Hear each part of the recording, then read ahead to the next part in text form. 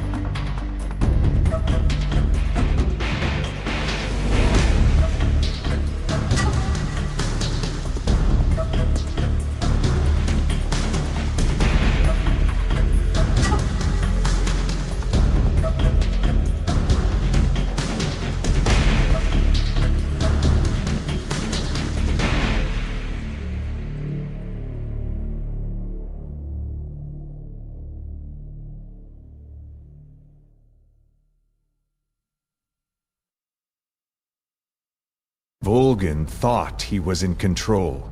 He was merely a pawn.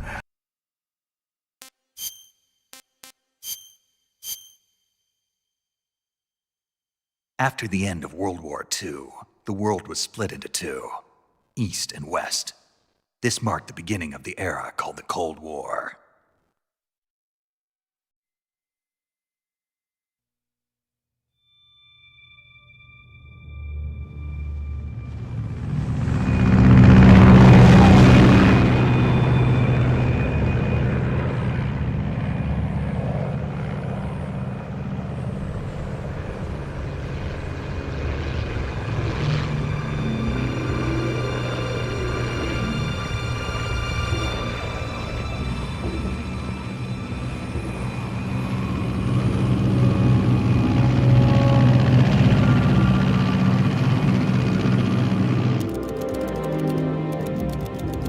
Pakistan, altitude 30,000 feet. Approaching Soviet airspace. 20 minutes to drop off. Commencing internal depressurization. Equipment check. Arm main parachute. All right. You ready to go? Drop zone still showing a high pressure mass. Cav okay. Good. We've got high visibility.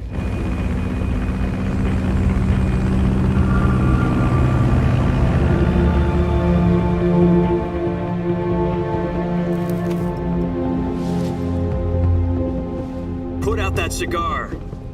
Connecting oxygen hose to interior connector. Put on your mask.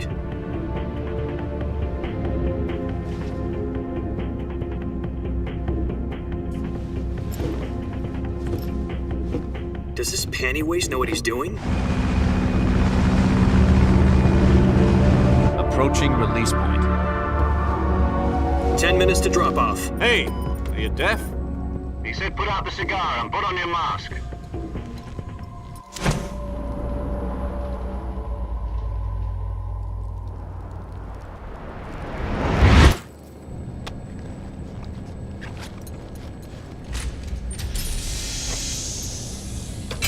Depressurization complete. Checking oxygen supply. 6 minutes to drop off. Opening rear hatch.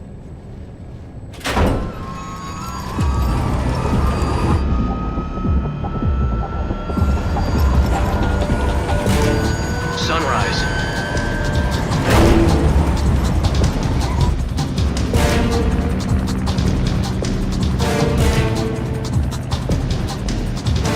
External temperature minus 46 degrees Celsius. 2 minutes to drop off. Stand up. You'll be falling at 130 miles per hour. Try not to get frostbite from the wind chill. 1 minute to drop off. Move to the rear. Activate bailout bottle. This is one for the history books. The world's first halo jump.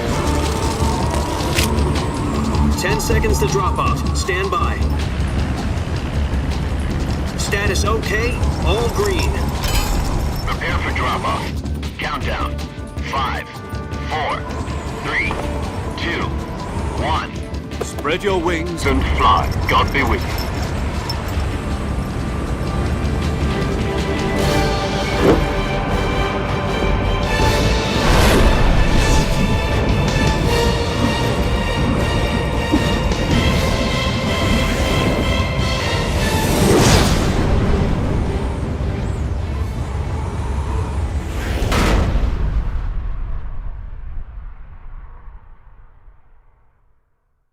Jack, I've got some important news.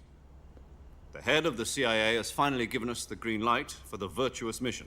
Virtual mission? No, the Virtuous mission. The future of our Fox unit depends on it. If it succeeds, we'll be officially organized into a unit. Virtuous mission? Sounds like some kind of initiation ritual. You know, don't get cocky. This isn't a training op. Right. So what exactly is this wonderful mission? Well, about 2 years ago, a certain Soviet scientist requested asylum in the West through one of our moles. His name is Nikolai Stepanovich Sokolov. He's head of the OKB-754 Design Bureau, one of the Soviets' top-secret weapon research facilities, and the East's foremost expert on weapons development. Sokolov. Isn't he that famous rocket scientist? The very same. On April the 12th, 1961, the Soviets achieved the first manned spaceflight in history. The Earth was blue, but there was no God. Well spoken. The rocket that carried Yuri Gagarin into orbit was the A-1, known as the Vostok rocket. Sokolov is said to be the man most responsible for the multi-engine cluster used in that rocket. After Gagarin's flight, Sokolov left rocket development to become the head of the newly established Design Bureau. From a lowly technician to head of a design bureau, that's quite a success story, so why do you want to defect? It seems he'd become afraid of his own creations. Afraid? Call it a crisis of conscience. And for that, he left his country and his family behind and went over the fence? Not exactly. One of his conditions was that his family was also to be taken safely to the west. We used a mole to get the family out first and succeeded in sneaking Sokolov over the Berlin Wall shortly afterwards. I was the one who conducted the operation. The security on the eastern side was still full of holes back then. Then what?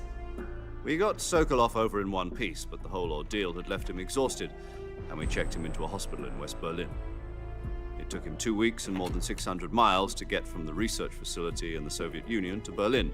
He was in no condition to say anything coherent. And it was only a week later that we had something much bigger on our hands. The Cuban Missile Crisis. October the 16th, 1962, President Kennedy received word that the Soviets were in the process of deploying intermediate-range ballistic missiles in Cuba. The President demanded that the Soviets dismantle and remove the missiles. At the same time, he announced a naval blockade to prevent further missile shipments from reaching Cuba. But the Soviets didn't back down, instead placing their armed forces on secondary alert. Soviet transport ships carrying missiles continued on course towards Cuba. US and Soviet forces went on alert for an all-out nuclear war. Frantic negotiations were conducted through the UN's Emergency Security Council and unofficial channels to end the hair-trigger standoff. Finally, on October the 28th, the Soviet Union agreed to remove its missiles from Cuba. And so the world avoided a nuclear holocaust. But in order to get the Soviets to pull their missiles out, we had to make a deal. You mean the one where the US agreed to remove its IRBMs from Turkey? No. The Jupiter IRBMs deployed in Turkey were obsolete, and we were going to get rid of them anyway. They had no strategic value whatsoever to either the US or the Russians. The Turkey deal was a ruse, a cover story that was fed to the other intelligence agencies around the world. So what did the Russians really want? Sokolov. They wanted us to return Sokolov. You mean the Soviets pulled out of Cuba just to get their hands on Sokolov? That's right. What the hell was he working on? At the time, we had no idea. We were running out of time. It was either give up Sokolov or risk full-scale nuclear war. In the end, we had no choice. President Kennedy gave in to Khrushchev's demand. The next day, I got Sokolov out of the hospital, handing him over to agents on the eastern side. Sokolov kept on screaming, "Save me," until he disappeared from my sight. Then a month ago, we received some new information from one of our moles. About Sokolov? Yes. He was taken back to the research facility and forced to continue working on the weapon in question under KGB supervision. What's more, it's on the verge of completion. So what kind of weapon is it? Something to do with space rockets? No, missiles. Same technology. I guess you're right. We don't know the details, but it appears to be a new kind of nuclear device. For half a year now, the Soviets have been conducting frequent nuclear tests at Semipalatinsk. Something to do with the weapon, I assume.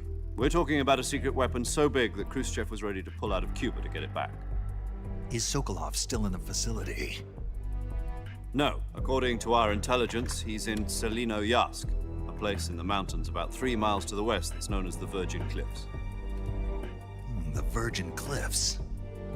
Nice name for a virtuous mission. They moved him there just recently.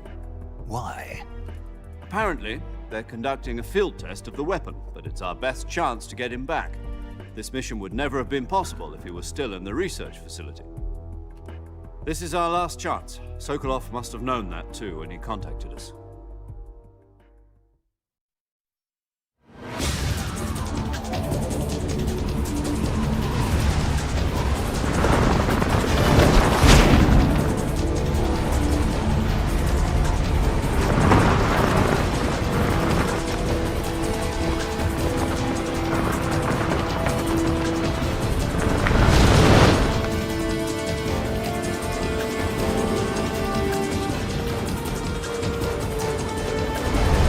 Listen up, Jack. Your mission is to infiltrate Selino Yask in the Soviet mountains, ensure the safety of Sokolov, and bring him back to the West. Your end to me, mine burns forever. If we don't get Sokolov back before that weapon is complete, we'll be facing a major crisis. The clock is ticking.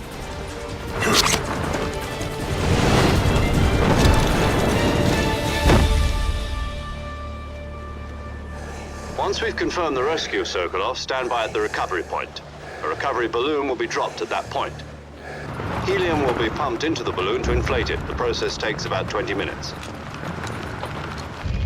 Once it's complete, the gunship's arm will latch onto the balloon and pull it up. The Fulton surface-to-air recovery system. I'm familiar with the theory. Take it easy. It's been combat-proven. Do you think Sokolov is up to it? The shock will be less than during a parachute jump, and the arm can handle up to 500 pounds. So you're planning on going over the border in a single combat Talon? She's equipped with two 6-barrel 20mm Vulcan cannons, as well as two 40mm machine guns.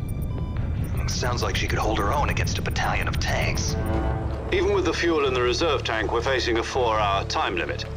If all goes well, it shouldn't take more than a few hours. Home in time for dinner. But if anything goes wrong, You'll be eating dinner, breakfast, and all the rest of your meals in the jungle.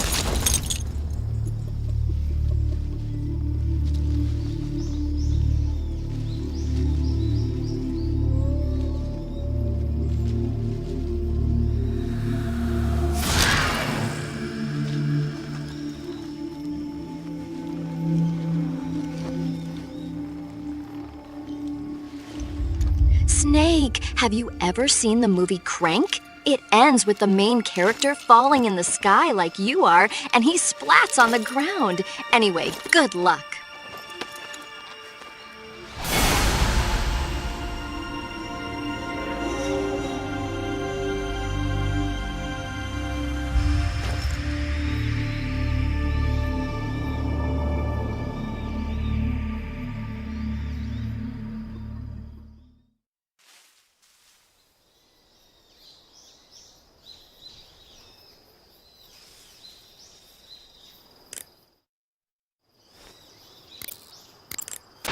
What's wrong? You were expecting something different? Now, go and find Sokolov and get him out of there.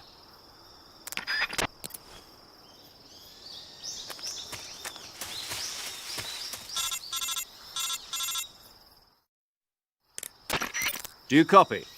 You're already in enemy territory, and somebody might be listening in. From here on out, we'll be using code names to refer to each other. Your code name for this mission will be Naked Snake. I'll be referring to you as Snake from now on. P You're is not stored to in mention the your real balls. name. Snake? What, you don't like snakes? What do you mean? Well, you've eaten one before, haven't you? In survival training? I'm glad to hear that. I don't know if I'd ever order one in a restaurant, but... Be careful, you might not have a choice. What about you, Major? What should I call you? Let's see. I'll be Tom. Call me Major Tom. Oh, and Snake. Yeah, The crew isn't watching anymore. You can take off the disguise now. good idea. This isn't right. Time for the snake to shed his skin.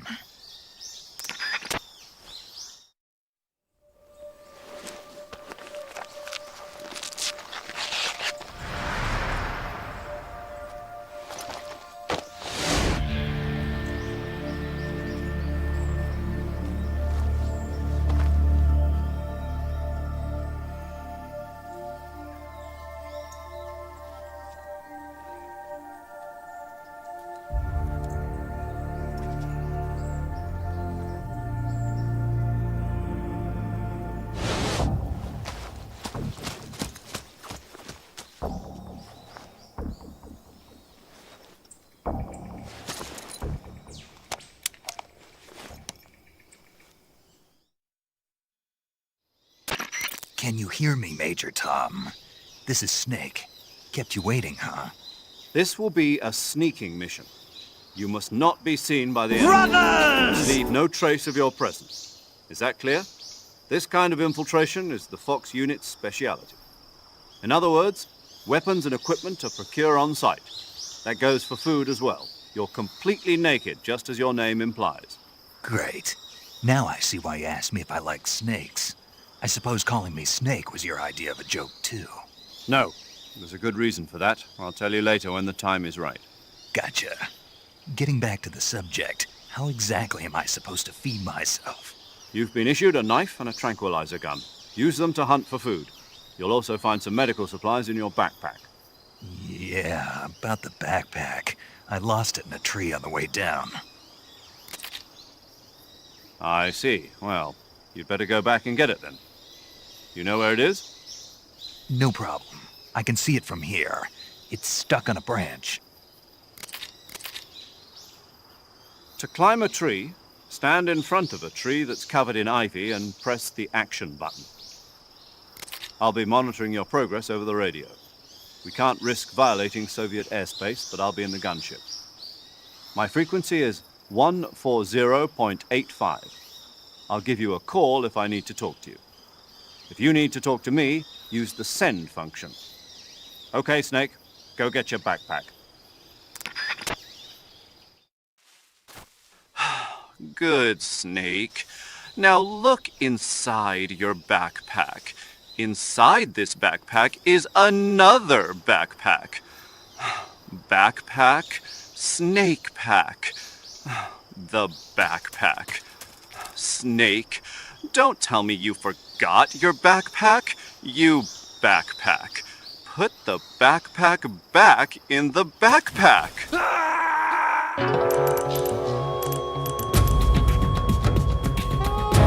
Snake! What happened? Snake! Snake!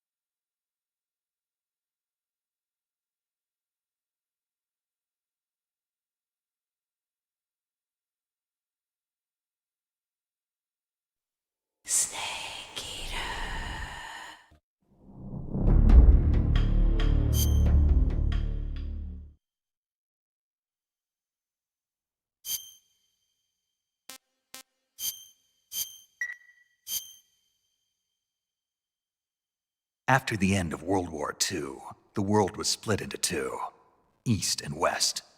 This marked the beginning of the era called the Cold War.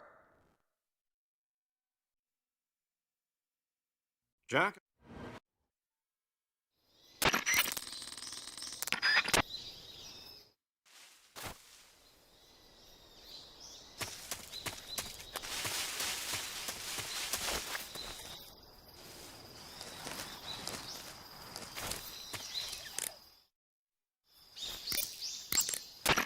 Snake, do you see any tufts of grass? Yeah, What kind of grass? just ordinary grass. Nothing special. You should check it anyhow. It's pretty thick grass, about waist high. If you crawl into the grass, you can advance undercover. When you do, the camera automatically switches to intrusion view. If you want to stand up again, press and hold the crawl button once more. If you press the crawl button briefly, you'll crouch in that spot. This allows you to observe things without blowing your cover. Got it? Snake, go touch the grass.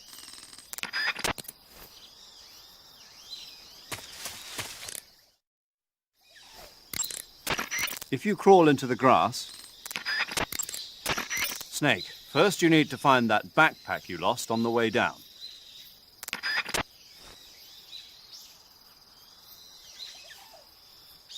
Snake, remember to avoid the Kikongo people!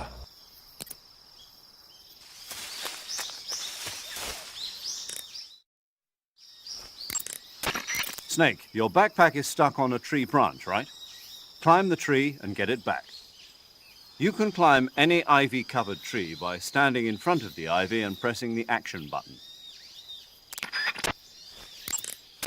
Snake, you said your backpack got caught on a tree branch, right? Yeah, Was there ivy growing on the tree? there was, but Perfect. perfect. Indeed. You can climb any ivy-covered tree by standing in front of the ivy and pressing the action button. Climb the tree and retrieve your backpack. Snake, first you... Snake. Snake.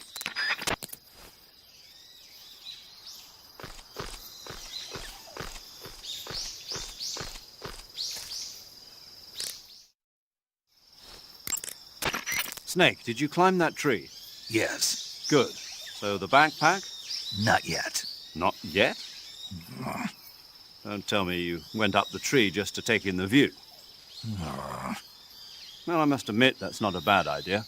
Climbing a tree does give you a wider range of view. You can use it for scouting.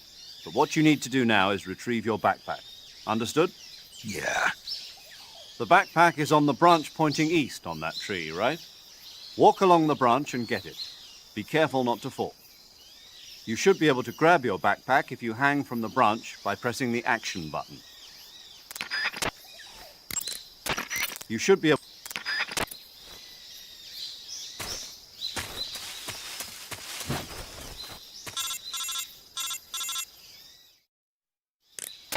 Snake, where do you think you're going? You can't expect to proceed with the mission without any weapons or equipment. First, you'll need to recover your backpack. It's caught on a tree to the south. Press the action button to climb the tree and retrieve your backpack. Is that clear?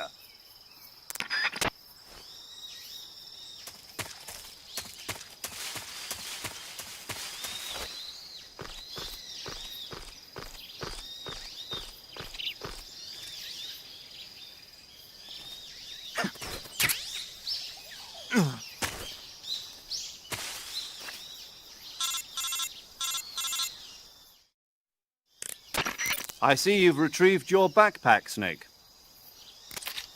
To equip a weapon, it's necessary to take it out of your backpack. In the survival viewer, choose Weapon from the backpack. Your available weapons will be displayed in a window in the upper left. From that list, choose the weapon you want to equip and press the Enter button. For other equipped items, just do the same thing from Item. got it. Use the survival viewer backpack. Major Tom, I need those burgers back! When Snake jumped off the planes, mind if you sent it to Mother Base? Code Talker needs his burgers! Keep an eye on your stamina so you don't run out. To recover lost stamina, you can hunt for local flora and fauna. You can use either your tranquilizer gun or your knife to hunt. My only weapon is a Mark 22 Hush Puppy tranquilizer gun? That's right. It's been fitted with its own suppressor. However, the suppressor will deteriorate every time you fire. Once its durability reaches 0, the noise suppression effect will be gone. So don't get too trigger happy with it. The suppressor's durability is shown in the icon. Any weapons and equipment beyond what you're carrying now, you'll have to find as you go. I have to find my own weapons and equipment? Whose crazy idea was this anyway? Solo covert actions are standard Fox operating procedure.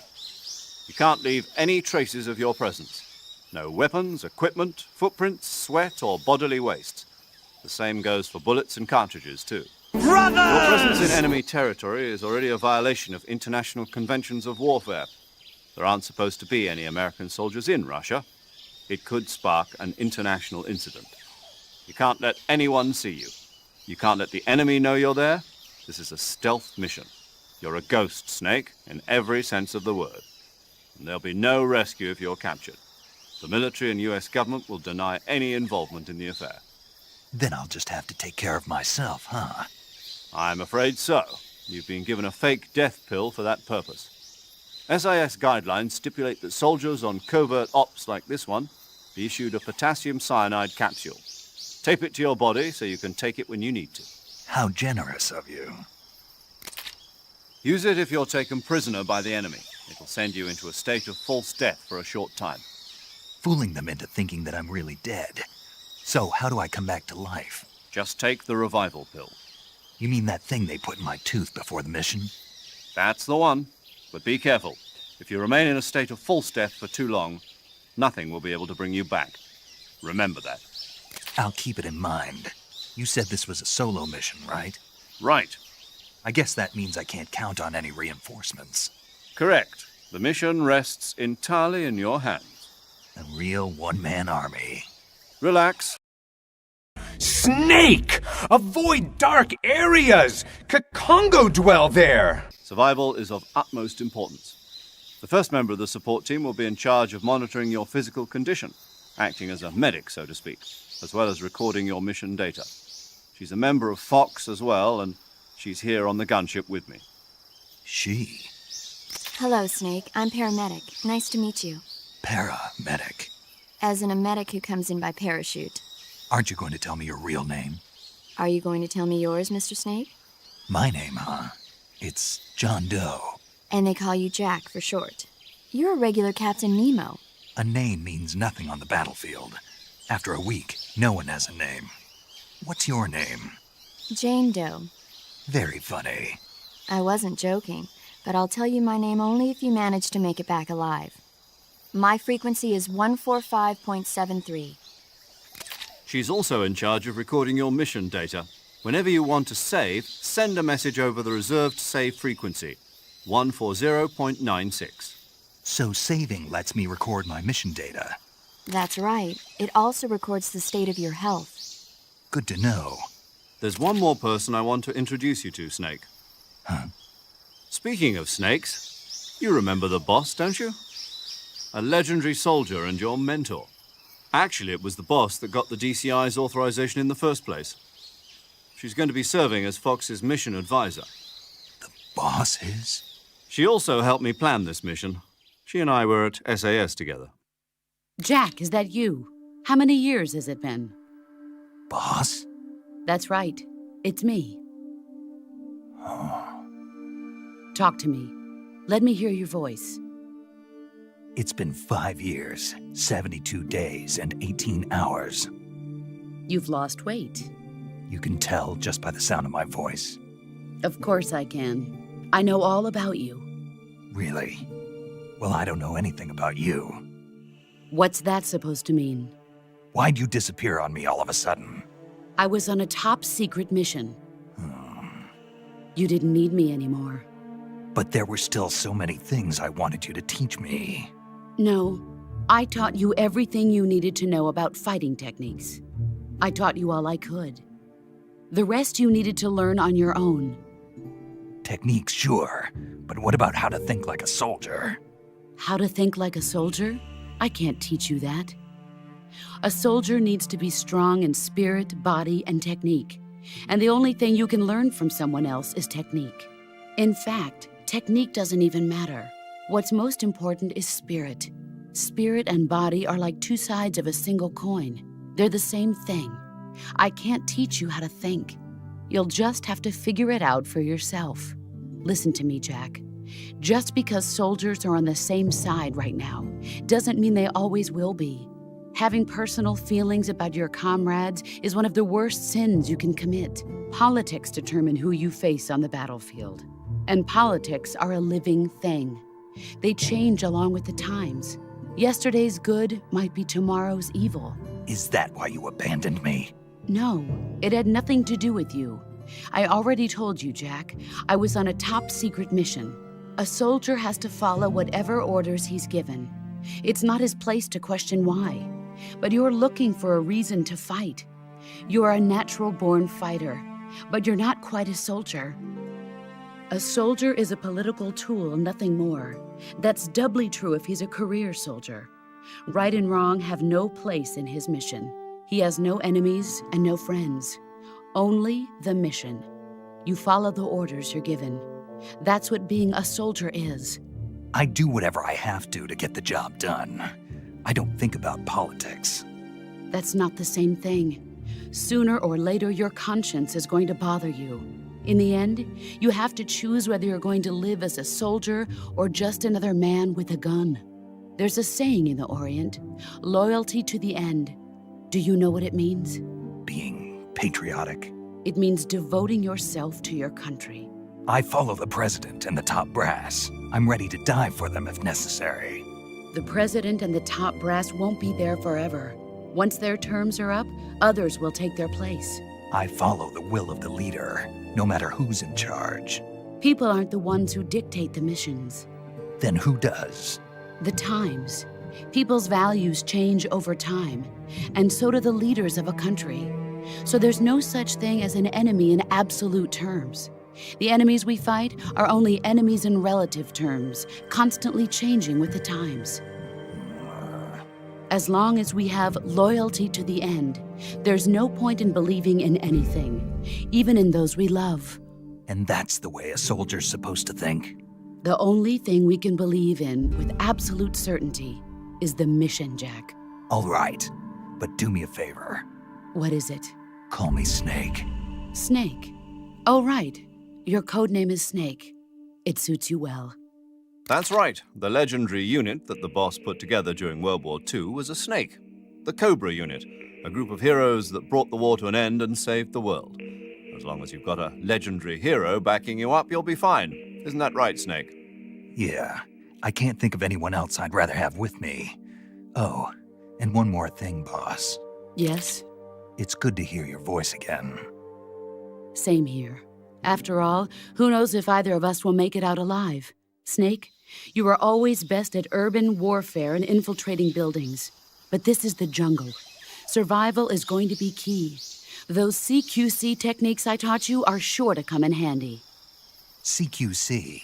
Close quarters combat, huh? I've been in the Green Berets for the past few years. I'm probably pretty rusty. Not to worry. I'll be here to help you remember.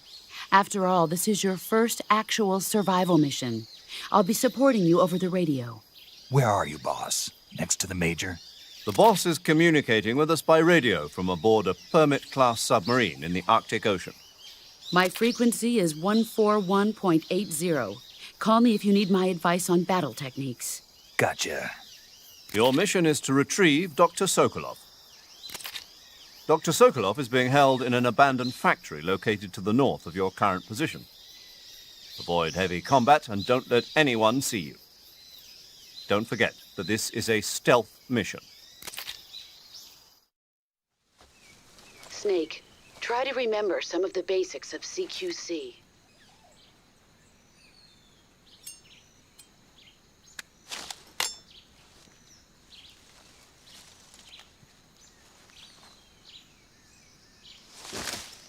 Commencing virtuous mission now.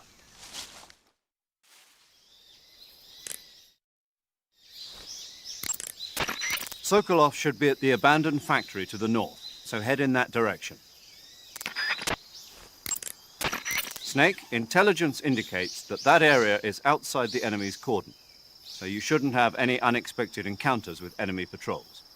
I think it will be a good idea to take this time to get accustomed to using your camouflage, hunting for food, and navigating the survival viewer. If you have any questions about camouflage or CQC, ask the boss. The boss's frequency is 141.80. Paramedic is the medical correspondent for this mission. Ask her about hunting for food and medical treatment. Also, she has documents detailing flora and fauna in the operation locale. Contact her if you need detailed information on any of the plants and animals in your area. Paramedic's frequency is 145.73. Snake, remember that this operation is a solo sneaking mission. We'll be providing you with support over the radio, but out in the field, you're on your own. There's no backup. And there's no way you'll survive a battle with a large enemy contingent. Avoid engagement whenever possible. Your highest priority in this mission is staying out of sight. Snake, when your stamina gets low, it negatively affects your physical abilities. You've got to replenish your stamina before it runs out. The gauge below your life gauge is your stamina gauge. It shows, as the name suggests, your remaining stamina. As you consume stamina, your natural life regeneration is slowed and your hands shake more. Your O2 gauge and grip gauge also become shorter. Excessively low stamina can often impede your mission objectives. Make sure you replenish stamina before that occurs. Eat food to recover stamina. Capture plants and animals to get food. I have information on the local plants and animals, so don't hesitate to ask. My frequency is 145.73.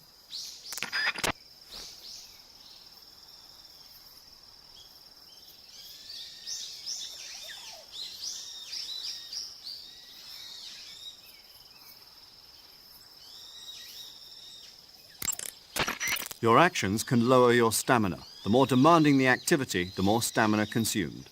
Exactly.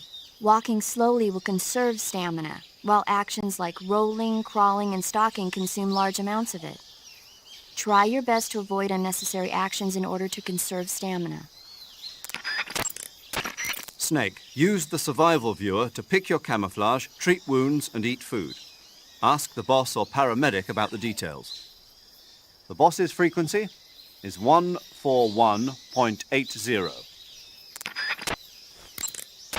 Major, What is it? it's about your code name. Major Tom? Yeah, where'd you get that name? From a tunnel. A tunnel? That's right. Snake, have you seen the movie The Great Escape? No. It's a movie about a determined group of Allied POWs trapped in a German POW camp who plan an escape. The POWs dig 3 tunnels for their escape. They named them Dick, Harry, and Tom. I see. So Tom was an escape tunnel.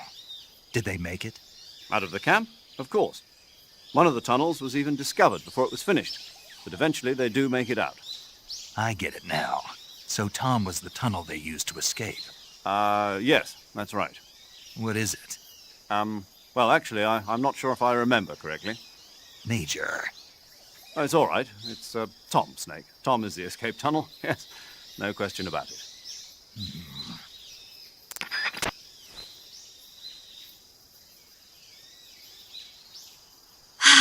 Do something, Snake!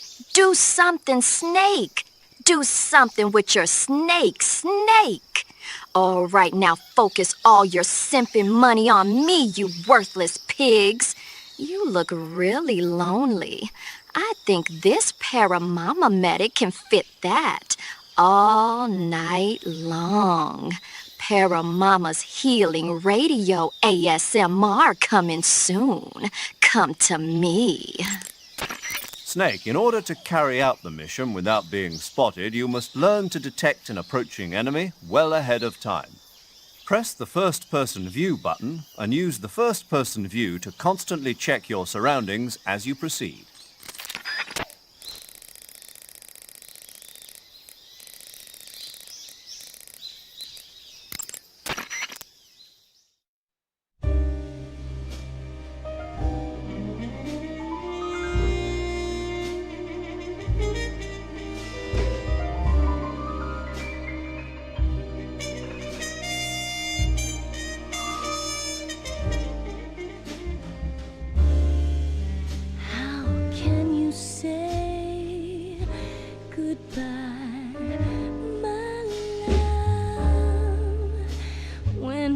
Brothers!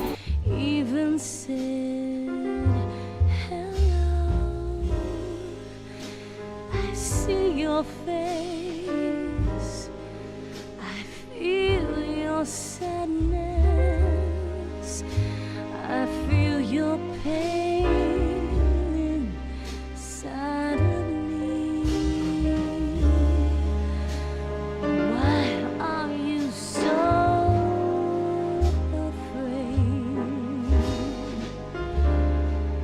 how can you go on living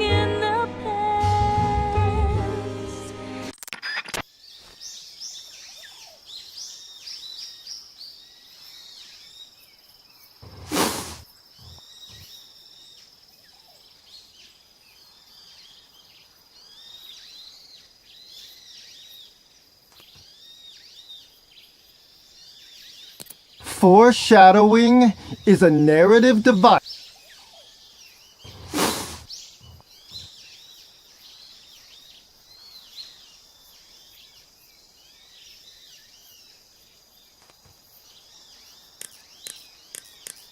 Foreshadowing is a narrative device in which a storyteller gives an advance hint of what is to come later in the story.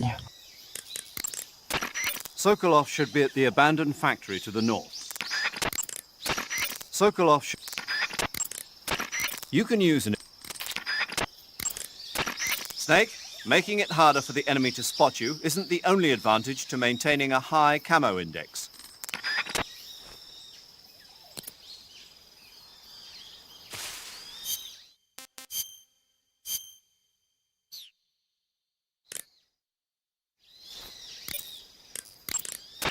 That area is home to the reticulated python. The reticulated python is said to be the longest snake in the world. The biggest ones can grow up to 10 meters in length.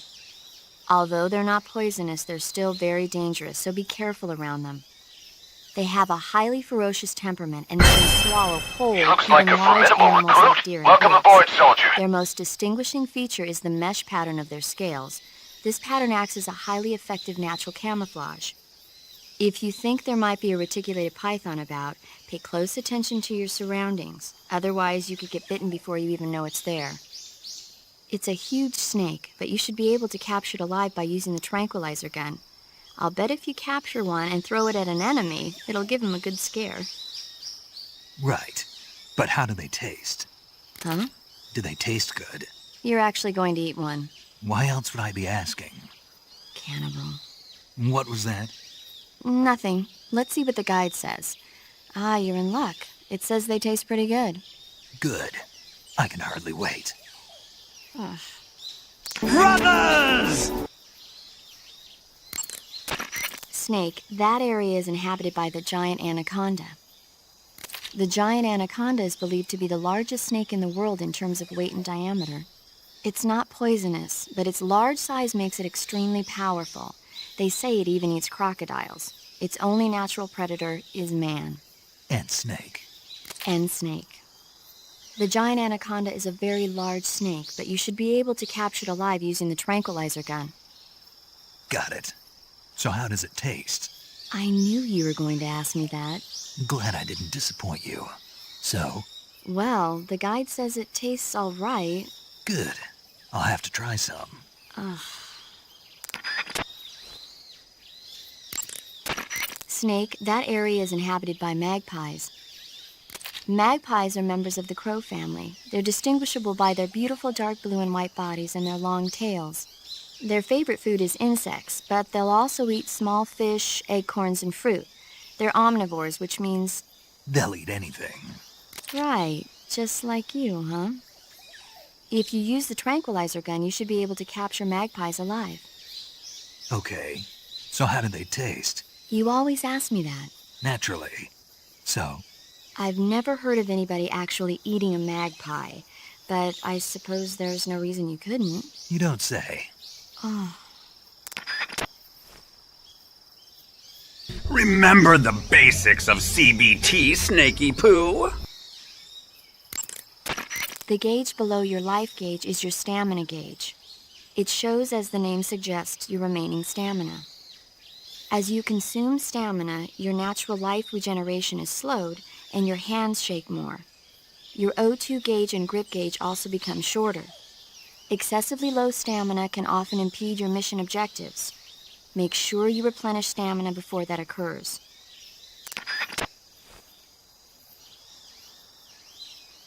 Give me feet pics or I'll scan you all! Eat food to recover stamina. Snake, that area should be inhabited by tree frogs. The tree frog is a green frog that's found throughout Asia. It's arboreal, spending most of its time in shrubs and bushes. Welcome aboard, soldier. Use the tranquilizer gun to catch one alive. I bet you could scare an enemy good if you toss one at him. But the tree frogs that live in that jungle are a lot bigger than ordinary tree frogs. They've got an appetite, huh? You've got a one-track mind, don't you? But seriously, that is one theory. However, there are people who think it's a mutation caused by nuclear testing and waste from the research facility. Do you think they're safe to eat? Is that all you ever think about? What else is there?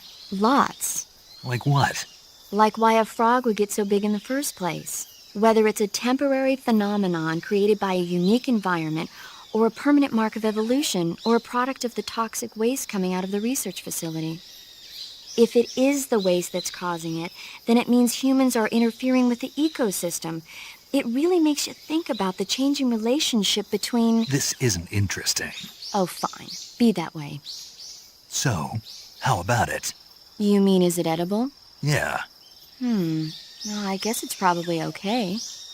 Probably. I don't know. The guide doesn't say anything. Pretty useless guide, if you ask me. Well, try one for dinner and you can help improve it. I see you have a calorie mate. Calorie mate? The thing you're holding now? Oh, the little block that looks like a cookie? Try it, it's pretty good. Okay. But what is this thing? Never seen anything like it.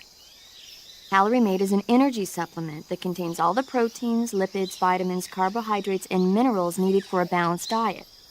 It's a well-balanced food. Because of that, it's just perfect for giving your body the nutrition it needs in combat. It sounds like a space-age food. Real astronaut food is not very good, but that should taste fine. Yeah, and it'll help balance out all this jungle food I'm eating. It's easy and quick to eat, so it's perfect when you're running late for an important mission in the morning. I've never been late for a mission. Really? Aren't you always keeping people waiting? Huh? It's easy to keep track of your calorie intake and receive the nutrition your body needs, so it's good for losing weight, too. All of the geisha girls in Japan use it for watching their calories. Is that why they're all so slim? Right. And any diet where you eat nothing at all is bad for the body. I see. You seem to know a lot about Japan, don't you? Yes, I love Japan. To take a rest, all you have to do is save and exit the game. The next time you load your saved data and continue the game, your stamina and life will have recovered. How much they recover depends on how long of a rest you take. So the longer I rest, the more I'll recover. That's right. If you're so exhausted that you don't even have the strength to find food, save the game and take a rest and you'll be back on your feet. I hope that never happens. So do I. But you never know. Just don't forget, okay? I won't. Why did my workers make long calls in the game? I asked them to make short calls so they can play the game faster. You should be able to find Russian oyster mushrooms in that area. The Russian oyster mushroom is an edible variety that belongs to the shimeji family. It's known to be particularly rich in vitamin B1 and niacin. Apparently, it's usually found growing on tree stumps and hollow logs, so look there if you want to eat some. To eat food, press the Start button to enter the survival viewer, then select Food. Select the food you want to eat and press the Enter button. Select Eat and you will eat the selected food. When you eat, you will recover your stamina, but the extent of recovery depends on what you eat. When your stamina is down only slightly, you should save your tastier morsels for later. But don't leave food for too long or it'll rot. This is where a little planning ahead goes a long way. You should be able to find Siberian inkcap mushrooms growing in that area. The Siberian inkcap is a mushroom from the inkcap family. Its life cycle is transitory. As soon as the spores mature, the cap starts to turn black, liquefy, and melt away. And that's why they call it an ink cap? That's right. It doesn't really turn to liquid, but you get the idea. In its immature state, before it melts away, it's valued as a source of food. Just be sure not to eat them while you're drinking alcohol. Why's that? Ink caps contain coprin, which inhibits the function of aldehyde dehydrogenase. This prevents the body from breaking down alcohol, causing a buildup of acetaldehyde. Meaning? Meaning it will give you the hangover from hell. Oh. Wait a minute. What? You think I'd drink alcohol in the middle of a mission? Wouldn't you? Hell no. Well, I'm knocking a shot back now. What? Just teasing you. Oh, come on. Where's your sense of humor? I need a drink. Paramedic. What's up? Are you a medic or a doctor? I'm a well-respected physician. Or I was until I joined the CIA. How is your reputation? My what? Your reputation. Oh, that. How was it? Why? Don't you trust me? That's not what I meant. Fine then. Uh-huh. So? So what? Your reputation. How was it? My, you're relentless. Hey. Brothers! So? My reputation was spotless. I'm highly skilled, patient, and good-looking to boot. Everybody wanted to see me. What else would you expect? No, seriously. Incidentally, her nickname back then was Quack. Major. Is that true? Is what true? About your nickname. No. Well, maybe a few people did call me that. So you were a quack? No. Well, yes and no. I mean, in a sense I was, but then again I wasn't. Snake, her skills as a doctor are beyond reproach. You have my word on that. Yes, that's exactly what I was trying to say, Snake. Then why did they call her Quack? It's because she... Never mind that. It doesn't matter. We've got a job to do and we have to stay focused. Besides, my past doesn't have anything to do with the mission and... Because she never shuts up. Yes, that's it. No, that's not it. Snake, tell him that's not true. Say something. I'd better get back to the mission. Yes, you do that. Just a minute. Snake, don't you hang up on me. Do something, George! Do something, George! A fruit called the Russian false mango grows in that area. The Russian false mango is a mango-like fruit found only in Selino-Yarsk. The egg-shaped fruit is sweet and tangy with a pleasing aroma, just like a mango. Also, the seeds can be used to make a medicine that aids in digestion. It might come in handy if you ever have an upset stomach. Snake, that area is inhabited by the giant anaconda.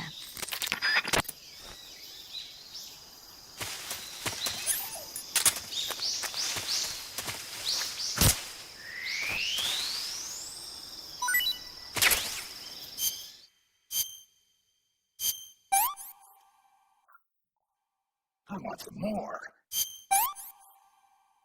He looks like a formidable recruit. Welcome aboard, soldier.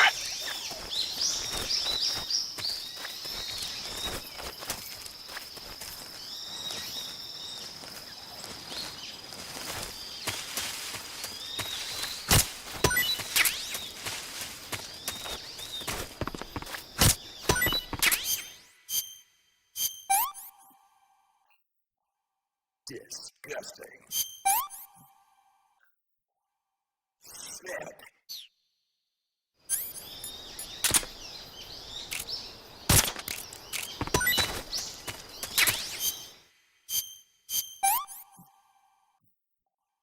Pretty tasty.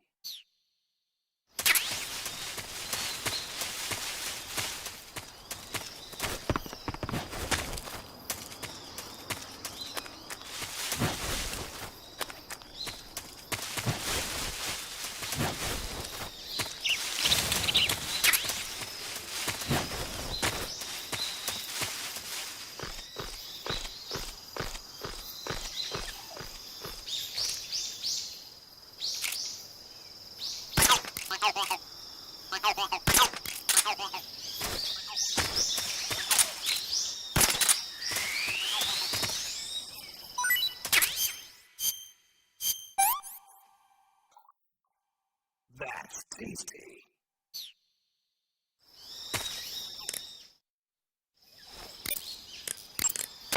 Camouflage is an indispensable tool when you're sneaking through the jungle.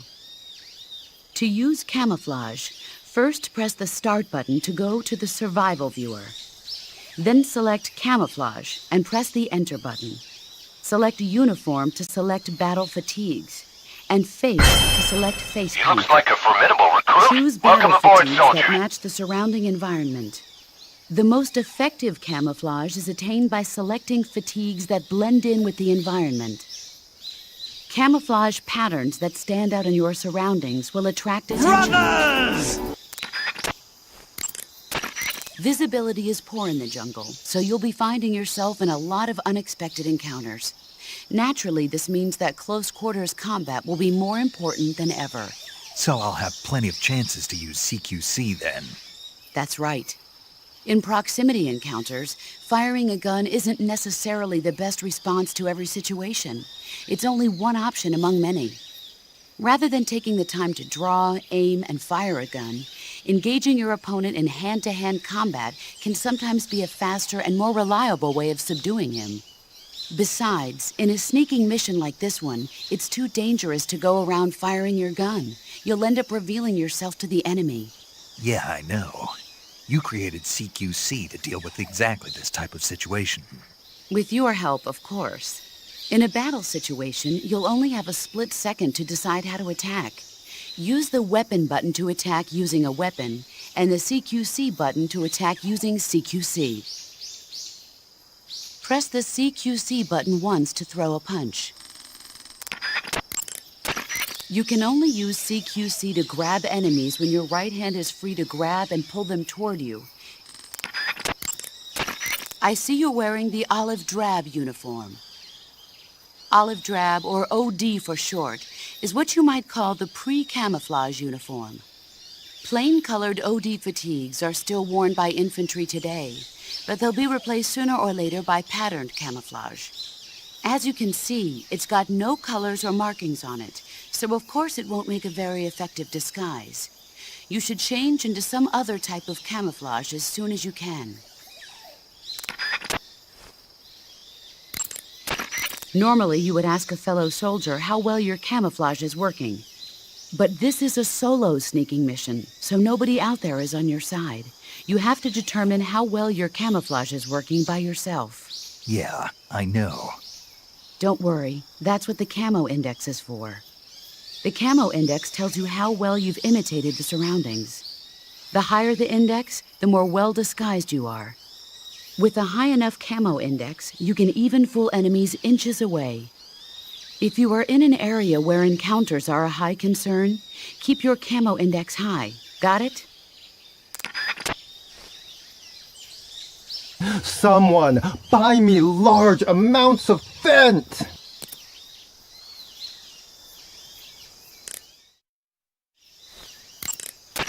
This is a solo sneaking mission. There's no one out there to support you. You'll need to be more than just a soldier. You'll have to be a medic, a pilot, and even a cook. You don't need to remind me. I'm glad to hear that. Glad to hear what? That you haven't changed a bit. Hmm? The truth is, you're nervous, aren't you? I'm not nervous. There's no need to be embarrassed. No one's ever attempted a mission like this before. In fact, you might say that getting nervous is the natural way to react. Relax. That's why you have the survival viewer. The survival viewer contains everything you'll need to stay alive in the field. Use camouflage to change your camouflage, backpack to select a weapon, food to eat, and cure to heal yourself.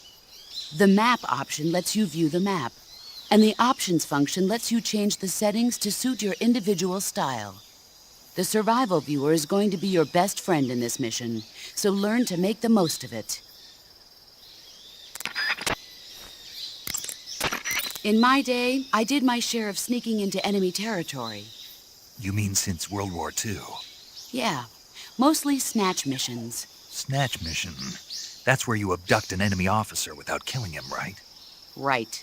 That's where I got the original idea for CQC. In a snatch mission, taking out the target's escorts by shooting them is not an option.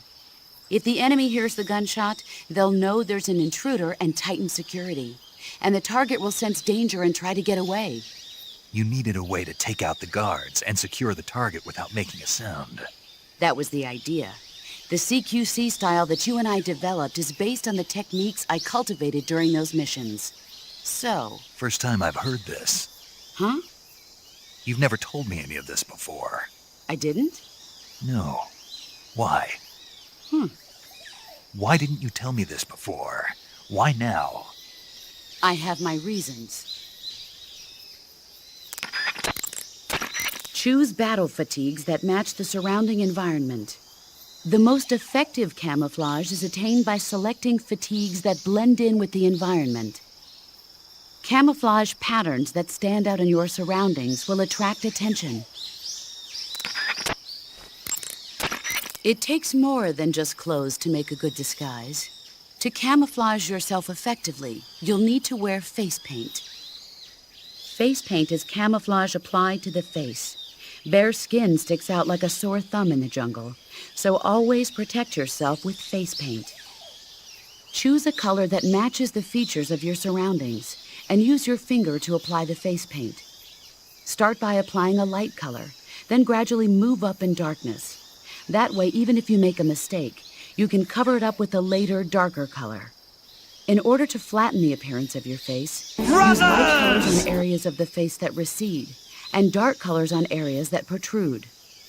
Open the survival viewer, go to camouflage, then select face, and you'll find a selection of face paints. Be sure to select a face paint that makes you blend right into your surroundings, okay?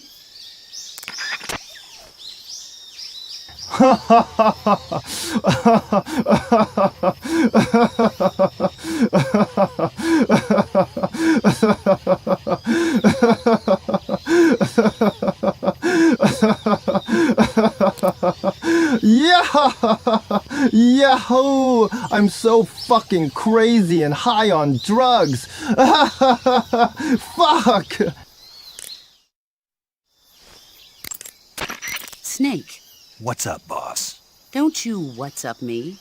Okay then, what is it? I'm talking about your camouflage. Why aren't you using it? Oh. When you don't use any camouflage at all, you stick out like a sore thumb. Didn't you listen to a word I said? Well, I was listening, but... Then start using your camouflage. Is that clear? Yeah. Camouflage is about blending in with nature. To ensure effective camouflage, you have to stay low and keep still. As long as you have camouflage fatigues, face paint that matches the environment, and lay on your stomach, you don't need to be concerned with being spotted by distant enemies. On the other hand, no amount of camouflage will keep you hidden from the enemy if you're running around. So when you need to hide from the enemy, lie as low as possible and stay still. You can check the camo index to see how your movement and position affects the quality of your disguise. Hunters have known about camouflage since ancient times. But it's only quite recently, since the 18th century, that it's been applied to military operations. The first camouflage introduced to the military was a solid-colored uniform designed to blend in with the battlefield. It was really more of a protective coloring than true camouflage. Camouflage in the modern sense of the word wasn't introduced until the First World War. During that war, weapons such as aircraft, cannon, and warships were painted in camouflage colors. But it was almost never used to disguise individual soldiers. The widespread use of camouflage began in World War II. The Germans and the Russians in particular made active use of it in battle. Nowadays, with the Cold War raging, the Eastern Bloc has been hard at work developing all sorts of camouflage patterns. In the West, the French implemented it in their paratrooper corps, and SAS during the Wars of Independence in Indochina. I never saw it used in Korea, though. America has lagged behind other countries in incorporating camouflage. They're only just beginning to consider introducing it into certain units. Why is that? Apparently, there are those in the U.S. military who consider camouflage too passive a technique. Morons. You're telling me. But now more and more people are beginning to appreciate how useful and important camouflage can be. I'm sure the brass will see the light soon enough.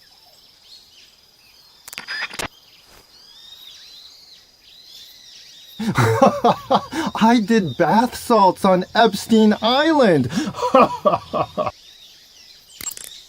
To place a weapon on your person, go to the survival viewer, then backpack, then select weapon. A list of weapons will be shown in a window in the upper left. Select the weapon you wish to put on your person with the left stick and press the Enter button to remove the weapon from your backpack and equip it to your person. However, you can only carry so many weapons at once on your person. Put unnecessary weapons back into your backpack. Select a weapon on your person from the weapon list and press the Enter button to put that weapon into your backpack. Your situation determines what weapons are most useful. Consider this when choosing which weapons to put on your person. Okay, Snake?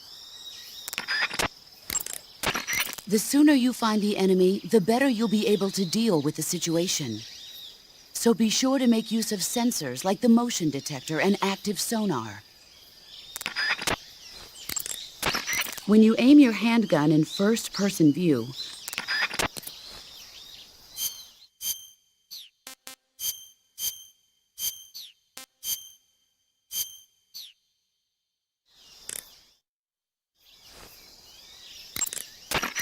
Snake, did you take off your uniform? Yeah, What's the matter? just needed to loosen up. I know there's a naked option under uniform in the camouflage window that lets you take off your uniform. But without a uniform on, your camo index will remain low, and you'll burn through your stamina more quickly. So stop acting like a fool and put some camouflage on now. Did you hear me? Yeah. Snake, use the Kit Congo camo for dark areas. I see you're not wearing any face paint.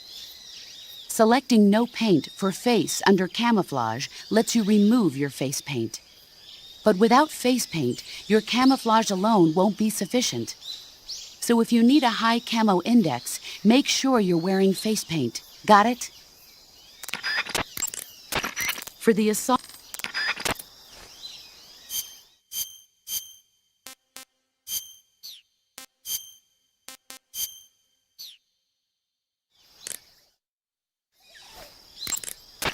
I see you're wearing the tiger stripe camouflage. The tiger stripe pattern has been in use since 1959 among the South Vietnamese Marine Corps. But the pattern originated with the French. It's said that it developed out of the brushstroke pattern, also known as lizard camouflage. It provides some cover in trees and grass, but it's especially effective in earth and mud environments. You should find it useful when you're concealing yourself by crawling on the ground. You're wearing black face paint, huh?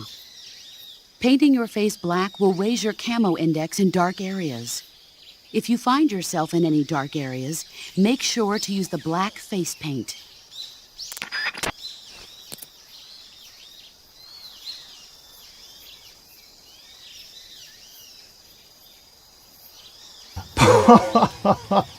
I roofie the sushi to get women. Stalking is a move.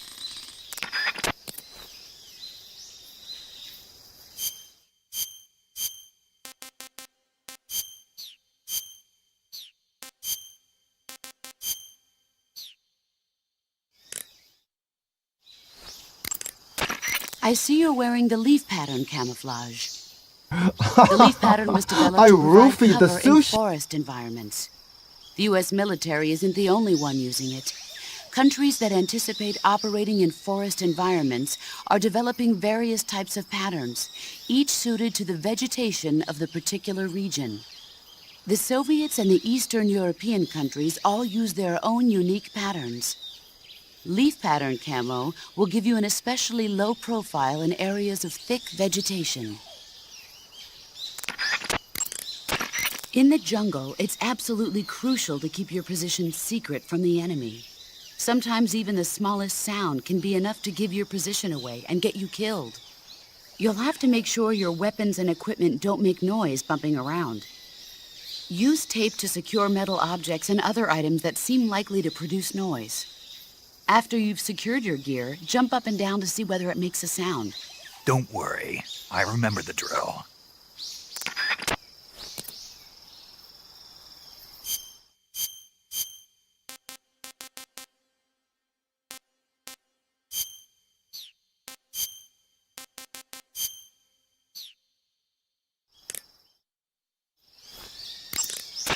I see you're wearing the tree bark camouflage. The tree bark pattern was originally created for use by hunters. Unlike the somewhat abstract design seen in other patterns, tree bark is characterized by a design that resembles photographs of stumps and branches pasted together. It's especially good when you're pressed up against a tree. Select Map.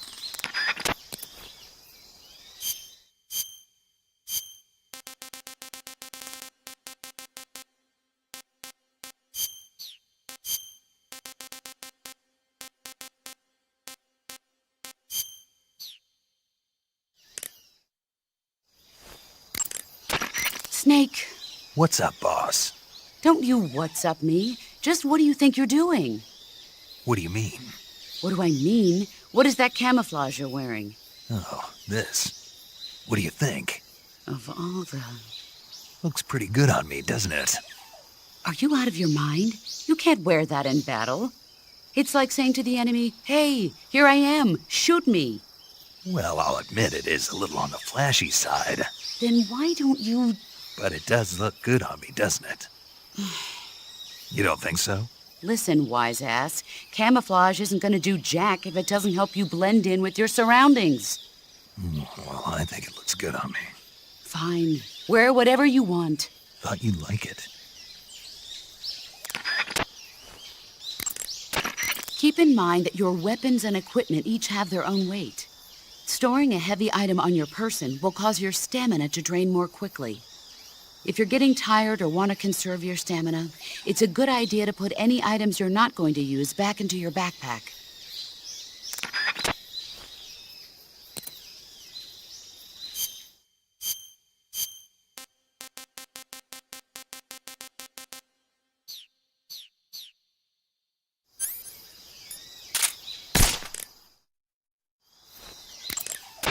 I see you're using the Easy Gun.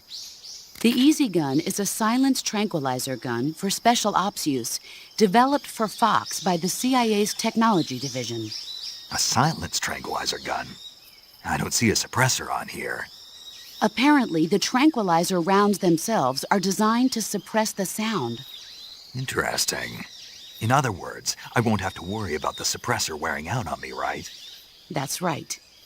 It's also equipped with a laser sight, so that you can make accurate shots even at a distance. In addition, merely equipping the Easy Gun should have a positive effect on your camo index. I've even heard it helps you recover your stamina. Put it to good use.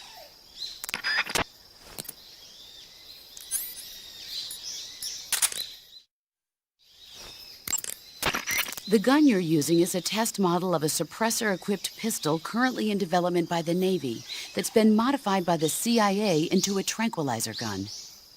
The suppressor-equipped pistol it's derived from is itself being developed for use by special forces based on the M39. The Mark 22.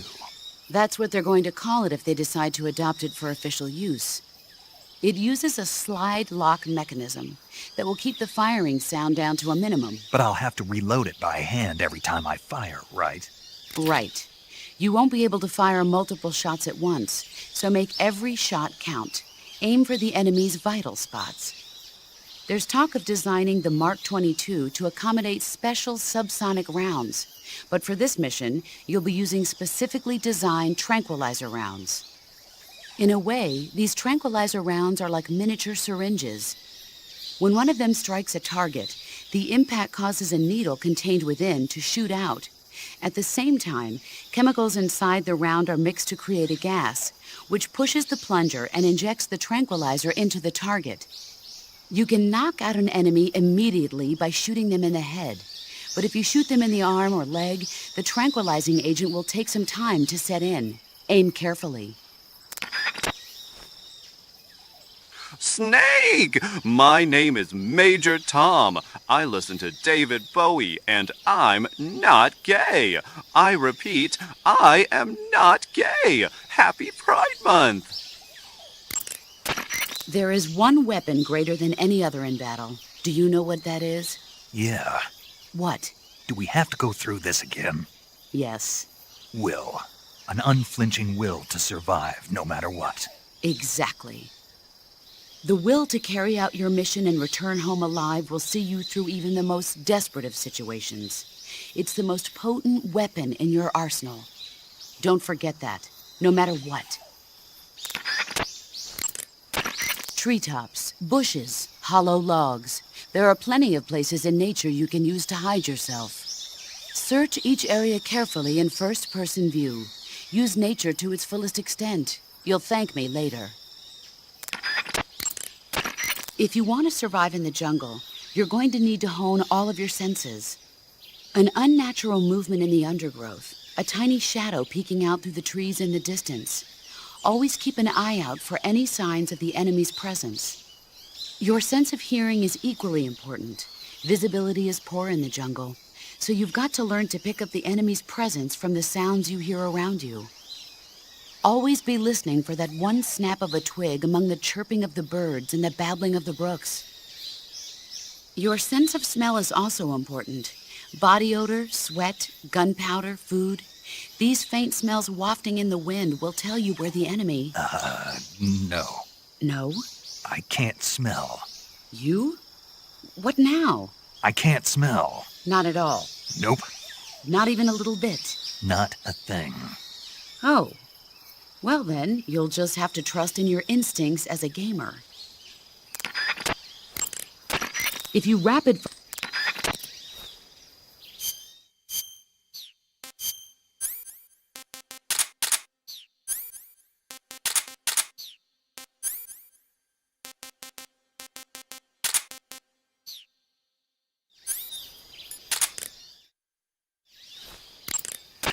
I see you've got the survival knife equipped.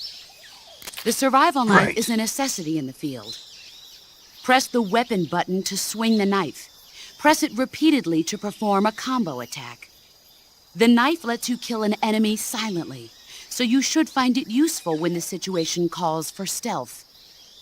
In addition to fighting the enemy, you can also use the knife to capture wild animals.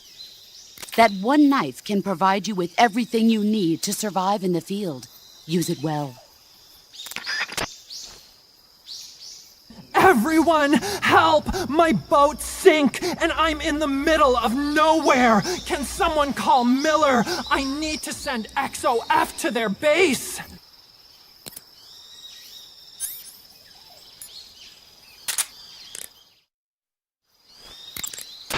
Even while...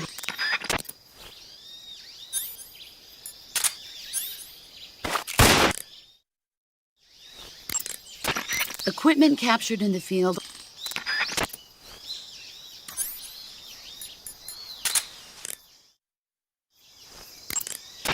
Ah, you've got a directional microphone. The directional microphone is a high-performance listening device. When you equip it, you'll go into first-person view, where the microphone will pick up sounds in whichever direction it's facing. By pointing the microphone into the forest, you can sometimes hear the footsteps of enemy soldiers lurking beyond the trees. In jungle combat, success depends on how well you can sense the enemy's presence. Use it wisely.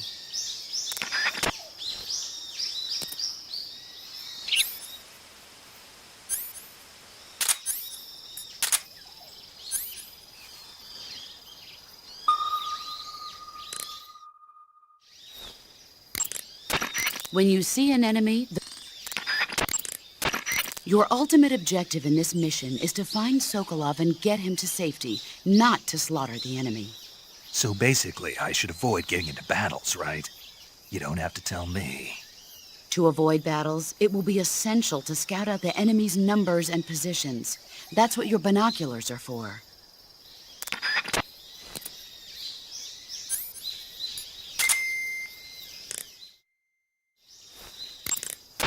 Your objective in this mission isn't to get into fights, but if you're faced with a situation where you have no choice but to get rid of an enemy, attack him from behind. If you use stalking to sneak up behind an enemy and take him out in one strike, the other enemies probably won't even notice. If it doesn't look like you'll be able to sneak up from behind, wait for him to come toward you. Either figure out the enemy's patrol route and get there before he does, or make a sound or throw something to get his attention. And if he does spot you, don't hesitate. Take him out before he has a chance to alert his comrades to your presence. Got it? Tell me, what's the advantage of a solo sneaking mission? It's easier to go in undetected than with a group. Exactly. And therein lies the entire reasoning behind this virtuous mission. This mission into Soviet territory is a violation of international law. If this gets out to the public, we'll be faced with an international crisis even greater than the one 4 years ago. 4 years ago, the U-2 crash. Failure is not an option. Not a problem. I'll get Sokolov out without them ever knowing I was here. Enemies pose a greater threat when they patrol in squads. The members of a squad are constantly watching out for each other, making it difficult to take them out without being noticed. If you absolutely have to attack a squad, use CQC or a gun equipped with a suppressor and start with the last one in line, then work your way up.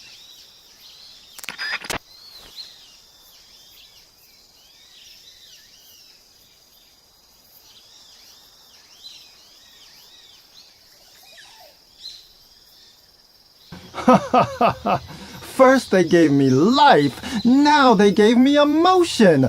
Artificial intelligent coup jumbo will take over the planet. 10,000 strand type games in development.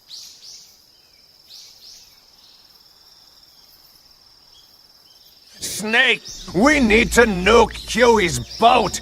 He gay.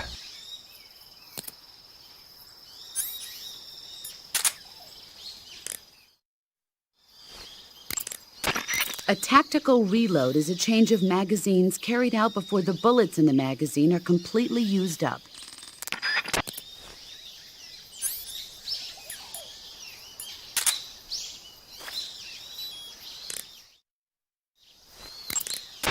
Are you smoking a cigar? Uh-huh. I don't approve of you smoking during a mission. Hey, you used to smoke them. Never mind what I did. Ugh. But that being said, cigars can be useful in a number of different ways, like getting rid of leeches. Did you say leeches? Yes. If a leech clamps onto you, try pressing the lit end of a cigar into it. The leech should cringe and detach itself from you. If you try to yank it off by yourself, you run the risk of it leaving its teeth inside you. With the cigar method, you won't have that problem. Fascinating. And unlike a cigarette, a cigar burns slowly, so you can use it in place of a torch in dark places. I never knew a cigar had so many different uses. Now you know, but quit smoking them during the mission. Hear me? This isn't interesting.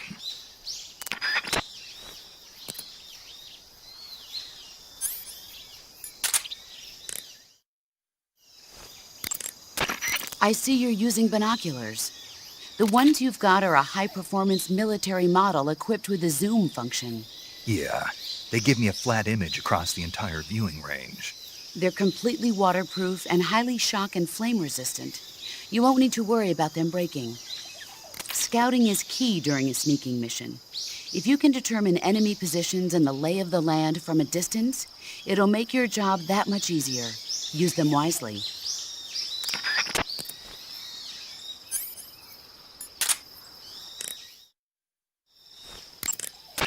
You have some life medicine on you. Brothers! Life medicine is a recent pharmaceutical product developed by the Soviet Union. It works with your metabolism to quickly treat wounds. If you use it, you can recover life on the spot. Try it when your life is starting to run low in battle. To place a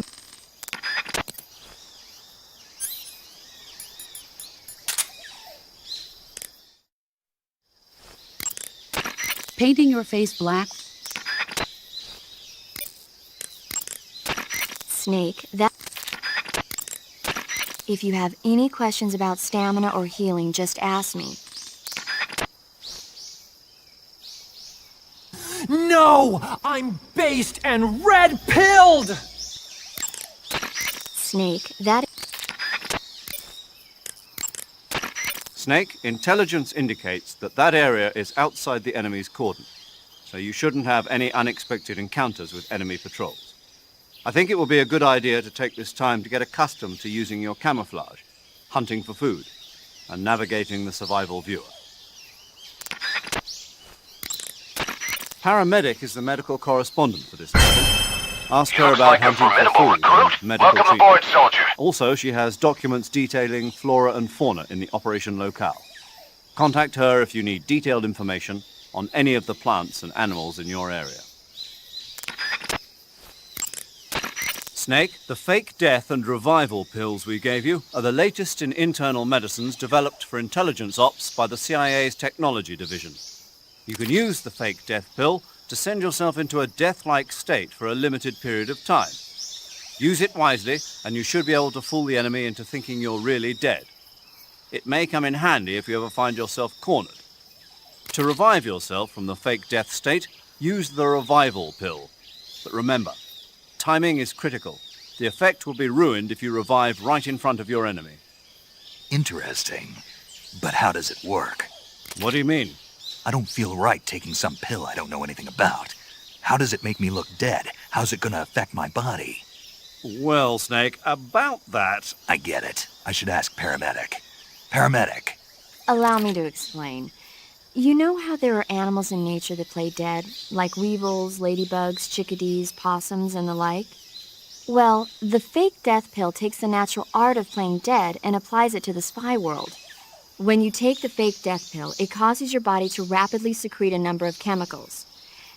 Adenosine and serotonin, as well as opioid peptides, such as methionine and kethylamine. Those chemicals act to induce a state of hibernation, causing your heart rate, your breathing rate, and your body temperature to drop dramatically. It'll truly look like you've dropped dead upon initial inspection. The revival pill, to put it simply, is a counteracting agent to the fake death pill. When you take it, it causes your body to secrete stimulants like noradrenaline and other chemicals such as naloxone, which block the effects of the fake death pill. Basically, it wakes you up. Does that help? Yeah. Okay, I'll try and explain it in more detail. The secretion of methionine and kethylamine triggered by the fake death pill causes the opioid receptors. Oh, okay. I think I get it now. You sure? Yeah. But you must want to know a little bit more. There are 3 types of receptors: delta, kappa, and mu. Methionine and kethylamine acts on the... Paramedic, I think Snake understands now. Isn't that right, Snake? Yeah, clear as crystal. But... Major, I've got enough info about the pills, so I'm gonna get back to the mission now. Yes, you do that. Hey, wait a...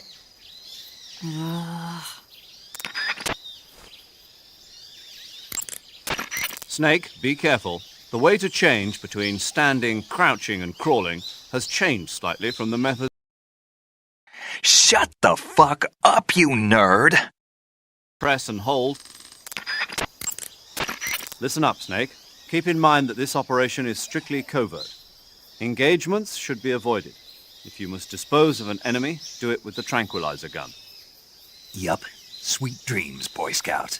That's right. And by the time he wakes up, you and Sokolov will be safely out of the country. Sipping hot coffee on a plane back home.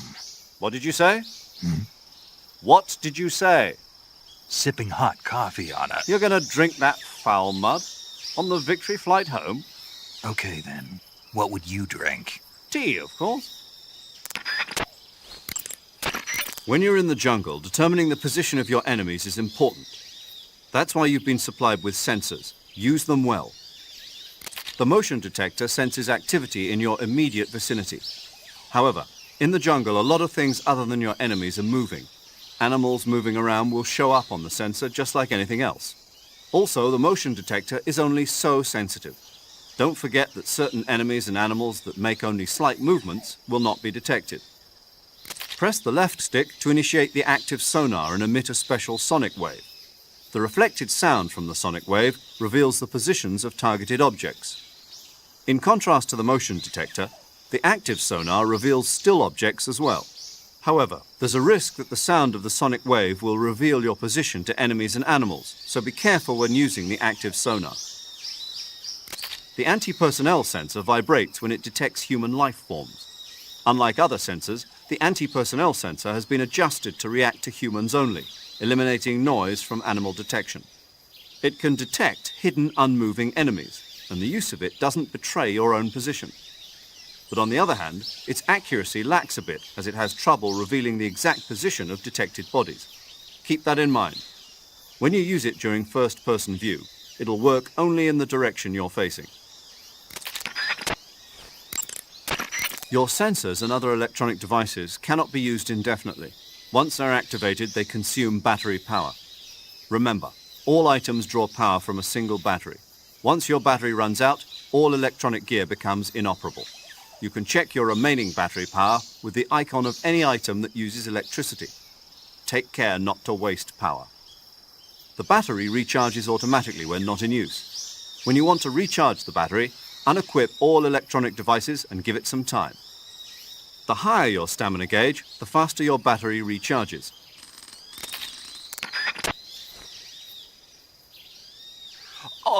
Aye, what's all this then, you bloody Yank?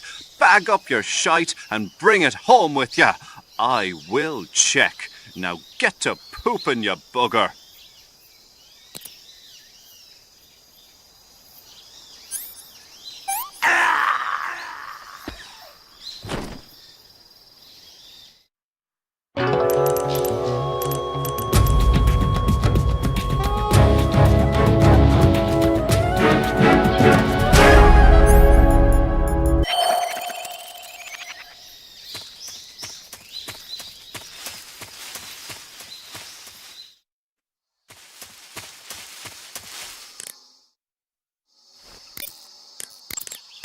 Saving the game, Snake?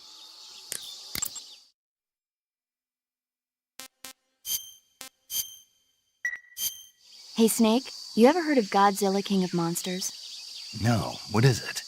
It's a movie. You haven't seen it? Nope. It's about this monster called Godzilla, who grows to an enormous size in a nuclear test and goes on a rampage in Tokyo. Nuclear test, huh? Then the Marshall Islands must be crawling with giant monsters right about now. It's just make-believe. Maybe that's why my pants have been so tight lately. Snake, it's a movie, not a report out of Los Alamos. I know. So then what happened? Godzilla is immune to all weapons, and humanity has no way to stop the monster. Dr. Shirazawa develops a new type of weapon, but meanwhile, Godzilla is getting closer and closer to Tokyo, obliterating everything in its path. It was originally a Japanese movie, but they made an American version, too. I recommend seeing the original Japanese one if you ever get the chance. It's mostly mindless fun, but it's also got a serious anti-nuke message as well. Where can I see the original? You'll just have to go to Japan. Really? That's too bad. Well, if you wait 40 years, you might be able to see it in America, too. Why's that? 2004 will be Godzilla's 50th birthday.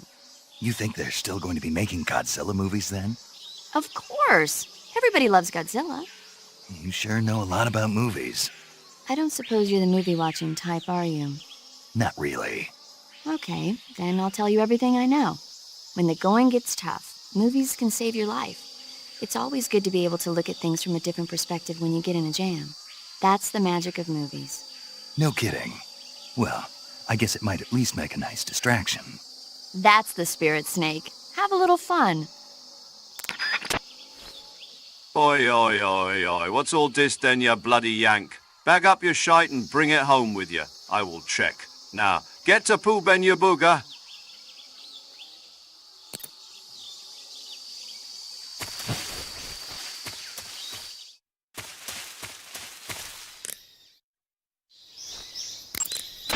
Do you want to save?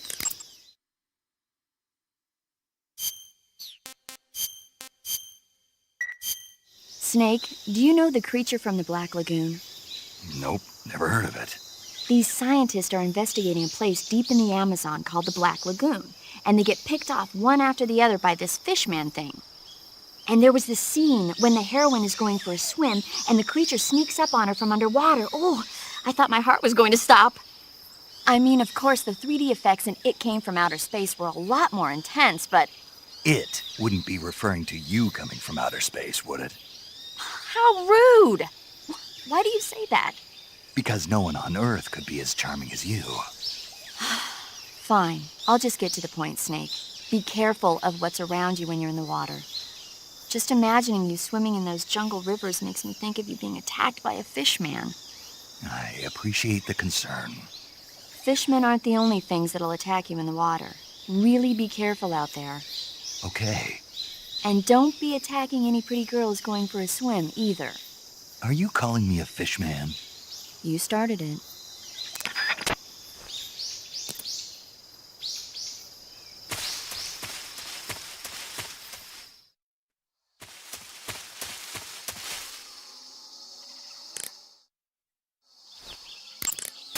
You want to save?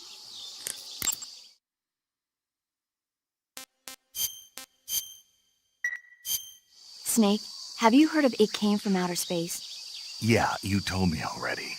So this astronomer sees a meteor, but it's really an alien spaceship, right? And the aliens start replacing the townspeople with clones and forcing them to help repair the ship. The 3D effects were quite realistic. I've got all the real I can handle here in the jungle. No, you don't get it. Precisely because it's realistic, with the images jumping out of the screen at you, it makes for a nice escape from reality. I have to admit it made my eyes tired, but it was really intense. Unfortunately, they don't make very many of those movies anymore. When did it come out? I was still in college, so probably about 10 years ago? Guess I'm out of luck then. You know, they're coming out with household versions of video cassette recorders. One day you'll be able to see old movies anytime you want. It'll be like having a movie theater in your own home. Really? It's like if you had a record with movie film etched onto it instead of music. It'll work the same way. You're kidding. No, really. And someday they might make movies where you control the characters yourself. Sounds like magic. It'll happen. Make sure you stay alive to see it, Snake.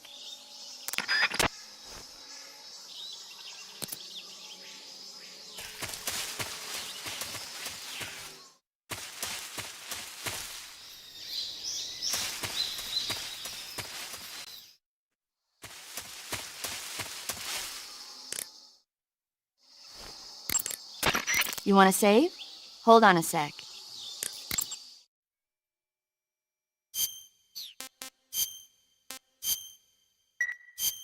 Hey, Snake, have you ever seen Forbidden Planet? No, can't say I have. It's about this expedition that goes to the planet Altair 4 in an ultra-fast spaceship. When they arrive, they meet the survivor of the last expedition, Dr. Morbius. Dr. Morbius was exploring the planet along with his daughter Altera and the versatile Robbie the robot. Ignoring the doctor's warnings, the expedition team is suddenly attacked by an invisible creature called the Monster from the Id. The special effects they used for the science stuff were really neat. I wish I had a robot like Robbie that could make anything I wanted it to. I'm more interested in that invisible monster. If I were invisible, I wouldn't have to bother hiding or wearing camouflage. Maybe someday you'll be able to turn invisible. Yeah, that'll be the day.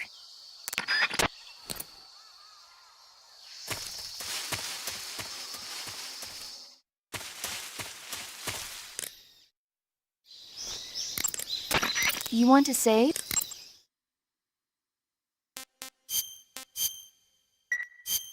Okay, good luck, Snake. Thanks.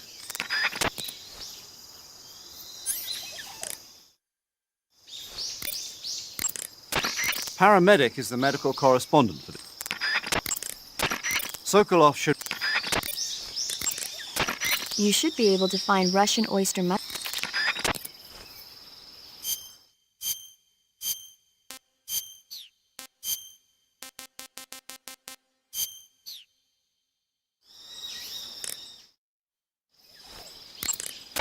When you get hurt.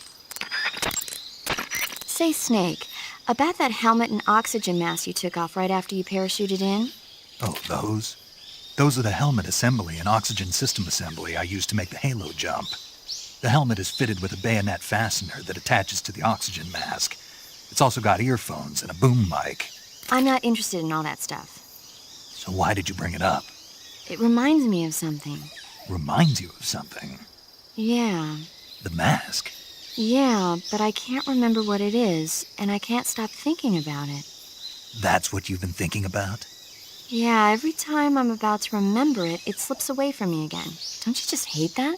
Mm-hmm. I know I've seen it somewhere before. Any ideas? How would I? That's it! What? The Fly! The Fly? Yeah, it finally came to me. You look just like him. Ah, I feel better. The Fly? From the movie, The Fly? You've never seen it? No. Jeez, where have you been? It's about this scientist who's conducting teleportation experiments when he gets mixed up with a fly and ends up with the fly's head attached to his body. Never heard of it. That's too bad. It's a good movie. Paramedic. You said you like movies, right? I love them. About the Major's code name. Major Tom? Yeah. He sounded like he wasn't sure whether or not Tom was the name of the tunnel that worked in The Great Escape. So I heard. So was it? Was it what? Was Tom really the name of the tunnel that worked? Right. So it was Tom. Maybe. Maybe. I don't know. Why don't you know? Why should I know? You watch a lot of movies, don't you? Yeah. But you've never seen The Great Escape. No. Why not? It didn't look interesting. You don't watch movies that don't look interesting? That's right. And yet you've seen The Fly. The Fly looked interesting, and it was. Something wrong. Nothing. Tell me, what other kind of movies do you like? Let's see. There's The Quatermass Experiment, and It Conquered the World, and Earth versus the Spider. Oh, and Mondo Cane. Did I say something weird? Forget it. This isn't interesting. This isn't interesting.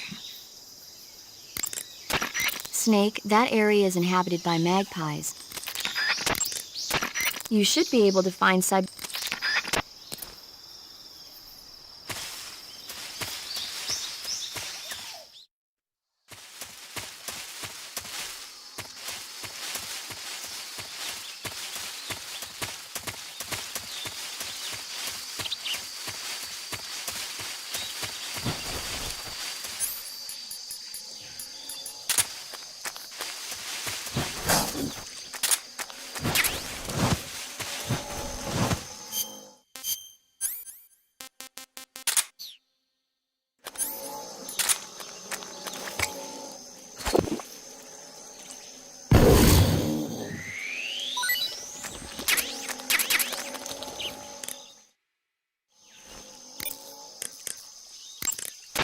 I see you found yourself an RGD-5. RGD stands for Rochnaya Granata Degtyaryeva in Russian.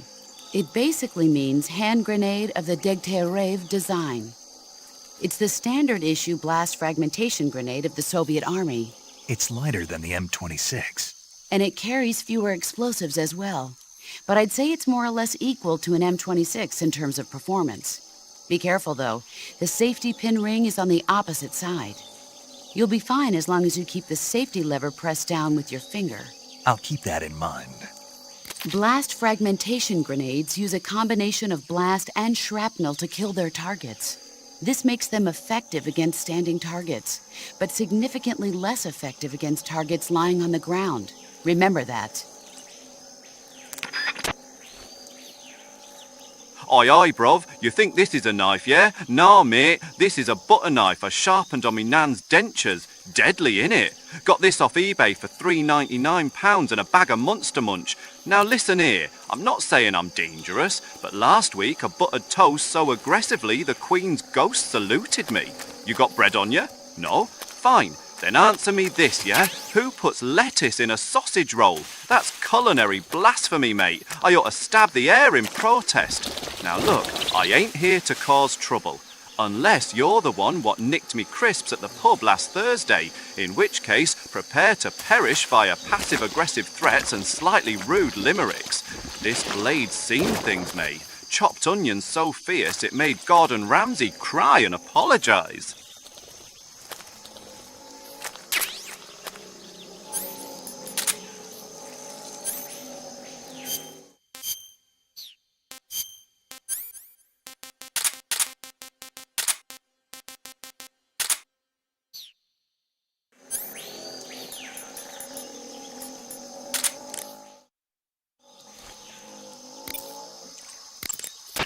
When you aim your handgun in first, selecting no paint for face under camouflage lets you remove.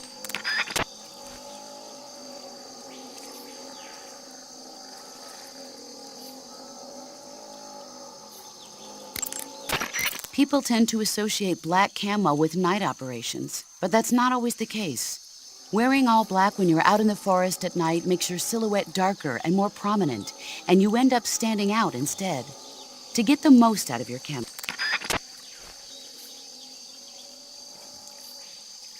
10 years in the jungle made you a fucking Morbius? When you see an enemy, the first thing to do is conceal yourself and watch what he's doing. 10 years in the jungle made you a fucking Morbius, Snake!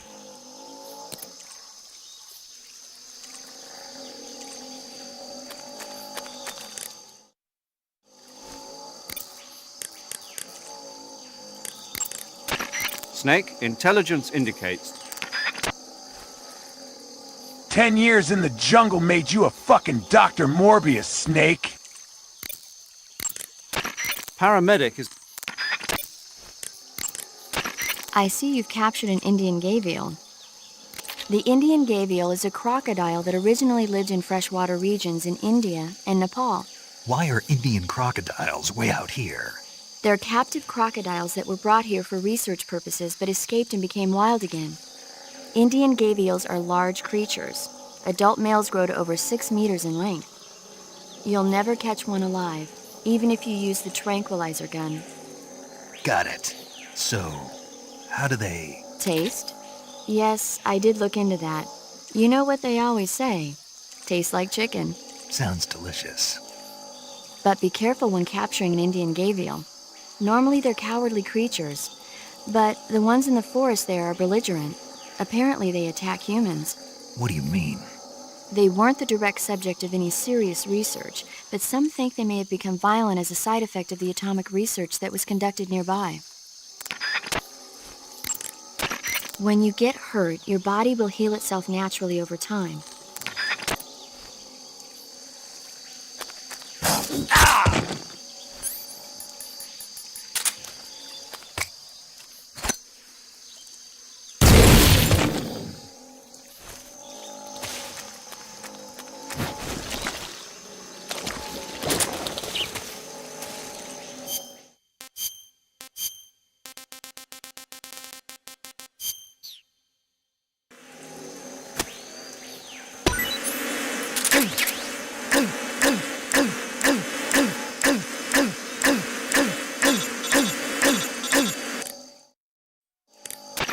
Snake, do you read? Snake! Major. Snake, are you all right? Yeah, I'm okay. You're far from okay. Look at your life gauge. You're on your last leg. No, I can still... See? Snake, this is a solo sneaking mission. Do you know what that means? Yeah. No, you don't. Huh? It means there's no backup, no cavalry. If you're taken out, nobody is there to take your place. Pull out for now and recuperate. Find a hiding place and get some rest. Your life gauge will gradually recover with time. But the speed of your life gauge recovery depends on the level of your stamina gauge. So get plenty to eat, then get some rest. You hear me? Do you hear me? I hear you.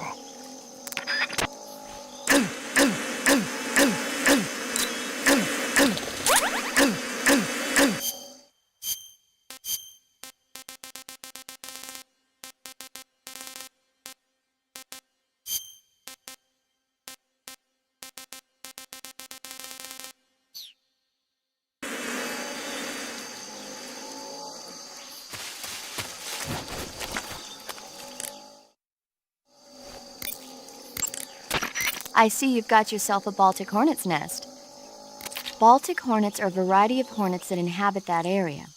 The difference between them and other hornets is that they produce honey in their nests. Inside the nest are larvae, pupa, and adults. You can eat them all.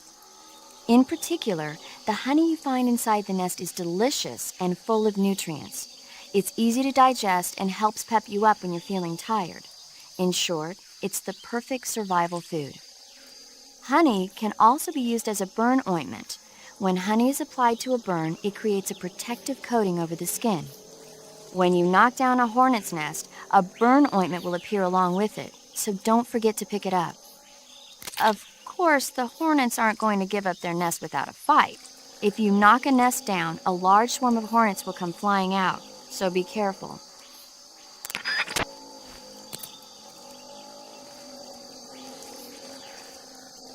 Give me the Pazzy Boss! Give me the Pazzy Boss! Feed my children. Feed my children. Now! Now! Now! Oh yeah!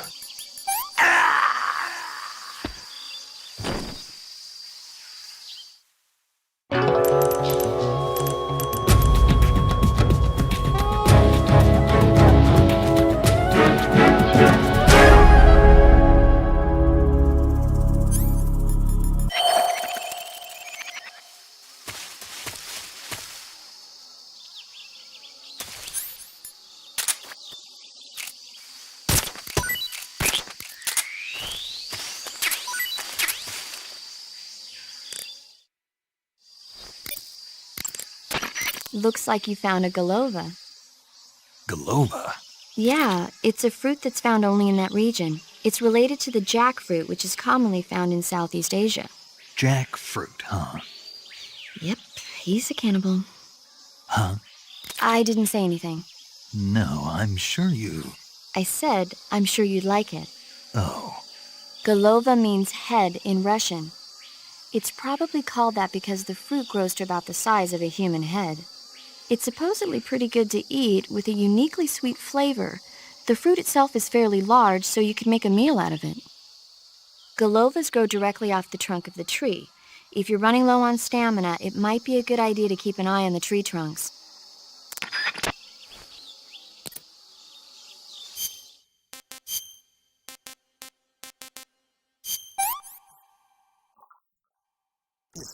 Horrible. Delicious. That's damn good. Not too bad.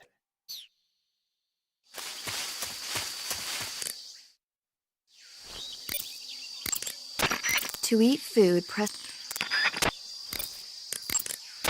Paramedic. Snake? Major, what kind of place is this secret design bureau that Sokolov is heading? The Soviets have a number of secret design bureaus like this one, each engaged in cutting-edge research. OKB-1, the bureau where the Voskhod spacecraft was developed and which plays a leading role in the Soviet space program, is one of those installations. Most of them are located in secret cities built in isolated areas, and we don't even know their exact locations, much less the nature of their research. And Sokolov's OKB-754 is the most secret bureau of them all. The intelligence communities of the West have tried time and again to find out what they're working on. But they've failed Welcome aboard, consistently. soldier. So you have absolutely no idea what Sokolov is developing? We've got nothing. Then how did you get the information for this mission? It can't have been from Sokolov. From the boss. The boss? That's right. She has her own intelligence channels that she cultivated during the last war. She shared what she learned with us. That we were able to get the green light for this mission at all is thanks to her pull with the powers that be at the CIA. In other words, this mission would never have come together without the boss's help in a number of respects. Snake. In the 2 years since Sokolov's asylum operation, I've spent all my time making preparations. And now is the time to show some results. Fox is a next-generation espionage organization designed to update us for 21st century operations that I propose to the CIA. Fox sends individuals who excel in espionage and special tactics on solo sneaking missions like this one. A next-generation unit that combines the skills of special forces units like the SAS and Green Berets with the know-how of an infiltration and espionage unit. Military politics never was my strong suit. What I'm trying to say is stealth. This is a stealth mission, crucial to the coming Cold War. The CIA director has always frowned upon Fox, but if this mission succeeds, Fox will be added to the CIA as an official unit. I intend to make Fox the leader in special operations. And to that end, this mission must succeed. Right. I'm counting on you, Snake. Snake, the Soviet troops are not your only enemies. How do you mean? Nature. Boss? Poisonous snakes, scorpions, crocodiles, hornets. There are dozens of dangerous life forms living in Selinoyarsk. There are even poisonous mushrooms and frogs, and other plants and animals that you must not eat. In order to survive in nature, you have to know nature. Paramedic has information on the flora and fauna in each area. Ask her for the details. Snake, I don't recommend running around wildly. You need to determine when it's best to run and when it's best just to walk. Move the left stick slightly to walk. In most areas... Major, tell me about Sokolov's past work. I assume you already know that Sokolov was the developer of the multi-engine cluster. The multi-engine cluster is exactly that, a system for fitting a single rocket with multiple engines. The Vostok rocket, for instance, had 32 engines. With the technology they had, it was difficult for the Soviets to develop large engines with massive thrust. So instead, they decided to focus on using multiple smaller engines to achieve the desired thrust. With this method, though, maintaining the fuel balance between the various engines was a major problem. Sokolov was the man who provided the solution. And that's what earned him the job as the head of the design bureau? Apparently so. So this secret weapon is some kind of ballistic device? Well, that's my best guess. We don't know for sure, but... You'll find out soon. As soon as I get Sokolov out of here. I'm counting on you. With an equipped weapon in overhead... The degree to which... Part of your mission is to demonstrate to the brass the core concepts behind Fox. Leave no evidence. That's the essence of Fox. And avoid engagement with the enemy. Understood. Not only that, I mean leave nothing behind, including weapons, equipment, footprints, sweat, even bodily waste. Yeah, when I do my business, I bury it good. What? What's wrong? That's the American way. American way for what? To handle defecation. You're gonna bury it? Yeah. Bring it home with you. What? That's what we did in SAS. The US Army is sloppy. They do things well, but not perfectly. Here in Fox, we're doing things my way. Got it? Yes, sir. Snake, if you step in any water or mud, your feet will get wet. If you walk like that, you'll leave footprints behind and the enemy may follow them straight to you. Try to avoid walking through any water or mud as much as possible. However, if your feet do get wet, just crawl to avoid leaving any footprints behind. When you don't want anybody following your trail, make sure to crawl. Equip food as a weapon and press the weapon button to throw the food. If you throw a live animal near an enemy, you may be able to distract him. If an enemy is really hungry, he may pounce at the prospect of food. You have minimal gear on this mission, and you have to make the most use out of anything you can procure on the ground. Snake, the Mark 22 is a tranquilizer gun. Use it to put enemies to sleep without harming them. The speed with which the tranquilizer takes effect depends on the point of impact on the enemy. Major, didn't you say that the boss was in the SAS with you? Yes, we formed the 22nd SAS Regiment together. When the SAS, the British Special Air Service, was first established, they invited the boss on board as a special advisor. In fact, you might say it was the boss who put together Rayforce and L Detachment, which laid the groundwork for today's SAS. You won't find her name in the history books, but her contributions were many and great. Yeah, the real heroes are never made public. Not in our line of work, anyway. The dummy run on Heliopolis and the nighttime raids on German air bases in North Africa were her idea as well. Yes, She was always one step ahead of the rest of us, both in thought and action. It's true what they say. Who dares wins. The motto of the SAS. Precisely. The motto itself is a tribute to her service. Needless to say, the SAS has become a model for special forces units all over the world. In that sense, the boss really is the mother of special forces. Bag up your shite and bring it back here, bloody Yank. I will personally sniff it to check the communist soil nutrients. Snake, let me explain the enemy's various states of alert. After you've pressed the Snake, remember that the suppressor is a limited commodity. Major, what about my code name? You mean Naked Snake? Yeah. He looks like a formidable recruit. It's Welcome because aboard, snakes soldier. slither through the grass unnoticed to those around them. No, I mean the naked part. It means without embellishment, devoid of a specified quality. In other words, basic. Why's that my code name? I explained that the Virtuous mission is designed to test the effectiveness of Fox, right? Right. And the procedure used for this mission will represent the modus operandi of Fox for future missions. In other words, the essence of Fox. Naked and pure? Exactly. And there's the fact that you went in practically naked. No weapons, no equipment. I see. Means more than I realized. Yes, clever, isn't it? But don't leave yourself naked to the enemy. Roger that. Snake, certain... It's possible... Snake, this operation is a sneaking mission. You'll be doing your job right under the enemy's nose. In the event that you're spotted by an enemy, disable him before he can alert nearby soldiers. If you can take him out before he alerts other enemies of your presence, then the alert phase will quickly be restored to normal phase. Snake, I recommend against leaving the bodies of your victims lying around. Snake, the damage that an enemy takes from your gun depends on where you hit him. Snake, I've completed the double check on the Fulton recovery system. Any problems? None. Leave your recovery to us. Excellent. I suppose I should explain the procedure once more before the actual maneuver. No. I see. Well, the Fulton recovery system allows for rapid recovery of personnel from enemy territory, and it's perfect for these kinds of special operations.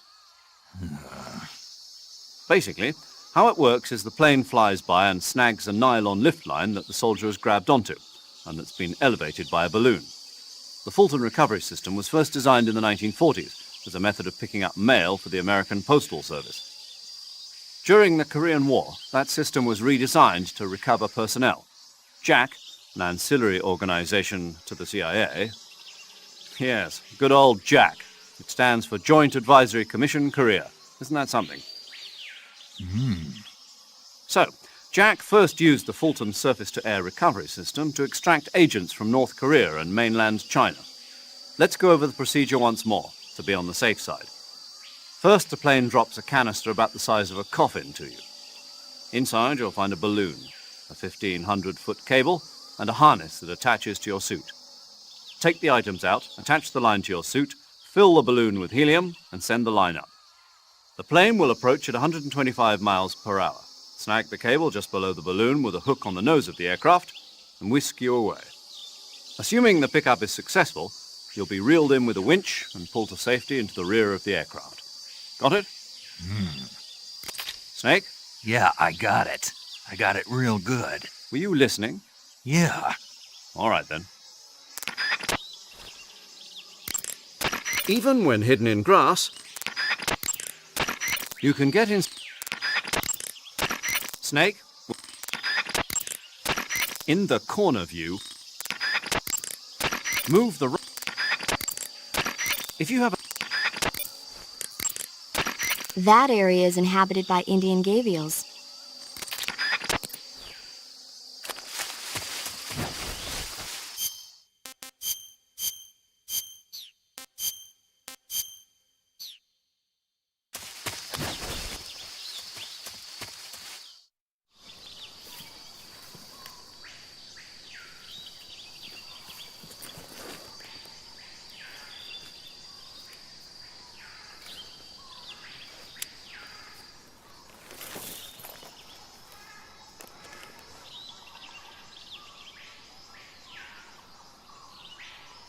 Major, I've spotted 2 enemy soldiers. They're probably KGB troops sent to guard Sokolov. AK-47s and grenades.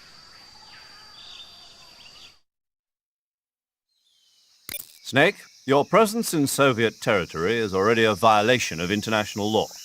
We can't let the Kremlin find out that the CIA and the American government are involved.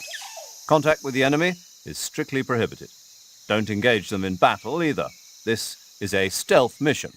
Got that? The Major is right. The point of this mission is to sneak through the jungle without being seen. The success of the mission depends on how well you use your camouflage. Change your camouflage by selecting Camouflage from the Survival Viewer. The Uniform option lets you pick your uniform, while the Face option lets you change your face paint. Choosing camouflage that blends in with your surroundings will help you conceal yourself more effectively. Also, don't forget that anything that moves will stand out in the jungle. If you just stand up and run around like an idiot, you're bound to be spotted. But if you crawl instead, you should be able to sneak by without being noticed. You can see how effective your camouflage is by looking at the Camo Index. The Camo Index shows how well your current camouflage blends in with the surrounding area. The higher the value, the harder you are to spot, and vice versa. The key is to make yourself one with nature. Keep that in mind as you go along, okay?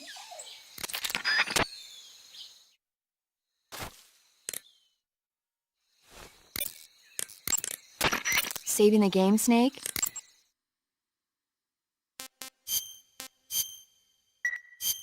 Snake, have you seen Earth versus the Spider? Nope. It's about this spider that suddenly mutates into a giant monster. They bring it into the city in a state of hibernation, but it wakes up and starts wrecking the place. So why did the spider turn huge? I told you, it suddenly mutated. Yeah, right. Snake, it's people like you that take all the fun out of watching movies. Always nitpicking and taking things too seriously. Honestly, why even bother? Look, the important thing isn't that it got big. Then what is important? The fact that there's a huge spider destroying the city. Suspend your disbelief. That's the whole point of movies. Finally, I got my burgers back! I had to find Major Tom, find his plane, which was a Cessna 182. Time to record tapes. Snake, that region is inside the enemy's area of control. I know. Time for the real deal. The enemy is running regular patrols. You don't know when or where you might run into them. Use camouflage prudently and proceed with caution. Snake, camouflage Snake? Major, you said the enemy was KGB, right? I did. What unit are they from? The 6th Directorate?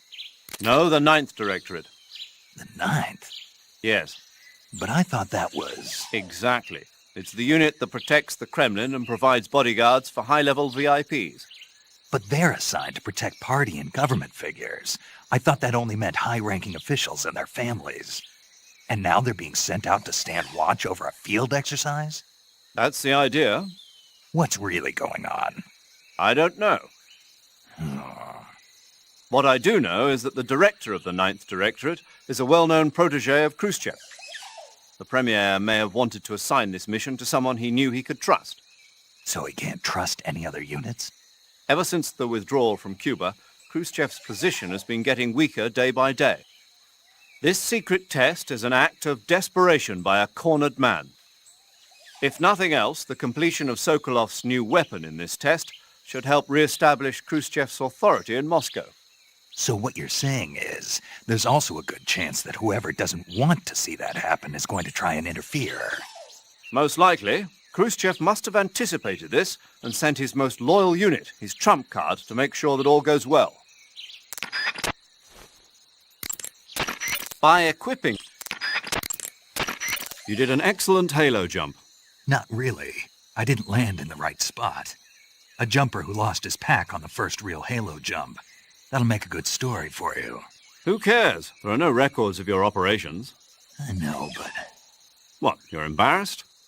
No, I'm not embarrassed. It's the boss, isn't it? What about the boss? Nothing, paramedic. Doesn't sound like nothing. Nothing to do with the boss, I mean. It has something to do with the boss, but you don't want to say so. Yeah, kinda. I understand, Snake. The boss has done a lot of work on the military study of halo jumps. And Snake here wanted to give a perfect performance on the first real jump, you know, to show respect to the mother of the technique. Major! Snake, I thought you were over and out. Wow, is that right? You got something to say. No. I bet you do. Not really. I just think it's kind of sweet of you to think like that. I don't know whether to take that as a compliment or an insult. It's a compliment, Snake.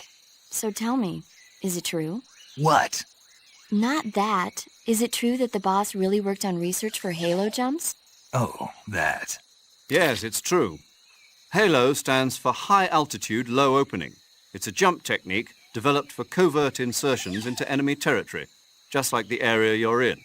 A plane flies at 10,000 feet or above to avoid detection by ground forces, and the jumper free falls until he's within 1,000-foot altitude above the target area, when he finally opens his chute. By using this technique, the chances of revealing the parachute landing to the enemy are marginal. The halo technique was originally developed in France. This was partly due to popularity of parachuting as a sport since the end of World War II. And the boss was an instructor for the research that was carried out there. In 1957, at the JFK Special Operations Center at Fort Bragg, the boss was invited to instruct at the first ever US military halo school. Of course, none of this is on the record, but she's the mother of modern-day special forces.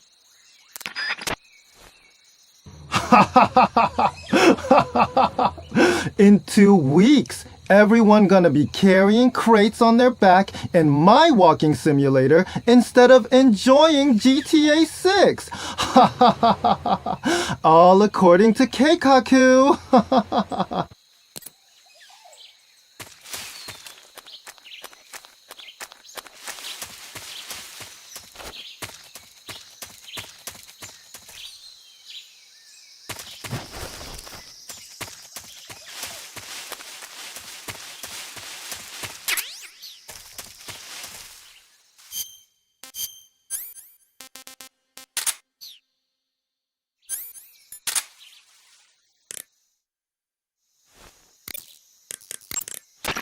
I see you've got your hands on an SVD. The SVD is the Soviet Union's most advanced automatic sniper rifle. It's said to be better designed and more durable than anything the West has. It looks kind of like an AK-47. The shape is similar, but the internal mechanism is one of a kind. It uses 7.62 by 54 millimeter rimmed cartridges, which are more powerful and precise than the ones the AK uses. It can be a powerful weapon if you know how to use it. Sniper rifles aren't meant to be used on the move. When you equip one, you'll immediately go into first-person view. The more stable your stance, the less your hands will shake when you're aiming the rifle. Make sure you're lying down before attempting to make a long-distance shot. To use the scope, press the aim button. You can also use the action button to change the level of magnification. By taking out enemies from a distance with the sniper rifle, you can shift the odds in your favor. Use it well. You said the enemy is equipped with AK-47s, didn't you? The AK-47 is the official assault rifle of the Soviet Army. It's employed not only by the Soviets, but throughout the entire Eastern Bloc. It uses 7.62 millimeter by 39 ammunitions, with a magazine capacity of 30 rounds. The AK is reliable, precise, powerful, and easy to handle. In short, one of the best assault rifles there is. Don't even think about getting into a one-man firefight against an enemy unit equipped with AKs. Avoid battle as much as possible. Are we clear? You mentioned the enemy was also carrying grenades, correct? Those grenades are RGD-5s, the standard blast fragmentation grenade of the Soviet Army. You can protect yourself from a large part of the blast and shrapnel from a grenade by lying flat on the ground. If someone throws a grenade at you and you sense that you can't get away in time, get into a crawl position. It should reduce the damage to a minimum. The survival viewer. Attack. Press the CQC button once. To eat food. Sokolov should be at the...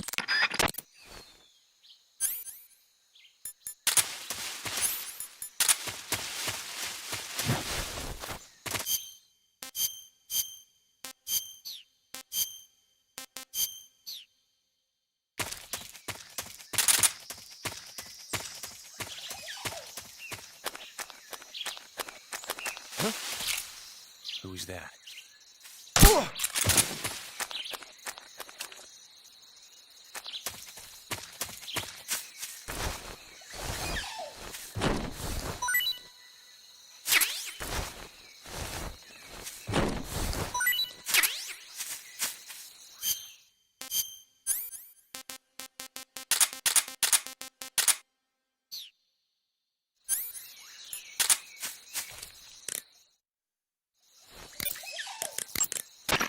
That's certainly a strange-looking grenade you've got there. Yeah, I've never seen one like this. What is it? It must be a new type of grenade developed by the Russians. From what I can tell, it's a non-lethal weapon that uses a flash of light and intense sound to overpower the senses of human targets.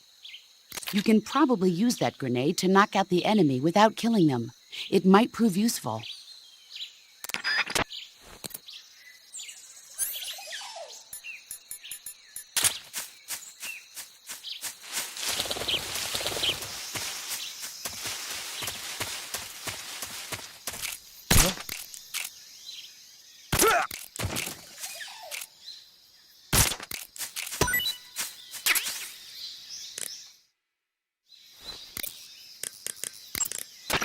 I see you found a Yabloko Moloko. Yablo, what now? Yabloko Moloko. It's a Russian name that roughly translates as milk apple. It's a type of star apple. The juice is thick and sweet, like milk, hence the name. And if you cut one in half lengthwise, you'll see a star-shaped ring radiating out from the center. Hence the star apple. Right. The star-shaped part has a gelatinous texture and is said to be especially tasty. Sounds useful. You're welcome. For once. Did you say something? No, back to the mission.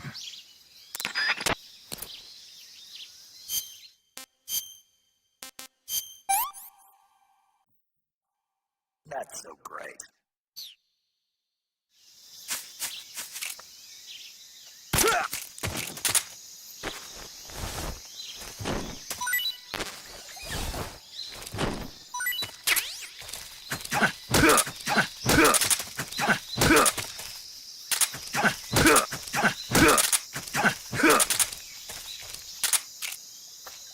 Freeze! Speak. If you climb trees, there's fruit. Answer me. Inside fallen trees. Speak. Bastard! What's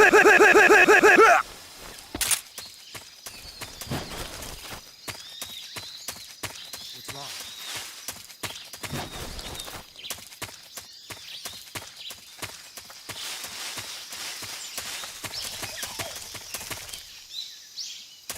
Freeze. Freeze. Speak. Hornets. They're terrifying. Speak. Crocodiles taste great. Answer me. Throw a grenade into a crocodile's mouth.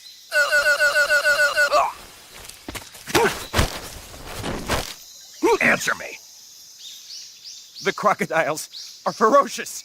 Speak. Bastard!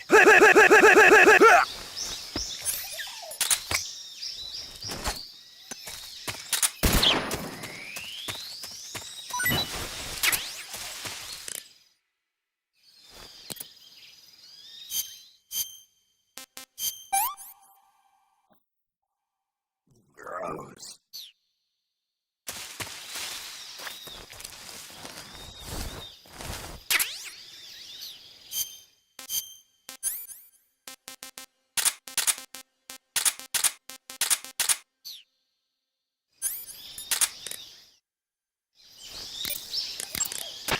Those things you're wearing, those are... Thermal goggles.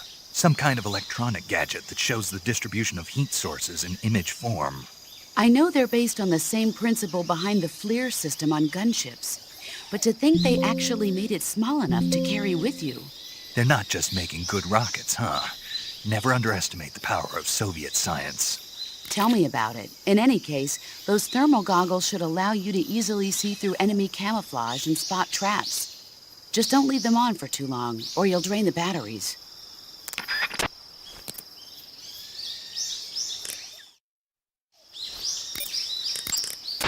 Eat food.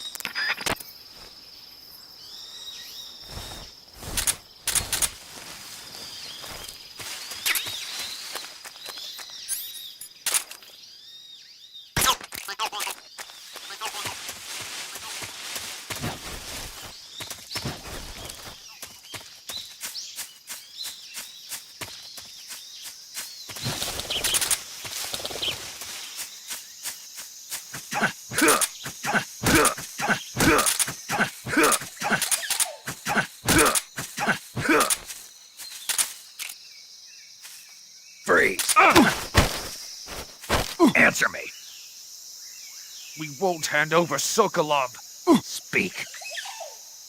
Let go of me.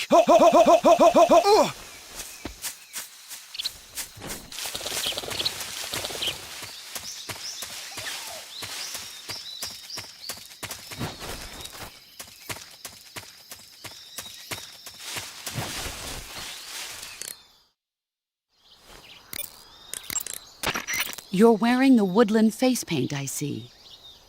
The Woodland face paint is designed for use in forests. Camouflage.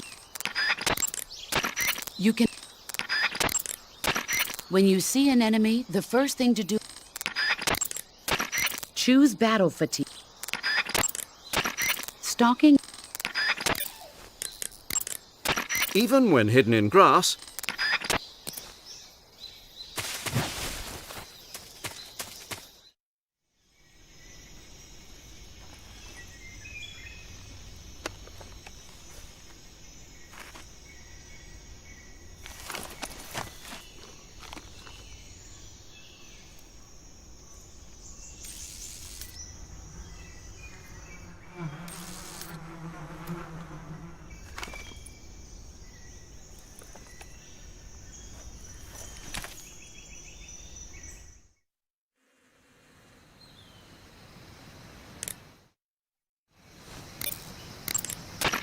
Snake, when you knock down a hornet's nest, a large swarm of hornets will come flying out. If used wisely, this can sow panic among the enemy, but if you're not careful, the hornets may end up attacking you. If you're attacked by hornets, wiggle the left stick around and wave your survival knife to shoo them away. Smoke is another useful tool in keeping hornets away. If you're attacked by hornets, I'd advise you to try using a smoke grenade. And if you use the insecticidal bug juice, the hornet should stay away as long as the effect lasts. Hornets are prone to becoming agitated and aggressive when they see the color black. Their attacks will be more vicious if you're wearing black clothes. If you're attacked by hornets, you should change into white clothes. Sokolov should be at the abandoned factory to the north. Press the action button when... To place a weapon... Saving the game, Snake?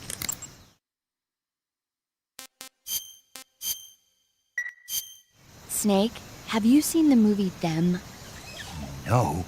It's about these giant ants that appear in the desert of New Mexico after a nuclear test. The army tries to fight them off with flamethrowers.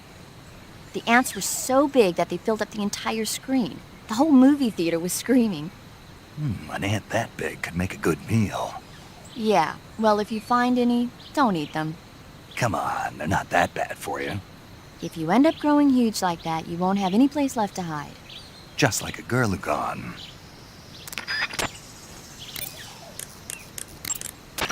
The first person... Choose back...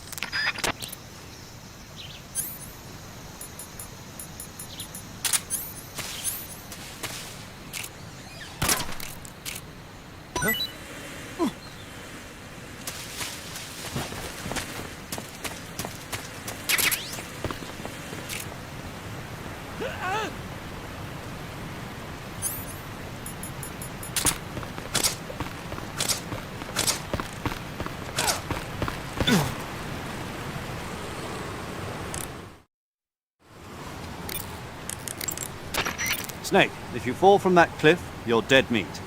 Climb up before you lose your grip strength. Whatever happens, don't let go. Everyone, help! Miller did not get the burgers from Tom Major's plane. He got it from McDonald's, and they put 0.001% of poison. I'm going to die. Help! Snake, if you fall from that cliff... The tree bark pattern... Snake.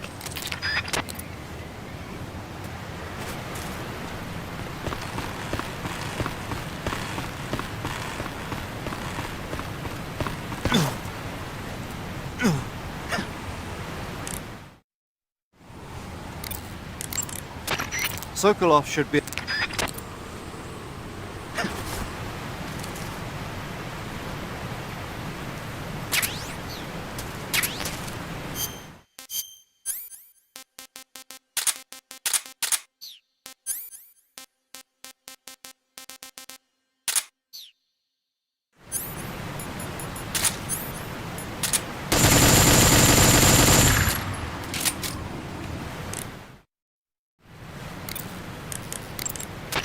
The weapon you're equipped with now is called the XM-16E1. It's a new type of rifle currently being developed by the U.S. Army. If it's still in development, then what's it doing here?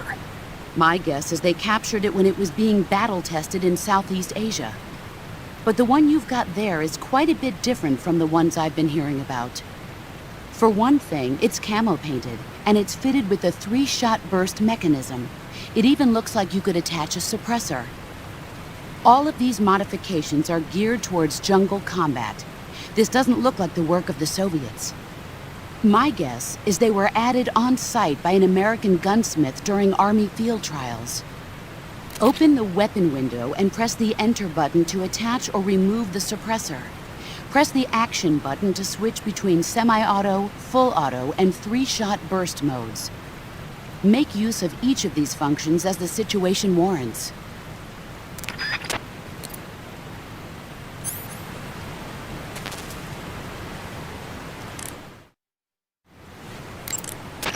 The square's camouflage consists of a series of squares, each varying slightly in color and shape from the next. It has the effect of making the contours of the person wearing it more difficult to distinguish. You'll find it especially useful against brick and rusted metal backgrounds.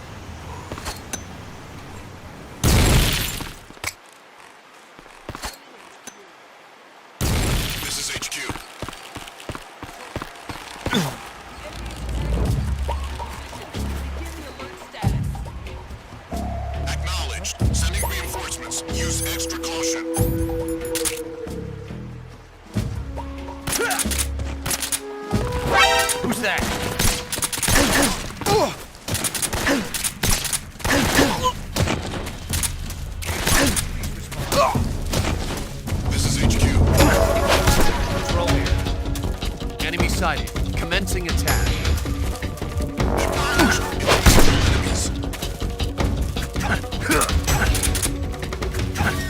Brothers!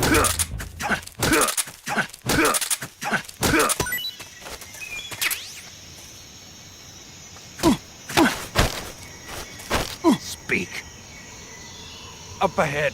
The abandoned factory. Speak. Underneath the rope bridge. Answer me. Let go of me.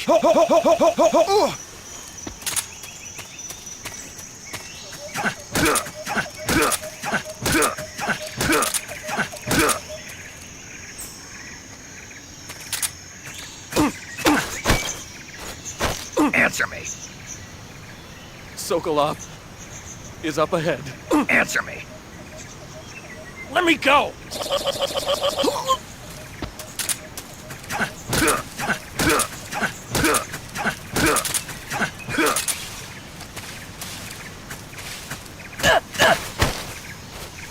Answer me.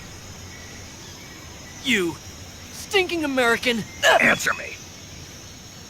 You lousy.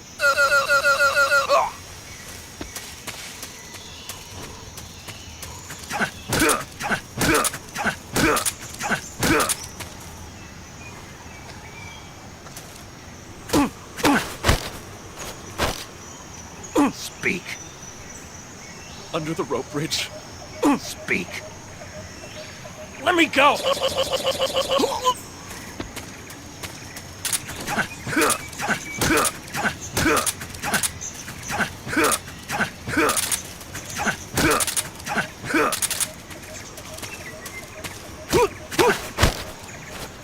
Speak.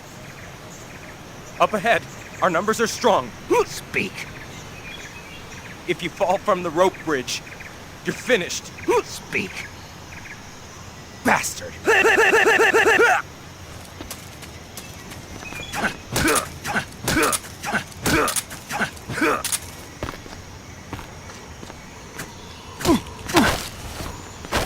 Speak.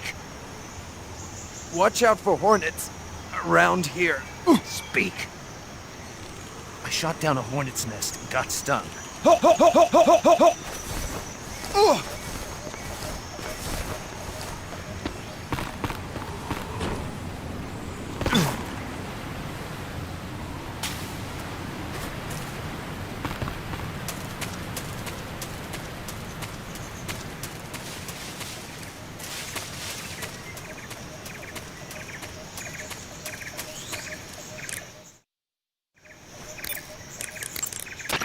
Choose back. Sokolov. Sokolov. While hanging, you...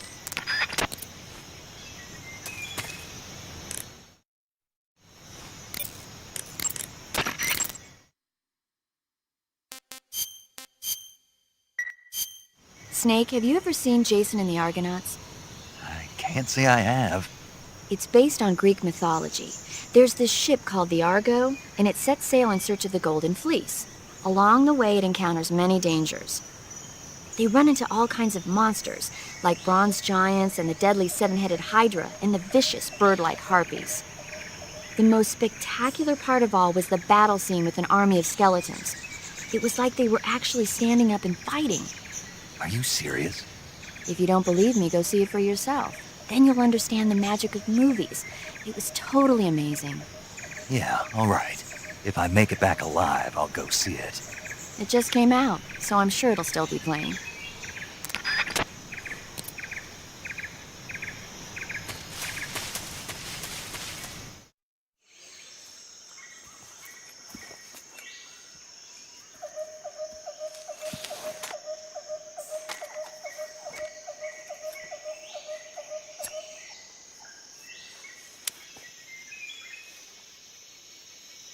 Major, I've reached the abandoned factory where Sokolov is supposedly being held. This place is a dump.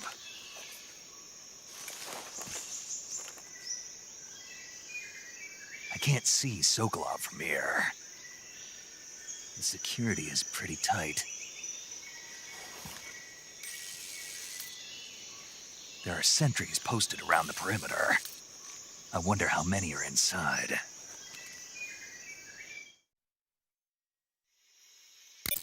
Your objective, Sokolov, is inside the factory. They should be holding him in a room in the northeast section. Northeast section. Got it. Be careful. Your mission is to bring Sokolov back alive. He must not be exposed to any kind of danger. Do not approach Sokolov while in the alert phase. Right. Oh, and one more thing, Snake. You mean there's more? No, it's just that when you get to Sokolov, I want you to tell him something from me. And that is? Sorry for being so late. Is that all? Yes. Understood. Beginning my approach to the target.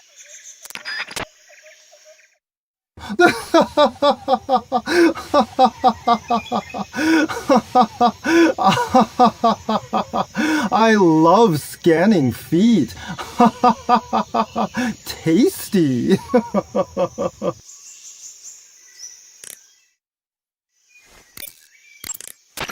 Snake, Sokolov is imprisoned in the northeast area of the factory.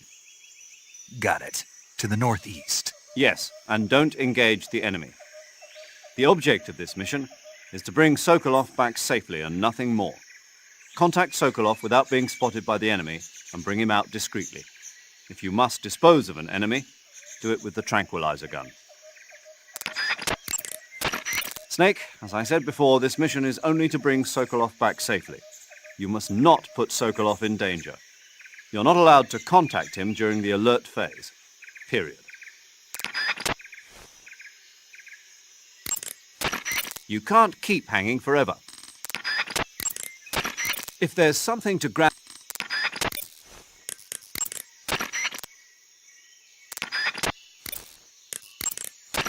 That area is home to the Sunda whistling thrush. The Sunda whistling thrush is a bird native to Java and Sumatra. It's distinguished by its large blue body and long beak. It really stands out in the forest. If you're aiming to catch one alive, use the tranquilizer gun.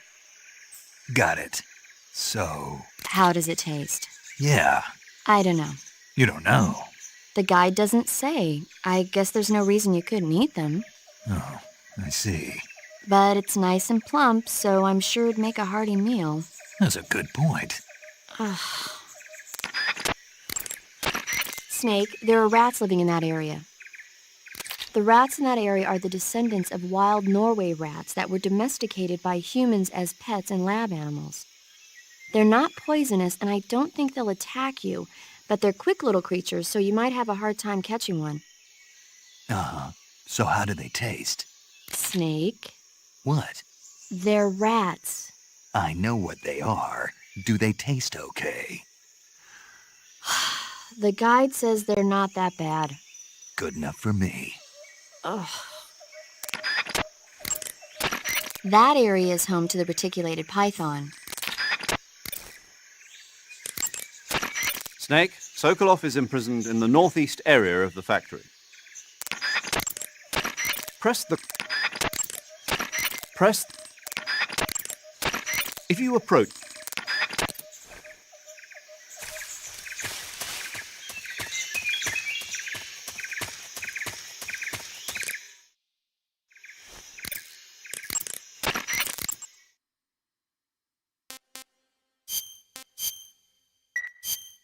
Chin up.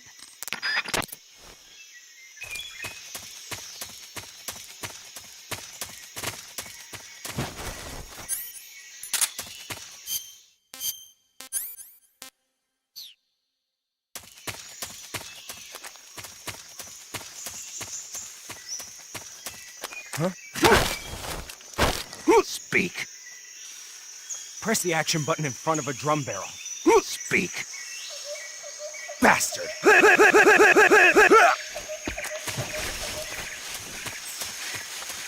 Huh? Speak. The others? Speak. If you want to learn more, take a look at the survival viewer map. Speak. Let me go!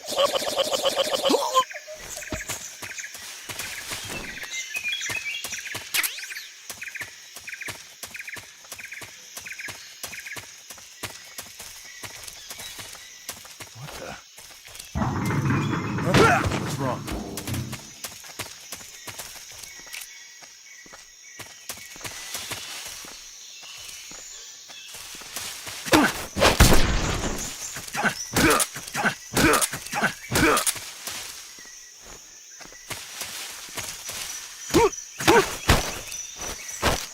Speak. Basic actions under special comes in handy. Speak. Bastard!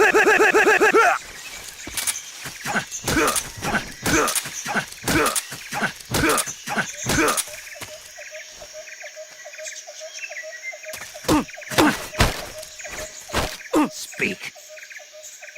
In this area, there's a weapon. Speak. If you want to learn more, take a look at the survival viewer map. Answer me. Let me go.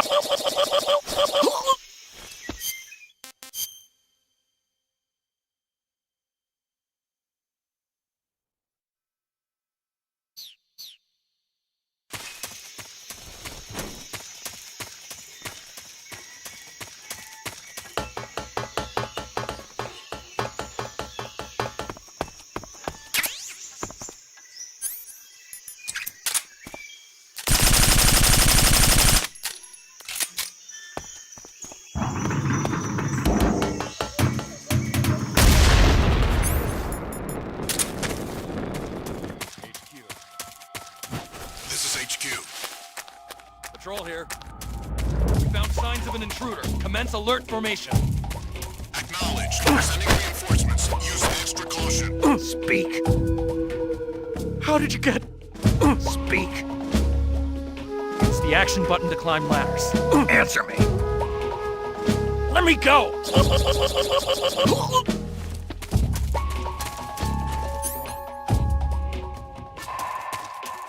What's wrong?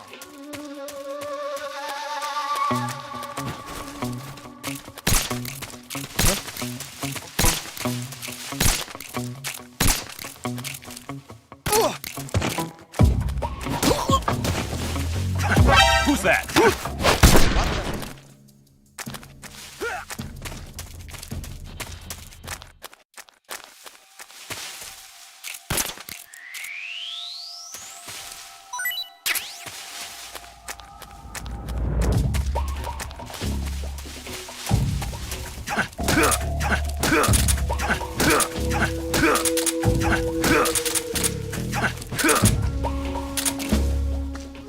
Freeze. Speak. You'll never get Sokolov. Answer me. Bastard.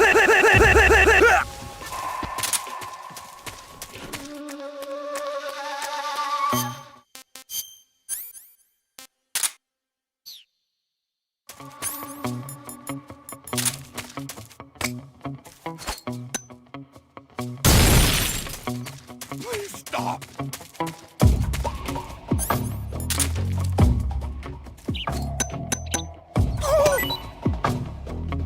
Get it off me! Get it off me!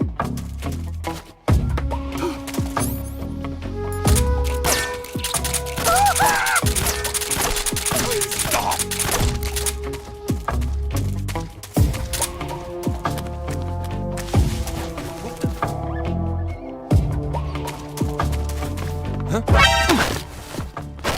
Speak.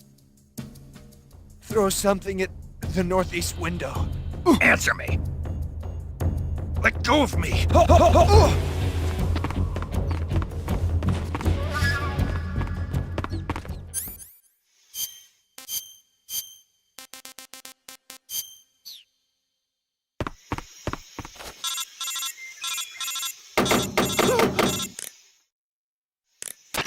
Snake, when you meet Sokolov, don't go in wearing that mask.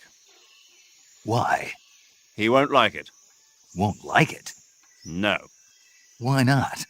Just trust me, he won't. Yeah. You'll need Sokolov's full cooperation to complete this mission successfully. Don't do anything to make him lose confidence in you. When you go in to meet Sokolov, make sure you remove your disguise. Got it?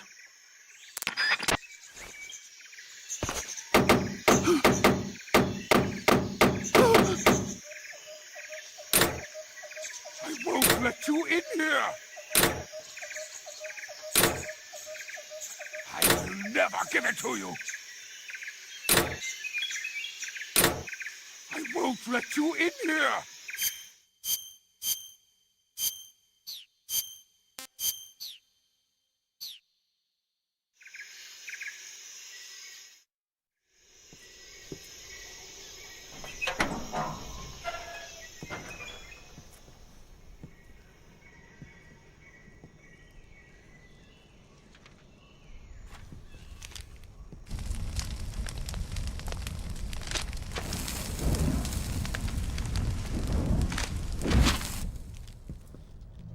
You must be Sokolov.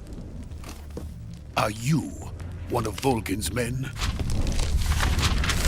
You'll never get it from me. No.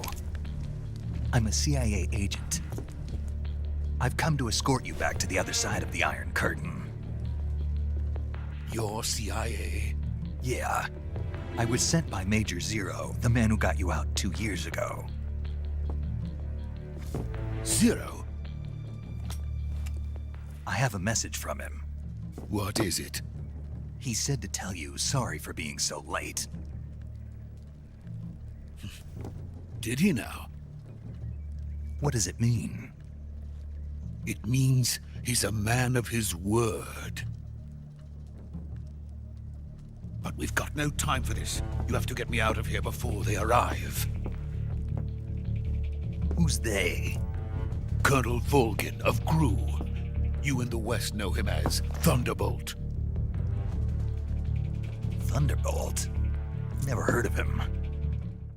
He's a member of the Army's extremist faction, a man who seeks to seize control of the motherland. Ever since the Cuban Missile Crisis 2 years ago, Khrushchev has been pursuing a policy of peaceful coexistence with the West. Despite resistance and criticism from hawks in the army and the provincial authorities, Khrushchev has managed to suppress the opposition so far. But the failure of his agricultural policies has put him in a precarious position. And on top of that, the tragedy last November. President Kennedy's assassination. Precisely. In a sense, Khrushchev has lost his biggest partner, and his power base is rapidly crumbling away. A certain group is plotting to use this opportunity to seize power by rallying the anti-government forces, overthrowing Khrushchev, and installing Brezhnev and Kosygin in his place. The mastermind behind this plot is Colonel Volgin of the GRU. He has control over another secret weapons research facility much like this one, OKB-812, known as the Granin Design Bureau, and is using it to further his plans. But that is not enough to satisfy him. Now he's plotting to seize the secret weapon I have been developing here and use it as leverage in his bid for power.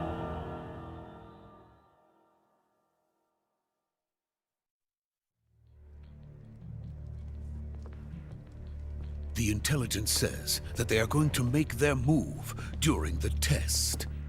Then, the soldiers outside. Exactly. They wouldn't need that many men just to keep me inside. Their orders were to prevent Colonel Volgin from capturing me. Even if it meant killing me in the process. Or so it would seem.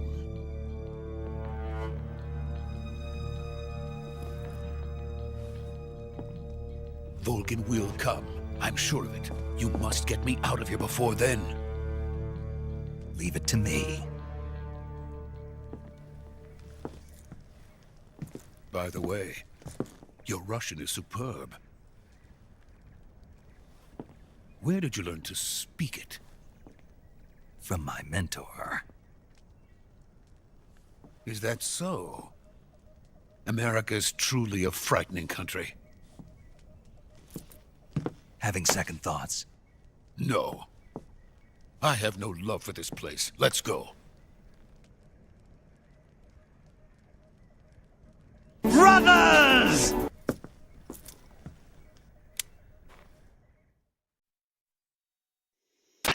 Major, this is Snake. Sokolov is safe with me. He's doing fine. No injuries. Good work, Snake. Now hurry up and get Sokolov to the recovery point. We'll rendezvous with you there. Roger. What about the sentries? I managed to get past them. I see. What about the boss? We lost contact with the boss some time ago. What happened? It's probably just a weak signal. Just hurry and get Sokolov out of there.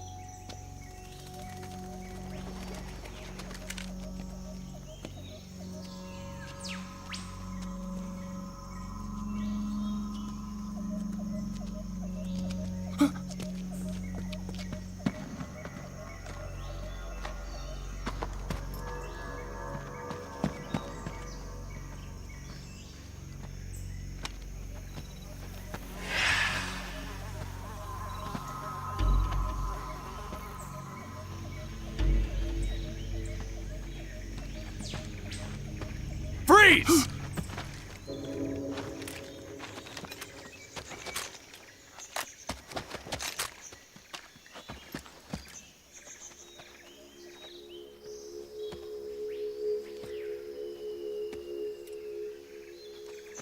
So this is the legendary boss.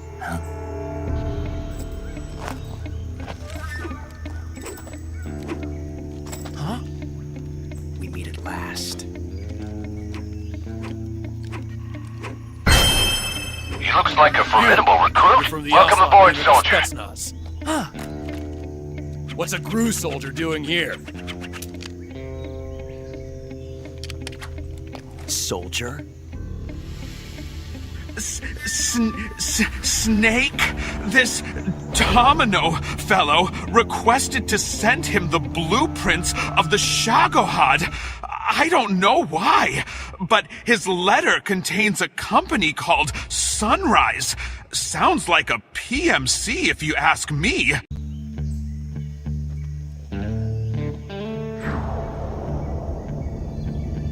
Sokolov is ours. Now get out of here. And Ocelot never lets his prey escape. What?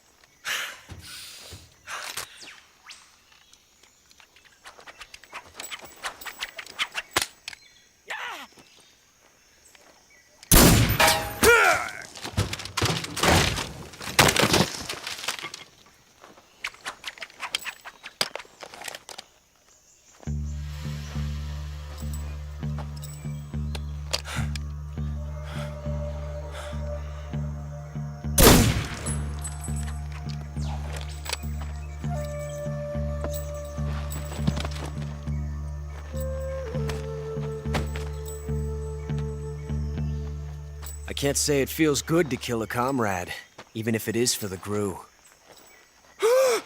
Sokolov, take cover.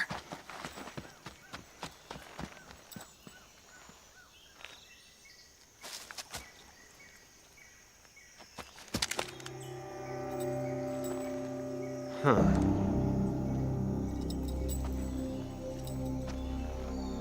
You're not the boss, are you? I'm so fucking cool right now. I should call my cheerleaders. I need to get a good Woody over my own ego. I'm fabulous, scandalous. GRU operatives! What is that stance? Huh. That gun.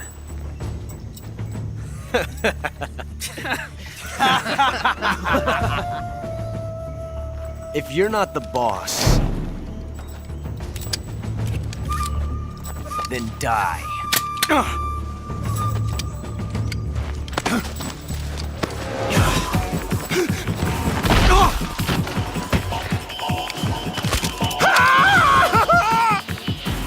Major! Leave it! Shoot the other one! Whoa!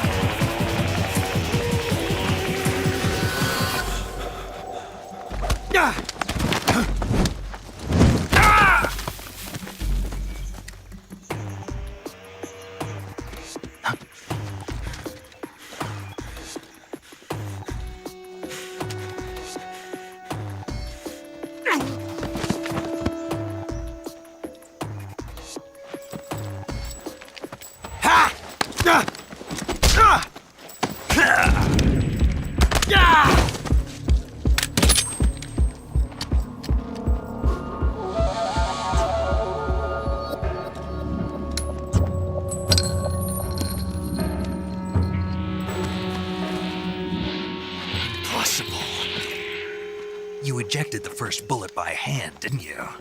I see what you were trying to do. But testing a technique you've only heard about in the middle of battle wasn't very smart. You were asking to have your gun jam on you. Huh? Besides, I don't think you're cut out for an automatic in the first place. You tend to twist your elbow to absorb the recoil. That's more of a revolver technique. You filthy American dog!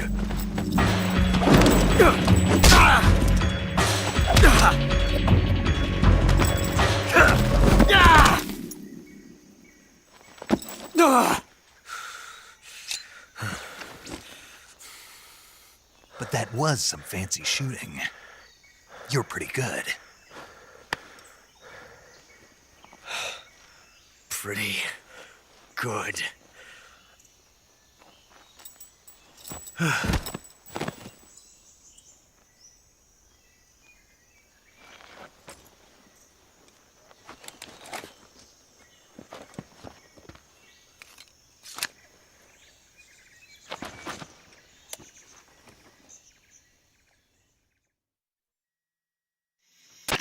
Major, do you read me?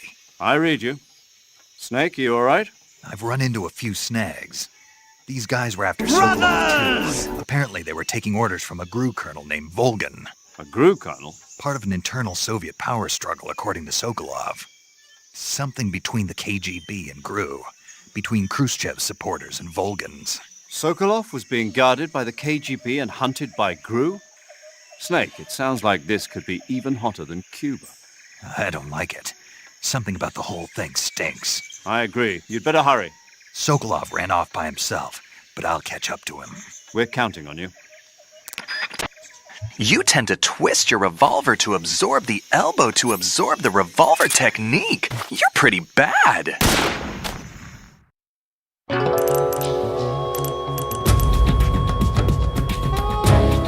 Snake, what have you done? You changed the future. You've created a time paradox.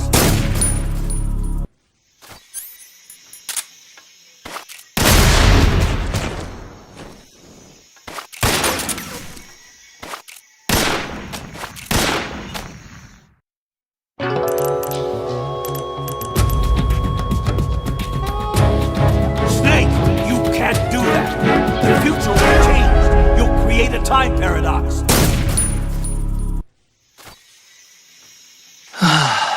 That was some awful shooting. I'm disappointed. Playtime is over. You're not cut out for war.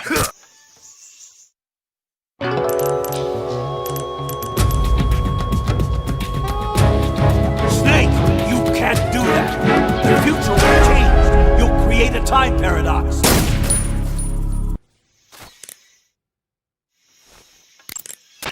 Snake, stay alert. The KGB and GRU both have their sights set on Sokolov. GRU is a military espionage outfit, the intelligence wing of the Soviet Defense Ministry's General Staff Office.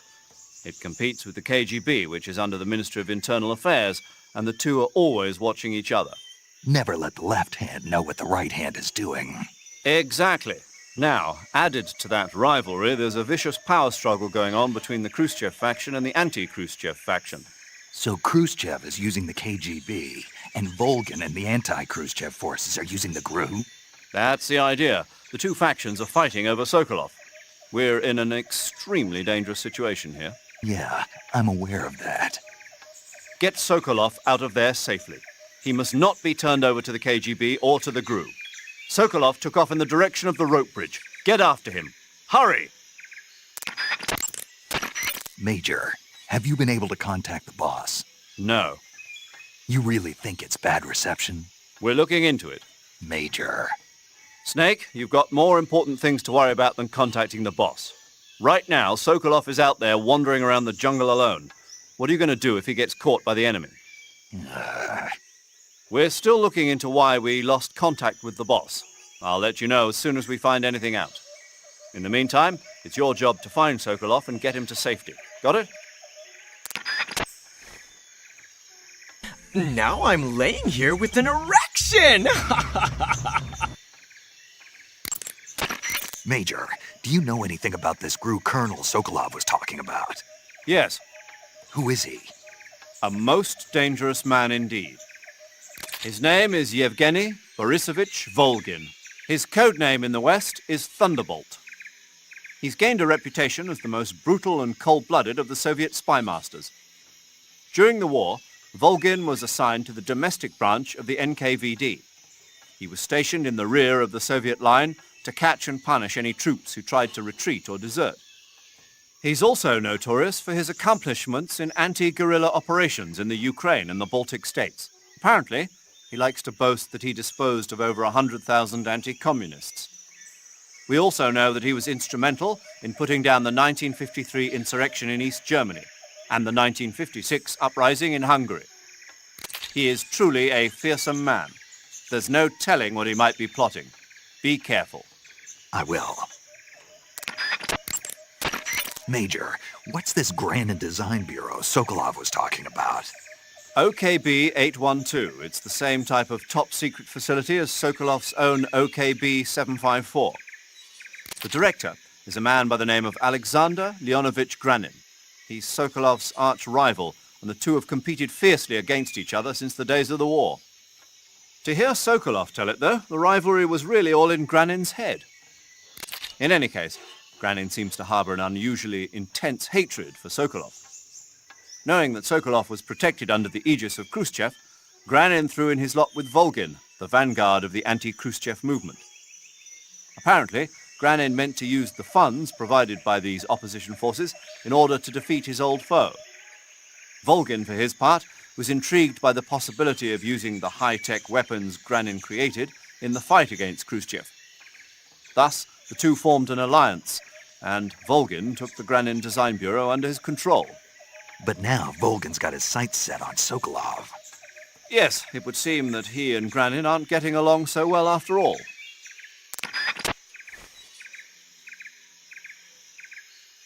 Oh yeah, I said right name's wrong is not. Radian is Raiden. By the way, Snake, what were you doing back there? Back where? You were giving some kind of advice to a GRU commander, weren't you? Yeah. He's your enemy. What the hell were you thinking? Really? What was all that about doing the thing with your hand on the first round or whatever? Whenever he put a new clip in his gun, he'd always load the first round by hand, whether there was a round left in the chamber or not. It's a technique they teach in the Middle East. By making sure there's always a round in the chamber, you eliminate the risk of pulling the trigger with nothing to fire. He must have heard about it from someone or read it somewhere. In any case, he probably wanted to try it out for himself. And he was obviously motivated by vanity to show off his new technique. That's when you make mistakes. The battlefield is an unforgiving place. The only techniques you can rely on are the ones you've mastered through experience and practice. Uh-huh. And what were you saying about him being more suited to revolvers? When he fired, he was bending his elbow sharply to avoid the recoil. It looked like he wasn't aware he was doing it, but that habit can be either a fatal flaw or a gift. What do you mean? Automatic weapons use recoil to operate, so if you don't let the recoil hit you, it interferes with the operating cycle of the gun. Basically, he shouldn't be trying to avoid the impact like that. But with a revolver, there's no need to let the recoil hit you. Just the opposite. Avoiding the recoil lets you reduce the strain on your hand and arm. That kid might just be handy with a high-caliber revolver. Handy? Are you listening to yourself? What do you mean? He's the enemy. Why are you giving him advice? Snake. I don't know. For some reason, I couldn't help but point it out to him. Snake, are you all right? Yeah. You want to save?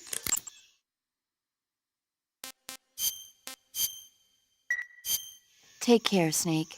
I will. Get Sokolov out of there safely.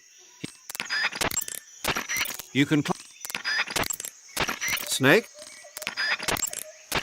Press the... Snake, if you... That area is home to this... You can capture... When you get eat food.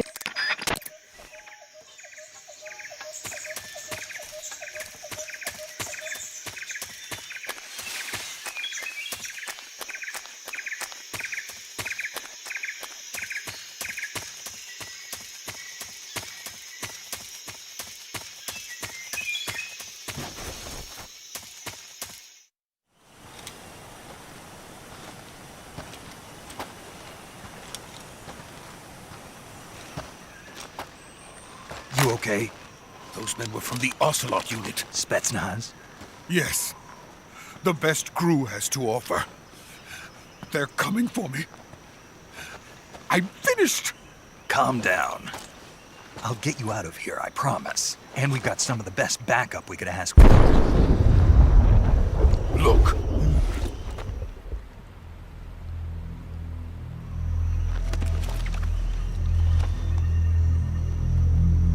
That's what they were making you build? Yes. The Shagohod. The treading behemoth. A tank capable of launching nuclear IRBMs. It can launch nuclear missiles from that kind of terrain? Oh, yes. And without support from friendly units. A nuclear-equipped tank capable of operating solo.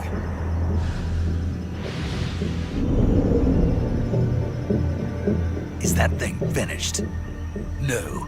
This is only the end of Phase 1. It won't be truly finished until we complete Phase 2. Phase 2? The weapon's true form. If it is completed and the Colonel gets his hands on it, it will mean the end of the Cold War. The end of the Cold War? Yes. And then the Age of Fear will truly begin. A world war. I had no choice but to cooperate. I didn't want to die. I wanted to see my wife and child again in America. Please, take me to America, quickly. They cannot complete it without my help. Got it. Let's go. Snake. I fucking came and I am finished. Now let me finish on the Shagohod too.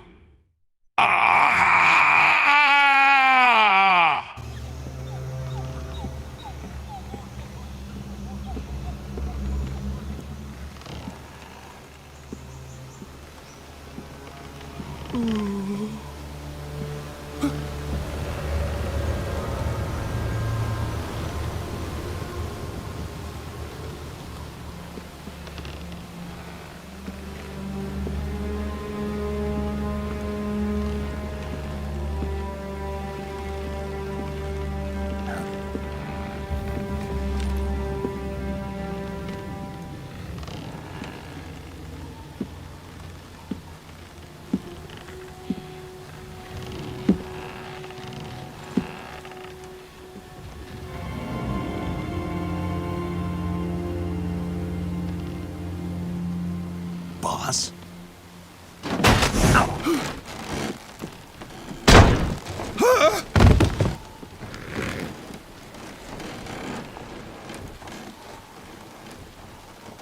Good work, Jack.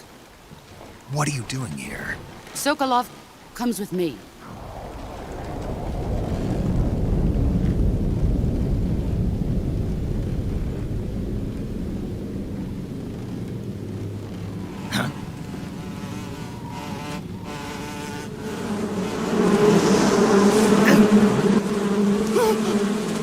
Hornets?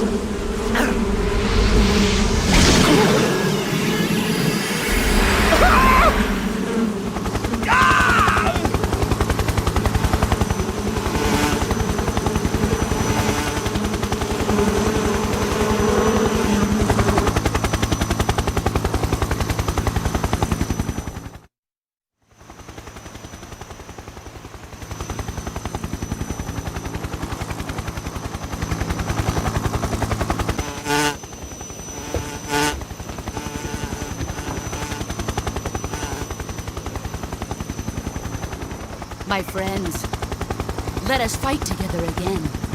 I have waited long for this day. We will fight with you once more. Welcome back, boss. Now that all 5 of us are together, it's time we go to the depths of hell itself.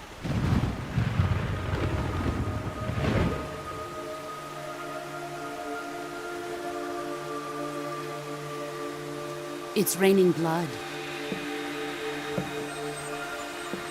Is he crying?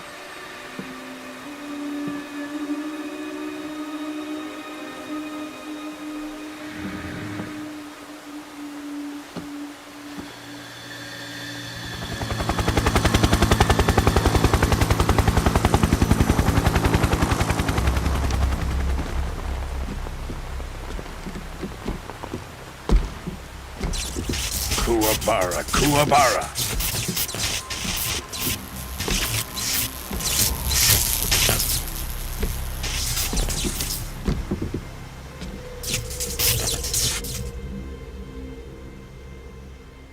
Ah, what a joyful scene. Colonel Vogan. Welcome to my country. And to my unit.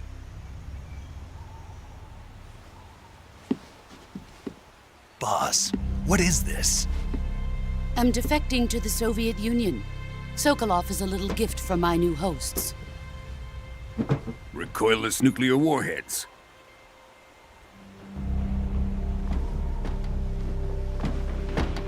These will make a fine gift for me. This can't be happening. Who is he? Another one of your disciples? Are we taking him with us? No, this one is still just a child. Too pure for us Cobras. He has not yet found an emotion to carry into battle. What are you talking about? Think you can pull the trigger?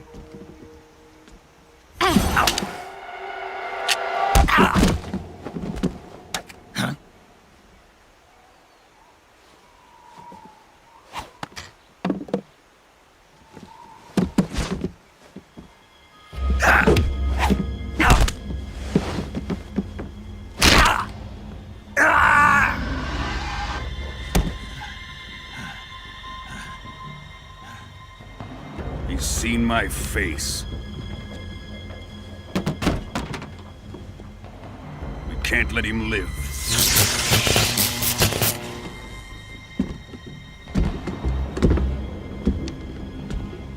If Khrushchev finds out about this, we're finished.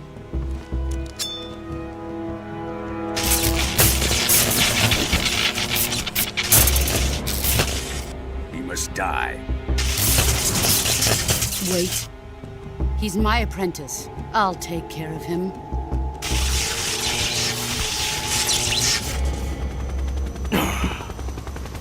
Jack, you can't come with us.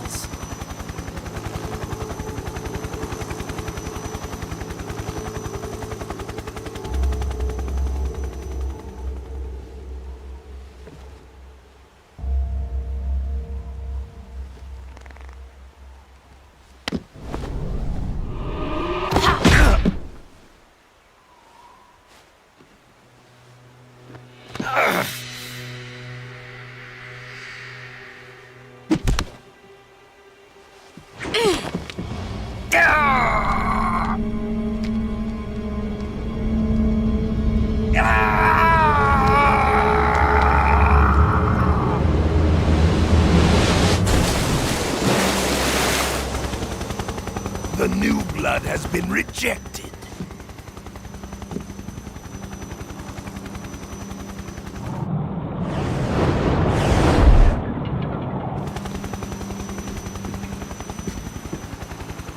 Are we done here?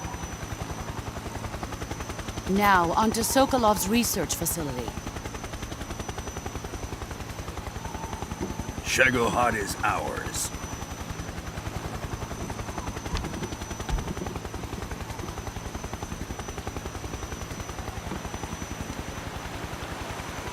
Drift away. My place is with them now.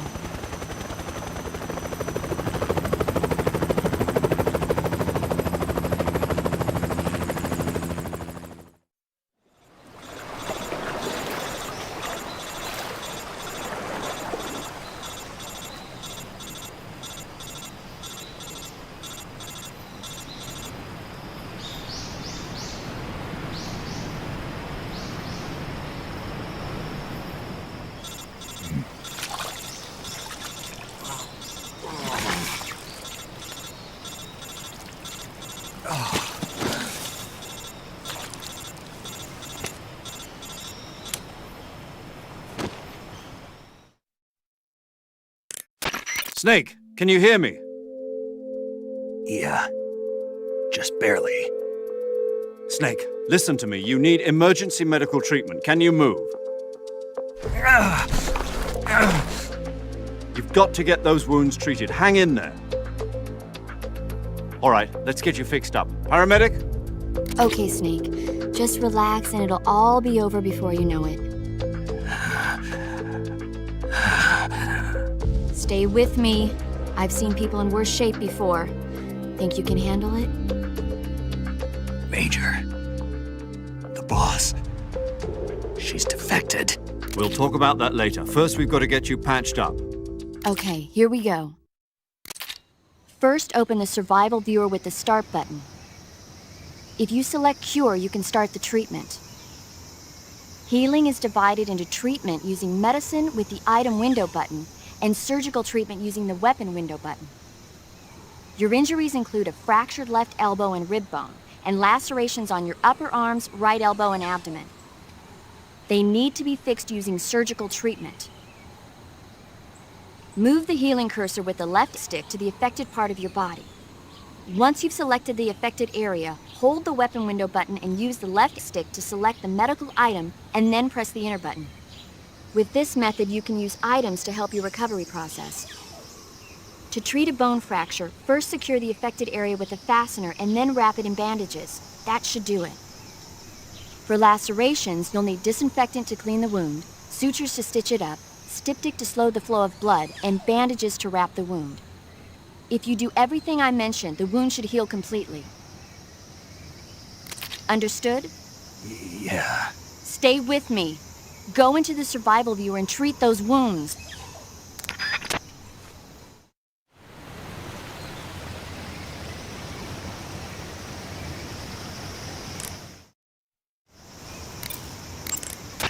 Snake, hurry and get those injuries treated. Snake. Snake. Snake, what are you doing? Hurry up and treat those wounds.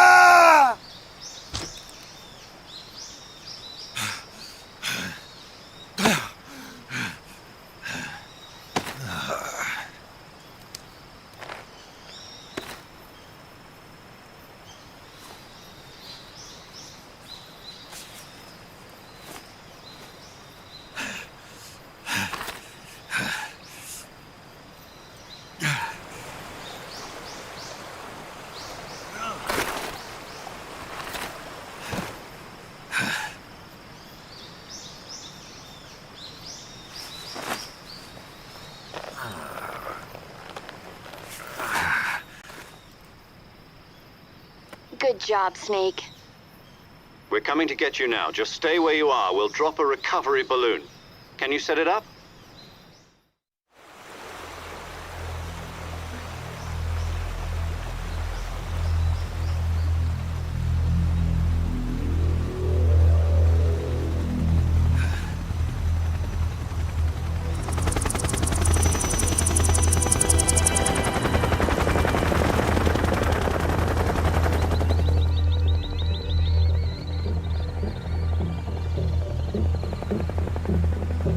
Shit.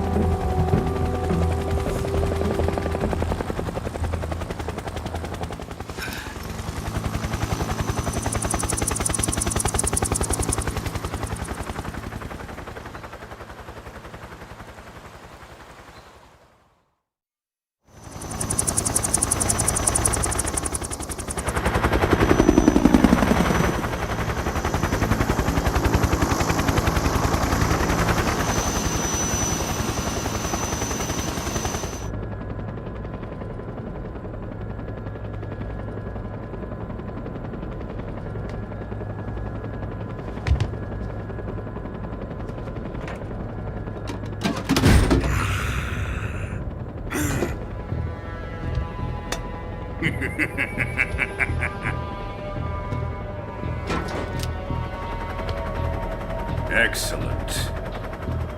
A great success. Thanks to the boss and her cobras, I have both Sokolov and the Shagohod.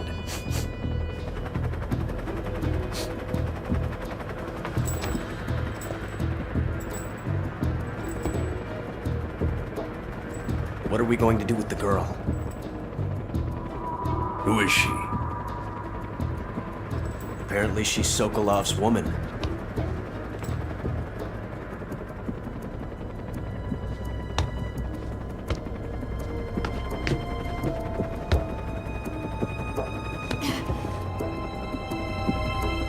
She's a nice catch.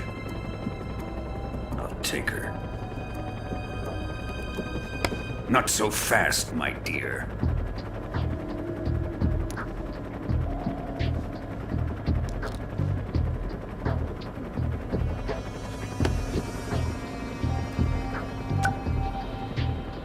A kiss of death? Are you KGB? We may be able to use her.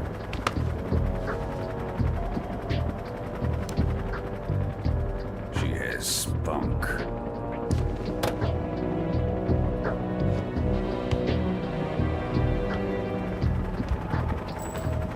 Shall we take her back to the base? Perhaps we should. We have no further use for Sokolov's research facility. I think it's time I gave this marvelous new toy a try. Colonel, even if they are our enemies, they're still our countrymen. But it won't be me that pulled the trigger. It'll be our friend, the American defector.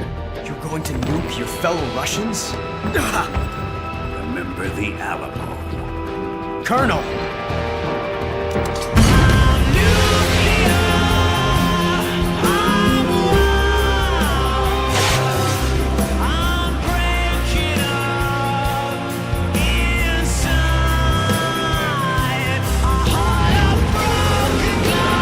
What the fuck?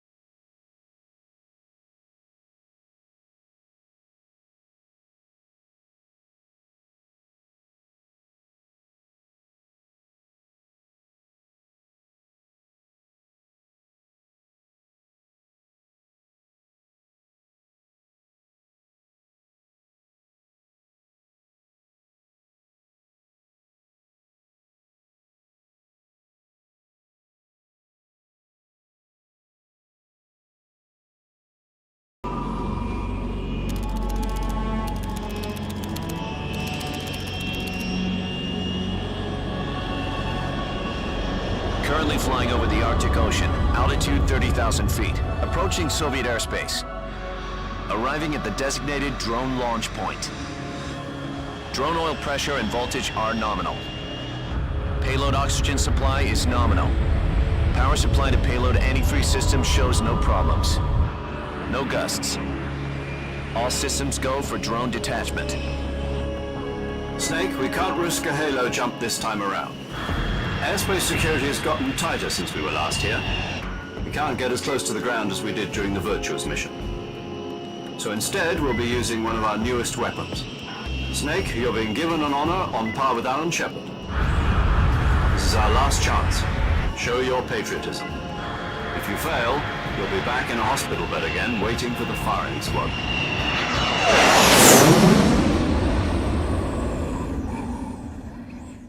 So how does it feel to be a patient in one of the most advanced ICUs in the world? Would you do me a favor and tell the suits about visiting hours? I'll never get better with them assaulting me day and night with their questions. Must be part of the top brass's inquiry. More like an interrogation. According to them, I'm a traitor and an accomplice to the boss's defection. They're just looking for a scapegoat. Does that mean they're after you, too? Let's just say neither one of us is going to be made a national hero out of this. Does this mean Fox is going to die? No. This Fox is still one step ahead of the Hounds. The reason I came to see you today, Jack, it's time for Fox to clear its name. What are you talking about? The situation has changed. We've still got a chance to come out of this one alive. Yeah, what kind of chance? Don't get too excited. Here, have a cigar. It's Cuban.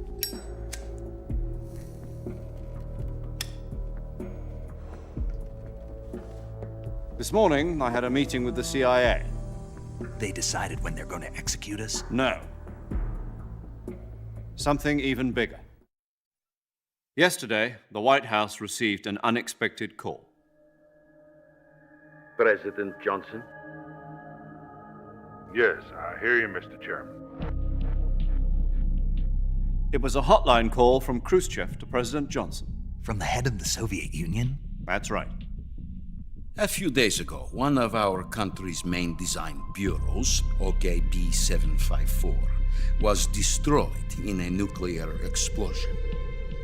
At about the same time, our anti-aircraft radar picked up a signature that appeared to come from one of your military aircraft. Does any of this sound familiar to you? In retaliation, I have placed our armed forces on secondary alert. Depending on your response, I may be left with no choice but to order the military to maximum alert and unleash Armageddon. With the help of your predecessor, I was able to survive the Cuban incident. But my power is not as great as it once was. If I am to survive this crisis, I must have your full cooperation. I should have contacted you myself. Did you know that one of our soldiers defected to your country a week ago? No. So you haven't heard then? The man who arranged the defection was a GRU colonel by the name of Yevgeny Borosovich Volgin. Volgin? Of the Brezhnev faction. Go on. Who is the soldier? Her name is the Boss. She's a living legend. During World War II, she was the one who led us to victory in that war. In Russia, you know her as Voyevoda. You mean the Boss? The mother of your special forces? Yes, that's the one. And she took 2 miniature nuclear shells along with her. The Boss took 2 miniature nuclear shells? I'm afraid so. I believe they were a gift for her new hosts.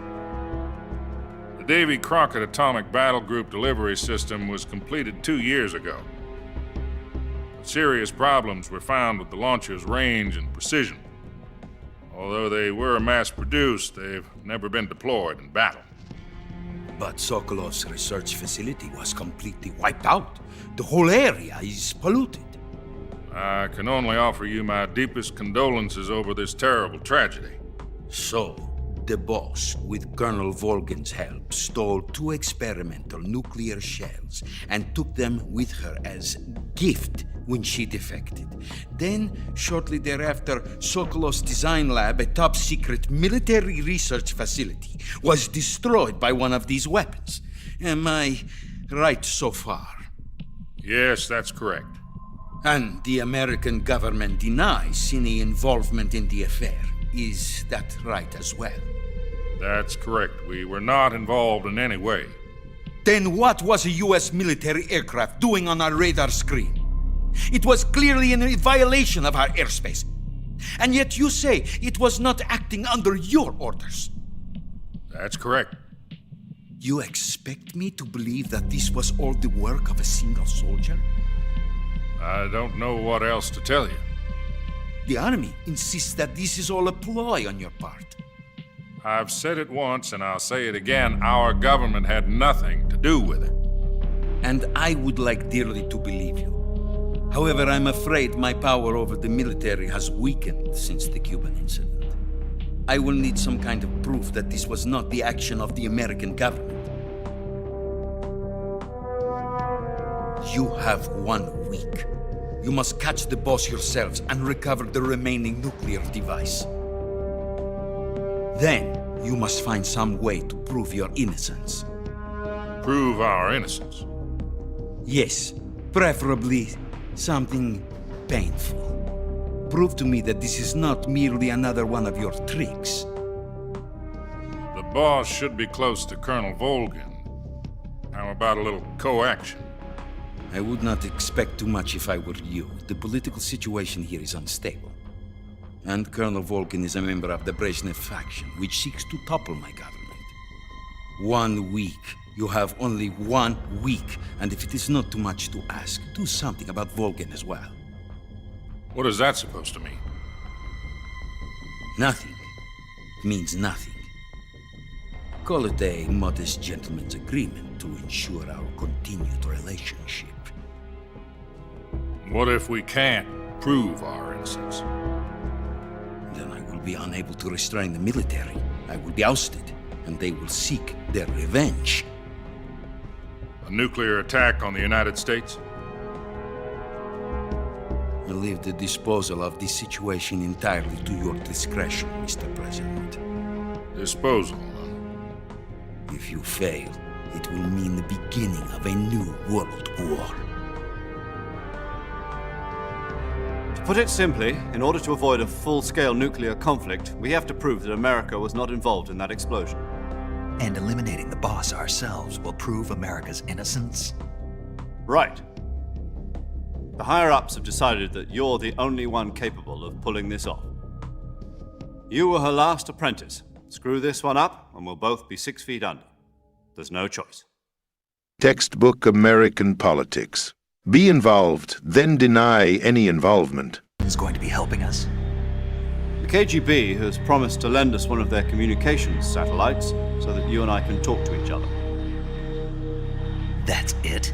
They've also put us in touch with a couple of insiders. Insiders? There was a defection in September 1960. Do you remember it? You mean the 2 NSA codebreakers who went over to the Soviet Union? Precisely. Since then, they've apparently been training with the KGB for exactly this kind of situation. Their codenames are Adam and Eva. I've been told that Adam has infiltrated Volgin's ranks. We've also arranged for him to provide you with an escape route. You'll need to rendezvous with him when you get there.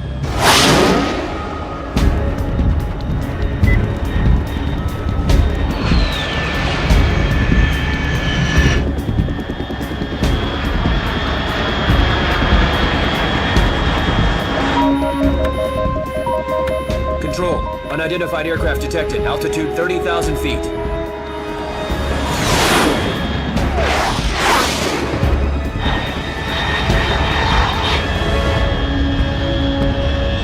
It's fast. Estimated airspeed exceeding Mach 3. Bearing south. I'm about to lose it.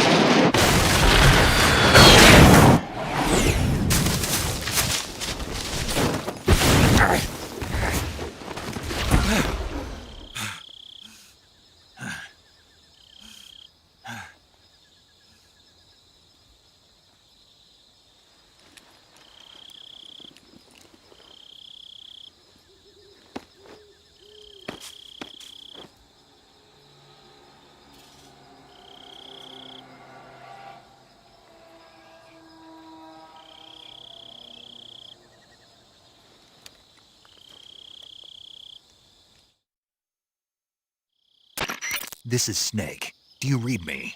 Loud and clear. Glad to see you landed safely. I got blown pretty far off target. Snake, let's go over your mission objectives one more time. Rescue Sokolov. Find out what's happened to the Shagohod, then destroy it. And finally, eliminate the boss. Eliminate the boss? This mission will be codenamed Operation Snake Eater. Because I'll be taking on the boss in our Cobra unit, right? Don't forget about Colonel Volgin. I'm not a hired killer. I know, but that was the Kremlin's demand. Demand? You mean it wasn't just a request? What's it to us if the Khrushchev regime is threatened by the Colonel and his faction? If supporting the current regime helps us avoid a nuclear exchange, then that's what we'll do. And what are the CIA's demands? Our priorities are the rescue of Sokolov and the destruction of the Shagohod. Roger that, Major Tom. Hold on, Snake. What now? I'm changing my codename. It turns out Tom wasn't the most auspicious choice. What do you mean? Well, the truth is, when I chose my codename, I picked the wrong one. The wrong one? Did you ever see the movie The Great Escape? It came out last year. I must have missed that one. Anyway, it's based on a true story about prisoners who escaped from a POW camp in Nazi Germany. The prisoners dig 3 tunnels as part of their plan, but the Nazis find 2 of the tunnels before they're finished. The prisoners succeed in escaping by using the last remaining tunnel. The names of those 3 tunnels were Dick, Harry, and Tom. I get it. You used the name of the tunnel they escaped in as your code name because you thought it would bring you good luck. Yes, that's exactly right. At least, that was the plan. But I got the name wrong. The one they escaped in was Harry. Tom was one of the unlucky tunnels. It was discovered by the Nazis before it was finished. I watched the movie again just to make sure. In fact, I even ordered the actual film from the movie company. Yeah, it doesn't sound like the greatest name to use. So what should I call you? You know, let's just use Zero, like we've been doing all along. All right, then. Major Zero it is. We'll start over from square one. From square zero. My frequency is 140.85. Oh, I almost forgot. Paramedic is with us again on this mission. Is this her last chance, too? If we fail, she'll have her medical license revoked. It's more or less the same kind of fate. Her frequency is the same as during the Virtuous mission, 145.73. She'll be recording your mission data as well, just like the last time. That frequency is also the same, 140.96. And there's one more person on your support team. His name is Mr. Sigint. He's an expert on the latest in weapons and equipment technology. You'll be going up against some of the world's most advanced weaponry when you infiltrate the research facility. If you have any questions, just ask him. His frequency is 148.41. Mr. Sigint. Got it. Adam, your KGB contact, is waiting for you at the abandoned factory up ahead. The same factory Sokolov was being held in last week. Yes, meet up with Adam first. He's cleared the way for you to rescue Sokolov. How will I know this Adam guy when I see him? You'll know once you reach the factory. The whole area's been polluted by the fallout from that nuclear blast. No one else would dare come close. The password is, "Who are the Patriots?" and Lali Lulelo. Lali Lulelo. Gotcha. You've been equipped with a 45 for this mission. Be careful, it's noisy. I thought standard Fox procedure was procure on-site weapons acquisition. The circumstances are different this time. You're now on an official mission for the United States government. It would be necessary to make your presence known to a certain extent, to the Khrushchev regime at the very least. But remember, this is still a sneaking mission. Snake, if you fail this mission, it will mean an all-out nuclear war. Keep that in mind and proceed with extreme caution. Understood. Commencing Operation Snake Eater. Bloody hell, we should have went with the Dick Tunnel Snake.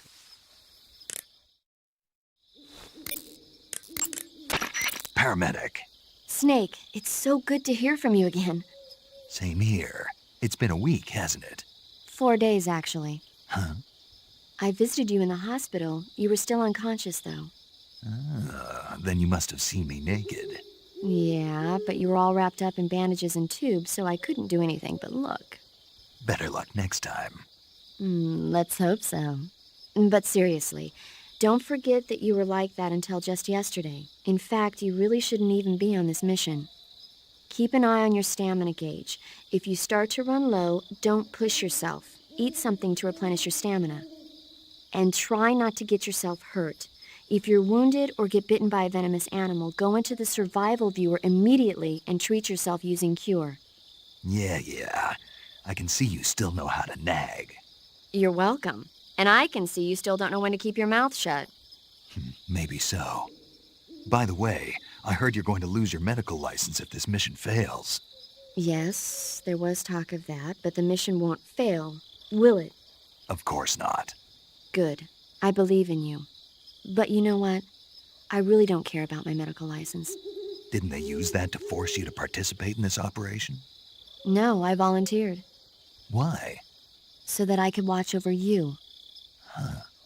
Snake, you're the best agent I've ever seen. But you push yourself too hard. You're reckless. Someone has to stop you from getting into trouble, to make sure you and the boss don't kill each other. So that's why I volunteered. I mean, you couldn't ask for a better guardian angel than me, right? Thanks. Stop right there. You can thank me when you get back. All right.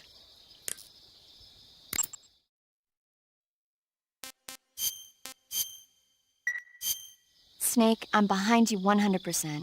Thanks. That means a lot. Yo! You're Snake, aren't you? And you're Sigint? None other. I heard that you're an expert on weapons, equipment, and cutting-edge technology. Close.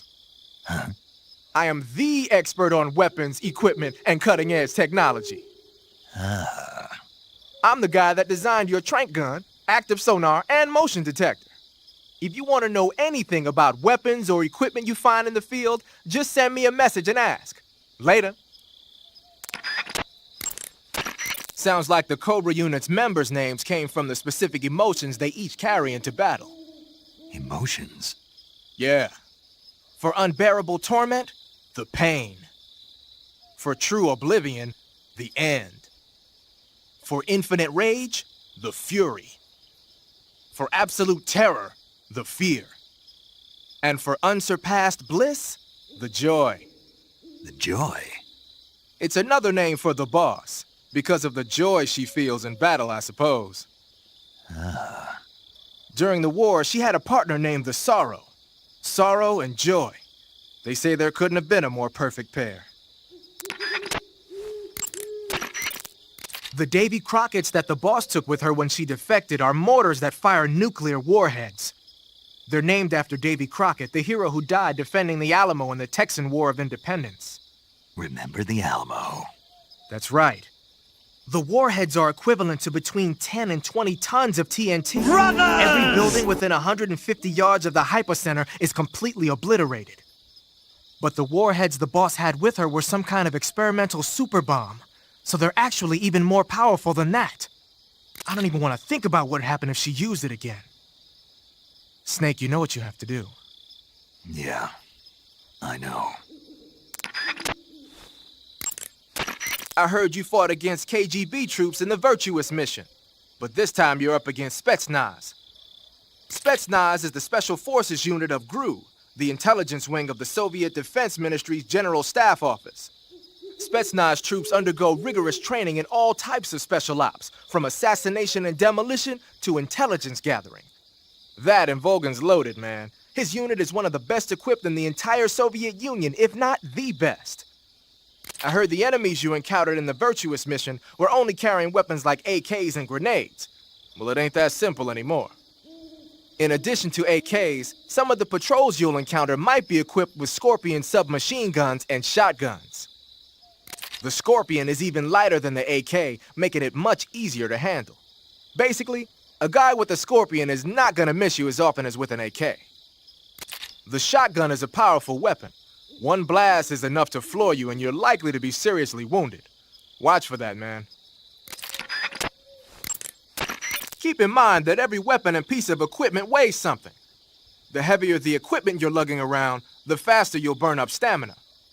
You can see how much your equipment weighs by going into the backpack screen in the survival viewer. If you're trying to conserve your stamina, Make some cuts and toss the equipment you don't need in your backpack. When you fire continuously with a gun like the assault rifle, looks like you got yourself some funky clothes there. Yeah, it's called a sneaking suit. Sneaking suit? What's that all about? I'm not sure, but it looks like what the boss was wearing. Huh. Well, whatever it is, it's a fine piece of work. The suit seems to be made of some kind of special bulletproof fiber. Wearing it should reduce all the damage you take by half. The waterproofing and heat and moisture insulation are top-notch. Just having it on will reduce the amount of stamina you burn.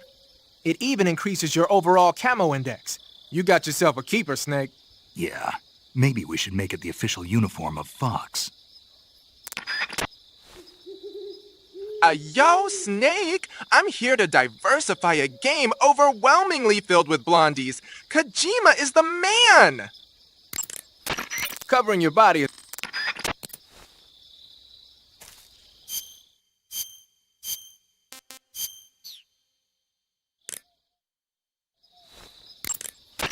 The woodland paint is most effective in forest environments.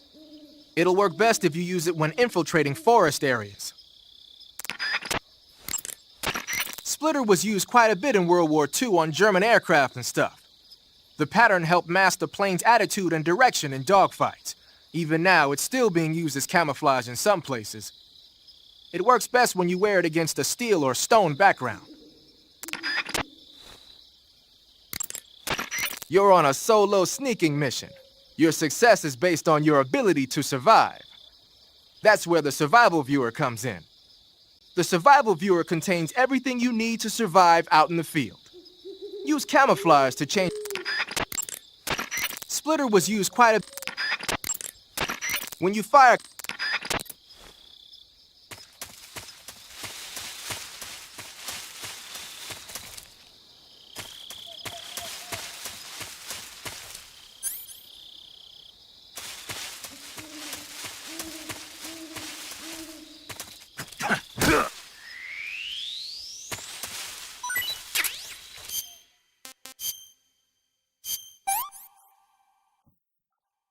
I want some more.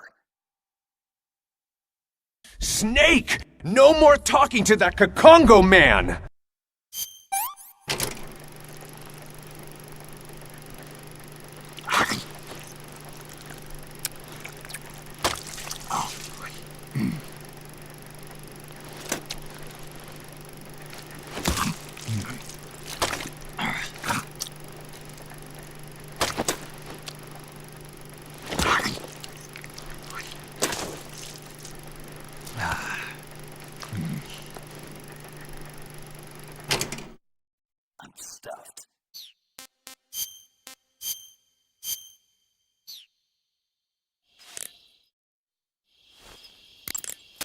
Snake, what's up?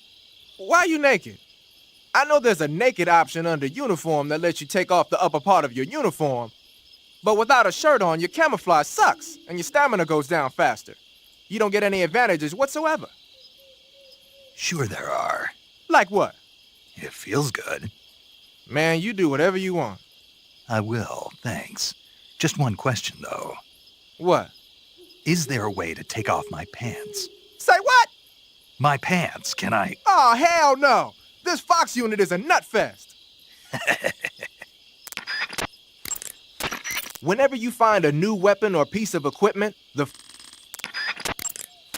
Splitter was used quite a bit in World War II. So you've got your uniform and your face paint, but that alone isn't enough to make for good camouflage. Camouflage means blending in with nature. To make your disguise complete, you've got to keep a low profile and avoid overt movements.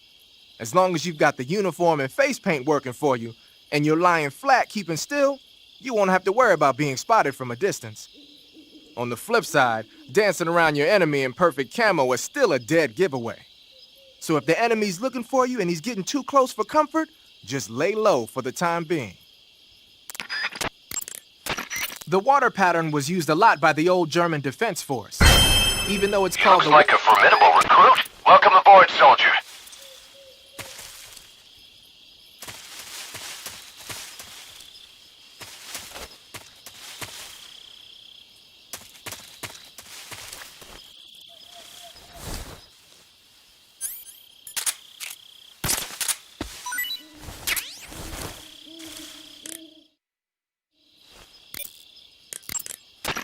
Snake, unlike the Virtuous Mission, this is a night operation. You'll be encountering nocturnal animals that you didn't encounter your last mission. Some of them are venomous, like the king cobra, so be careful. If you get bitten by a venomous animal, the poison will spread through your body and rapidly drain your life gauge. If that's the case, go into the cure screen and survival viewer immediately and inject yourself with serum. Got it?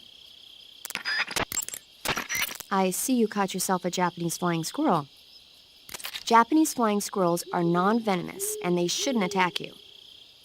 The head, front legs, hind legs, and tail of the Japanese flying squirrel are connected by a membrane of skin, which allows the squirrel to glide from tree to tree. It says here that if it catches a good wind, it can fly more than 100 yards. Yeah, I had a hard time catching one. So, aren't you going to ask me? You know it. How does it taste? Not sure. Not sure. The guy doesn't say anything about it. Why not? Gee, maybe it's because no one would ever think of eating a flying squirrel. Then I must be the first one. Maybe you are.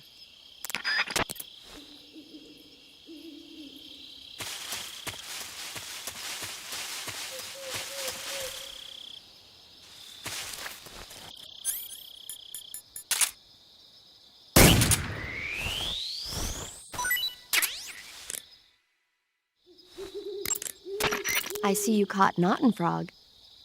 The Otten frog is a large, corpulent species of frog. They're known as a delicacy, so it might be worth catching them for food. The Otten frog was originally found only on Amami Oshima in Japan. Frogs usually have 4 toes on their front legs, but the Otten frog is unique in that it has 5. Got it. By the way, you said they were known as a delicacy, right? Right. So that means they must taste pretty good, huh? I guess so. I hear that in Japan, Otten frog sashimi and sukiyaki are popular dishes. Really? Yeah. Japan, huh? That place is starting to sound better and better.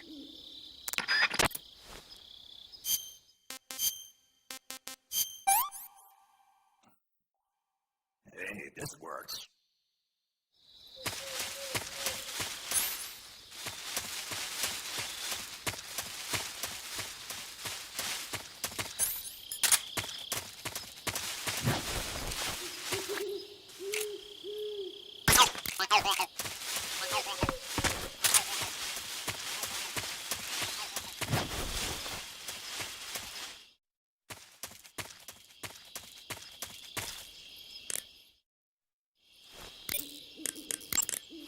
The black uniform isn't really camouflage. It was intended to have a psychological shock effect on enemies in hostage rescue operations and stuff like that. But it should also make you pretty hard to see if you wear it in a dark environment. And it might also work on black, earthy surfaces like you'd find in swamps. He looks like a formidable The camo recruit. index... Welcome aboard, soldier.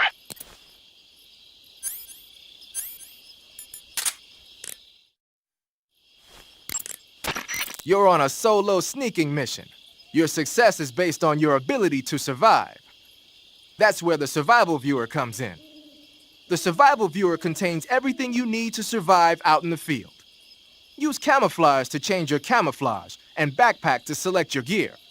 Use food to eat, cure to treat wounds, and map to view a detail of the area. You've also got options. Whenever you find...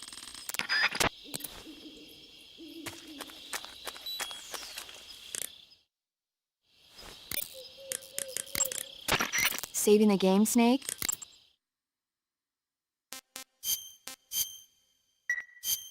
Snake. Snake, king cobras are making their home in the area you're in now. The king cobra is the world's largest venomous snake. Its large size means that it has a lot of venom to inject. One bite is supposedly enough to kill an elephant. And it's extremely vicious as well, so watch out. If you get bitten by a king cobra and injected with venom, your life will start to decrease rapidly. As soon as you're bitten, go into the survival viewer and use Cure to give yourself a serum injection. The king cobra's diet consists mostly of other snakes. Be careful, or you might end up as its next meal. Got it. So... What? How does it taste? Yep. Ugh. It seems you're the one whose diet consists of other snakes. You're making me blush. The guide says they taste just fine. Ugh. Snake, What? are you smoking a cigarette? Nope. Yes, you are. It's not a cigarette. It's a cigar. Same thing. Not at all. In fact, there's a world of difference. There's nothing quite like the rich smell and mellow flavor of a cigar. And that thick, luxurious smoke is almost sensual when it... Yeah, whatever. You know something? Probably not, but I don't want to hear it. Well, you don't have a choice. Cigarettes are bad for you. It's not a cigarette. It's a... Quiet, you. Smoking is bad for you. In a recent study, scientists found that tobacco smoke is full of carcinogenic substances, like nitrosamines. You know what that means? It means you're going to give yourself lung cancer if you keep on smoking. But that's just what some scientists think, right? Oh, give me a break. I heard it was just a bunch of hoo-ha. Do you really believe that? Sure. God, you're gullible. You ought to read this year's report from the Surgeon General. It proves beyond a shadow of a doubt that smoking causes lung cancer. Pretty soon the whole world will know that smoking is bad for you. Better quit now before it's too late. But... And don't tell me cigar smoke is harmless because it doesn't go down into your lungs. It just means the cancer shows up in a different place. Got it? Yeah.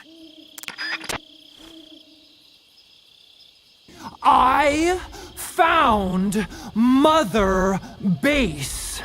I see Miller, and he is spying on me. Can someone help? You can capture animals alive when you're bitten by a venomous animal such as... Snake, your first task is to meet up with Adam, the contact provided by the KGB. The rendezvous point is the abandoned factory to the north of your current position. Head north. The abandoned factory. That's where I met Sokolov during the Virtuous mission. Correct, but we can't afford to have the same thing happen this time. I know. Like the Virtuous mission, Operation Snake Eater is a solo sneaking mission. There are no units in the field to back you up. Avoid engaging the enemy whenever possible. Your first priority is to remain unseen. Use the camouflage option in the survival viewer and choose your camouflage wisely.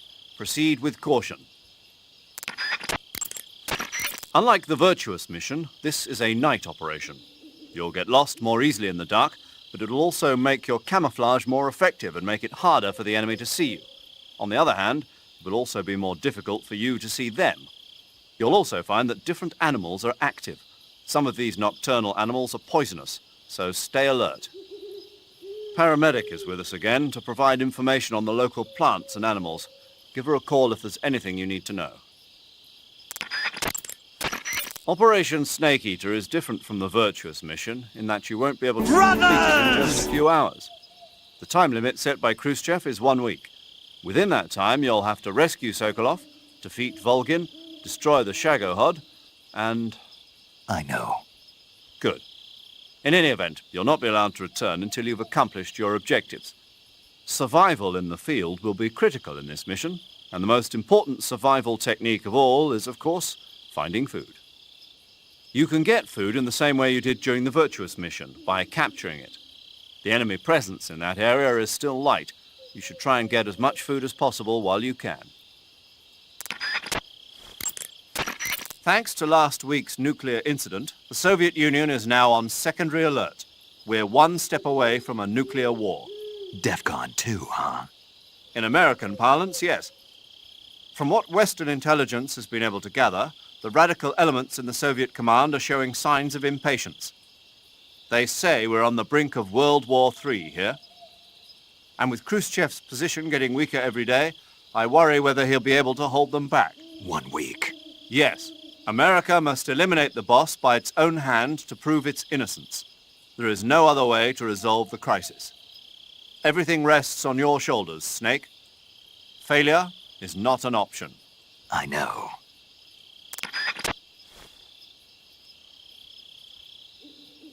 Shoot that cripple Huey in the boat! Major, what should I do with this wreck of a drone? Just leave it there. Are you sure? Yes. But isn't this thing top secret? Yes, it is. After the U-2 spy plane incident 4 years ago, plans were laid out for future spy missions in Soviet airspace to be carried out by an unmanned craft. That craft was the D-21 spy drone, the basis of the one you came in on. The D-21 is launched from a craft called the M-21. The M-21 itself is a derivative of the A-12, a supersonic long-range spy plane currently being developed as the successor to the U-2. However, for this mission, we used a modified YF-12A, a long-range interceptor version of the A-12. After being released from the mothership, the drone can achieve speeds upwards of Mach 3 at high altitude using its ramjet engine. It can't be shot down by ground-to-air missiles, and it's nearly undetectable by radar. With Selinoyarsk in such a high state of alert after our last escapade, this was the only reliable way to get you in. This is all top-secret military technology. Are you telling me I'm supposed to just leave it here? That's right. Why?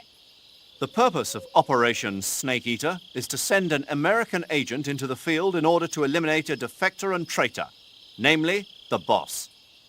Part of that mission involves making sure the Soviets find out what we're doing. So we have to leave behind some kind of evidence that the U.S. was involved. Don't worry. The technologically sensitive components of the craft were rigged to self-destruct when it landed. The only thing the Soviets are going to find is a pile of American-made scrap metal. Got it. Just one thing, though. What is it? I think they'd better redesign the landing impact buffer. People are going to get hurt landing that thing. I'll let them know.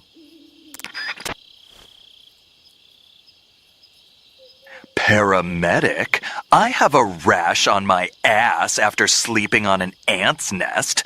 I need you to apply soothing cream to my big clappable cheeks and whisper sweet Japanese nothings in my ear.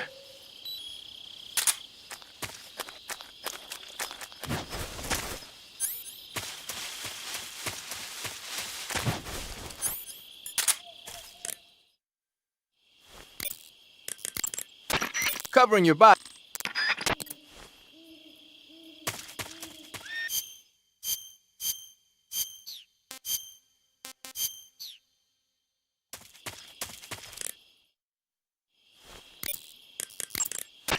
You just heard a horse? Yeah. You sure it wasn't something else? I know a horse when I hear one. Paramedic, are there any wild horses in Selinoyarsk? Do you really expect me to say yes? No. So what should I do? There's only one way through that area. All you can do is move forward. Head towards the sound of that horse. It came from the north. Be careful.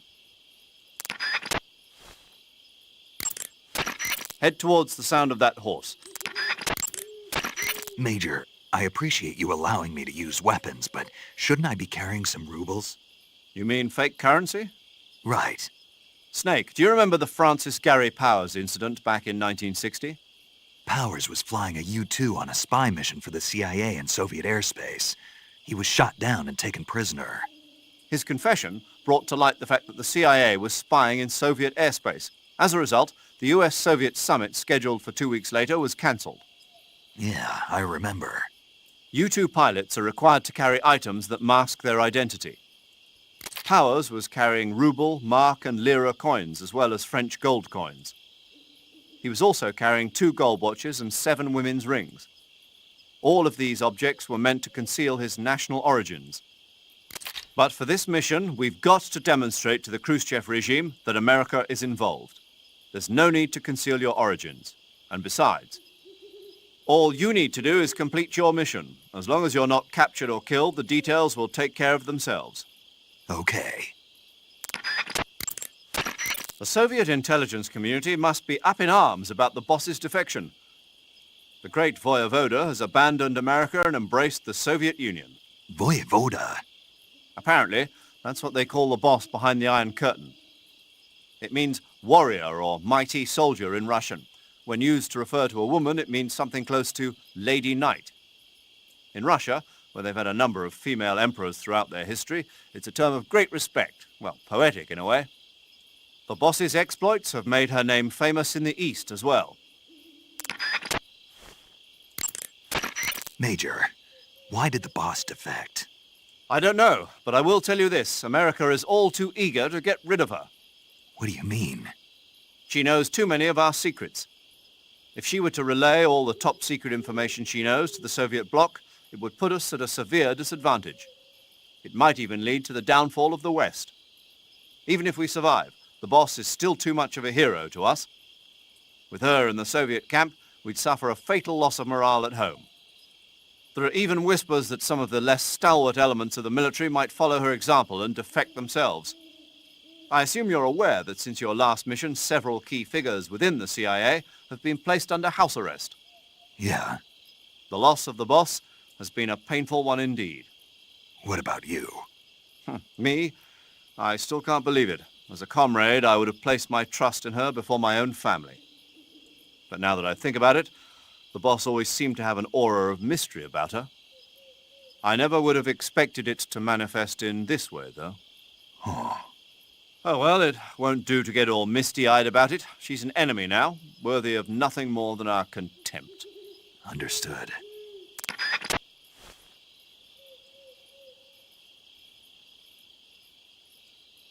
Everyone, help Huey put me in a water tank and he putted a chip in my brain as an AI to develop his weapons. Someone unlock the door. Major. Yes? I was just wondering, why do they call you Zero? What do you mean? We go back a long ways, but I just realized I never asked you why you're called Zero. You want to know where it comes from? Yeah, if that's all right. That's a bit nostalgic, really. Nostalgic? The first British intelligence outfit was established in 1909. The head of the Foreign Intelligence Division was a man named Mansfield George Smith Cumming. He was referred to simply as C after the first letter of his last name. Since then, out of respect for Cumming, the heads of the SIS have traditionally taken the name of C. And James Bond's boss is called M. That's right. I myself was once known as O. And that's where Zero comes from? Precisely. In another sense, though, it signifies a ghost, one whose true identity must remain a mystery, the primogenitor of the solo sneaking operation. Is that so? Major, tell me a little bit more about the space race. In 1957, the Soviet Union succeeded in launching their first artificial satellite, Sputnik, into orbit. Having been beaten to the chase by the Soviets, the US government accelerated its own space program in an effort to catch up. The following year, the space development programs of the various service branches were united to form the National Aeronautics and Space Administration, or NASA. That same year, the Mercury program was launched with the goal of putting a man into space. 7 candidates were chosen from the military as the first astronauts. These were the men with the right stuff. But as you know, it was a Soviet cosmonaut, Yuri Gagarin, who made the first successful manned spaceflight 3 years ago. NASA's first successful ballistic flight came 1 month after Gagarin's mission, with the Freedom 7 carrying Alan Shepard into space. After that, with America still lagging behind the Soviets in orbital flight, President Kennedy made a momentous decision. That America would put a man on the moon before the end of the decade. Yeah, I heard that speech, but a lot of guys I knew weren't real happy about it. They said no one was going to make them go on a mission to blow up some damn moon base. But rocket research and missile research are closely related. Imagine, if you will, a Soviet Union able to send wave after wave of nuclear missiles raining down on Washington from a base on the surface of the moon. Even if that's still a long way from reality, if we lose the initiative, we may never get it back. We're left with no choice but to keep moving forward one step at a time. The Gemini program, launched 2 years ago, represents the initial step towards establishing a moon base. And yet, I don't want to call President Kennedy a liar, but I simply can't imagine that in 6 years man will have reached the moon. I don't know. I never even thought we'd make it up into space. I guess it all depends on whether you have the will to make it happen. Perhaps you're right. Snake, that horse may be an enemy combatant. Blast that motherfucker! Turn it into burger! Snake, let's go over the controls for CQC one more time. Snake, this is a solo sneaking operation. There are no medics there to assist you. You'll have to treat your own injuries. Are we clear? I had a little bit of training, but I'm no doctor. That's where I come in. To treat an injury, first press the Start button to open the survival viewer, then select Cure to start the treatment. Healing is divided into treatment using medicine with the Item window button and surgical treatment using the Weapon window button. Treatment with medicine involves administering oral remedies and serum injections. You'll use this treatment method when you have food poisoning or when you've been bitten by a venomous animal. Surgical treatment involves applying surgical techniques to injured areas. You'll use this method to take care of burns and gunshot wounds. As long as you do everything you're supposed to, your injury should heal completely. Be sure to follow the proper procedures. Snake, the food you catch will gradually spoil over time. Some types of food spoil faster than others. Animal and fish meat goes bad relatively fast, but plants and mushrooms generally last a little longer. Animals won't go bad if you capture them alive, though. You can tell whether food has gone bad or not by looking closely at the icon on the food screen in the survival viewer. So be sure to check the icon before you eat the food. If you eat spoiled food, you'll get sick and end up with a stomachache. It'll get better eventually if you leave it alone, but that means you'll throw up and lose a lot of stamina. If you get a stomachache, go to Cure in the survival viewer and take some digestive medicine. When you press the weapon, the assault rifle, the distance, in first-person view,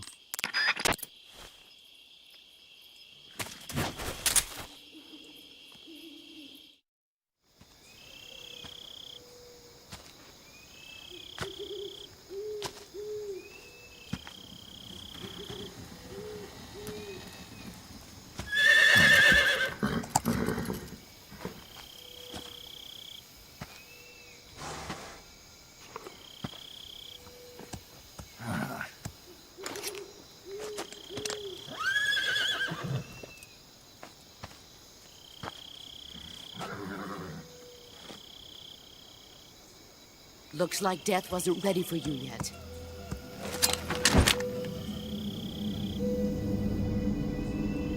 Boss. That arm still hurt?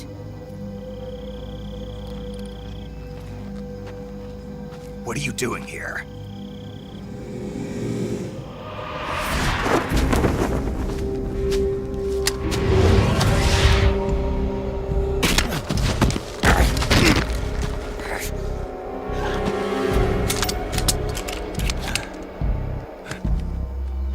Go home.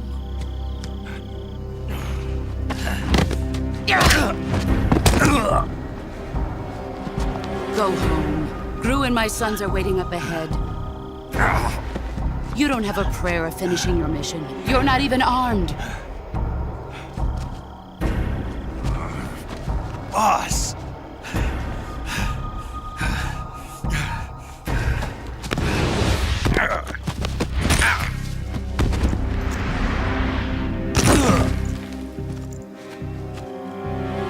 I'm not your boss anymore.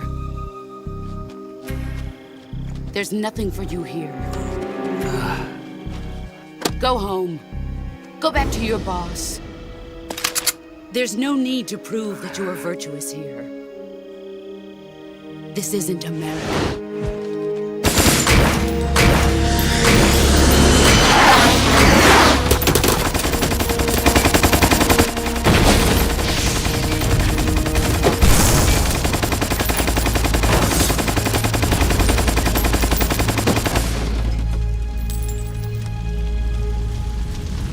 That should stir things up a bit. You'd better hurry.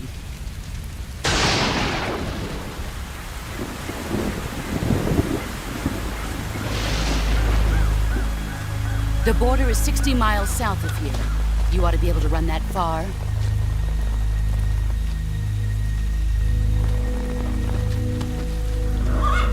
Why'd you defect? I didn't. I'm loyal to the end, to my purpose. What about you, Jack? What's it going to be? Loyalty to your country or loyalty to me? Your country or your old mentor? The mission or your beliefs? Your duty to your unit or your personal feelings?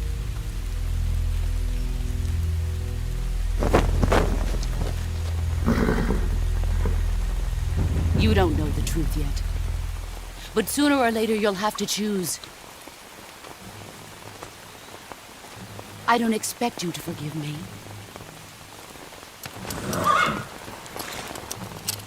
But you can't defeat me either.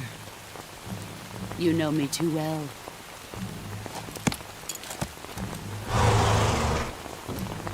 Just look at that bandana. If you can't put the past behind you, you won't survive long.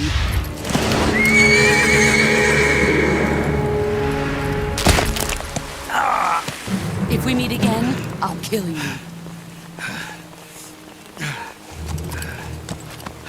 Now, go home.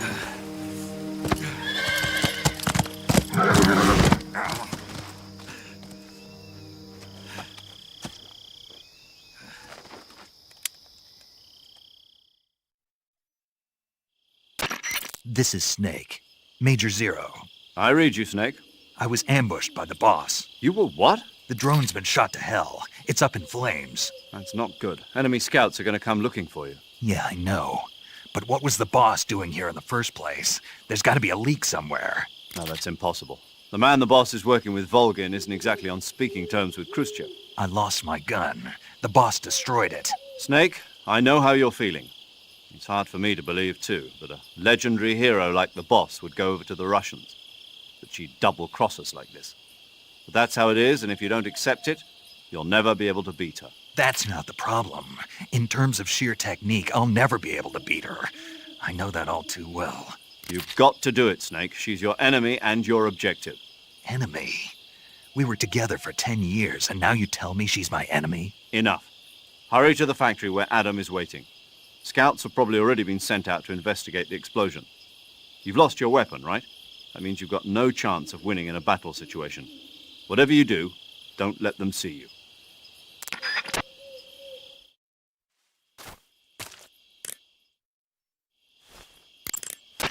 Major. Snake, the boss is your enemy. You've got to accept that reality. Adam is waiting for you at the abandoned factory to the north of your current position. Head north. The enemy must have seen the drone explode. They've probably already sent out patrol units.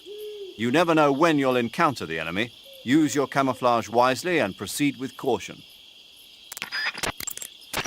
Major, why was the boss there? Did they detect my infiltration? That's impossible. The drone shouldn't have been picked up by their radar at all. Then how did she know? It couldn't have been a... That's also out of the question. We've taken all measures to ensure this mission stays secret. Then what's going on? I don't know. It won't do you any good to dwell on it, Snake. Hurry to your rendezvous with Adam. Head for the abandoned factory to the north. Watch out for enemy patrols. Stay alert at all times, okay? Major. What is it? Why did the boss betray us? Leave it alone, Snake. But... We've been through this before. Besides, asking for reasons now won't change anything. I thought I'd find out if I met her face to face. I thought for sure she'd tell me, but... Then you'll have to find your own answers. By completing my mission? Yes. During first-person view... Whenever you find...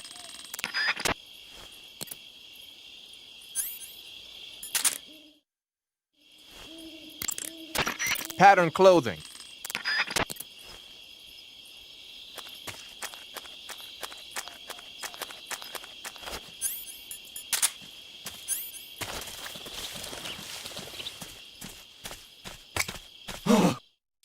What's this? Huh?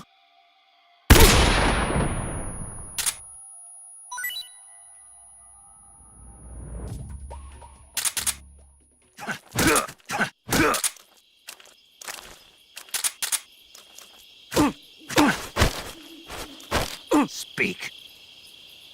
At night, poisonous animals will... Answer me. In the south, the bottomless swamp. Speak. If our radio man is taken out, contact will be... Answer me. Let me go!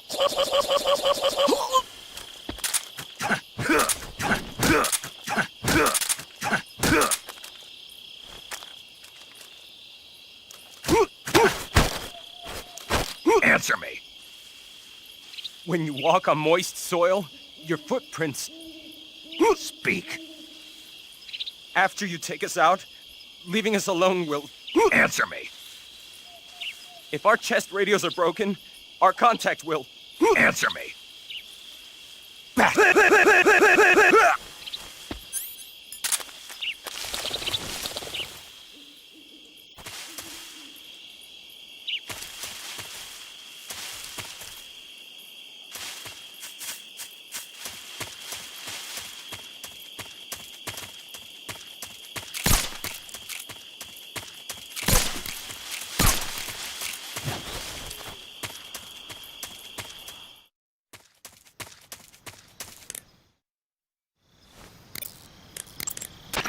Do you want to save?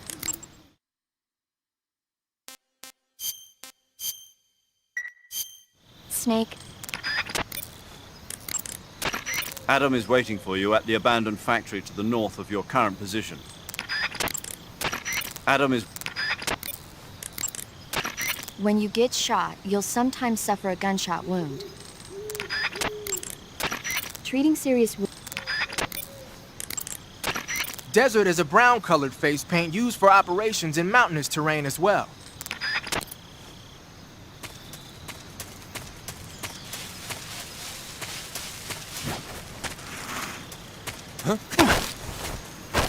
Speak. If you slide down cliffs, you won't take any damage. Speak. Let go of me!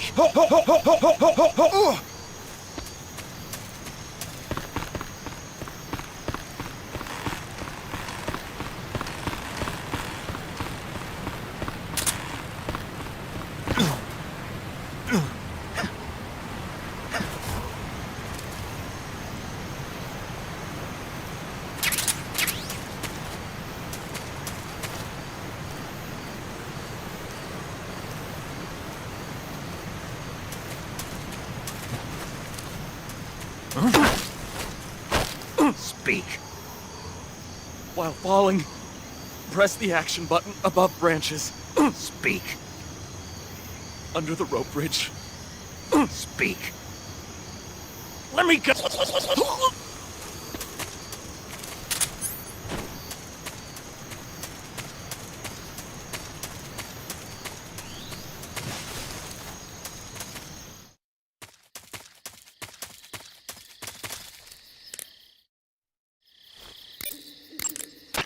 You've arrived at the factory, I see.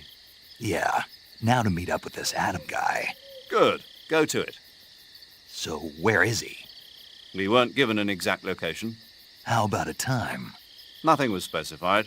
A physical description? I'm not sure. How am I supposed to find him then? You won't need to. Huh? He'll find you. Why don't you try the room to the northeast where you met Sokolov? Adam might be in there. Adam is a spy sent by the KGB to infiltrate Volgin's ranks. You'll need to be extremely careful in how you approach him. Obviously. He can't let Volgin know he's meeting me. That's right. Adam won't show up if you're being pursued by the enemy. Before you go to rendezvous with Adam, make sure you haven't been seen by the enemy. Meet up with him in normal phase. Got it? When you creep inside a small space... Snake, did you notice that when you knock an enemy unconscious, stars appear over his head? If you take a close look at the stars above the enemy's head, you'll notice that they gradually disappear, one at a time. When you fire... That area is home to the reticulated python.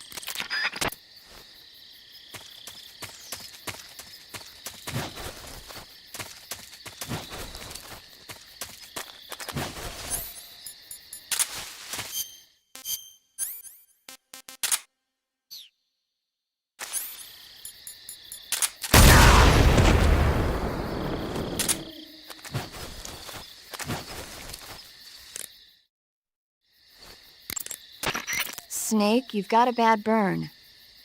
Burns happen when you're engulfed in flames or get caught in an explosion.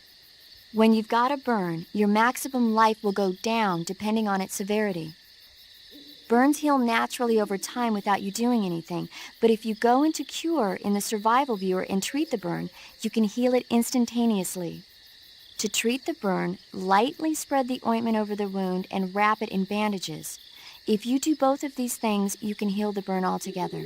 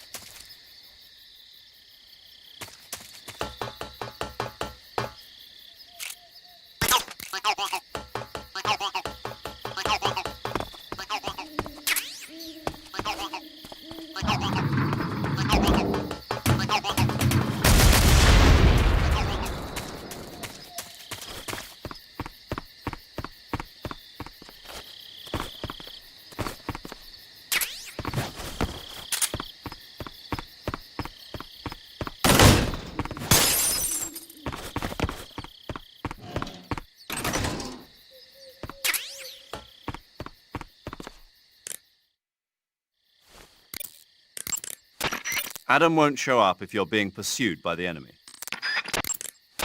Adam won't... Thermal goggles.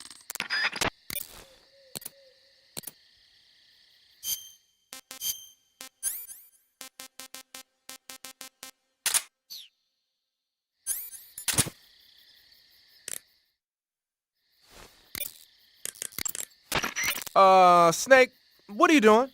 I'm in a box. A cardboard box? Why are you... I don't know. I was just looking at it, and suddenly I got this irresistible urge to get inside. No, not just an urge. More than that. It was my destiny to be here. In the box. Destiny? Yeah. And then when I put it on, I suddenly got this feeling of inner peace. I can't put it into words. I feel safe. Like this is where I was meant to be. Like I'd found the key to true happiness. Uh-huh. Does any of that make sense? Not even a little. You should come inside the box. Then you'll know what I mean. Man, I don't want to know what you mean. Between you and Paramedic, is everyone but me that is hooked up with the Major Strange? Yeah, well, anyway, I suppose even that dumbass box might make a decent disguise if you wear it inside a building.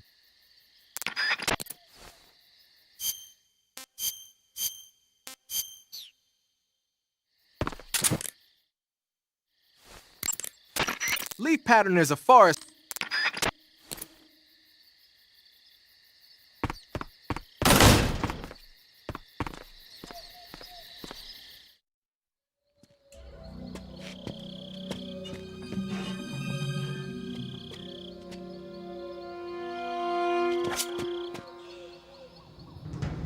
Brothers!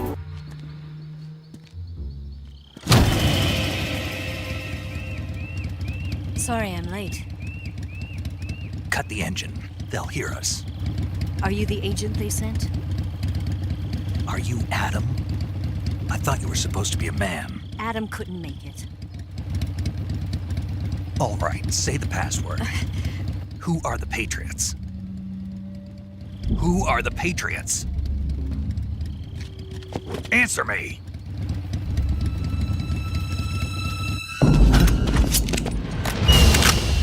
Trapped. Get down!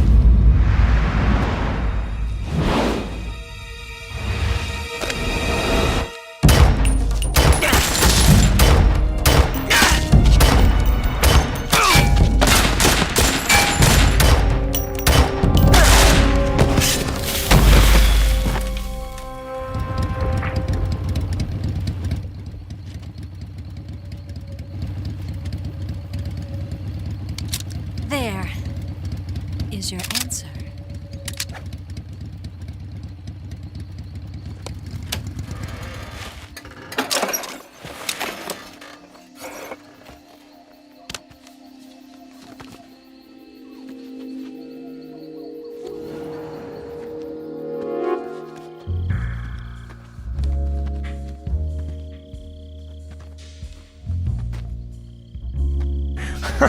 Snake it in my box. CQQ my buzzy. The name's Eva.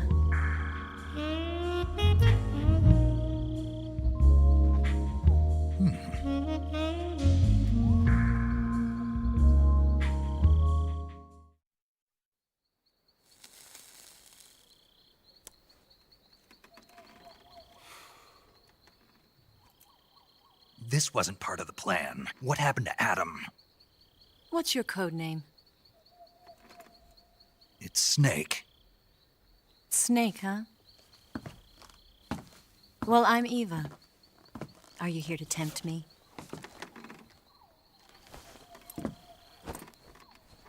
What happened to Adam?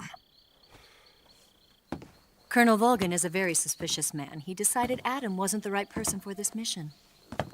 And you were. Yes, Why? because I can do things he can't. Oh, this I like! Oh my god, she's wearing a bikini! Wanna see my naked snake? Yeah! More to boat! Yeah! Yay, Eva! You held it sideways and used the muzzle jump to create a horizontal sweep. That was impressive. Bet you've never seen that technique in the West. It's imitation, isn't it? Yeah. It's a Chinese Type 17 pistol. Around here, even that's hard to come by. Don't worry, though. The one I've got for you is American-made.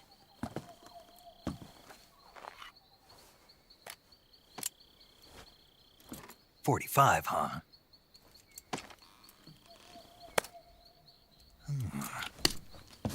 Incredible. Do you like it? The feeding ramp is polished to a mirror sheen. The slide's been reinforced, and the interlock with the frame is tightened for added precision. The sight system is original too. The thumb safety is extended to make it easier on the finger. A long type trigger with non-slip grooves. A ring hammer. The base of the trigger guard's been filed down for a higher grip. And not only that, nearly every part of this gun has been expertly crafted and customized.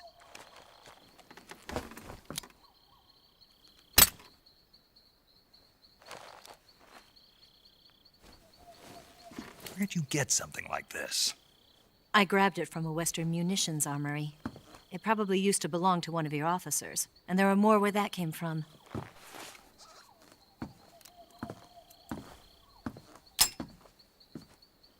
You had this with you, didn't you? Better take this too. What's that? A disguise to make you look like a scientist. A disguise? Yes. You're here to rescue Sokolov, right? Sokolov's still safe then? Yes. He's being forced to continue his work on the Shagohod. Where? At the lab. They've got a whole army of scientists there developing new weapons. Security is tight, but if you disguise yourself as a scientist, you might be able to sneak in. Can we get Sokolov out of there? We'll see, won't we? Tell me how to get to the lab. The safest way in is from the rear. First, you'll need to head north through the jungle. You'll come to a heliport used for shipping materials. past the heliport and continue north, and there will be a large crevice. Descend into that area, and you'll reach a cave. Move through the cave, and you will arrive at a mangrove swamp. After the swamp, there'll be a warehouse. Make your way through the warehouse, and you'll come out just south of the lab. Got it. And just what are you doing there?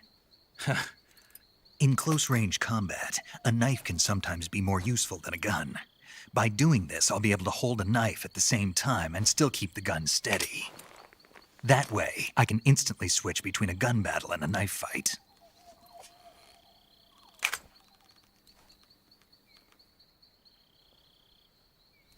Right, let's get going. Wait a minute. What now? You must be tired. Why don't you take a little rest? I'll be fine. You'll never make it in your condition. It's a jungle out there. There's still an hour before dawn. It's dangerous to be out in the jungle at night without a guide. What about you? I have to get back. I can't be gone for too long. They'll start to suspect something.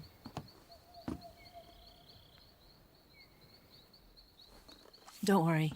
I'll keep you updated over the radio. That's it? My orders are to provide you with information, nothing more. Oh. You look disappointed. All right, then. I'll do something special for you.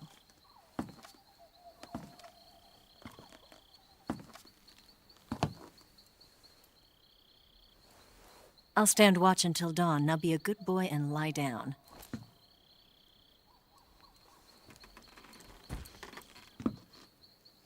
What's the matter? I don't know you well enough to trust you. How well do you have to know me to trust me? I don't know if I can trust anybody.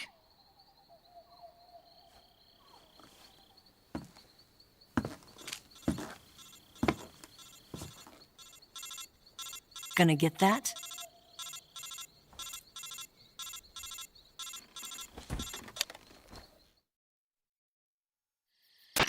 She's right, Snake. You should get some sleep.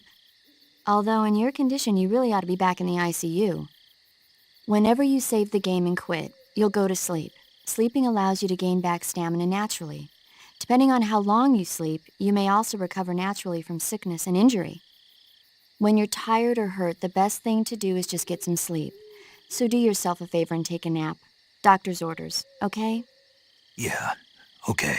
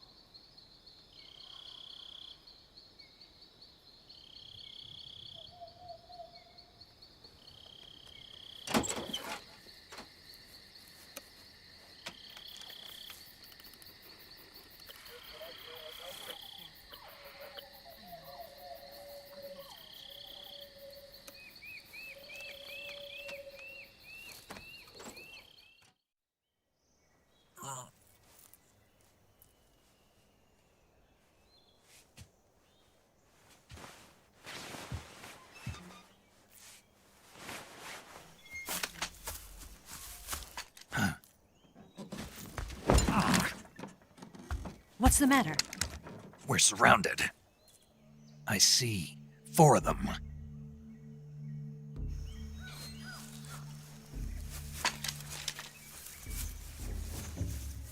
We've got company. It's the Ocelot unit.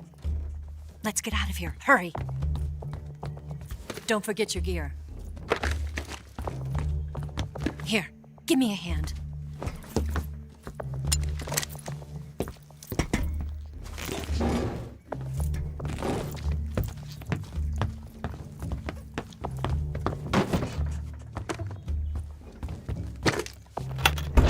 We can use this to get to the basement.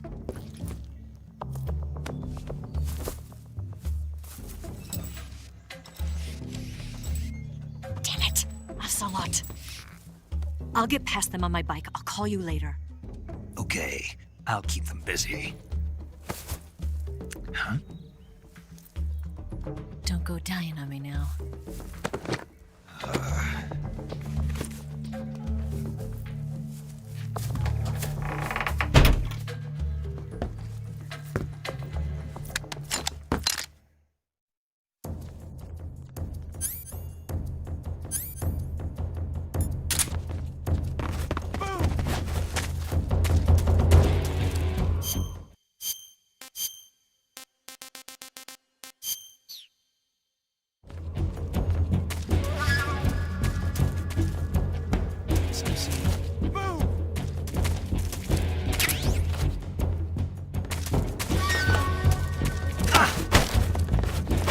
Speak. There are snipers up high. Speak. Major, he'll have his revenge. Move! Answer me. There are snipers.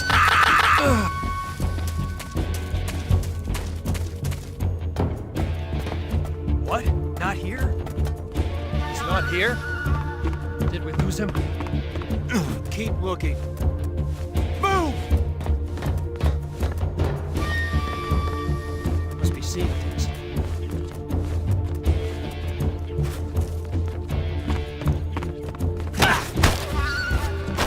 Speak.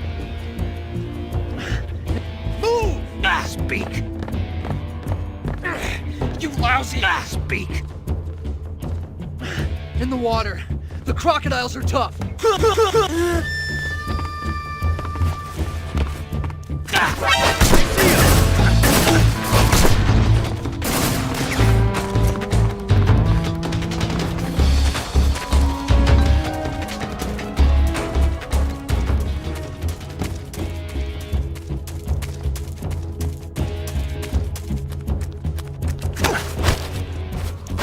Answer me.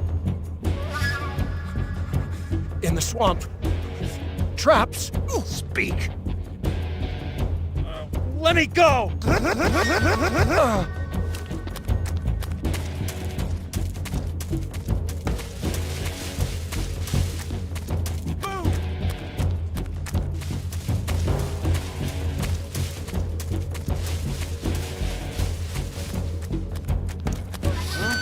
Just seeing things. Answer me. Beyond the swamp, there are mines. Speak. Let go of me!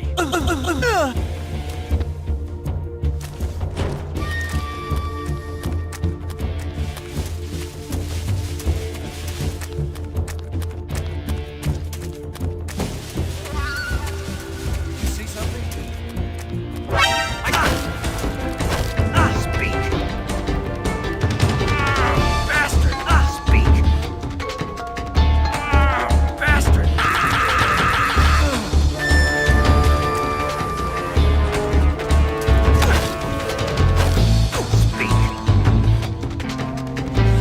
We've got some guys.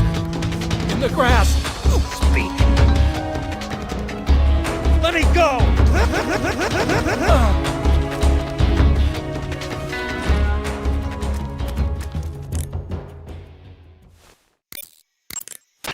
First, enter the cave through the crevice. Eva said it was to the north, so head that way. Tell me something, Sigint. What's that? What does Sigint mean, anyway? It's short for Signal Intelligence. Signal intelligence? The part of intelligence that deals with electronic information. Things like intercepting and analyzing electronic communications, determining enemy force strength and positioning from radar emissions and radio chatter. You get the idea. Code breaking is considered part of SIGINT as well. 40 years from now, we'll be in the age of electronic warfare. It won't be long before information replaces firepower as the most valuable commodity on the battlefield. So you're saying they won't need guys like me anymore? Sorry to break it to you, but that's not gonna happen. No matter how advanced our technology gets, there's still no substitute for human beings. Anyway, the Major is a man of foresight. He knew the electronic age was coming, and so he called out to me. And you responded? Well, I didn't have any place else to go. You couldn't find a job? Nope. None of the places where they do this kind of high-tech research would even let me in the door. Why not? I know you've got social problems, but... Come again? Nothing. I mean, someone with your talent ought to be able to... Yeah, well, maybe it has something to do with the fact that I'm black. The Major, though, Looks like a he doesn't care about what recruit. color you are. Welcome aboard, I've soldier. never met anyone like him before. He's different, you know? Oh, yeah, I know. I don't think racism's going to go away even in the 21st century. But I want to work with computers and use them to bring people closer together. In the digital world, it doesn't matter whether you're black or white, American or Russian or whatever. Everybody's going to be the same. That's what I think.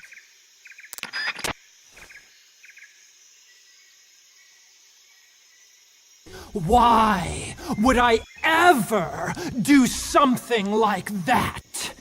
I'm a scientist, not a killer. That's some bizarre camo you got on, Snake. It's spirit camo. I think it was a gift from the Sorrow. The Sorrow? But he's been... Man, I don't even want to know. Anyway, that camouflage seems to have some kind of special power. When you're wearing it and grab an enemy using CQC, you can drain stamina out of the enemy while choking him, and you won't make a sound when you move around. Sounds good. Tell me the truth. Did you really get that from the Sorrow? Yeah. Hell, the Major says he's been abducted by a UFO, so why not? What?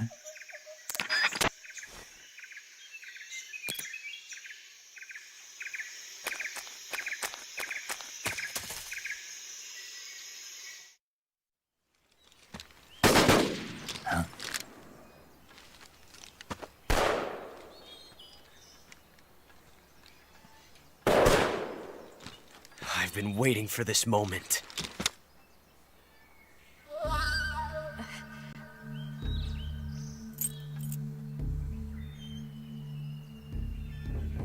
That's it. That's the stance. I don't think so. What? A female spy?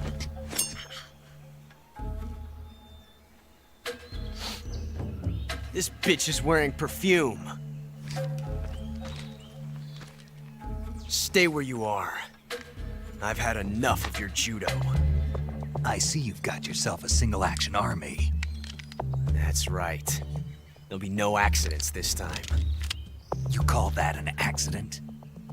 Well, it wouldn't have happened if you hadn't been showing off. What did you say? It's a nice gun, I'll give you that. But the engraving gives you no tactical advantage whatsoever. Unless you were planning to auction it off as a collector's item. And you're forgetting one more very basic thing. You don't have what it takes to kill me. We'll see.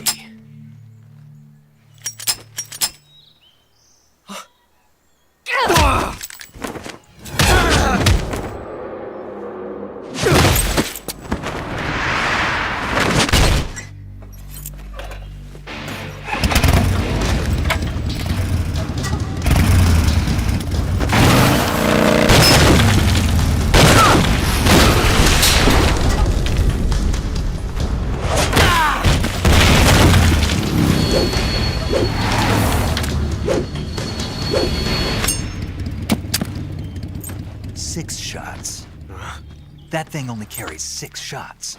The Makarov carries 8. You have to get a feel for how many you have left.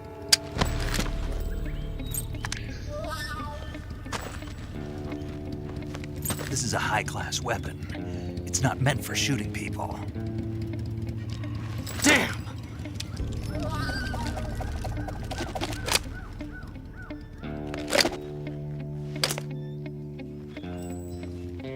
This isn't over yet.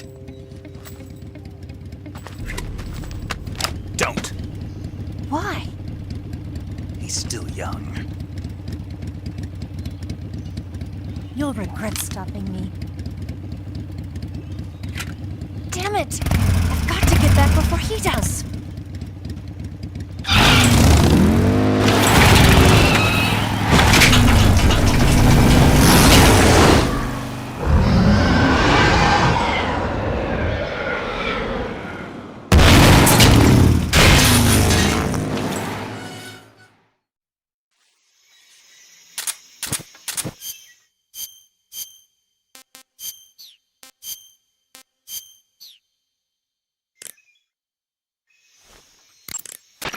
Hey, Snake, remember back at the abandoned factory when you whittled the grip of that 45 down? Yeah, I've never heard of a customization like that before. Why the grip? to fit it with a knife. A knife? You're gonna keep the knife and the gun both at the ready? That's the idea. Why would you want to do that? Sometimes a knife works better in close proximity encounters. So I equip both at the same time. That way I can switch back and forth in an instant. Badass. So that's that. CQC. Snake, you said Eva said her Mauser was a Type 17, right? Yeah, what about it? That model was produced in the 1920s in a weapons lab in the Shaanxi province in China. The cartridge part sticks out lower than the original to accommodate 45 caliber rounds. The barrel and chamber are a little bit thicker too. But most telling of all, it's got Chinese characters engraved on both sides of the frame like you saw. And that firing stance Eva was talking about where you hold the gun horizontally, that's a trademark of the Chinese. Just like you were saying, when you're firing in full auto mode, the muzzle jump effect gives you a horizontal strafing motion. They say it's especially deadly in indoor and close-range mop-up actions. The Japanese called it bandit shooting and used to dread it. Makes you wonder where she learned to shoot like that. You know that army motorcycle that Eva was riding? That's a replica of a German model. A replica? Yeah. After World War II, the Soviets confiscated an entire assembly line from a German motorcycle factory, machines and all. And then they took it back with them and started producing replicas? Exactly. Originally, that motorcycle was designed to be used with a sidecar attached. That means it's got enough power to drag a 200-plus pound sidecar around. So that's how she could pull off all those crazy stunts. Uh-huh. Of course, it takes a lot of skill to be able to control that much power. That Eva chick is something else. The Mark 22 is a tranquilizer gun. You can use it to take enemies down without hurting them. The thing is, the amount of time it takes for the tranquilizer to work depends on which part of the body the dart hits. You can take off your face paint by selecting No Paint from Face.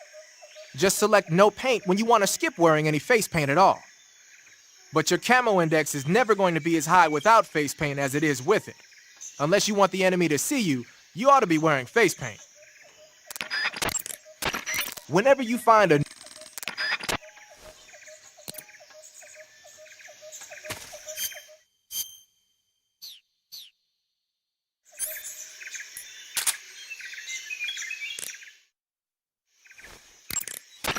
Hey, you've got an M1911A1.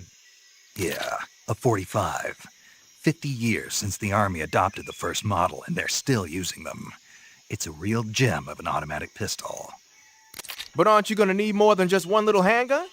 Not at all. When you're in a tight spot or fighting in close quarters, sometimes a handgun works better than a rifle. And if I equip a knife at the same time, I can instantaneously switch over to hand-to-hand combat. I see. That 45 you've got there is a lot different from the original, though. Looks like someone did some serious work on it. It's more than a little. First of all, the feeding ramp is polished to a mirror sheen. It's not going to have any feeding problems. The slide's been replaced with a reinforced version, and it meshes perfectly with the frame. The frame itself has been iron welded and scraped down multiple times for maximum precision. The front strap part of the frame has been checkered to make it dig into the hand. That prevents any slipping. The sight system's original too. It's a 3-dot type. It's got an enlarged front sight, giving it superior target sighting capability. The regular hammer's been replaced with a ring hammer. That enhances the cocking control and increases the hammer down speed. They also reworked the grip safety to accommodate the ring hammer. Looks like they eliminated it altogether. This is a tool for pros.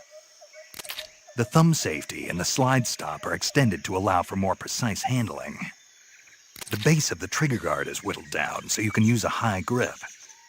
And the trigger itself is a long type for easy finger access. The trigger pull is about 3.5 pounds. That's about 1.5 pounds lighter than normal.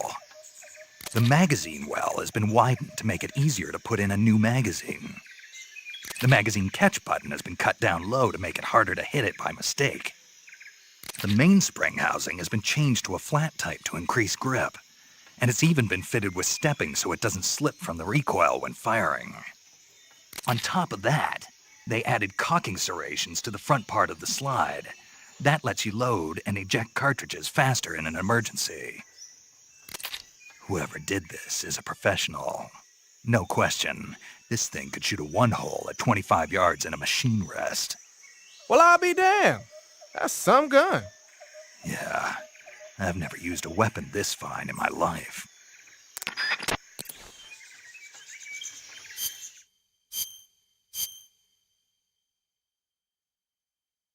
I see you're wearing blackface. Wearing blackface will cancel you on the World Wide Web.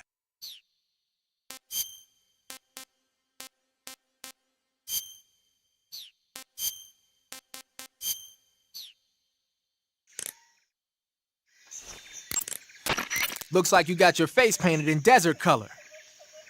Desert is a brown-colored face paint used for operations in mountainous terrain as well. It should let you blend in well in mountain and desert environments. Whenever you find a new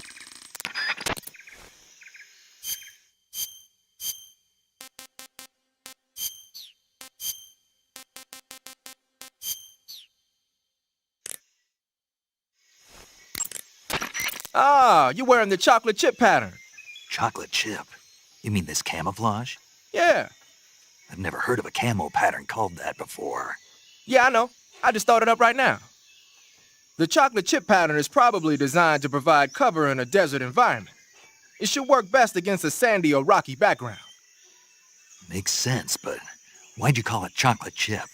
'Cause that's what it reminds me of. What? Those little round cookies that Major's always snacking on? They're not cookies, they're scones. Major!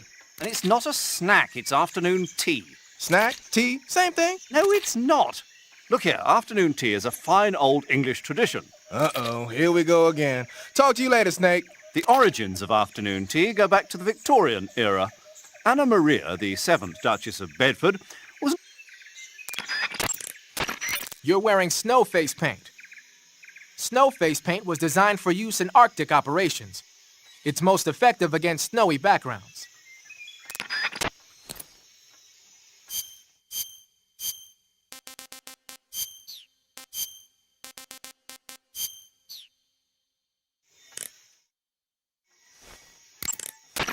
Looks like you're wearing the splitter pattern camo.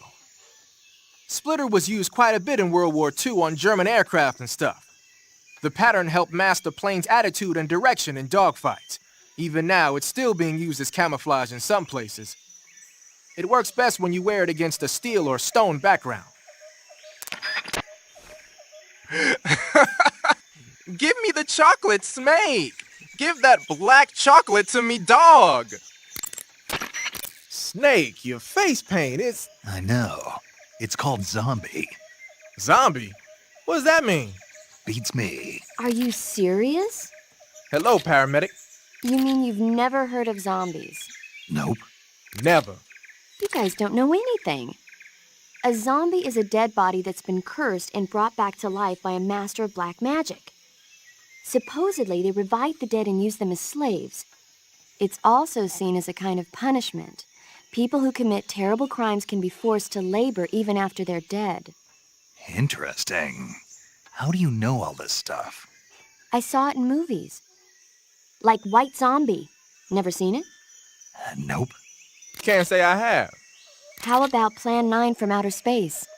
No. Missed it. You can't just focus on the things you like all the time. You have to expand your horizons, try new things. You guys need to get out more. Yeah, well, anyway, that face paint doesn't look all that useful. Go ahead and wear it if you want, but I think you should change to... You don't need to change anything. Why not? It makes him look awesome. Doesn't it? Look, arguing about it isn't going to get us anywhere. Snake, you do whatever you want. It does make you look cool.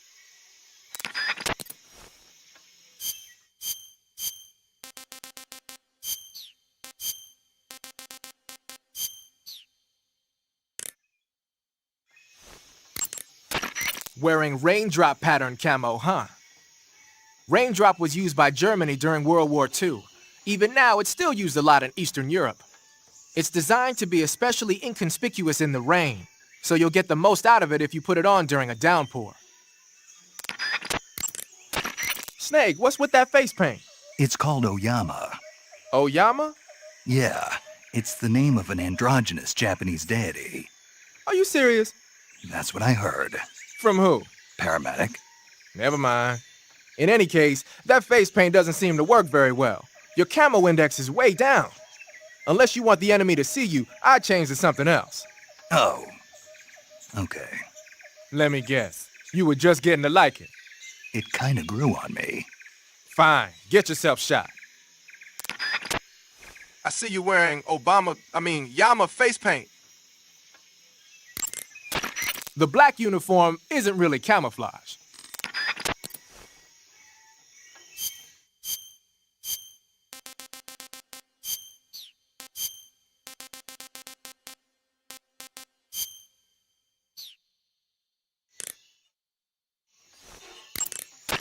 Ah, you're wearing the mask. I made it myself. Pretty good work, don't you think? A while back, they were planning to disguise someone as this one GRU officer and send them in to steal some secret documents. I created the mask for that operation. But then the mission ended up being canceled. And then the major came and told me to throw it out. Can you believe that guy? But you didn't throw it out. Are you kidding? Tossing a superior quality product like that into the garbage without using it will be an insult to science. So I decided to sneak it into your gear. Okay, but is it really that big of a deal? Of course it is. What's so great about it? Everything. But if I had to pick one reason, I'd have to say it's because it's the first mask ever that can blink its eyes. What about the lips? What's that? Can it open its mouth? That's a good one, Snake. You crazy, man. I'm serious. Are you even listening to me, Snake? Where's your common sense? Damn. Sorry. Desert is a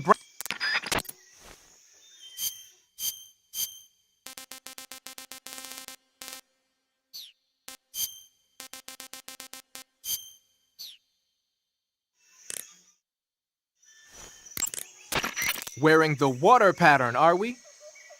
The water pattern was used a lot by the old German Defense Force. Even though it's called the water pattern, it wasn't designed specifically to blend in underwater. They only gave it that name because the pattern resembles the waves on the surface of a pool of water. But still, it really does look like it could be confused for liquid waves. It might conceal you underwater.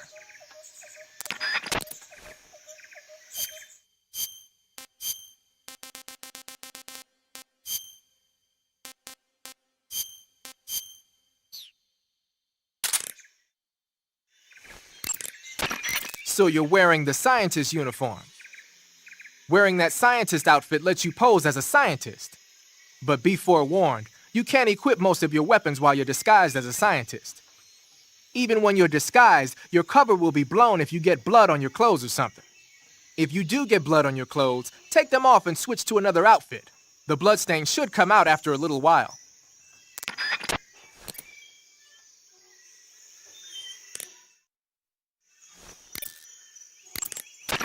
It looks like you've got rid of all the ocelots. Yeah. Now proceed with the rescue of Sokolov. According to Eva, you should start by going to the crevice to the north and... Can we trust her? What's that? Eva is with the KGB, isn't she? Can I really believe what she says? How do I know she won't double-cross me? There are no guarantees in espionage, Snake, only calculated guesses. At this point in time, the KGB stands nothing to gain by stabbing us in the back. So you're saying I can trust her? I'm saying the chance that she'll betray you is low. Ah. Of course, we checked the route she gave you against our own data. It looks like a pretty solid infiltration route. It makes good use of weak spots in the enemy's defenses. You shouldn't have any problems. Follow the route Eva showed you and proceed with the mission. Roger. First, enter the cave through the crevice. Eva said it was to the north, so head that way. First, enter the cave. Eva was right when she said that operating in an unknown jungle at night is extremely dangerous. In my former outfit, the SAS, we'd always be sure to set up camp before sunset and wait until daybreak before setting out again. Being able to stay in that abandoned factory made things a lot easier for you. You ought to be thanking Eva. Major, what's this temptation Eva was talking about? In the Old Testament of the Bible, Eve was seduced by a snake into tasting the fruit of knowledge. By eating the forbidden fruit, Adam and Eve disobeyed God's command and were cast out from the Garden of Eden.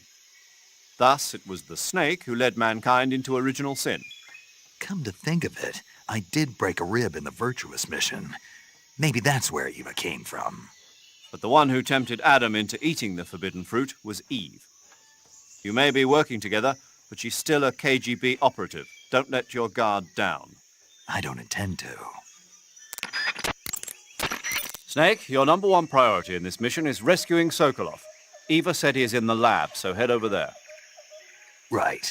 Do you remember how to get to the lab? You mean what Eva told me? Yes. Of course I do. All right, repeat it for me. Major, do you think I'd forget something like that? Let's hear it then. First I head north. Hmm? And then I'll come to a crevice. And then? And then... All right, let's go over this one more time. First, head north through the jungle. Enter the cave through the crevice to the north. Follow the cave to the end and you'll come out in an aqueduct surrounded by mangrove. Follow the aqueduct to the north and you should arrive at a warehouse. Climb out of the water and enter the warehouse. After you've infiltrated the warehouse, pass through it to the north. Then you'll emerge in the woods again. The lab will be directly to the north. Are we clear now? Yeah. Snake. I got it. Basically, I just head north, right? Ugh. Snake? What's wrong, Major? I should be asking you the same question. Why are you wearing that outfit? I wanted to try it on. What are you thinking, dressing like a scientist in the middle of the jungle? Look at your camo index. You're a walking bullseye. Get back into your camouflage now. Lighten up. What was that? Nothing. If there's some... Press... The assault rifle. Press... Snake Eye. Ah! Hello there? Paramedic, it's me. Snake? Oh, it's you. For a minute there, I thought you were someone else. Why are you so nervous? You've seen this mask before, right? Yeah, but it looks so cool. Huh? Cool. You know, kind of like a Venusian. A Venusian? I mean, not the crab kind, the other kind. Paramedic, do you really think a guy you've never seen before would suddenly call you on this frequency? I know it sounds ridiculous, but still. What if it was a being from another planet? You can't rule out that possibility. Snake, be careful when you approach the enemy. Some types of...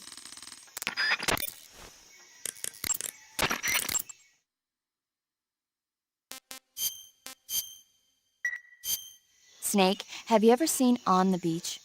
No, I don't know it. It's about the survivors of the Third World War. The entire northern hemisphere is obliterated in a nuclear holocaust, and it's only a matter of time before the few survivors left in the southern hemisphere are poisoned by the deadly fallout. Their only hope is an American nuclear submarine that escapes to the southern hemisphere. They set out for the Arctic to investigate the fallout. The movie came out in '59, and the year that the war was supposed to happen was 1964. In other words, this year. Nice warning. Let's hope it stays just a movie.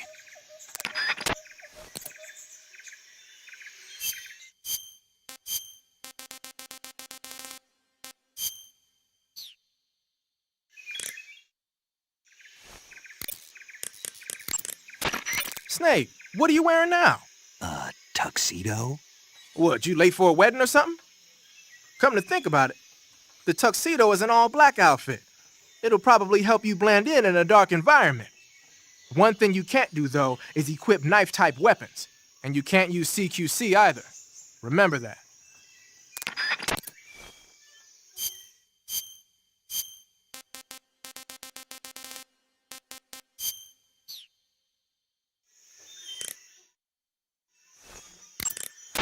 Snake, what's that camouflage? It's called Hornet Stripe. I got it from the pain. No kidding. Sounds like a pretty unique design. From the looks of it, it's somehow infused with the power of hornets. The power of hornets? Sure. When you're wearing that outfit, hornets won't attack you. Neither will spiders or leeches. You might even be able to tame the ones that come flying out of a hive.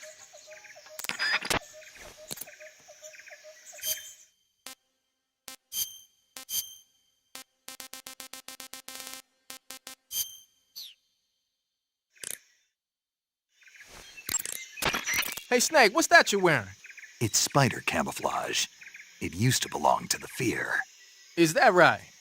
Well, it's not as good as the stuff the Fear was wearing, but it still seems to have a pretty decent amount of stealth capability. From the looks of it, the wearer uses stamina to power the stealth function. With this thing on, your camo index will stay at a high level no matter where you go. But if you run out of stamina, the stealth function will stop working. Keep that in mind.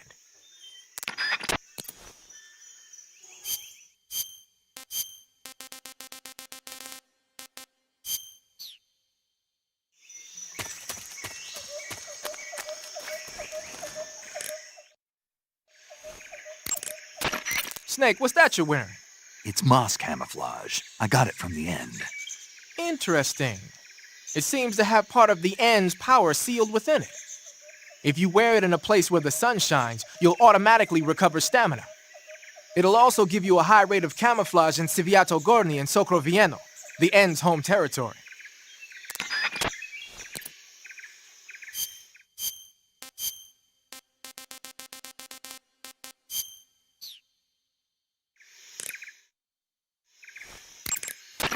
Snake, what's that you're wearing now? It's fire camouflage. The Fury had it on him. That camouflage seems to have fire-resistant properties. When you wear it, you'll only take half damage from flames and explosions. You won't ever get burned either. Sounds like something the Fury would use, all right.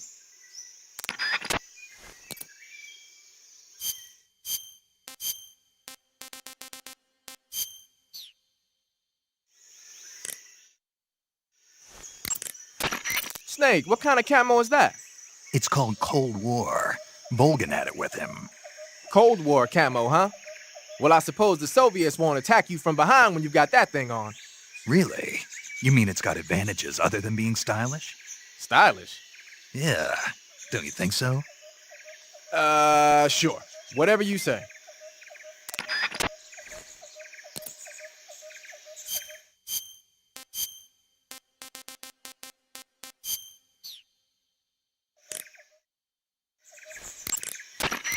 That's some crazy camouflage you got on.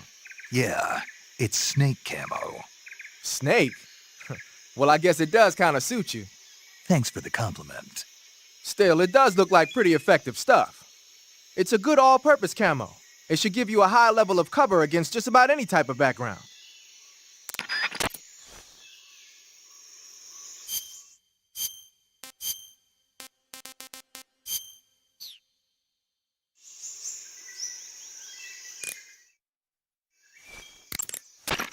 Snake, what is that stuff you're wearing?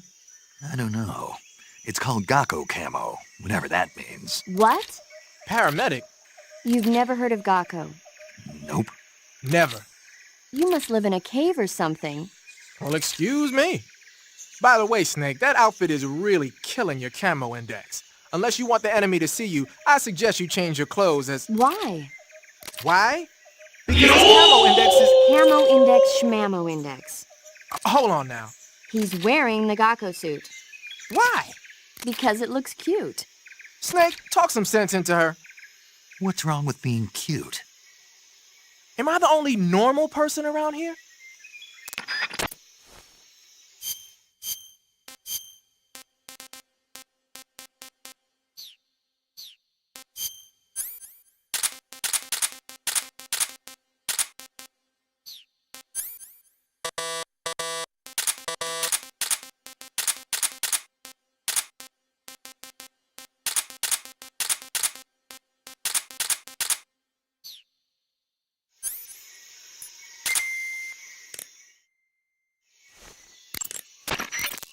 The motion detector will display any moving objects in your vicinity. But the enemy isn't the only thing that's moving around in the jungle. If there are animals moving nearby, the sensor will pick up those animals too. And remember that there's a limit to how sensitive it is. Enemies and animals that don't move around very much won't get picked up. Something wrong? The Major told me the exact same thing. You mean during the Virtuous mission? Yeah. He must have been reading those notes I gave him word for word. That guy doesn't know tech.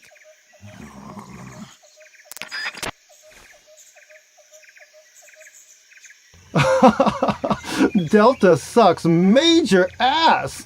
If you want a fun experience, come play my delivery service game, guest starring random ass celebrities and sexy babies with scannable bodies.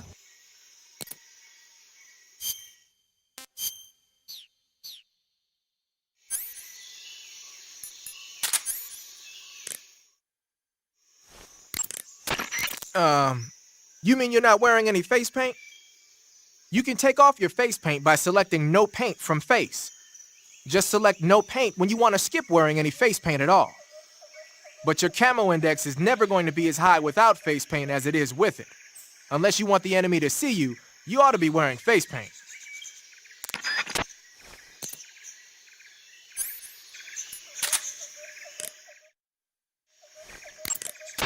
I see you're using the binoculars. Those are high-performance binoculars made especially for the military. They're completely waterproof and are filled with nitrogen gas to prevent lens fog. The eyepiece, objective lenses, and the prism have been coated to reduce glare. They ought to work plenty well even in dark places. And they're even equipped with autofocus and zoom functions. Won't find a better pair of binoculars than that. What are you, a binocular salesman? Hey, I know a good product when I see one, that's all. Huh.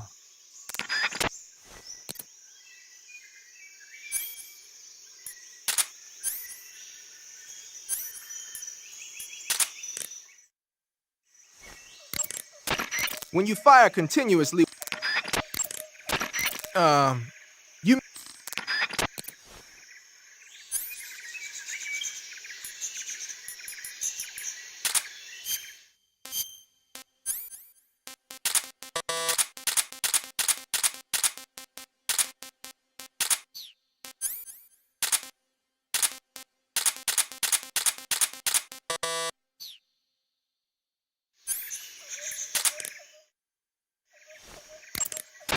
I see you have the bug juice equipped. It's useful for keeping the bugs away. If you open the item window and press the enter button, you'll be able to keep the nasty critters like hornets and leeches at bay for a brief period of time. Use it well.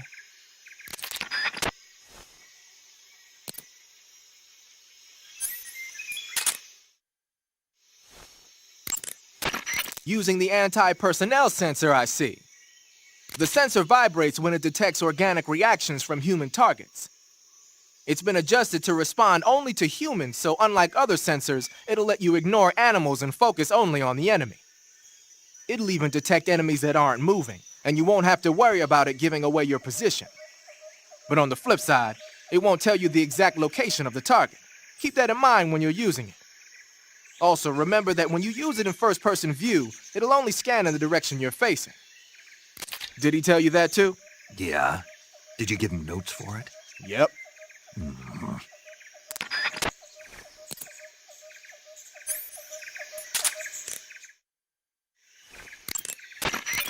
Active sonar sends out a special type of sound wave whenever you press the left stick. It uses the echo from those waves to calculate and display the position of nearby objects. Unlike the motion detector, it'll show you objects that aren't moving. But because you're blasting out sound waves, there's a risk that the noise will alert enemies and animals to your presence. Be careful about when and where you use it. Yeah, I've heard that one too. Did he use the exact same words? Yeah.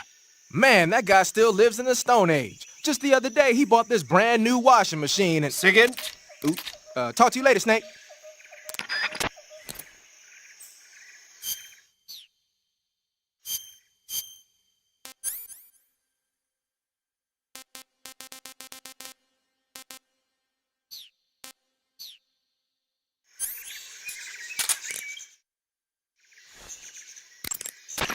The woodland paint is most effective when you're using...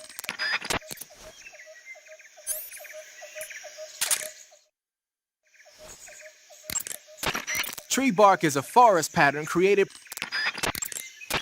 Keep in mind...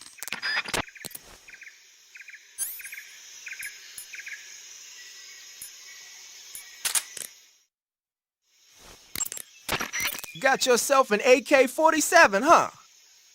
The AK-47 is the official assault rifle of the Soviet Army. The first model was completed in 1946, and in 49, it beat out all its competitors to become the standard assault rifle of the Soviet military. It uses 7.62 millimeter by 39 rounds developed in 1943, and a 30-round box magazine originally designed for a different assault rifle. You can aim it from the shoulder by equipping it in first-person view and holding down the aim button. It's sturdy and extremely reliable with high power and precision. There's no better assault rifle in the world.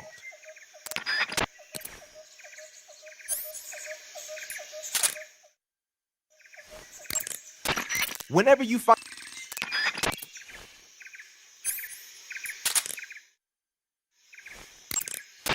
Thinking of using a smoke grenade, huh?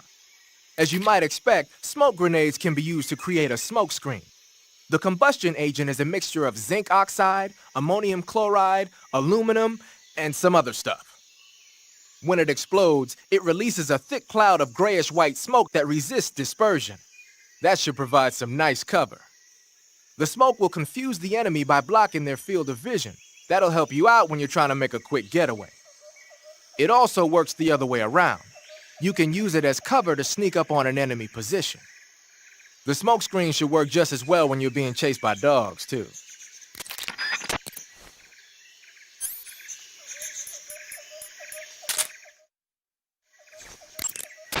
Pattern clothing.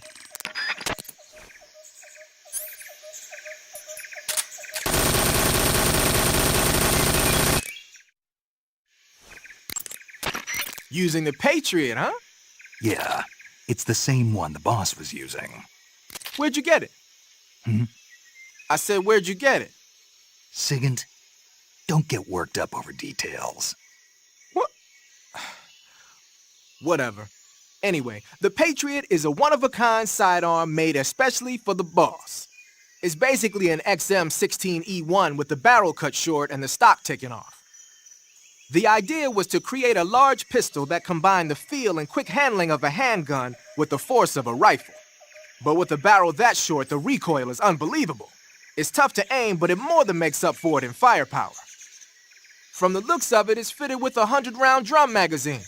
And it never runs out of ammo? Never. Why's that? Because the internal feed mechanism is shaped like an infinity symbol. Ah, I get it. Yep, that'll give you unlimited ammo.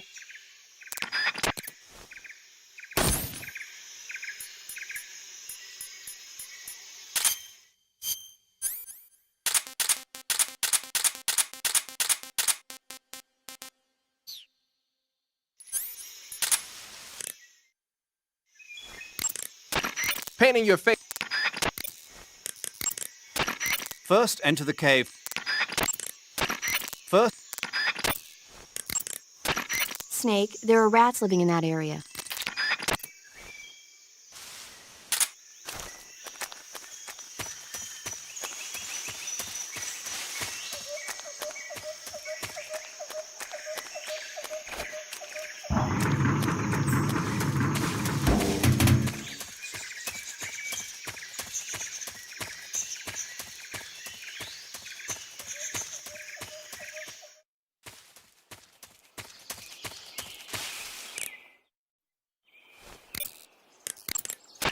You want to save?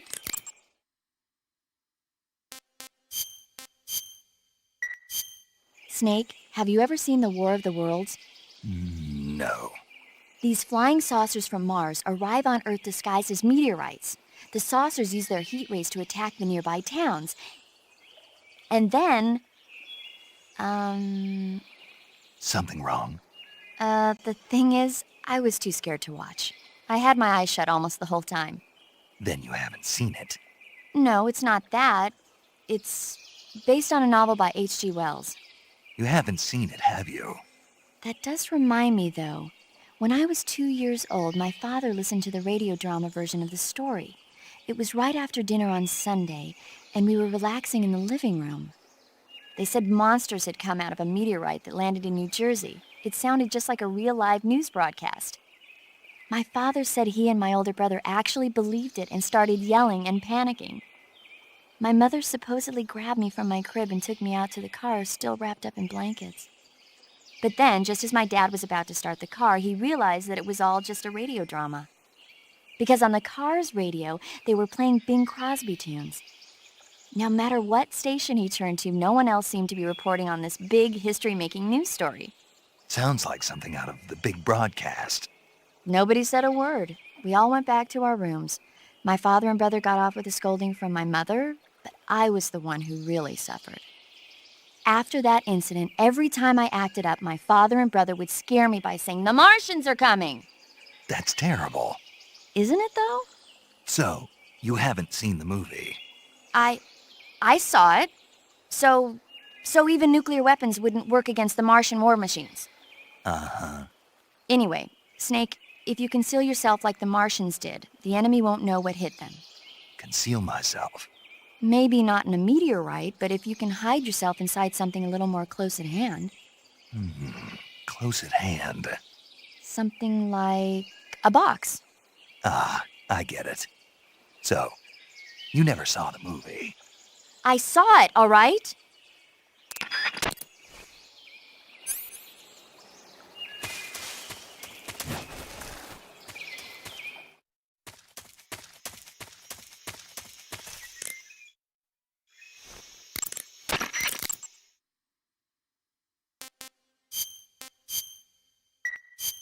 Snake, have you ever seen For a Fistful of Dollars? Nope, never. It's a spaghetti western. Spaghetti western? It's really cool, especially the main character's stylish gunplay. Gunplay? I saw it in England on the Major's recommendation, but it hasn't come out in the States yet. It's so cool.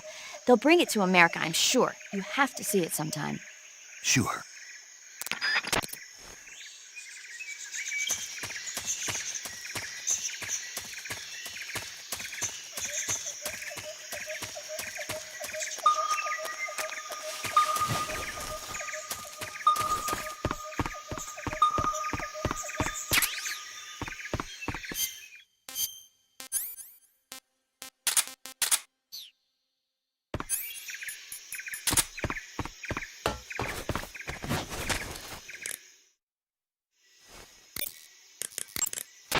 Using the mine detector, huh? When you equip the mine detector, it lets you know with a sound if there are any claymore mines nearby. A mine detector is basically a metal detector, so ordinarily it reacts to scrap iron the same way it reacts to mines. They say that only about 1 out of every 100 objects it responds to is an actual mine. Not exactly what you call reliable. So they're researching other ways to detect mines, like sniffing for molecules given off by explosives and using a kind of underground radar. One of these days, they might actually make something that works. But the one you're using is apparently set up so that it only reacts when it finds a claymore on the ground. No need to worry about it being fooled by anything other than a mine.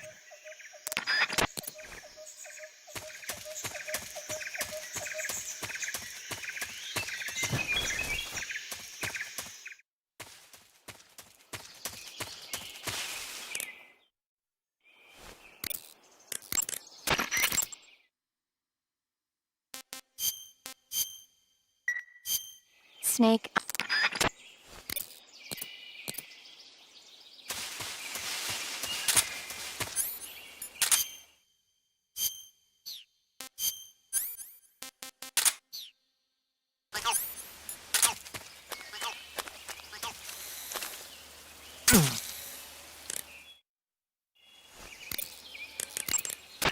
Snake, be careful. That area is inhabited by coral snakes. The coral snake is a venomous snake that originally hails from the Americas. Its venom is a very potent neurotoxin, so don't let it bite you. If you do get bitten, go into the survival viewer right away and use Cure to neutralize the poison with a serum injection. The colorful red and black patterns on the coral snake are a warning sign. Apparently, the bright flashy colors and pattern let other animals know that it carries a deadly poison that keeps them from attacking. There are many animals that mimic the colors of known poisonous animals as a defense. See, by mimicking other poisonous creatures, they increase their chances of survival. There is another non-poisonous snake called the milk snake that borrows its coloring from the coral snake. Uh-huh. You're not even listening, are you? No. Okay, we'll talk about something you're interested in then. The taste? Yes. It says here that coral snakes are pretty good in a snaky kind of way. A snaky kind of way, huh?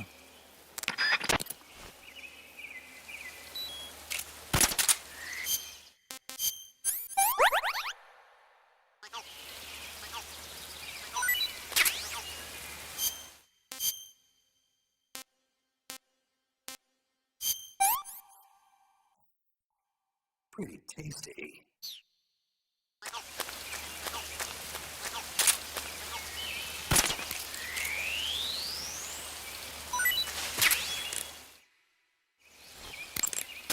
I see you've caught a a milk snake. The milk snake closely resembles the coral snake, but it's actually not venomous. Even so, you'll still take damage if it bites you, so don't get too close. So is there a way to tell the difference between a milk snake and a coral snake? It's pretty difficult. They really do look almost exactly alike. I guess if I had to pick something, I'd say it's that the milk snake is much less aggressive. Okay. I just thought of a better way. You're going to love this. What? Eat it. Eat it? Yeah.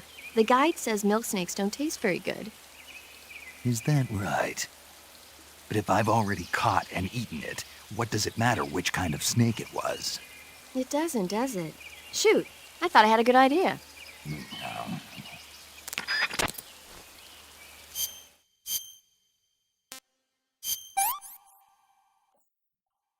I'm gonna puke.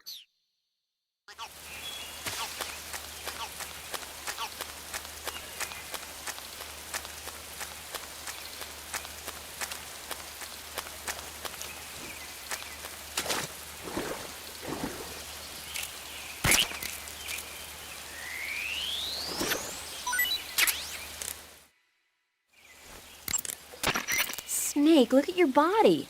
Yep. Looking good. Not there. Then where? See the leeches? Leeches? Yeah, you've got leeches all over you. Leeches will sometimes attach themselves to you if you spend a long time in the water or the swamp. When you've got leeches on you, they'll suck your blood, causing you to lose stamina. You should get rid of them as soon as possible. To get rid of leeches, go into Cure in the survival viewer and press your cigar into them. Or, if you use the insecticidal bug juice ahead of time, the leeches won't bother you as long as the bug juice is in effect. I see you've captured a poison dart frog. The poison dart frog is native to the tropical rainforests of Central and South America. They normally grow between 2 and 5 centimeters in length, but for some reason the ones in that area seem to be much bigger than that. Poison dart frogs are known to carry a potent neurotoxin called pumiliotoxin. Long ago, people used the poison to coat their arrows for hunting. Watch out, because if you eat one, you'll get food poisoning.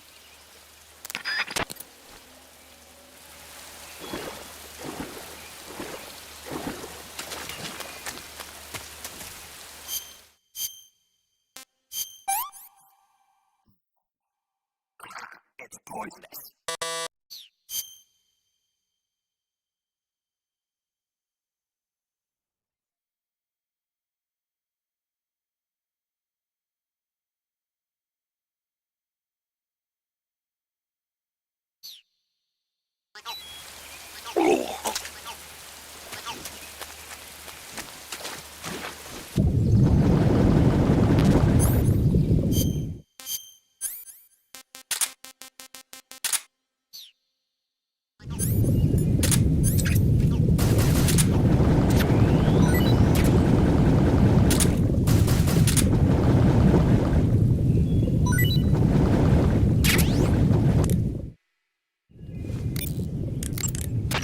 Snake, I see you're in the water. The controls when you're underwater are quite different from when you're on land. The left stick... Snake, you'll be helpless if a crocodile attacks you in the water. You can't see behind you when you're swimming, so if you're in a crocodile-infested swamp, keep an eye on your six. Also, by using your sensors, you should be able to detect crocodiles before they get too close. Unlike what you've experienced in training, you'll be able to fire handguns and assault rifles underwater. Keep that in mind. Snake, the Mark 22 is a tranquilizer gun.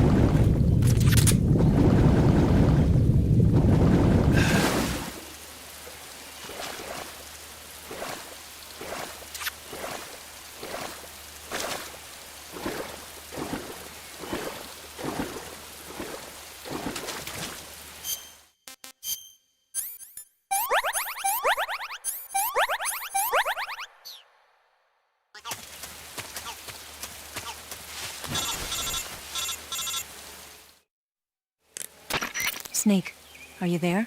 Eva, Did you miss me? did you make it without any trouble? No one saw me. So you're back with Vulcan. In a matter of speaking. What about the boss? Yeah, she's here too. Better be careful. Thanks, I will. The boss and I get along pretty well, though. I guess we traders have a lot in common. Why would anyone want to defect? Betraying your country like that, I just don't get it. Are you talking about the boss? Why do you do it? Weren't you born and raised in America? Yes, in a small rural town. I never even knew there were other countries, other cultures, other ways of thinking, until I went to work for the NSA. And one day, I'd found I'd lost faith in the things I'd been taking for granted. What did you see? What was it that made you want to change sides? You wouldn't believe me if I told you. Try me. I saw the universe. The universe? Not the actual universe. The universe as the intelligence community sees it. I realized that the gravity in this universe was holding me back. That's all. People and countries are both changed by their environment and by the times. That sounds like what the boss was saying. There's a world of difference between this country and America, but it's only a difference of position, a difference of perspective. Coming here made me realize something. Half of what I'd been told was a complete and utter lie. The other half was a conveniently constructed lie. Where's the truth then? It's hidden in the lies. Are you lying too? Who knows? I've been trained to make even the most severe falsehood sound like the honest truth. Weren't you? No. I believe because I have to, even if it is a lie. That's part of my mission. I'll have to remember that. If you need me, give me a call on the radio. My frequency is 142.52. See ya.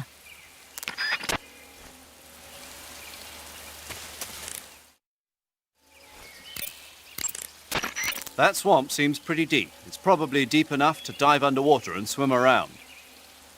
Press the crawl button first.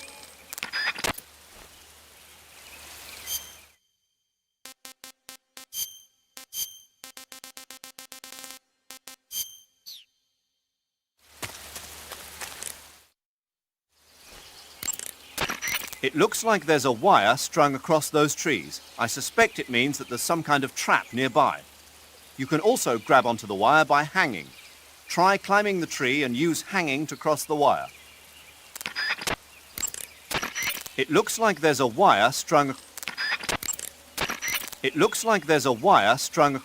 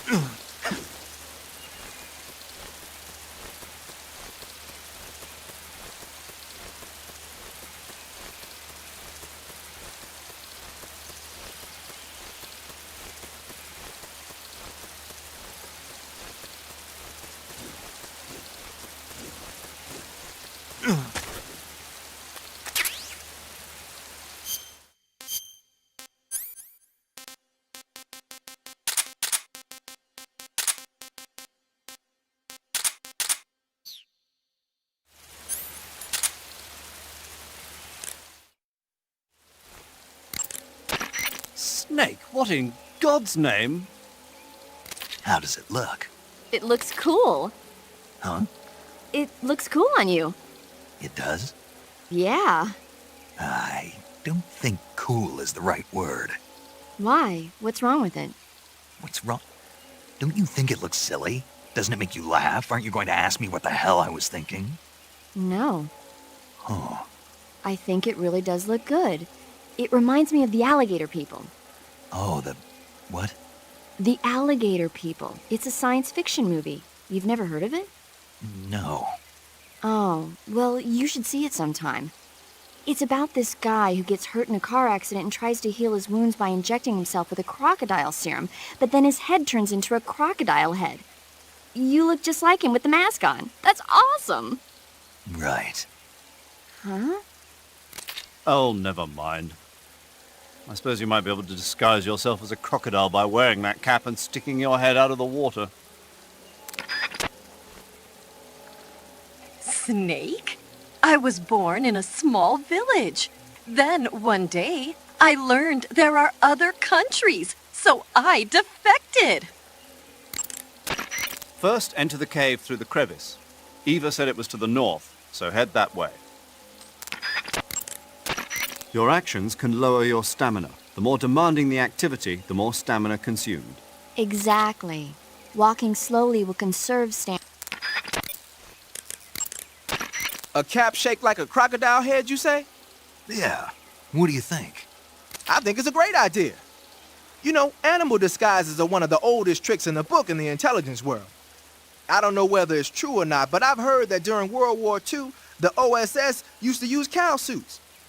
Supposedly, they sent agents out to hide in herds of real cows so they could spy on enemy units as they passed by. Nowadays, I guess most people wouldn't even give a crocodile-shaped cap a second look. They think it was just a gag item. But if you use it the right way, it can be an effective weapon for spying. I gotta hand it to you, Snake. You're one sharp guy. You okay, Snake? Now forget it. Huh? Keep in mind... That area is known as Chorny Prud. The name means something like the Black Shore in Russian. It got its name from the deep swamp that covers the area. The crocodiles in that swamp are extremely vicious.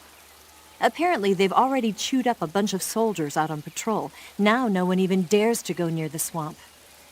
They said that most of the soldiers who were killed were attacked from behind while they were in the water. You be careful out there.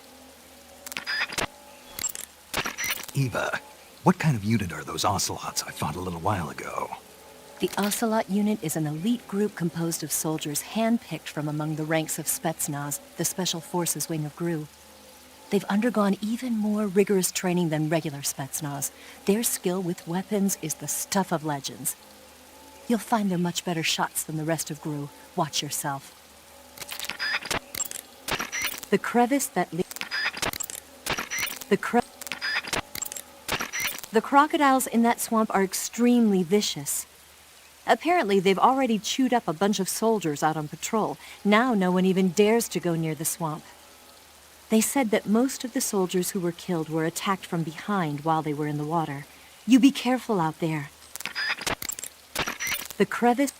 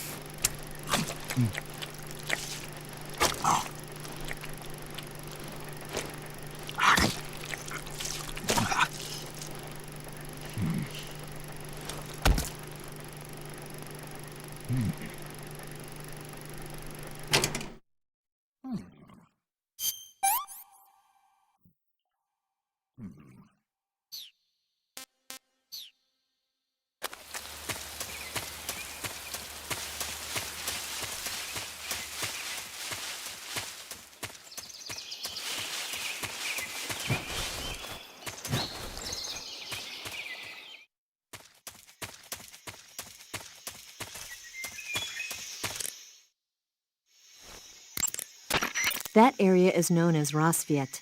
It means dawn in Russian. The area got that name when the factory was first constructed. But the factory ended up being closed down, and Selino-Yarsk was reborn as a secret research center and military fortress. The crevice that leads to the cave is to the north of your current location. Keep heading north.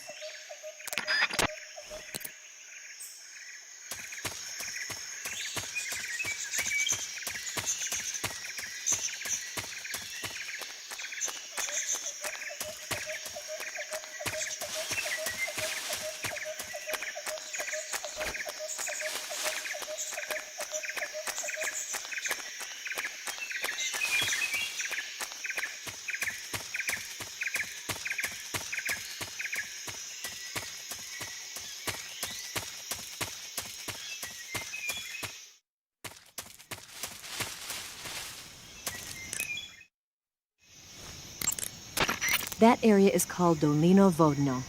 The name means Forest of the Canyon. It probably got that name from the chasm that divides the jungle in two. The rope bridge at the center was hastily constructed to enable them to patrol Dramuchi. Speaking of which, what are you doing all the way back there? Get back to the north now.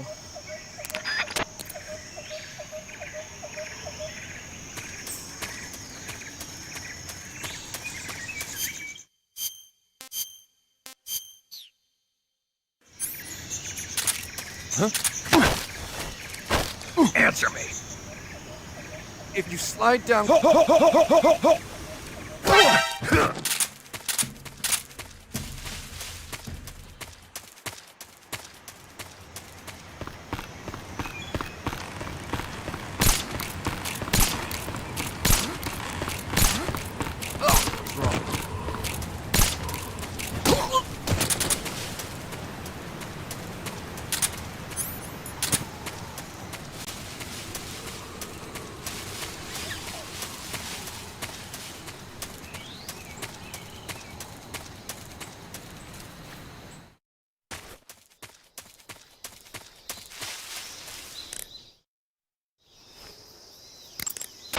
That forest is known as Dramuchi. It means the untouched forest in Russian. The name says it all. Dramuchi is a pristine jungle at the far edge of Selino-Yarsk, untouched by human hands. The forest is so dense that large units can't penetrate it, making it a natural defense. That's why Sokolov's research facility and Groznygrad were built here.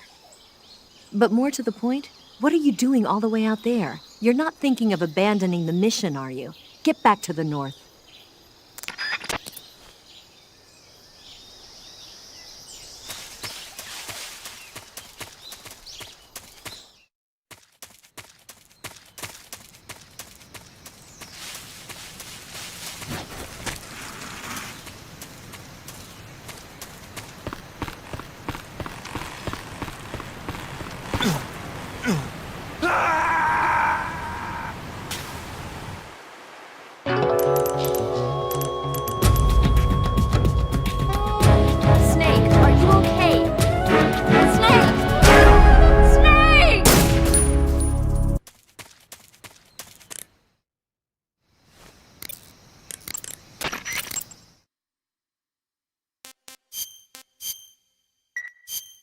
Snake, I'm behind you 100%.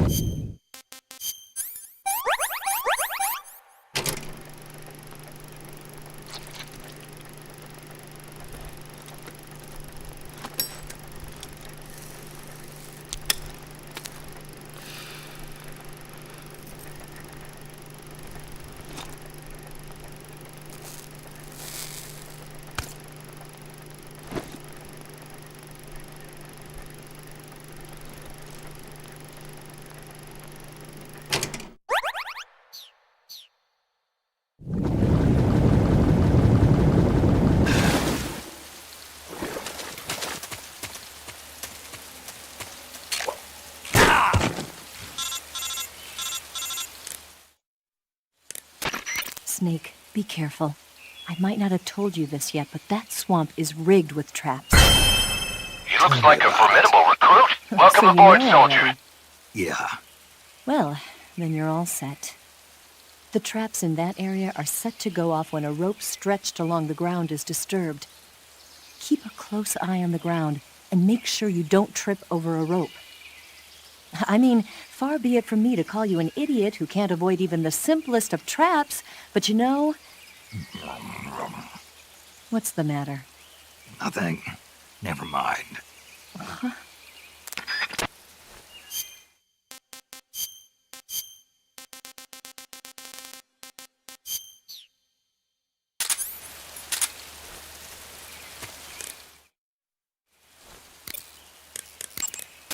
The traps in that area...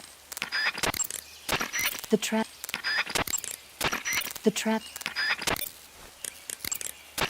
Tree bark is a...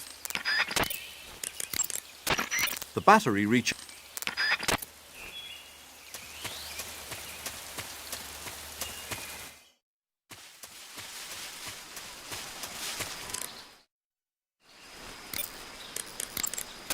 Good. You made it to Bolshaya Pust. The name Bolshaya Pust means something close to the Great Cavity. It probably got that name from the crevice to the north. There's a fortified area in the southern part of Bolshaya Pust that's strung with barbed wire. To the north of that is a relay station that serves as both a depot for material shipments and a communication facility. The crevice leading to the cave is located to the north of the relay station. Head north. Good morning, China. I have ice cream with me right now. I like ice cream, but Fast and Furious 9, compared to ice cream, Fast and Furious 9, it's my top favorite. So, now it's music time. Ready? 1, 2, 3. 2 weeks later, Fast and Furious 9. 2 weeks later, Fast and Furious 9. 2 weeks later, Fast and Furious 9. Don't forget it. Don't miss it. Remember to go to the cinema to watch Fast and Furious 9 because it's a very good movie. Very good action. Almost as the ice cream. Goodbye.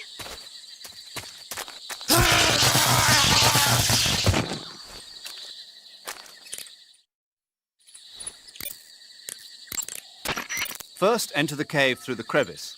Eva said it was to the north, so head that way. First, move the right. The degree to...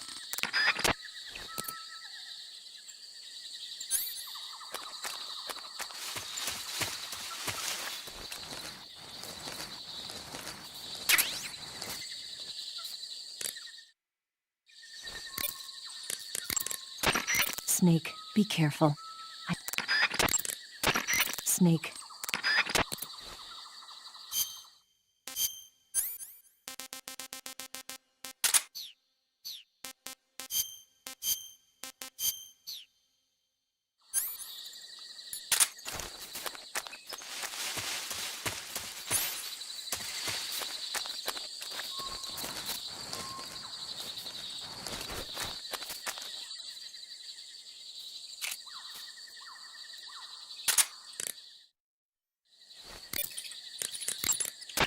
The crevice that leads... Keep in mind...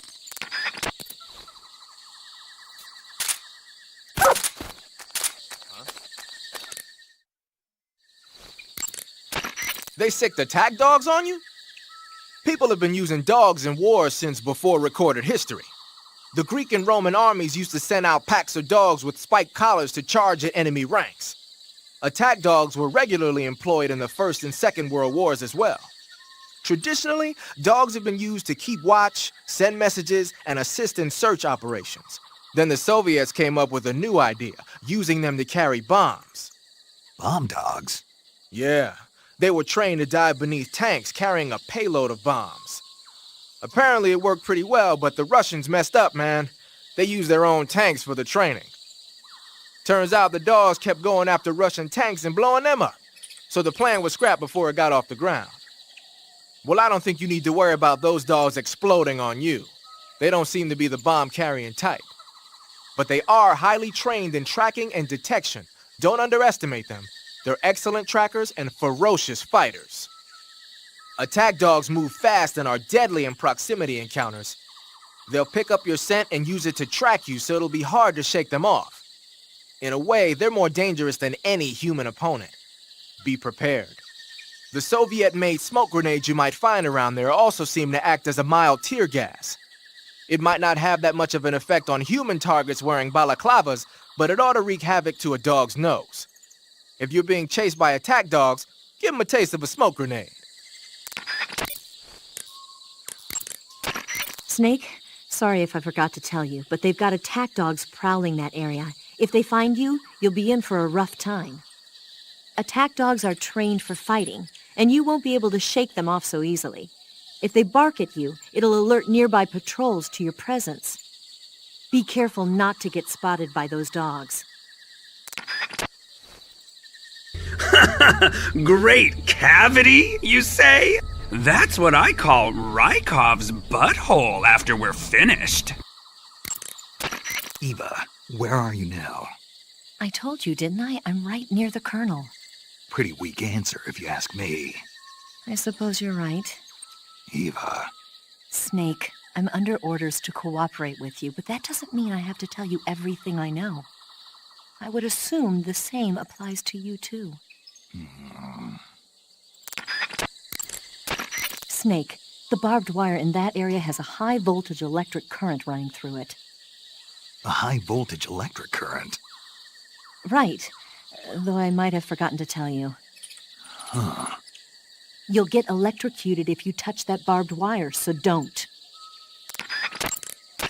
The crevice...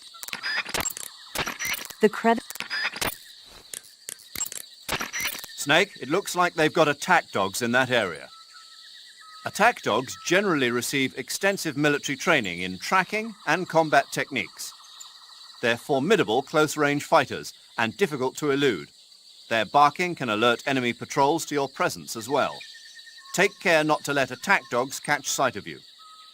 Attack dogs may be dangerous, but they can't climb trees. If you've been cornered by attack dogs, try climbing a tree. Smoke grenades should prove useful as well. Snake, it looks... You say there are attack dogs?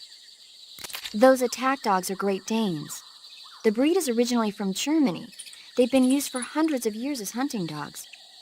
As you can see, they're very large, strong too. They've got a calm yet courageous temperament, and on top of that, they're extremely intelligent. In some cases, a trained Great Dane can be more dangerous than a human opponent. Watch out for them. Interesting. Forget it, Snake. Forget what? You were thinking about how they taste, weren't you? I wasn't thinking... Don't lie to me. I could tell by the look on your face. You can't see my face. No, but I can imagine it. Don't you dare think about trying to capture an attack dog. You hear me? Yeah. Snake, be careful of those attack dogs. Don't worry. I know how dangerous they are. No, you're the one who's dangerous. Me? Those dogs are just innocent animals, even if they've been trained to kill. You shouldn't hurt them unless you have to. But... You know, humans and dogs have been living together for 50,000 years ever since the Stone Age. Sure, they make good pets and watchdogs, but they also help us out in a variety of different fields. Not just as police and army dogs, but as hunters, shepherds, rescuers, and seeing-eye dogs. They deserve our respect. I know what you mean. I'm a dog sled fan myself. In the future, many of the jobs that dogs do now will probably be taken over by machines. They'll have miniature unmanned reconnaissance vehicle and security systems. And in the 21st century, I'll bet they'll even be selling robot dogs as pets. You've got to be kidding. But even if that happens, dogs will still be our most trusted companions. Unmanned recon vehicle. That's a pretty scary thought. Well, for now, trained dogs are the best they've got. 早上好，中国现在我有冰淇淋，我很喜欢冰淇淋，中级速度接近9B，冰淇淋速度接近9，我最喜欢所以现在是 yin yay， 时间准备1、2、3，2个礼拜以后速度接近9，因为非常好的 On the 速 little 度 island 行 in the southern 9， swamp? 因为非常需要移动过拜， There are guys. 个行动 You 拜 know 俾 alert 你， cancellation frequencies. 真嫉妒看到你们把they恐怖啊，呗。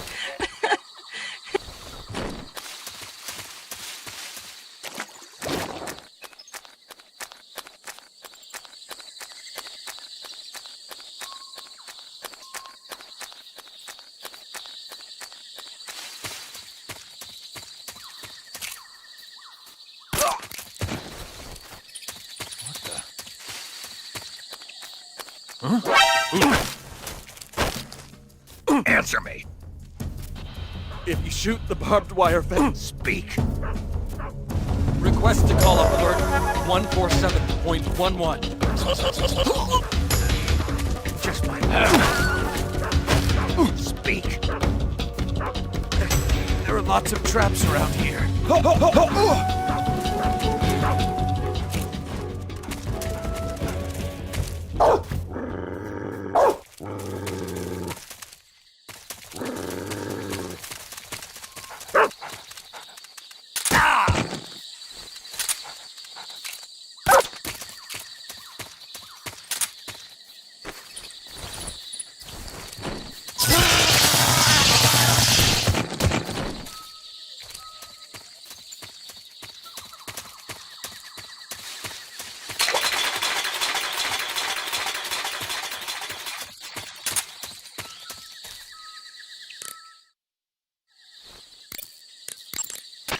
The cre- Tell me something, Snake. Why did you let Ocelot get away? I thought I told you already. Because he's still a kid? Yeah, Pretty lame excuse if you ask me. you think so? Yeah, I do. Maybe you're right. Snake? The crevice... Snake. The crevice that...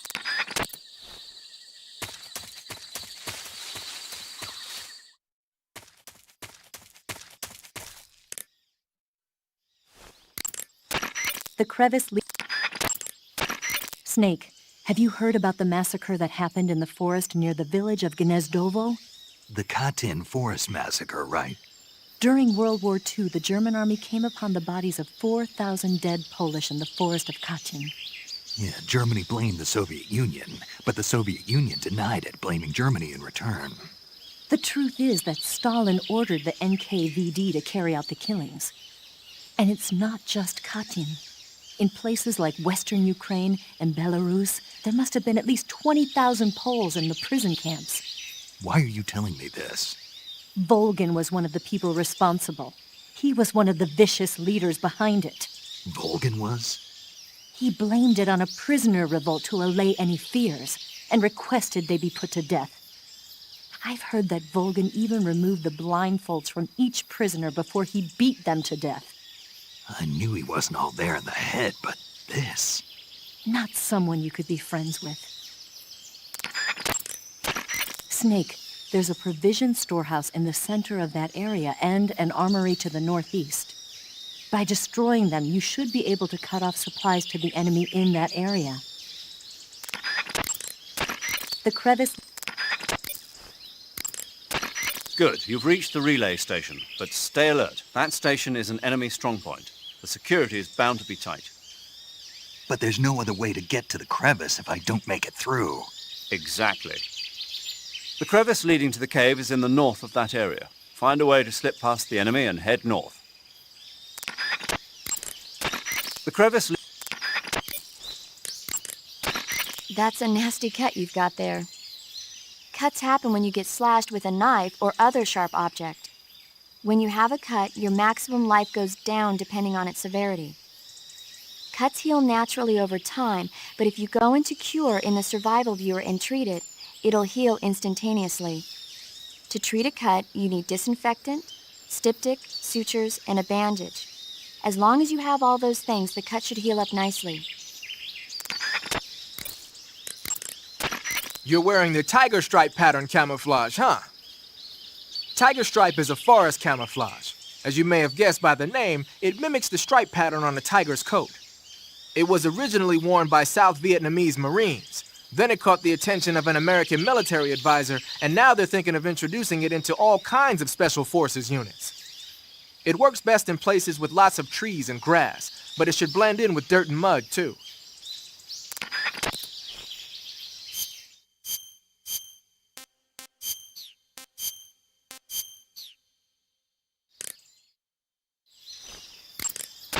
Leaf pattern is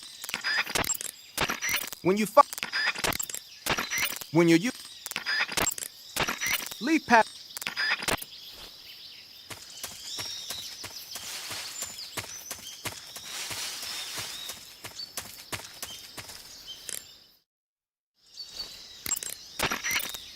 Those gun emplacements are DSHKs, a large caliber machine gun officially adopted by the Soviet Army in 1939. The name DSHK comes from the initials of the two creators, Degtyarev and Shpagin, plus the Russian word for large caliber. They saw a lot of action in World War II. The Russians used them as anti-aircraft and anti-armor guns for position defense, vehicle turrets, and infantry support. The combined weight of the gun and the emplacements is almost 350 pounds, so you can forget about picking one up and taking it with you. The gun is gas-powered and capable of spitting out 550 rounds a minute on a belt feed system, which is bad news for you when the enemy's using it. Hide behind something and lob a grenade at it, or attack it from outside the emplacement's firing angle. Either way, it's not a good idea to rush at it head on. Or you might try using a smoke grenade to put up a smoke screen that'll cover your approach. If you manage to get close to a gun emplacement, you can take it over by pressing the action button. The weapon button controls the trigger. Beware though, the ammo supply is limited. To move away from a gun emplacement, just press the action button again. Use it when you need the upper hand.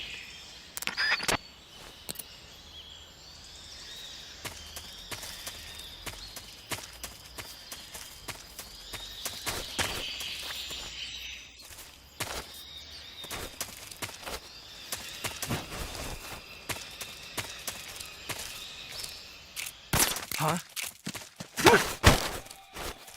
Answer me. I don't have anything. Speak.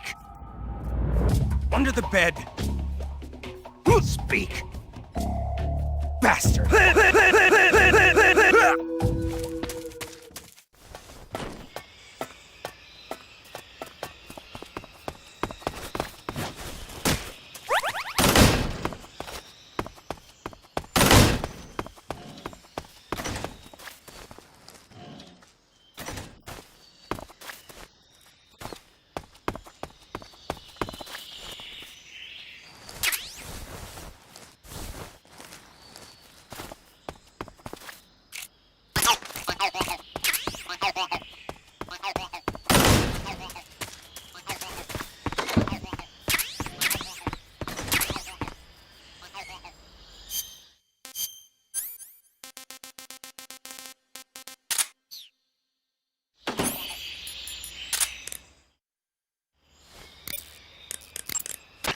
Hey, you got a mousetrap.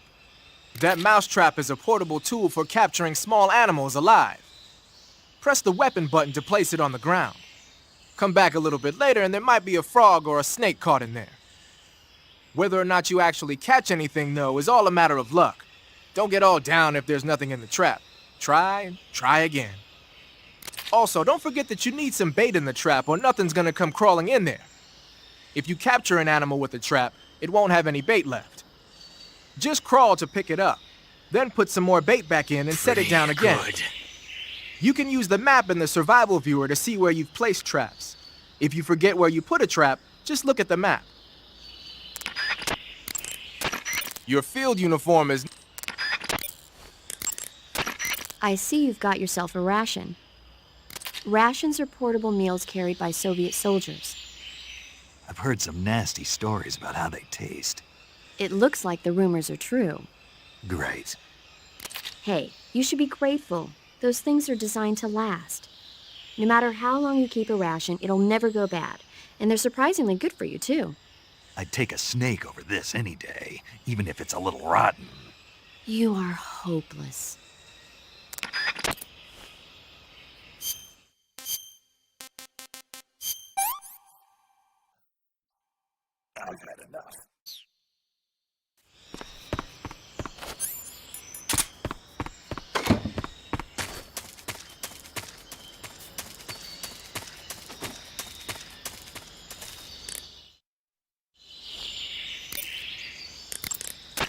Major.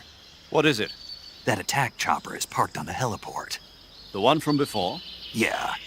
The one that took away the Shagohod during the Virtuous mission. Perhaps it's an armed variation of the Mi-8 HIP. No. Some of it looks the same, but the overall shape is different. It's got stub wings, and the cockpit canopy looks like an angular greenhouse. No kidding. Then it must be some kind of new model. I've heard stories recently that the Soviets are developing a flying infantry combat vehicle. That's gotta be it. A flying infantry combat vehicle? Yeah, a transport chopper with troop-carrying capabilities. Think of it as an attack transport chopper version of France's AMX VCI or the Soviet BMP. They must be doing field tests on the initial prototype. A next-generation chopper that's a little smaller than the HIP. Maybe we should call it a Hind. Not bad. It's cool with me. Then it's settled. We'll refer to that new type helicopter as a Hind from now on. The Hind you see parked at the heliport must not be ready to fly. You don't need to worry about it taking off. If you're going to destroy it, now might be your chance. The Hind you see parked at the heliport. Press the... In addition to AKs, some of the patrols you'll encounter might be equipped with Scorpions. Your field... Eva. There's an attack helicopter docked at the heliport. Oh.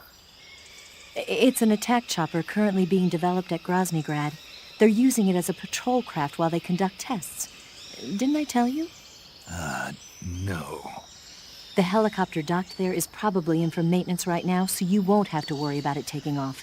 If you're thinking of destroying it, now's your chance. Sounds like a plan, but how? Huh? There's no way I'm going to punch through that armor with an assault rifle. Isn't there a weapon somewhere that can do some real damage? You'll just have to figure that out yourself.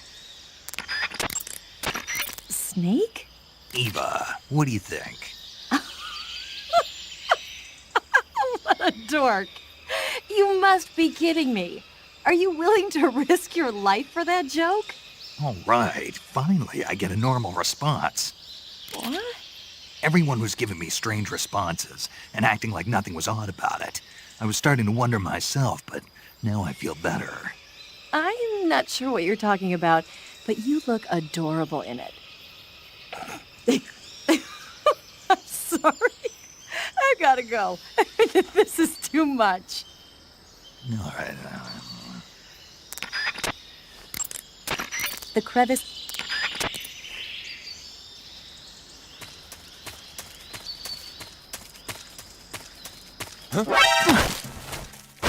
Speak.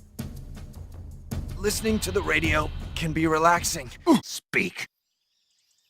Radio 148.39.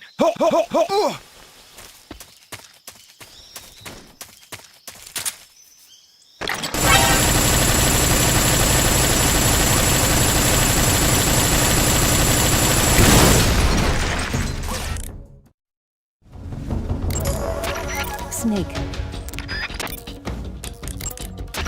There's a gun emplacement installed over there. A gun emplacement is a grave threat in the enemy's hands, but a valuable weapon if you can occupy it. Stand next to a gun emplacement. This is HQ. Control here. Enemy sighted. Speak. What's going on? Respond.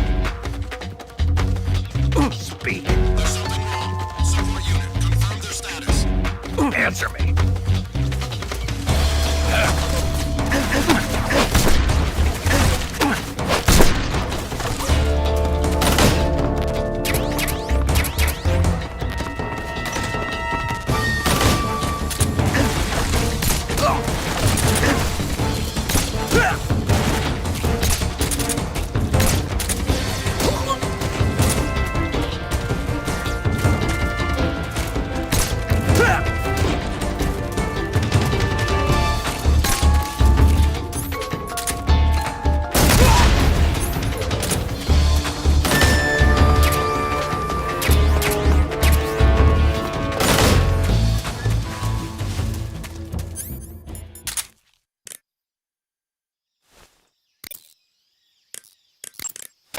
Ah, you got yourself some claymores.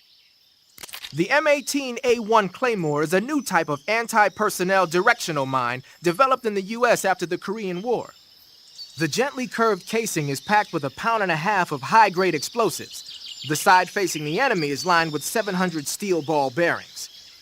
So when the mine explodes, the ball bearings simultaneously burst out of the casing. Anyone in the kill zone, be he friend or foe, is instant Swiss cheese. The mine is triggered by an electric detonator. Apparently, the detonator's got some kind of special motion detector built in. Yeah. When the mine is planted, it reacts to anything that comes close and automatically explodes. Just make sure you don't trip your own mine or something stupid like that. I'll be careful.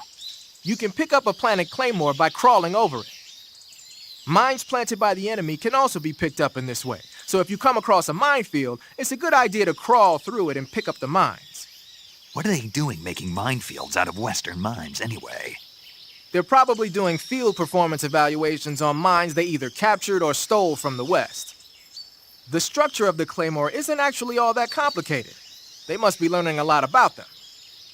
It might not be long before we start seeing Claymoraski mines.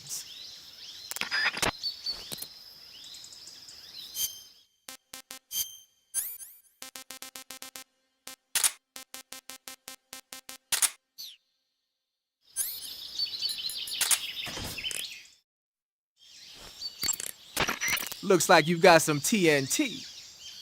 TNT is short for trinitrotoluene, a pale yellow crystalline compound made from a trinitrified mix of nitric acid and sulfuric acid. It's used throughout the world as a military explosive. It has a low sensitivity and is chemically stable, making it easy to handle. It's also got a low melting point and can easily be shaped by boiling or steaming it. But because the sensitivity is so low, you need a booster to actually get it to explode. No problem. It came with its own remote control detonator. Good. Then all you have to do is press the weapon button to place the TNT, and then press the CQC button to set it off. The map screen in the survival viewer will display the locations where you've planted TNT. Take warning though, the radio signal for the detonator is pretty weak. Don't forget that pressing the CQC button will only set off TNT that's planted in the same area.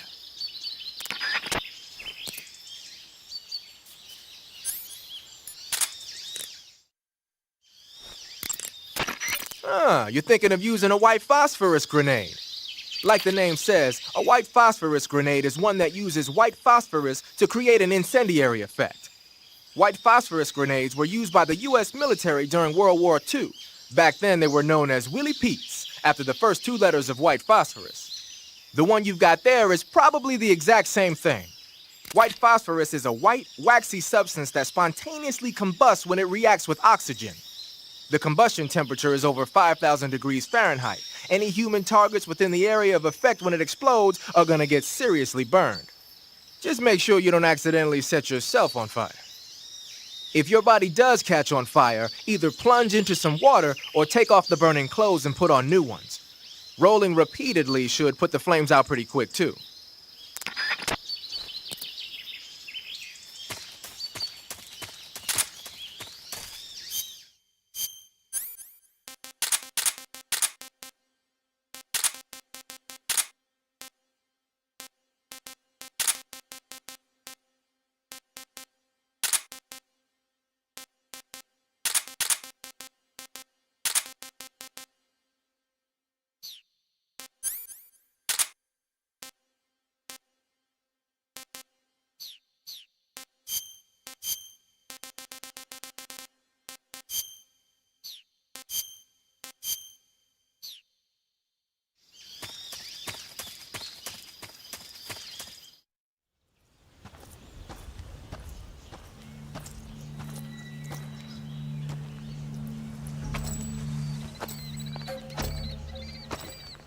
Ah, you're here at last.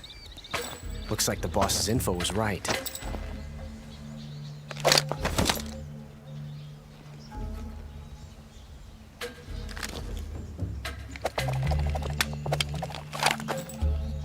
Twice now you've made me taste bitter defeat.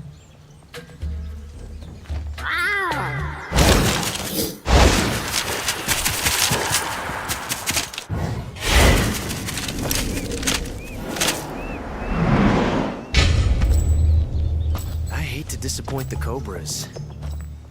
But you're mine now. All of you, leave us.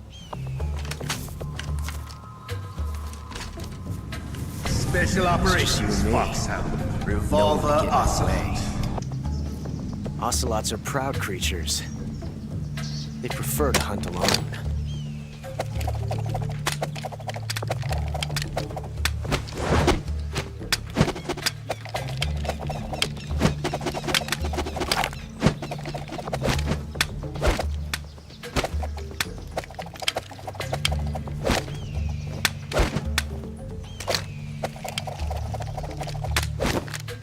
Shots.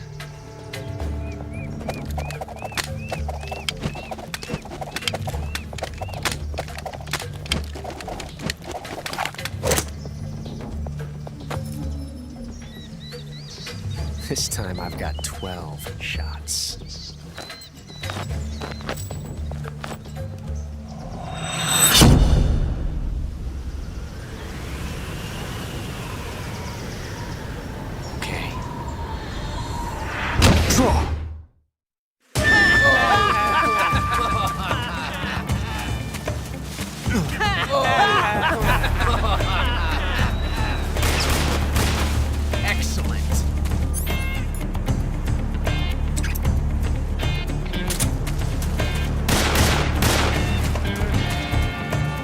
Won't get away from me!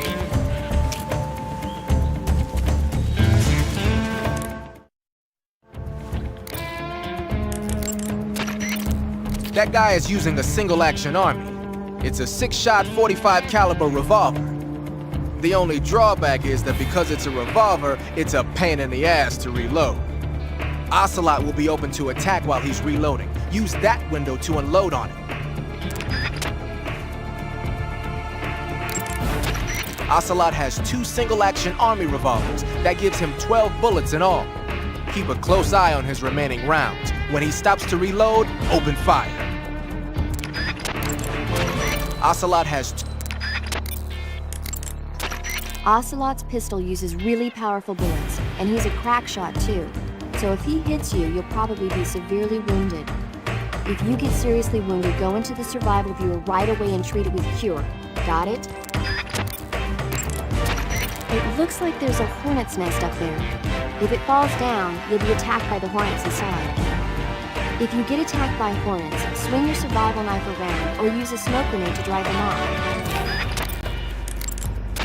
Snake, the only way to proceed is to fight. You have to defeat Ocelot.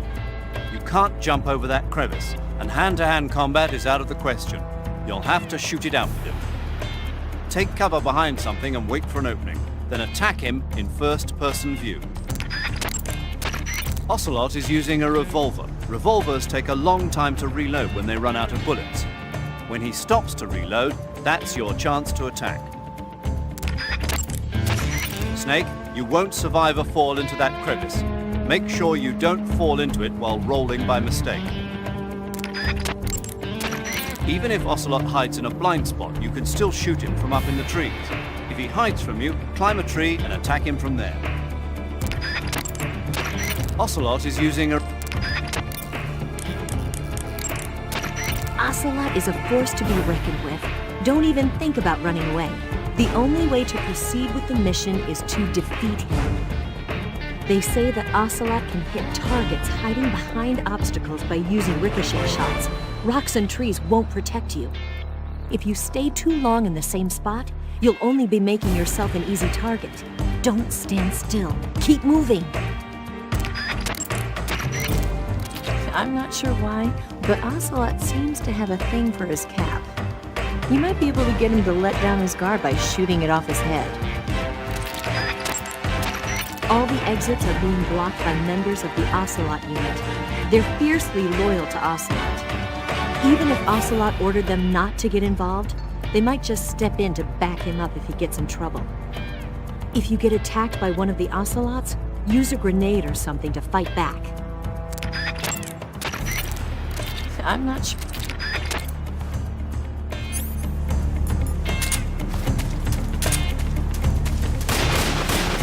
Not bad.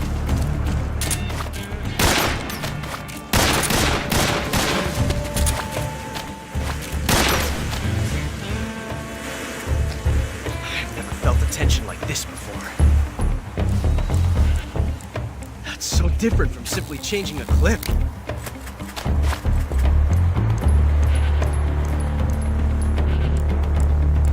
This reload time is exhilarating.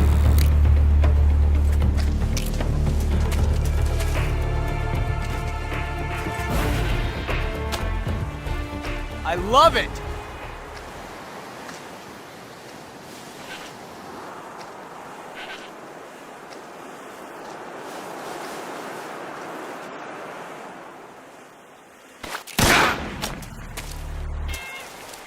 Fire! Stay out of this.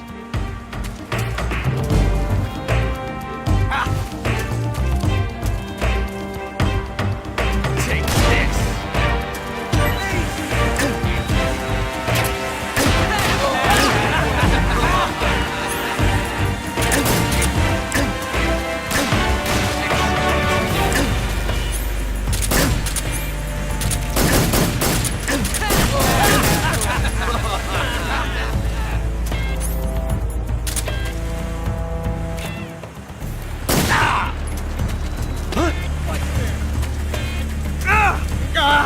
Damn it! Get away from me! Shoot! Get out of here!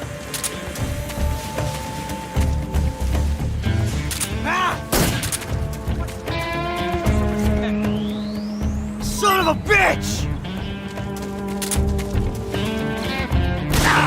Not bad, eh? You're all talk, huh? I've never felt a tension like this before. That's so different from simply changing a clip.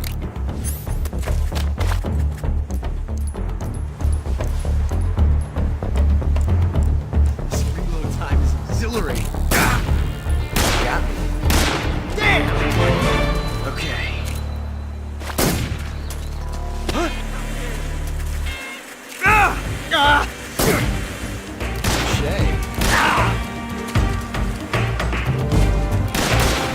Not bad.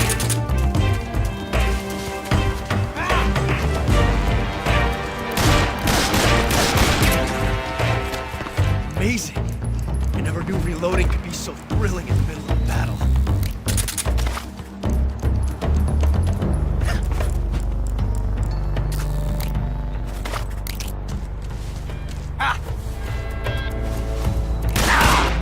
You fool! Quit fooling around!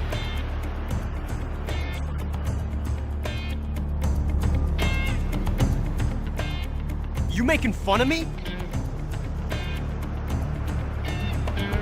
Quit fooling around! What's that? Show some respect.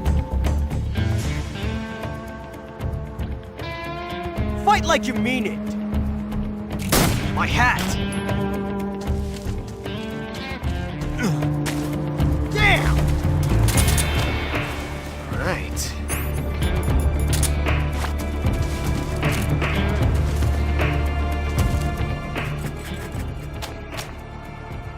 I love it!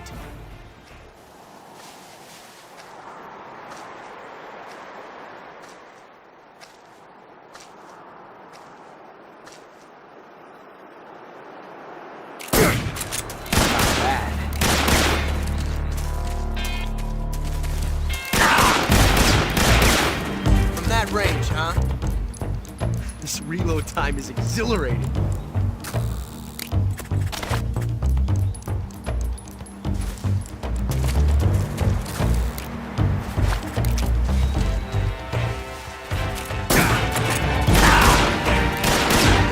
Not bad, eh?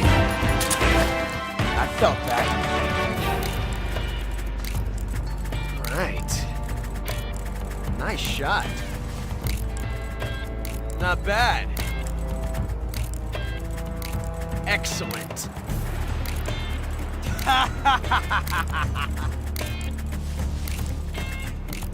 Come on. Quit fooling around. That range, huh?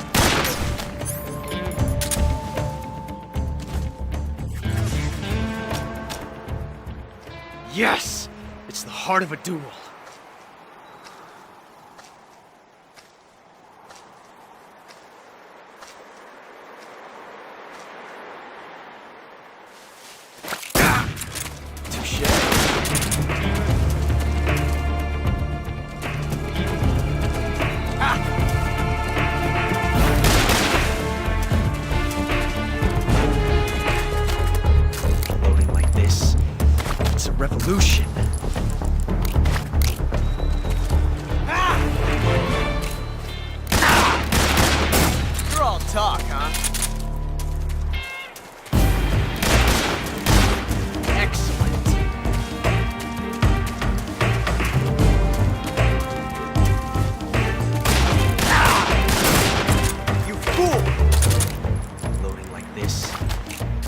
Evolution. Not bad.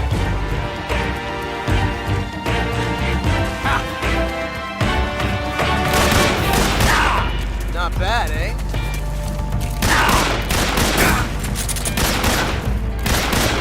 From that range, huh? Thank you. Thank you for teaching me the joy of the revolver.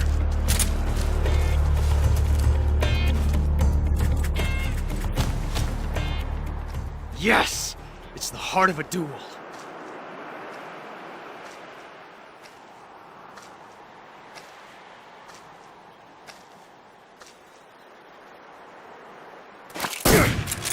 Nice shot.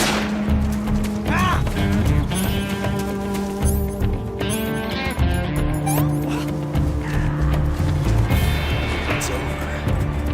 While it lasted.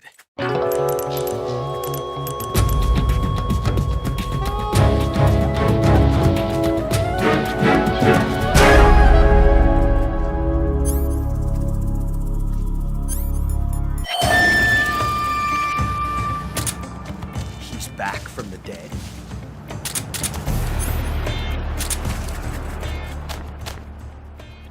I love it!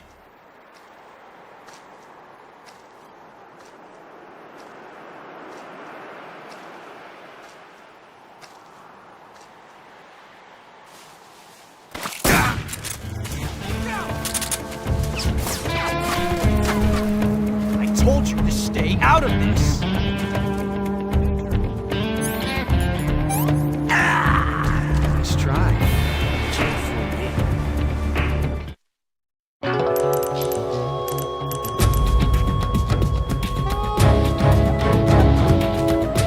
Get back here!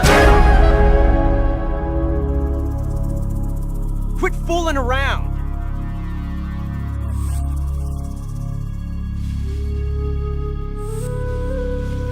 Get back here!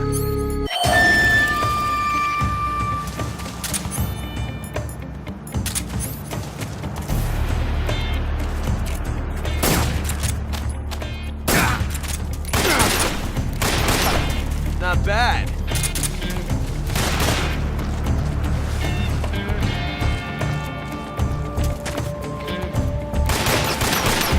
Too fast for that one, eh? I can feel it now. The rhythm, the pulse, the heat of battle. How'd you dodge that one?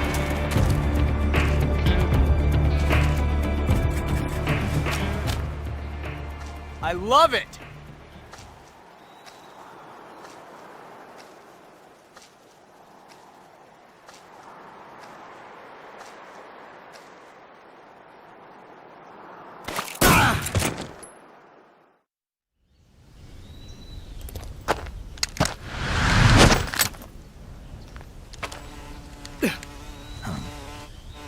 Damn it. He found us.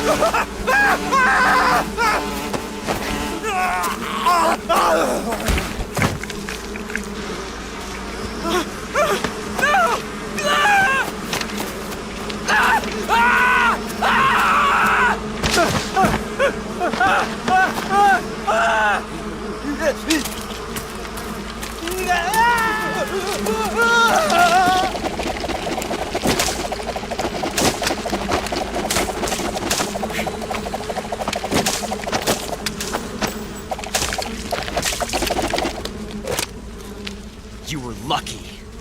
We'll meet again.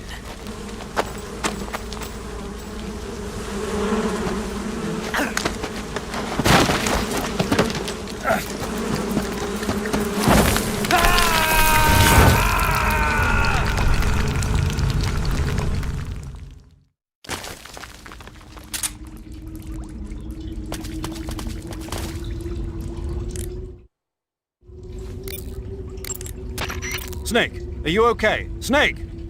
Major. Snake. Are you all right? You're not hurt? No. That was a hell of a drop, but I'm fine. Looks like there's no way back up, though. I see. Well, anyway, it's good to hear you're not injured. Slipping and falling may not have been part of the plan, but getting into that cave was. Proceed further into the cave. The cave seems to be structured like a maze, but there's an exit somewhere. Find a way out of the cave and head for the aqueduct. All right, but it might take me a while to get through this cave. Are you hurt? No. Is it the enemy? Did they set a trap for you? Not that either. Then what is it? It's dark in here. Dark? Yeah, there's no light anywhere. I should have brought a flashlight with me. So what you're saying is that it's going to take you a while because you don't have a flashlight? Right. Snake, if you don't have a flashlight, you should be looking for a substitute. I tell you, American soldiers these days rely too much on ready-made equipment. Here we go again. What was that? Nothing. American soldiers rely too much on ready-made equipment. And not only that, they can't seem to grasp that one piece of equipment can have multiple functions. Back when I was in the SAS, we never had that problem. We were trained to use every piece of equipment in as many ways as possible. If you don't have a flashlight, look for something else. You need to develop flexible, innovative thinking if you want to... Hey, are you listening to me? Yeah, of course I am. First, take a look at what you're carrying with you now. Don't you have anything that can provide you with some light? First, take a look at what you're carrying with you now. Snake, those hornets that attacked you while you were fighting Ocelot... I know. They look familiar, like the ones I saw during the Virtuous mission. So it was one of the Cobras? That's what Ocelot was saying, too. Keep your guard up. I will. Snake, remember that this operation is a solo... Snake, let's go over the... Snake, when you... Those are some funky clothes you're wearing. Yeah, it's called a sneaking suit. Pattern clothes. Snake, are you all right? Yeah, just barely. What the hell were all those hornets? Most likely that was the pain, one of the cobras. I figured as much. Are they tracking me? I don't know. The cobras only take orders from the boss. Not even Volgin knows what they're really up to, so I don't know anything about them either.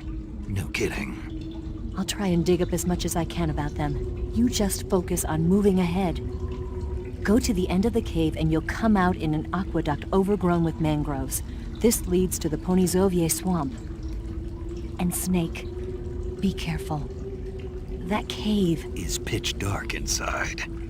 Good. I did remember to tell you then. If it's completely dark and you need a light, try using a torch. I heard there's some emergency torches stored somewhere in that cave. Torches. Got it. So where are they? Huh? Where are the torches? How should I know? Go find them yourself. Major, Sahelanthropus will unleash that thirst unto the future.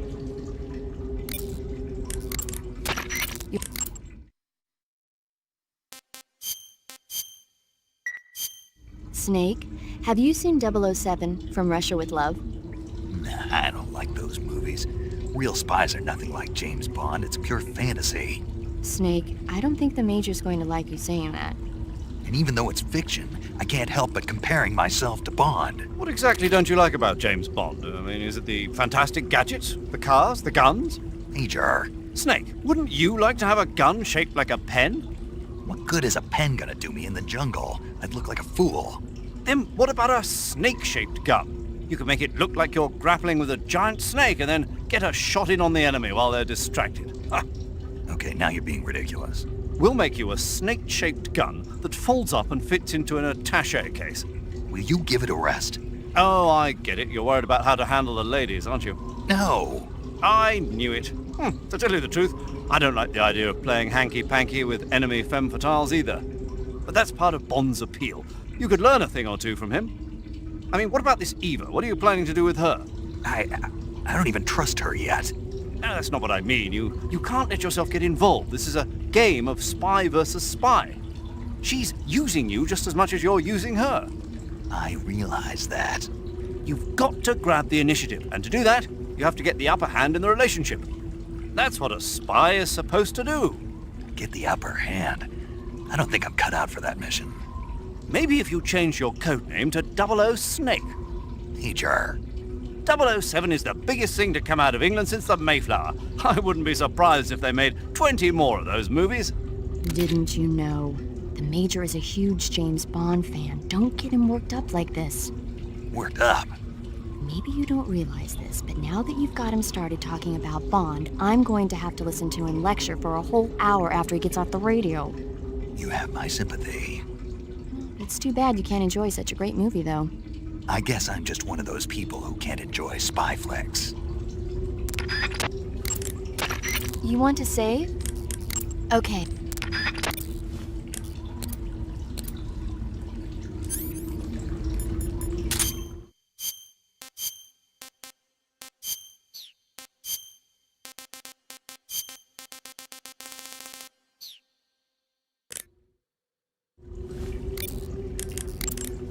You say you're using a single-action army. The single-action army was first manufactured in 1873. It's been in production ever since then, except for a short hiatus.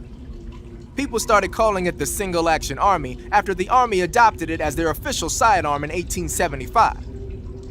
It's also sometimes called the Peacemaker, owing to the fact that a lot of sheriffs used it to keep law and order in the Old West. There are a lot of different models. The one you've got is probably the black powder model. The only thing is, it takes a while to reload. This is a gun with history. You can do all sorts of tricks with it. Why don't you practice with it for a while? Go into first-person view and use the right analog stick. Whenever you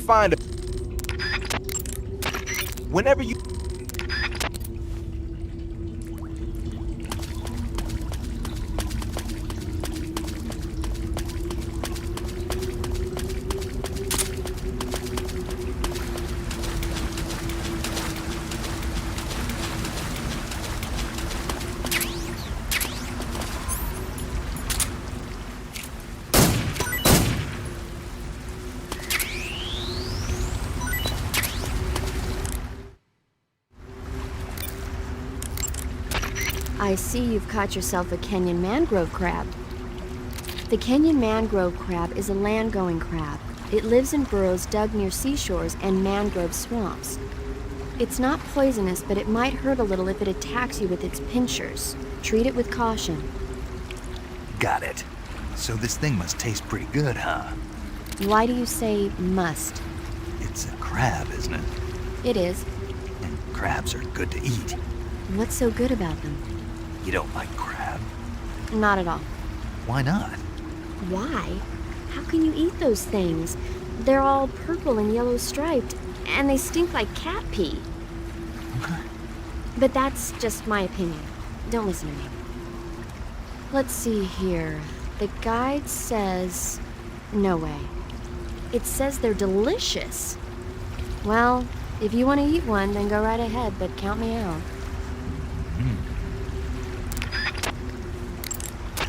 I see you found some Russian glowcaps. The Russian glowcap is a kind of luminescent fungus, a mushroom that glows in the dark. Why would a mushroom glow in the dark? It's bioluminescent, just like a firefly. It uses the so-called luciferin luciferase reaction.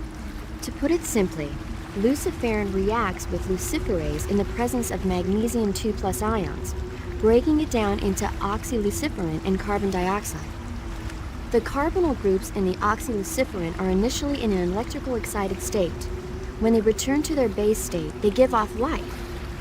Did you get all that? Not really. Oh. By the way, does that mushroom recharge your batteries when you eat it? Huh? I mean, it seems like if you ate a glowing mushroom, it might recharge your batteries or something. Snake, your batteries are organic batteries. They produce electricity by utilizing the potential difference between cells. Organic batteries are known for their highly efficient energy conversion, but they still rely on chemical reactions between proteins and enzymes to... So you're saying they'll get recharged? Believe what you want. Great.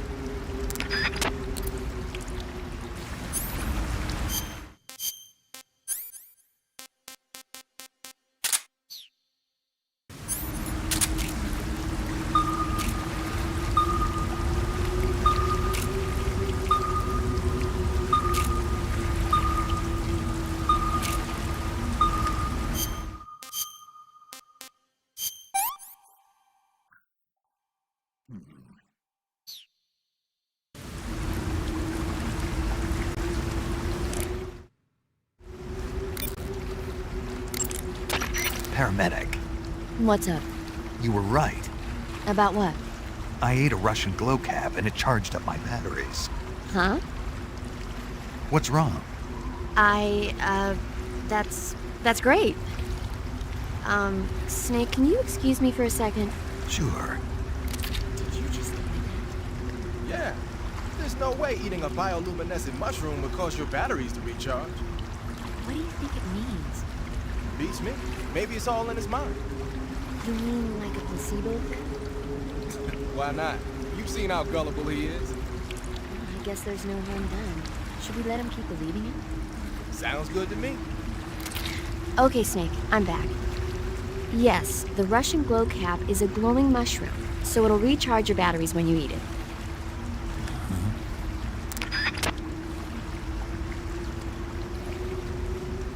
Number 15. Burger King foot lettuce. The last thing you'd want in your Burger King burger is someone's foot fungus.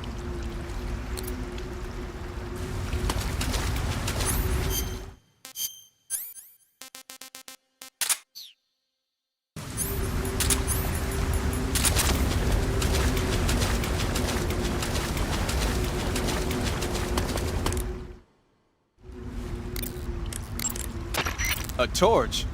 A little primitive, but a light's a light. From what I can tell, that torch is made of white birch dipped in turpentine. It burns long, so I don't think you'll have a problem with it burning out on you. If you equip it and press the CQC button, you can use it to smack the enemy. You can also swing it around by pressing that button repeatedly. Useful when you need to clear the room of bats and stuff. With the weapon button, you can light and extinguish a torch, so make sure that thing is out if an enemy is closing in. Get used to it. The light from the torch is visible from a long way off, though. It probably goes without saying, but marching into battle with a torch in your hand is not the sanest course of action. You should only light a torch when you're someplace like a cave where you can't find your way around without a light. Yeah, I hear you.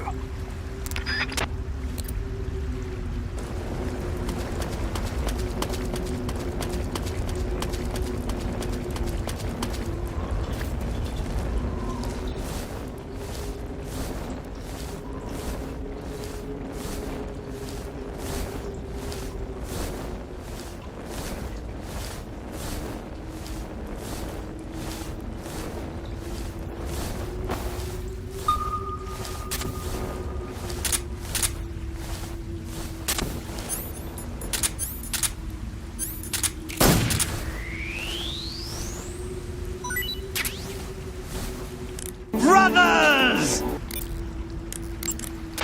I see you've caught yourself a Taiwanese cobra. The Taiwanese cobra is native to Taiwan and southern China. It's quite vicious and carries a potent neurotoxin in its fangs. Be careful.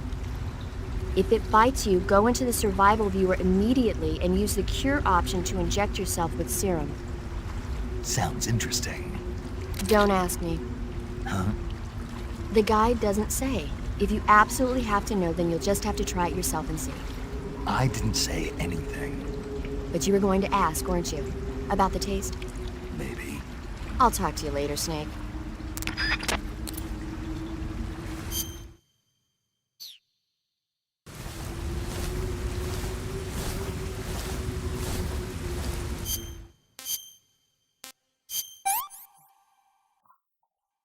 What can I say?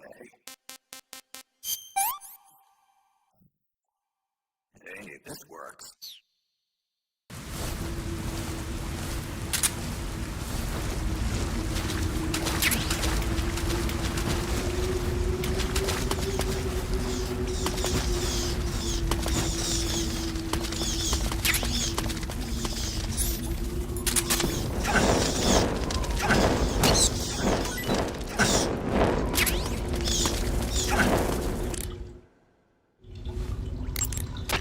I see you've caught a vampire bat. The vampire bat bites its victims and sucks their blood. Got it. Speaking of bats... Just save it. Huh? I know you're gonna talk about vampire movies. Attack of the Vampire Donuts, or Dracula versus the Space Hippos, or something like that. Actually, I was going to say that bats are known to use supersonic waves to sense their surroundings. Oh. Bats use supersonic waves to sense their surroundings, so you might be able to keep them away by blasting them with a special kind of sound wave. Alternatively, you could try equipping a torch and waving it around with the CQC button. As for taste, I suppose there's no reason you couldn't eat them. Snake, do you hate vampire movies? What? Just now, you sounded like you really hated them. I did? Yeah. Oh. Well, no one really likes them, do they? Some people do. Like you. Yeah. They're fascinating, you know? Like the movie Dracula... Don't say it. Why not? Just don't. Are you afraid? What? You're afraid of vampires, aren't you? Don't be ridiculous.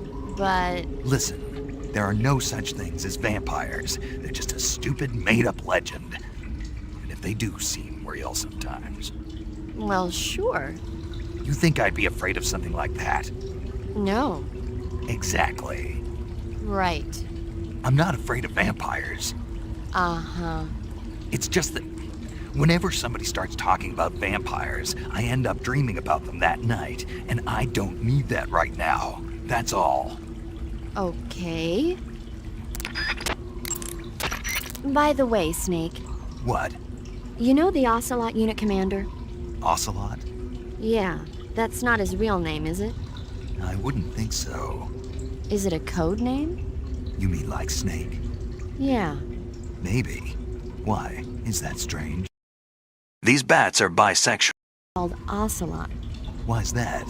Well, I looked it up, and it turns out the ocelot is a wild cat whose habitat stretches from the southern U.S. down to northern Argentina. They live in a variety of different environments, from tropical rainforests to savannas. The biggest ones can grow up to 1 meter in length. They're normally solitary creatures, and their diet consists mainly of small animals and fish. During the day, they sleep up in the trees, but at night... Yeah, paramedic. Oh, right. So, the ocelot is an animal that lives on the American continent. But then I wondered, why would a Soviet officer be using the name of an American wildcat? Good question. Maybe it's because he's fast and agile like an ocelot. Yeah, maybe you're right. But why'd you go to all the trouble of looking it up? Because I was curious. Was it helpful? Sure.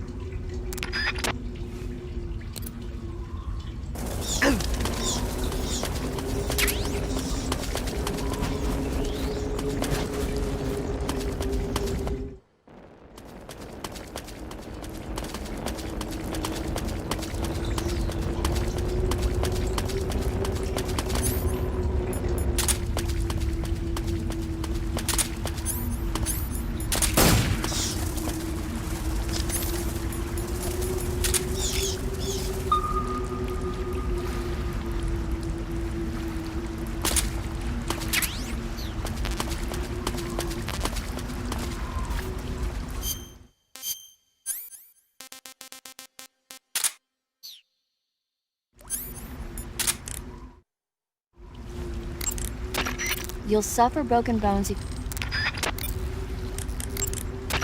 Ah, I see you got yourself an M37.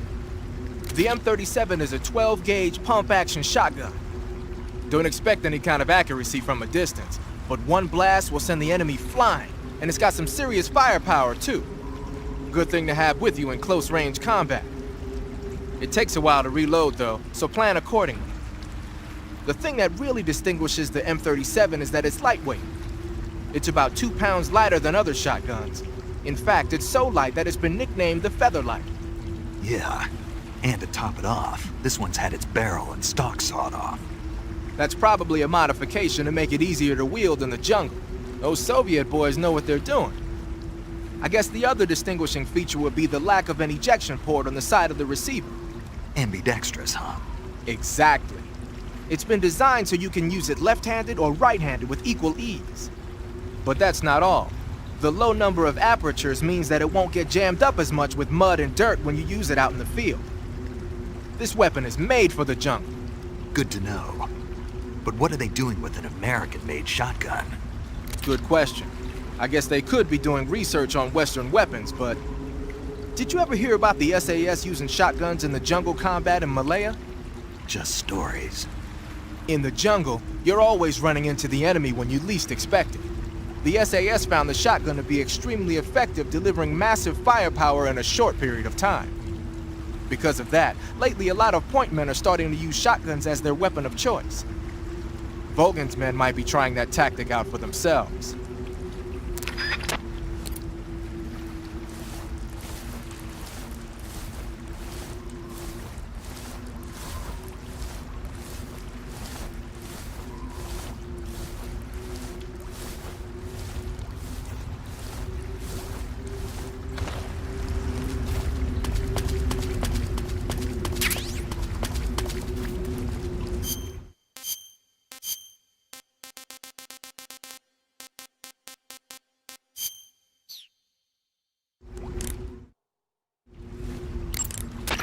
The camo pattern you're wearing now is called Snow. Snow, as you might have guessed, is a winter camouflage developed to provide cover in a snowy environment. It's not solid white though. It's got a little bit of vegetation pattern mixed in too. It should work pretty well if you wear it against a white background.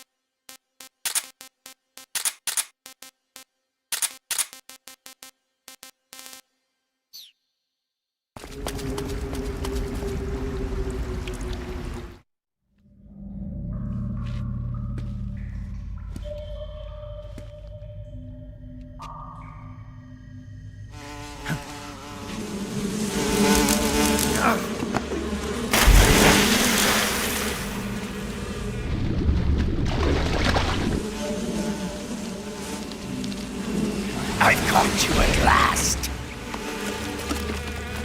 We are the sons of the boss. Ha! I am the pain. Ha! I will guide you to a world of anguish beyond your imagination.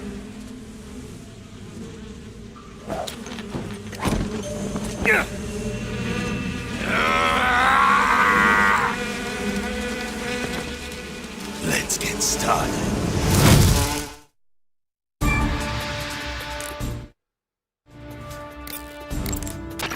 Snake, as long as the Pain is using his hornets to protect his body, you won't be able to damage him with gun attacks. You'll need to use a grenade to get rid of the hornet swarm first. Go into first-person view and throw a grenade at him. The shotgun should work as well. Get rid of those hornets protecting him, and then attack him with a gun. The Pain seems to be directing swarms of hornets to attack you. Be careful. If you're attacked by a swarm of hornets, your life will steadily decrease. When the hornets come to attack you, you can cause the swarm to scatter by shooting at it with your gun. Also, the hornets can't follow you into the water, so you can get away by diving into the water. Hornets are also vulnerable to fire and smoke. You can keep them away from you by using a smoke grenade. Swinging a torch around using the CQC button should also work. Snake, watch out for those bullet bees he shoots. Bullet bees are the name the Pain gives the special hornets he raises inside his own body. And if they get into your body, your wounds will become worse and worse until you get rid of them. If you're afflicted by bullet bees, go into the survival viewer immediately and use Cure to dig them out with your knife. Once the bullet bees are out, don't forget to apply styptic and disinfectant to the wound. Snake, if the Payne's hornets stick to you, you won't be able to move freely. If hornets start to stick to you, take care of them before they prevent you from moving altogether. Either jump into the water or wave your survival knife around to drive them away.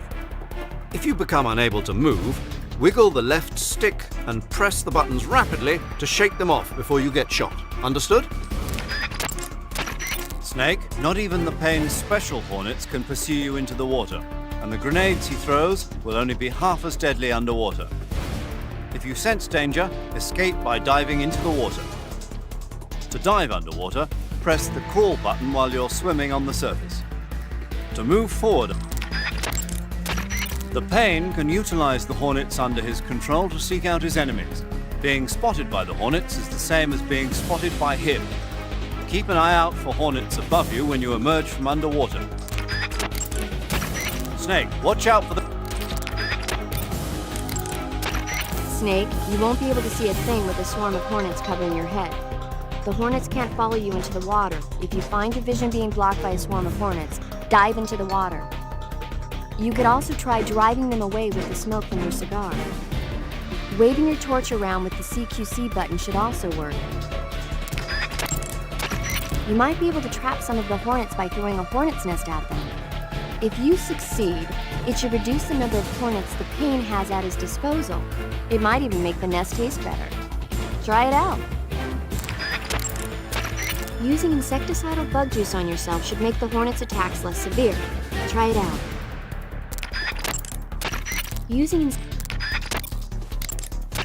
When the Payne hits you with alarm pheromones, the hornet's attacks will become more aggressive. They'll assault you more often, so be careful. The Payne is said to possess the power to control his hornets at will. Watch out for insect-based attacks, especially his so-called bullet bees. The Payne doesn't just use hornets, he's got guns and grenades in his arsenal too. Be especially careful about those grenades. Snake, watch out for those bullet bees. Bullet bee is the pet name the Payne gave to a special type of hornet that he keeps inside his body. When the Payne gives the order, they fly at their target like bullets, burrow into his body, and eat away at his insides until he's dead. If you get hit by a bullet bee, go into the survival viewer right away and heal yourself on the Cure screen. That being said, despite the name, a bullet bee is really just a type of hornet. They can't follow you into the water. If the Payne launches any at you, dive under the water. The Payne can supposedly... The Payne has the power to control swarms of hornets at will. Watch out for his hornet-based attacks. Not even the Payne's special... Not even the...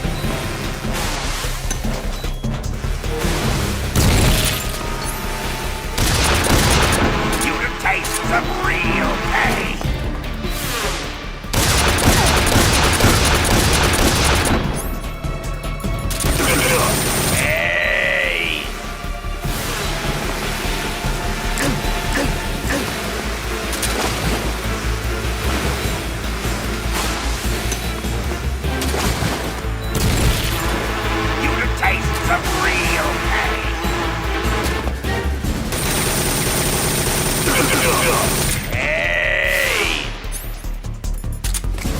Return!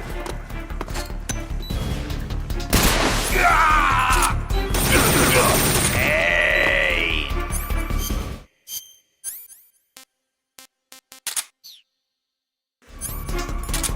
Grenade!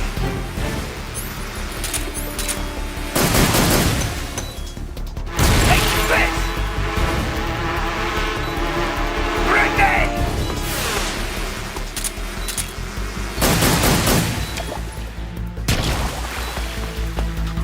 Is that all you've got?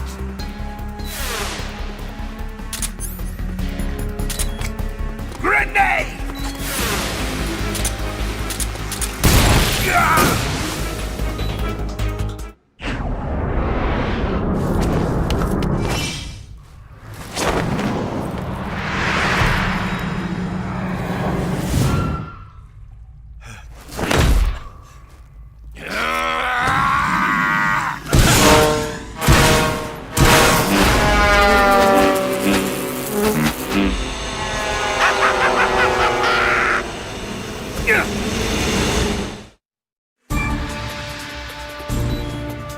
Get him!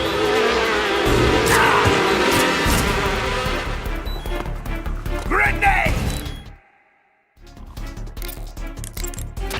Snake, you've got bullet bees burrowing inside your body. Bullet bees are the name the Pain gives the special hornets he raises inside his own body. Snake, bullet bees are digging into your body. The Pain has the power.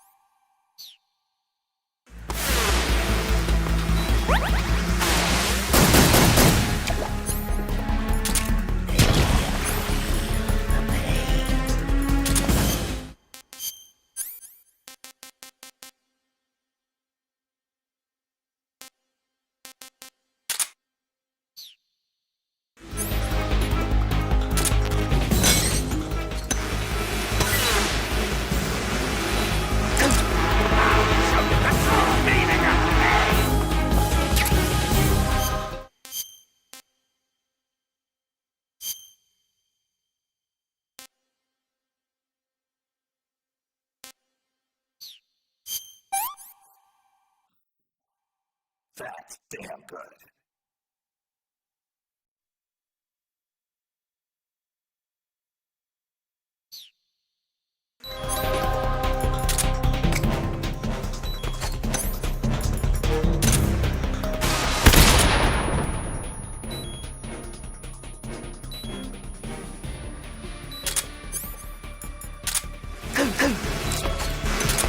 Is that all?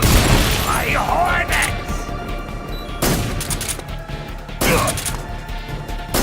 Hey! Hey!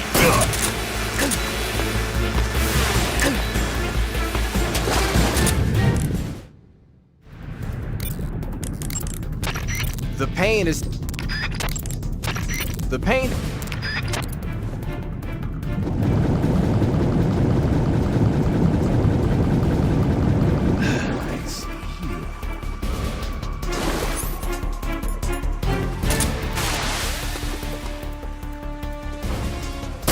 Hey!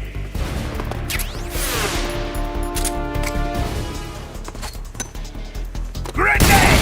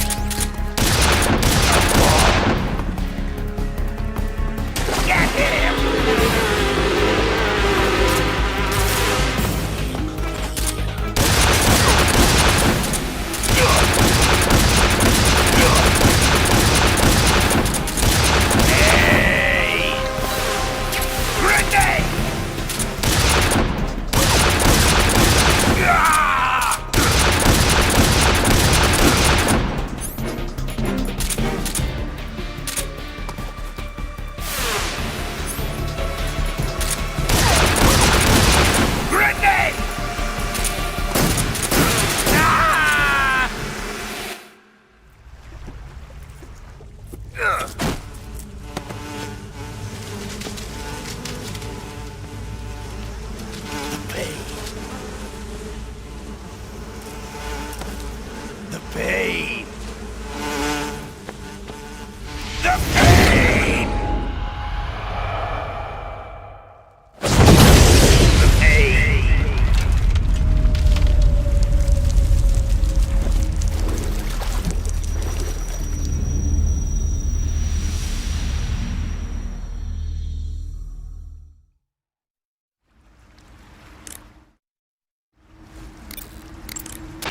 The exit from the cave should be toward the back.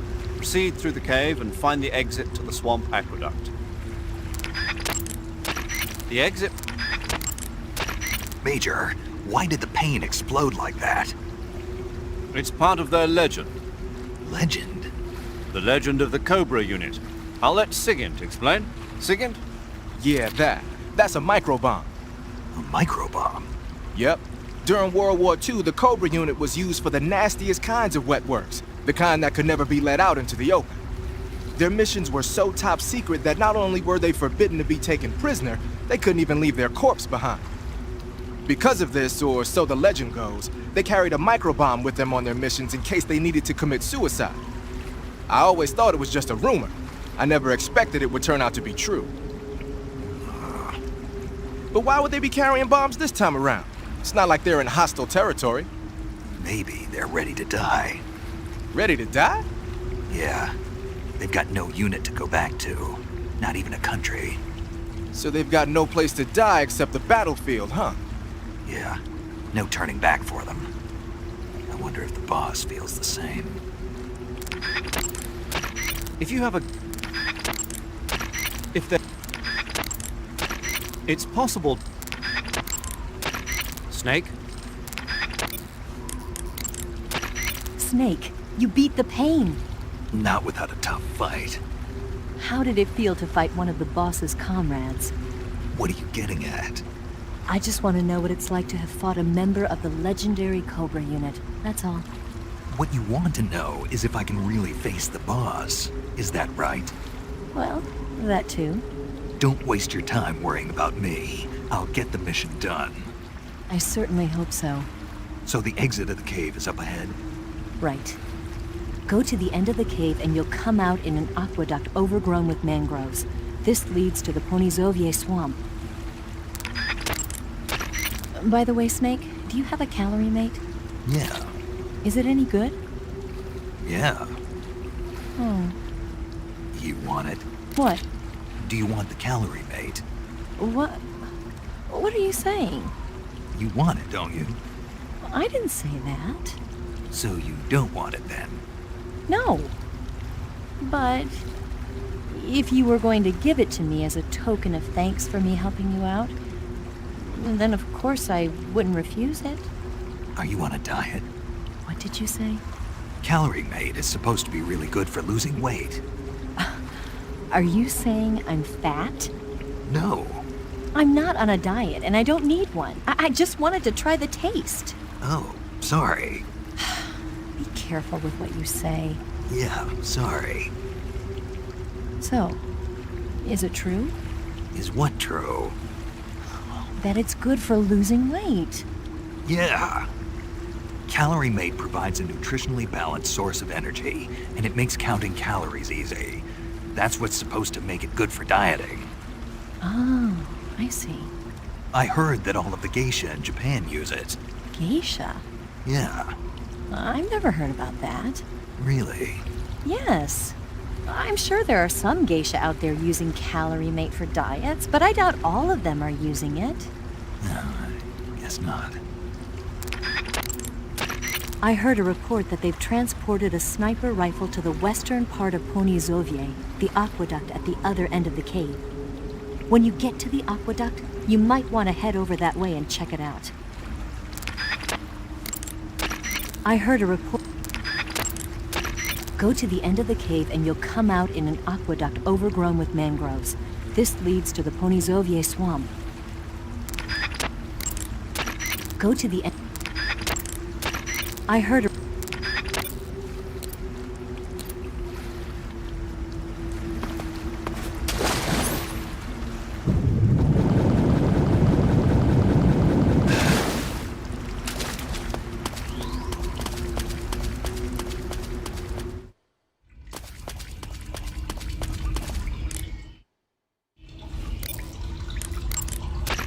You want to save?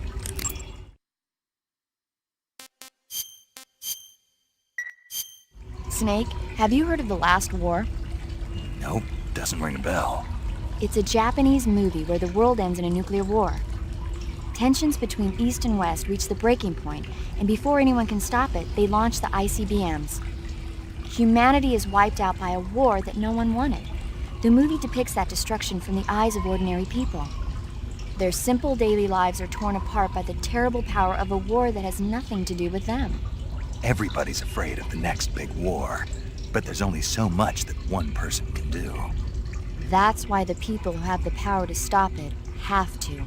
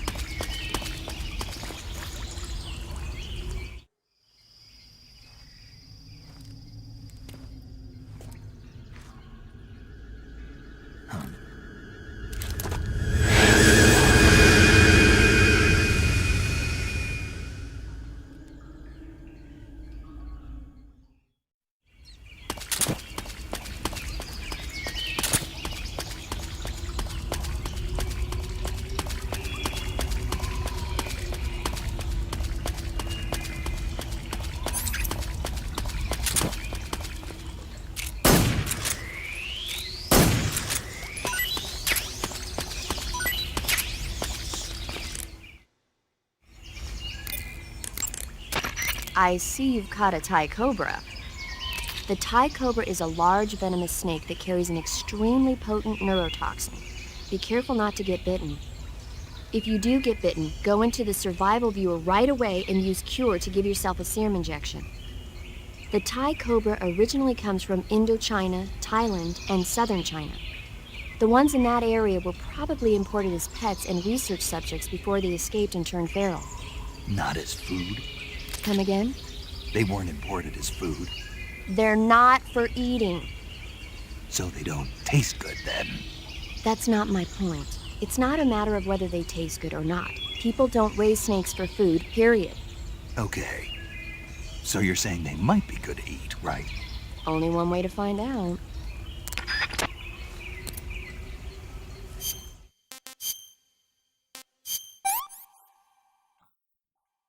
Can't complain.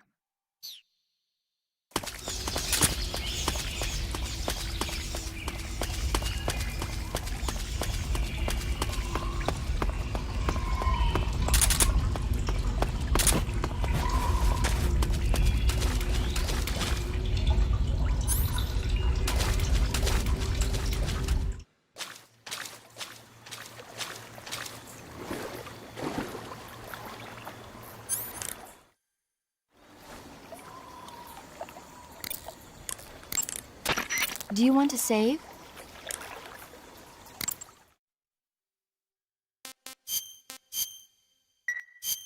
Snake, have you seen Dr. Strangelove or How I Learned to Stop Worrying and Love the Bomb? What? Dr. Strangelove. Have you seen it? No. It's about this insane American Air Force commander who sends a bomber out to drop an H-bomb on Russia. It's a black comedy. Doesn't sound very funny to me. The actor who plays Dr. Strangelove also plays two of the other main characters. It's actually kind of funny once you get past the scary parts. It just came out this year, so I bet you could still go and see it. Maybe when I'm in a lighter state of mind, I'll give it a try. I see you found your way to the aqueduct. If you follow it to the north, you'll come to a warehouse used for transporting supplies. Pass through the warehouse, and you'll come out into a forest. The lab where Sokolov is being held is directly to the north of that forest, so head north. Snake, Eva mentioned something about a sniper rifle in the western part of Ponizovye. A sniper rifle would certainly be a valuable asset to your mission. Swing by the western area and acquire that sniper rifle. Snake, the water in that aqueduct comes up to your waist. Naturally, you won't be able to walk as fast as usual. But you can jump into the water with a roll, or press the crawl button to go underwater and swim your way through. That area seems to be guarded by flying platforms. Be careful, they can see a great distance from up there. If a flying platform starts to draw near, you would do well to dive underwater and hide until it passes. Snake, remember...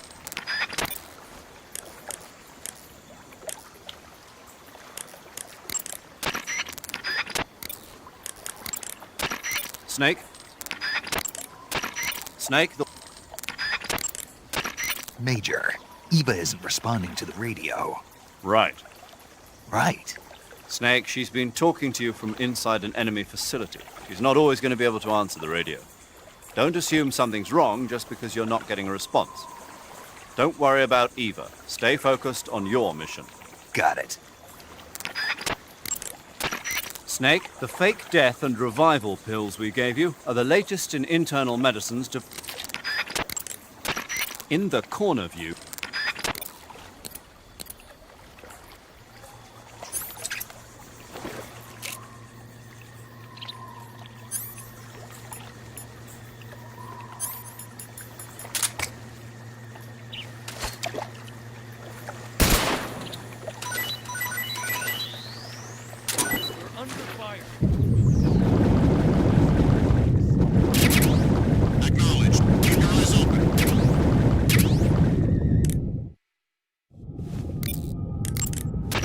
I see you've caught yourself a big-eyed trevally.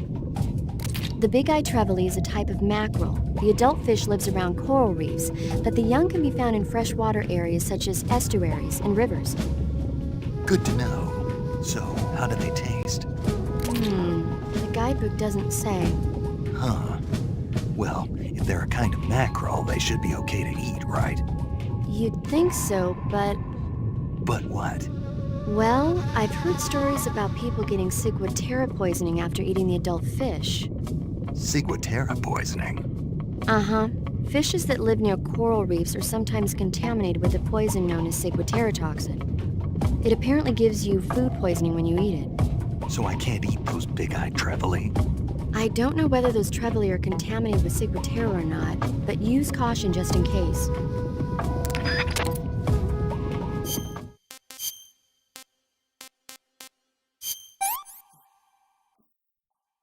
This is horrible. I see you've caught yourself a maroon shark. The maroon shark is found mostly in Southeast Asia, but it's not actually a shark. It's related to the carp. It's also known as the red-finned cigar shark, the river barb, and the sultan fish. Interesting. So how does it taste? According to the guide, it's good, but it's kind of oily and it has a lot of little bones. Fine with me. I never worry about the little things. So I gathered.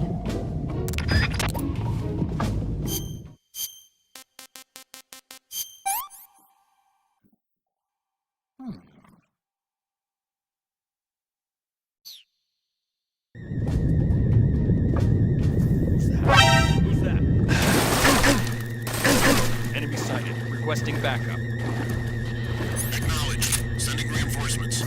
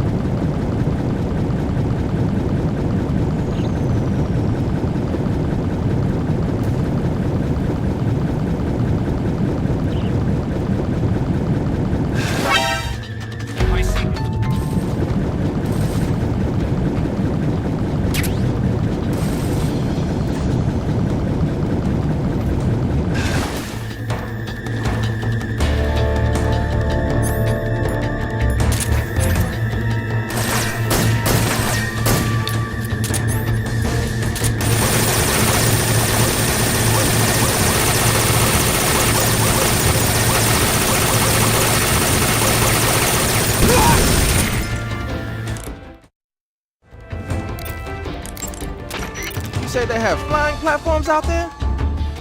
Flying platforms are a type of personal VTOL aircraft.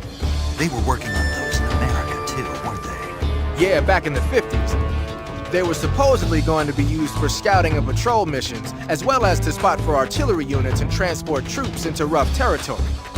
They even got an initial prototype off the ground in 1955. But the thing wasn't fast enough, and there were problems with getting it to stop and turn in midair, so they ended up scrapping the project. The ones you see there were built by the Soviets after they got their hands on the American design plans. The American model used a pair of contra-rotating rotors to generate lift, but those Soviet models seem to be using jet engines instead. They must have kept going with their research after the US abandoned its own project. Now they've finally overtaken us. You gotta give them credit for sticking with it. If you get spotted by an enemy riding a flying platform, they'll go into alert phase. The flying platforms themselves don't seem to be armed, but the pilots are carrying Scorpion submachine guns and grenades. The recoil on the Scorpion is low enough so that they should be able to fire one-handed in full auto mode. That gives them some serious firepower. The armor plating on the body of a flying platform is bound to be pretty thick. I don't think you're going to be able to penetrate it with a handgun or an assault rifle. When you're up against a flying platform, try and aim for either the pilot or the engine on the underbelly. The flying platforms have a searchlight attached to the front. If you knock it out, that should handicap its scouting ability. And in some cases, it might even have to go back to base for repairs. The armor plating on the bottom.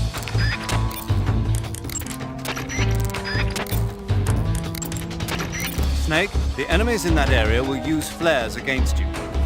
When you're near the light from a flare, your camo index will go down. If the enemy fires a flare at you, you'd best dive underwater and hide. I see you found your way to the aqueduct.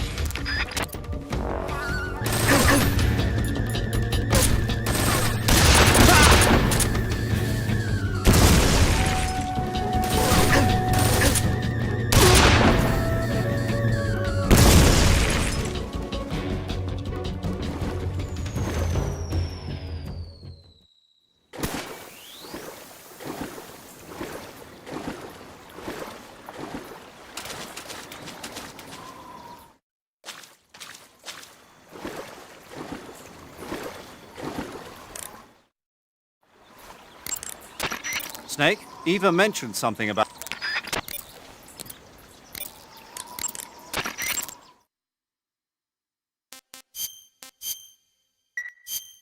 Chin up.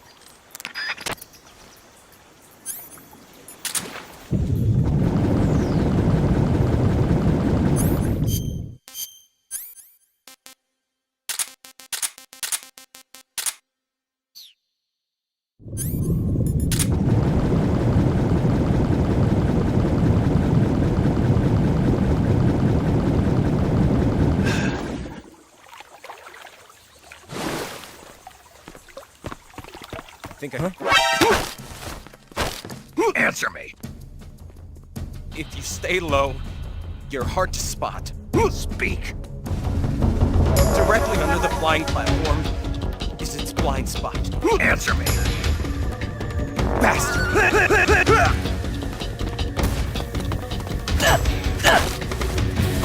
Answer me. In the armory, there's an SVD. Speak. Request to call off alert 140.61. Speak. Fire support request 142.12. This is Patrol, requesting fire support. Over. Understood, Patrol. Commencing fire support. As per standard operating procedure, this frequency will no longer be used. Out.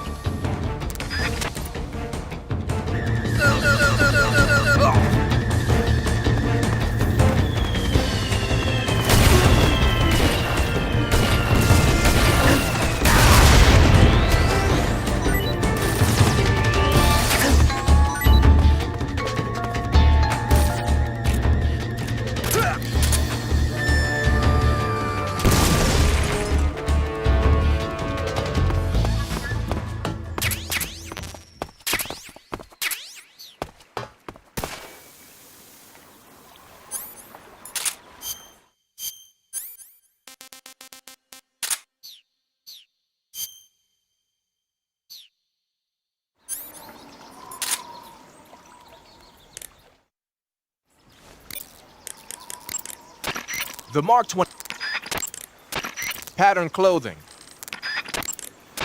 Pattern. Snake, you've got a bad burn. I see you've caught yourself an arowana. The arowana is an ancient fish that lives in tropical freshwater areas. Because of its large size, I don't think you'll be able to capture one alive. Ancient fish like the arowana are living fossils. They've hardly changed their form since the Devonian and Jurassic periods. Other ancient fish besides the arowana include the coelacanth, the starlet, and the knifefish. Almost all organisms on Earth have evolved in various shapes and forms, but these fish have kept the same form for hundreds of millions of years. Baffling, isn't it?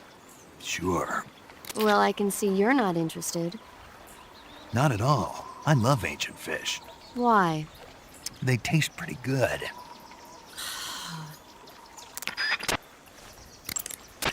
Snake, whatever happens to you, make sure you leave a descendant, okay? Are you saying you want to have my baby? No. I'm saying that in the 21st century, the genes of soldiers like you are going to be in high demand. Genes? Uh-huh. Remember when Watson and Crick discovered the double helix structure of DNA back in 1953? No. You know, they won the Nobel Prize in Medicine for it the year before last.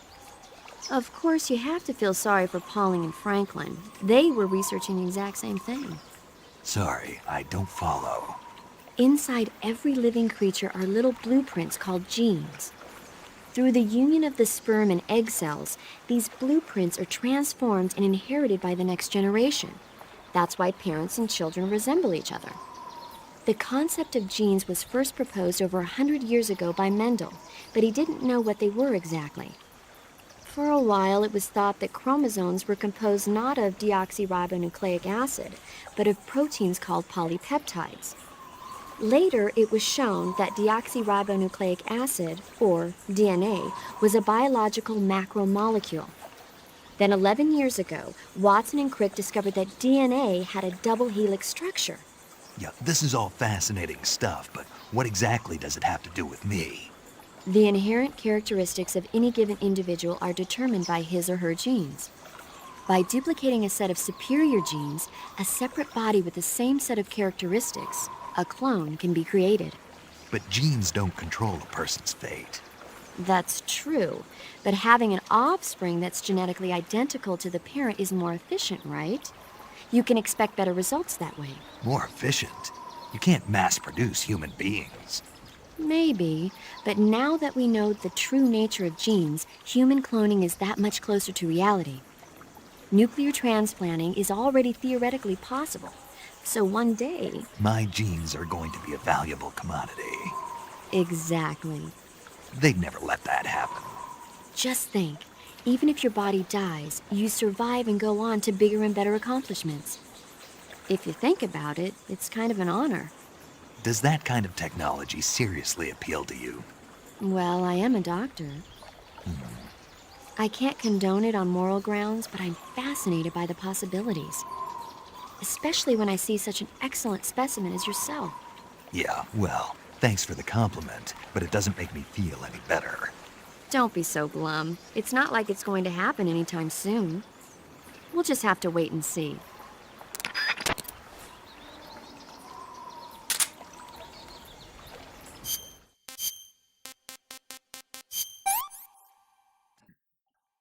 I'm stuffed.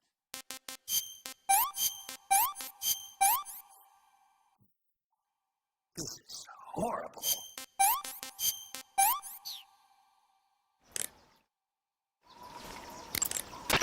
Eat food to recover stamina. Food poison. Snake, if you or one of your comrades is wounded in battle, what do you usually do? I call for a medic. What if there's no medic nearby? I don't even want to think about that. Think about it. That's my worst nightmare. Any soldier can perform basic first aid, but it takes a specialist to perform the more complicated procedures. I know a lot of guys who'd still be alive today if they'd had access to a medic. Me too. So I got to thinking, wouldn't it be great if we could parachute medics into the front lines where they're needed most? You bet. That's why you're called paramedic. Yeah. With a unit like that, we could save a couple of lives, huh? No, No? not a couple. We could save many lives. Thanks. I think the Army needs a unit like that. And if no one else will do it, I'm going to create one myself. Sounds like a plan. Will you help me? Count on it. Kif medic on the way. Snake, do you know what epinephrine is? What's with the questions? Well, do you? No, Also known as adrenaline? never heard of it. Really? Nope. I have. Good for you. Do you want to hear about it? Not really. Oh, I think you should hear about it. Here we go. So, epinephrine is a type of hormone. It's secreted from the adrenal glands in high-stress situations, like when you're exercising or you're under pressure. The epinephrine is released into the bloodstream and stimulates special receptor cells on various organs throughout the body. This causes the heart to beat faster, the blood vessels to constrict, and the respiratory passages to expand. It also raises blood pressure. You ever notice how you're faster and stronger than normal when you're under stress? That's because of epinephrine, and when you're bleeding, it... Paramedic. Yeah, Is there a point to all of this? of course. In the alert phase, your body secretes epinephrine, and so your stamina won't be depleted as fast. Uh-huh. There. Good thing I told you, huh? As always. Snake, I looked at your medical record. You've been exposed to an atomic blast? Yeah, the Bravo shot. It was a hydrogen bomb test conducted at Bikini Atoll on March 1st, 1954. I was at the American base on Kwajalein in the Marshall Islands when the ashes of death started falling from the sky. Any symptoms? None. At least, not yet. But a lot of the guys who were in it with me are now suffering from thyroid cancer and leukemia. Some of them are dead already. One of these days. Anyway, I'd better get back to the mission. Yeah. Snake, be careful. That area is supposed to be inhabited by cobalt blue tarantulas. The cobalt blue tarantula is a poisonous spider with a highly potent venom. If you get bitten, go into the survival viewer immediately and use Cure to administer a serum injection.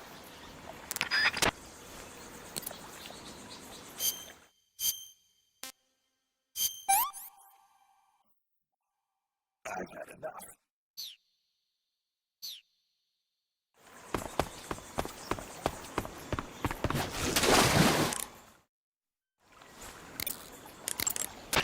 Splitter is an indoor face paint. The black uniform. Splitter is. Snake, the enemy's in that area.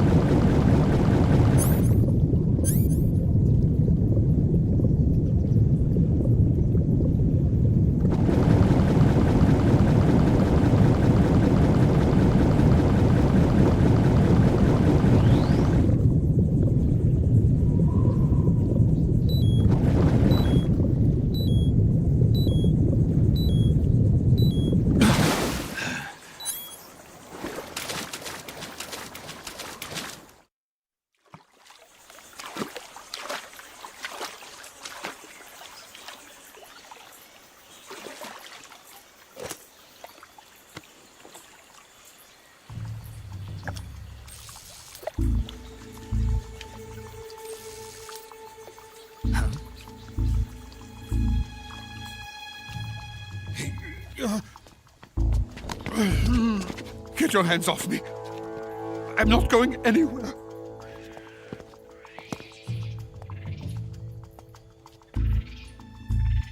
Really now? How many times must I tell you?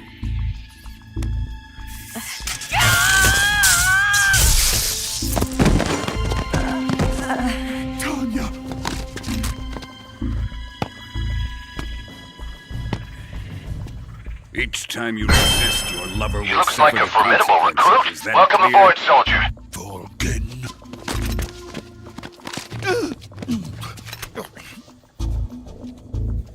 Damn you!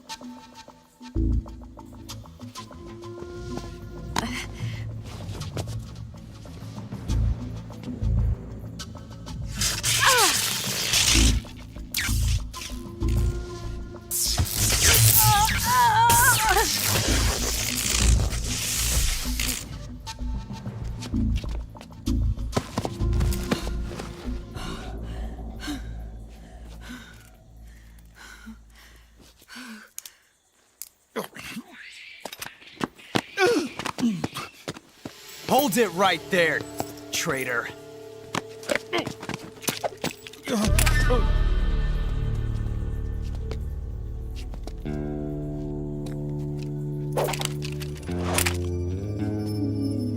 Let's find out just how lucky you are. Watch closely.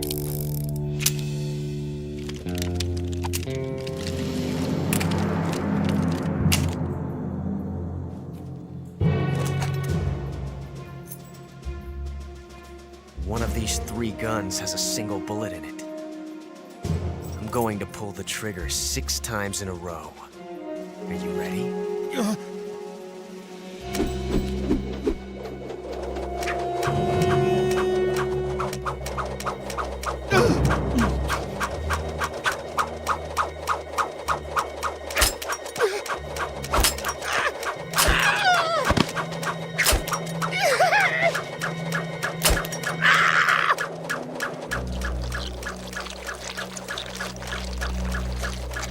Huh.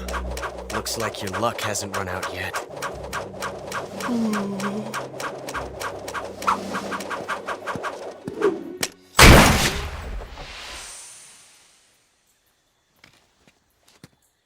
There's no such thing as luck on the battlefield.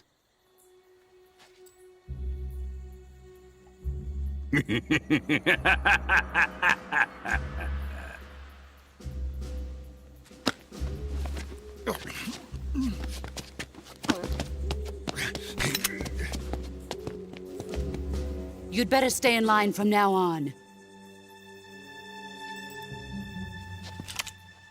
The Cobras will take care of him.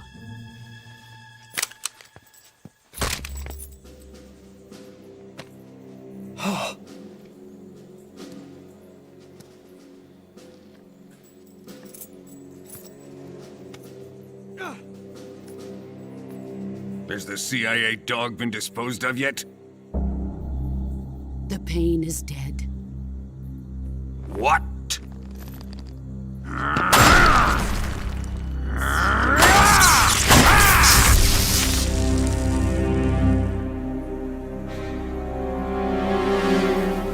He may be a child, but he's definitely one of yours.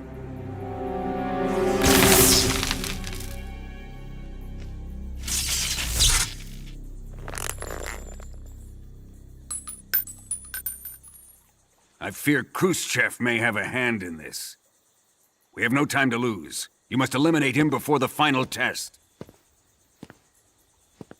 Don't worry. They'll be able to handle it.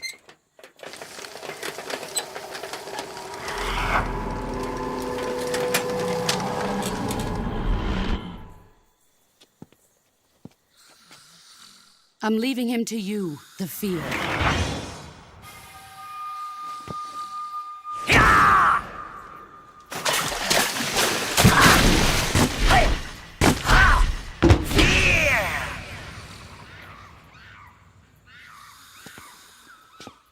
The old man is always sleeping. Is he all right? The end is saving what life he has left in him for battle. Normally, he's dead. But he'll wake up when the time is right.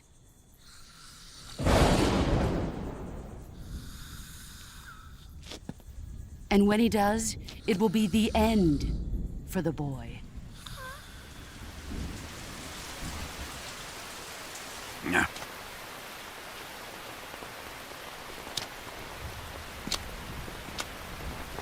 Sokolov isn't worth your love.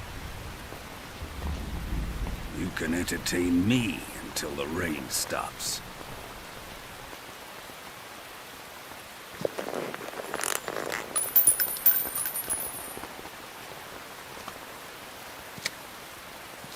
Kuwabara, Kuwabara.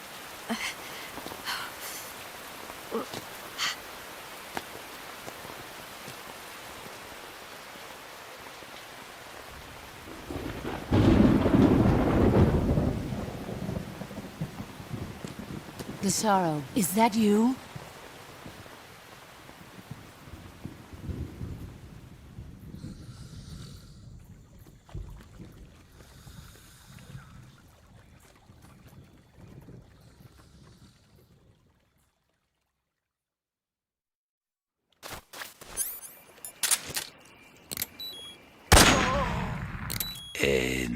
HQ.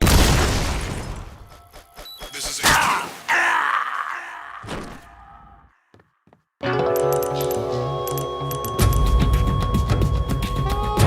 Snake! What happened? Snake! Snake!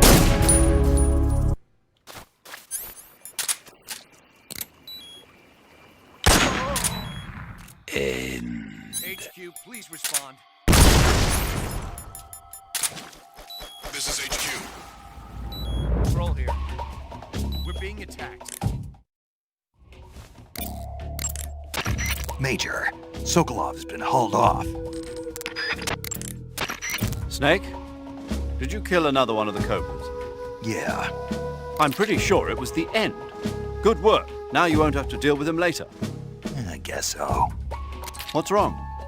It's nothing. Surely you're not going to tell me you wanted to test your skills against a legendary sniper that even the boss respected? Snake, this isn't a contest or sport. This is war. The only thing you should be thinking about is carrying out your mission. Yeah, I know.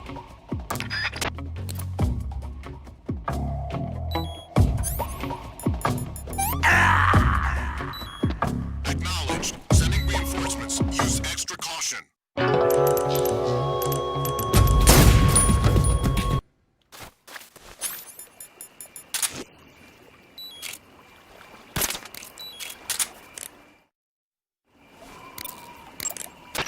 Major, Sokolov's been hauled off. Yes, they probably caught him trying to escape from the lab. Didn't Volgin say that they still needed to perform the final test? Yeah.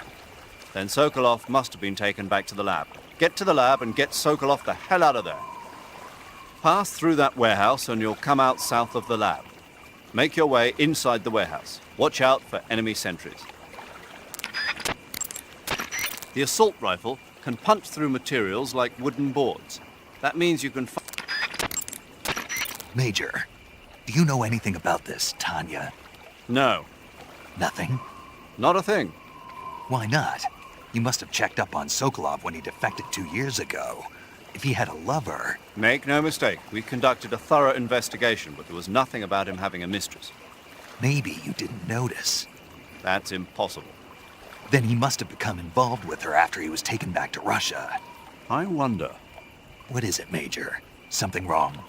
I don't think Sokolov would take a lover. Why not? I still remember him 2 years ago. After we got him across the border, the first words he spoke from his hospital bed, after he regained consciousness, were, "Are my wife and daughter safe?" And right up until the time he was taken back to Russia, he kept begging me over and over to take care of his family, almost as if he was delirious. Sokolov is a man who loves his family. Betraying his wife is something he'd... Major. What is it? People change. Maybe you're right. Yeah, maybe. In first-person view...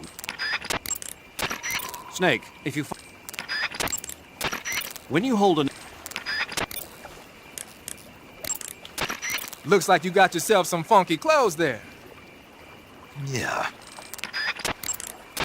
Splitter was...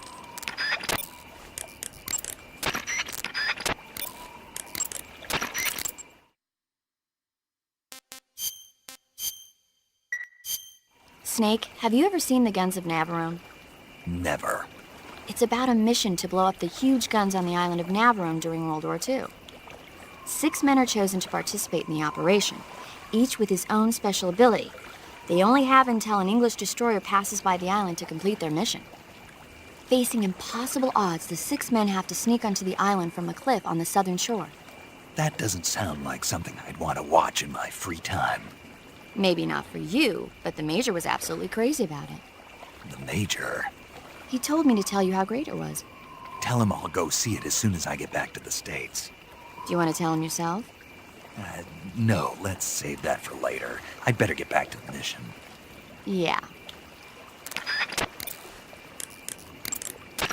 You'll catch a cold if you hang around too long without any clothes on, or spend too much time in the water or the swamp. When you catch a cold, your stamina goes down more rapidly. You'll also sneeze from time to time, and the noise can alert enemies to your presence. Plus, your body will shake, so you might not be able to distinguish vibrations very well. To cure a cold, go into Cure in the survival viewer and take some cold medicine. Snake, be careful. That area is supposed to be in... Pass through that warehouse and you'll come out south of the lab.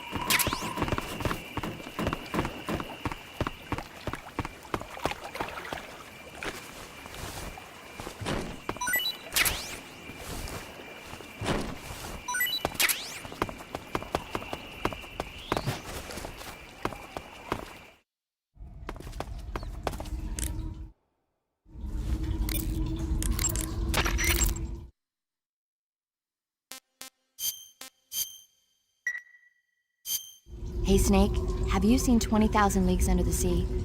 Nope, haven't seen that one. After a number of battleships mysteriously sink at sea, the American government investigates and finds that the culprit is this pacifistic Captain Nemo.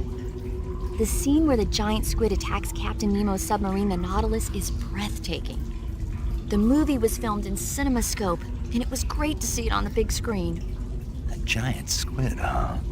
What? Don't tell me you think it sounds tasty. Good. You've infiltrated the warehouse. Pass through it and you'll come out south of the lab where Sokolov is being held. The exit should be on the north side of the top floor. Climb up the stairs and pass through the warehouse to the north. It'll be difficult to keep a low profile inside a building, even if you're wearing camouflage. Keep a constant watch on your surroundings. Stay alert and don't enter the enemy's line of sight. You may be able to fool the enemy by disguising yourself as an object commonly found inside buildings. Snake, when you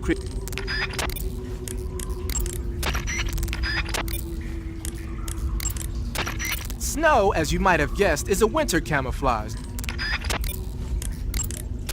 Looks like you're in a building. If people are living there, there's bound to be people food.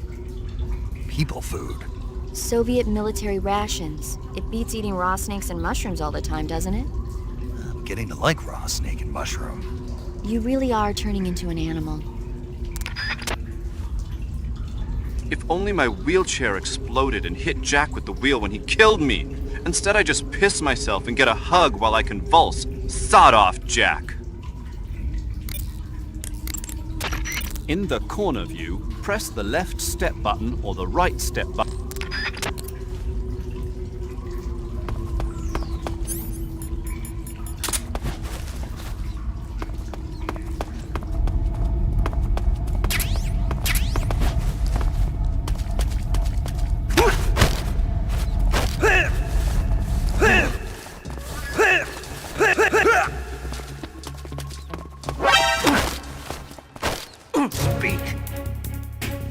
A little further ahead, the forest is deadly. Speak. By stalking, you can find trap indicators. Speak.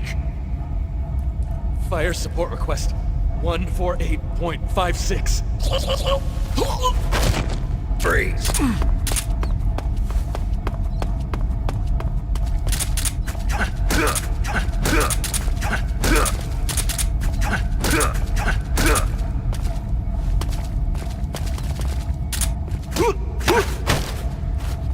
Speak. Request to call off alert 141.45. Speak. Bastard!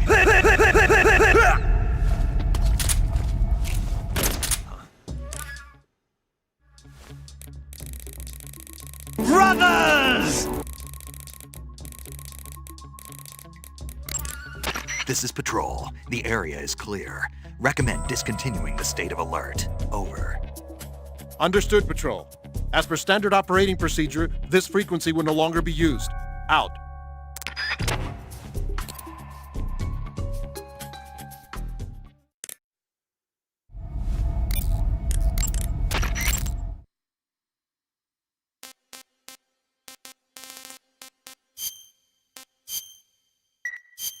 Snake, have you ever seen The Beast from 20,000 Fathoms? Nope. It's about this monster that comes to life from deep within a glacier as a result of an H-bomb test in the Arctic. It crosses the ocean and emerges in New York. I especially like the scene where the monster attacks the lighthouse, and the one where it pops out of a valley in Manhattan and makes a big hole in a building.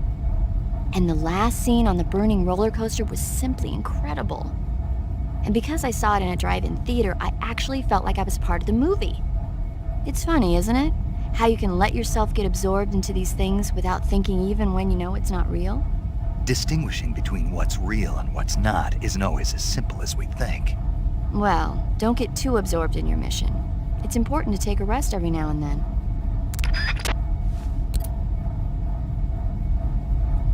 HQ, please respond. This is HQ. Patrol here. We're being attacked. Enemy position unknown. Going into high alert. Acknowledged. Sending reinforcements. Use extra caution.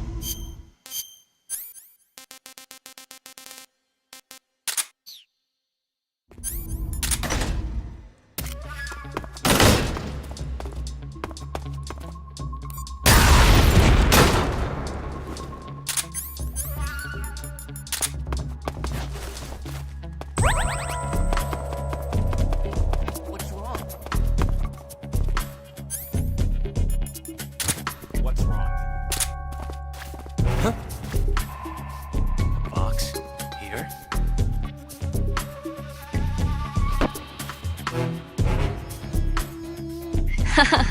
Eat food to recover thickness. You must remain dummy thick at all time. Watch out though, it may alert the guards. Who's that? Radio, we need backup.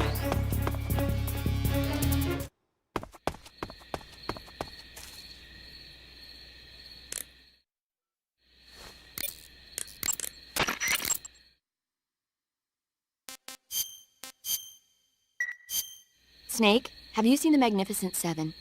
Sorry. It's a remake of the Japanese classic The Seven Samurai, only in a Western setting. This tiny Mexican village is attacked every year by bandits. Finally, the village elder can't stand it any longer and decides to hire someone to protect the village. 7 gunmen respond to the call. They teach the villagers how to shoot and prepare for the oncoming attack. But then, the enemy shows up at the village with a huge band. Then what happens? You'll just have to see it for yourself. I don't want to spoil it. Oh. Movies are only fun when you actually watch them. There's something you have to experience for yourself. Snake, the land where Sokolov is being held is to the north of that forest. Keep on heading north. Snake, watch out. It seems that forest is rigged with a number of traps. Most of the traps seem to be triggered by tripping a rope stretched across the ground.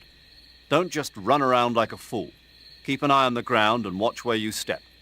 Some ropes may be placed so they're hidden in the vegetation. Be extra careful when you're cutting through the underbrush. If you use the directional buttons, move the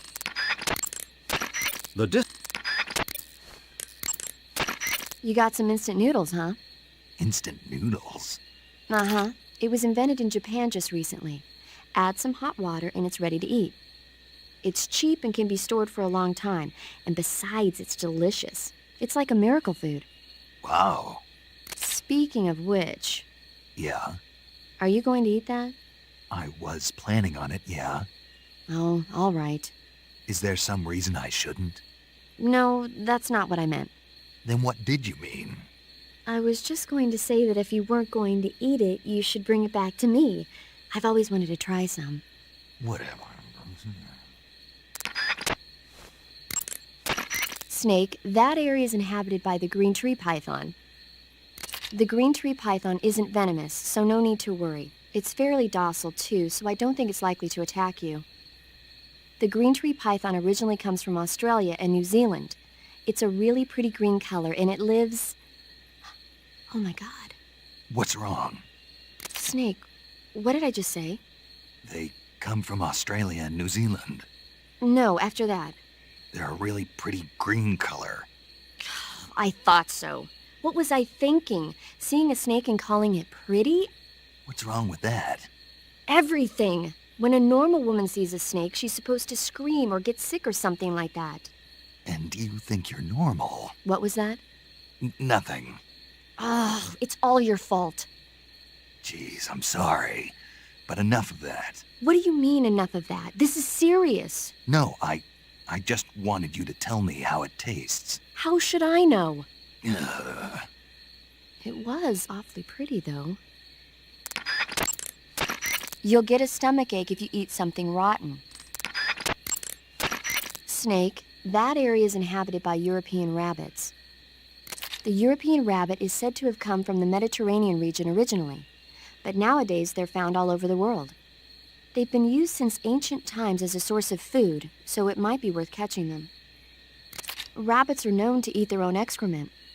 They eat their own... That's right. It's called cecal feces. When the rabbit eats fiber, the fiber is fermented in the rabbit's appendix, or cecum, and turned into a nutritious substance full of vitamins.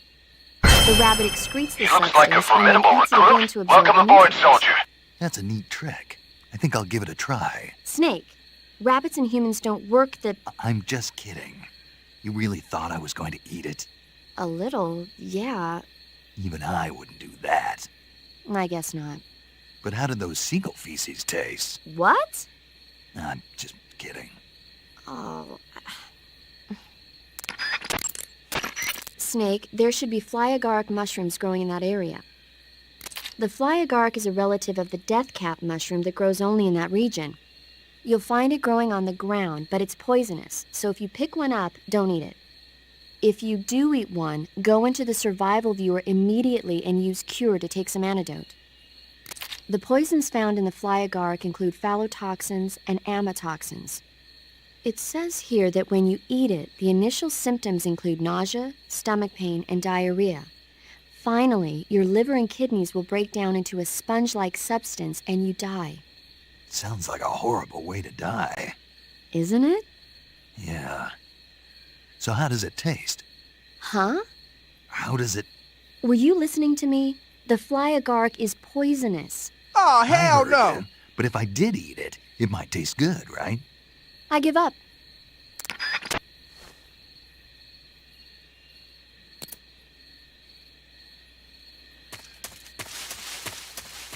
Brothers!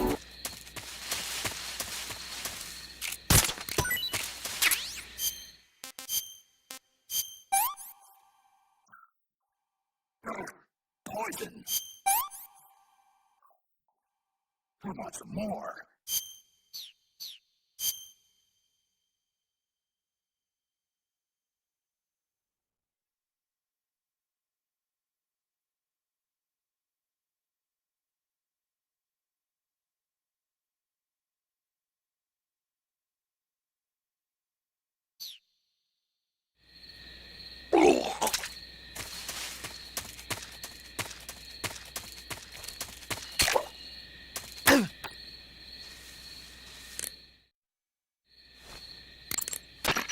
Snake, you've got an arrow stuck in you. When you get shot with an arrow, your maximum life will go down depending on how bad it is, so watch out. You can let the wound heal naturally, or you can treat it using Cure in the survival viewer to make it heal right away. To treat an arrow wound, first use your knife to dig the arrow out. Then disinfect the wound and apply styptic to stop the flow of blood. Once that's all done, the arrow wound should heal right up.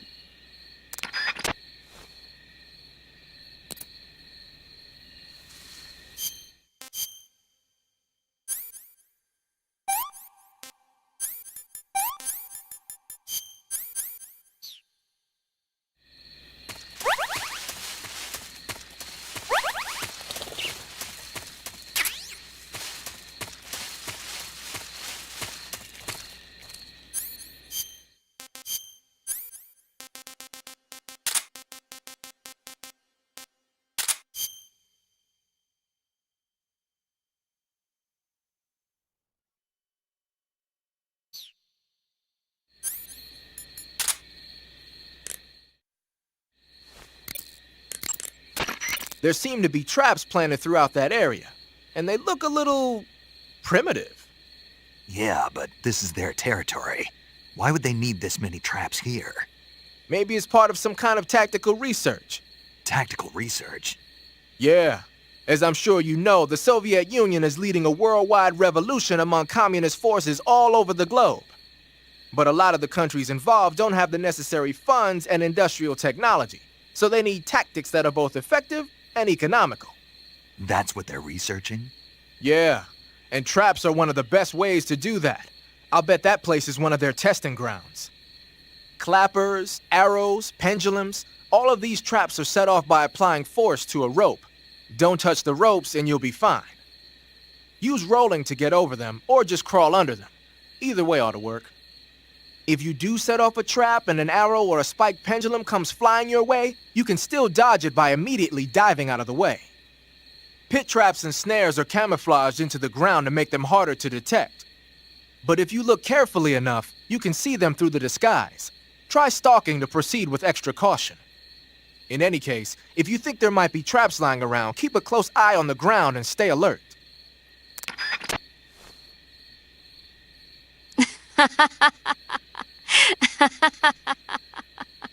Snake, have you ever seen Pixar's A Bug's Life? It happens to have the same plot as The Magnificent Seven, like I said, but the trope is somehow flipped on its head.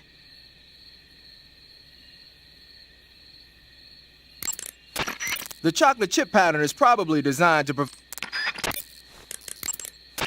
Snake, the lab where Sokolov is being held is to the north of that forest. Snake.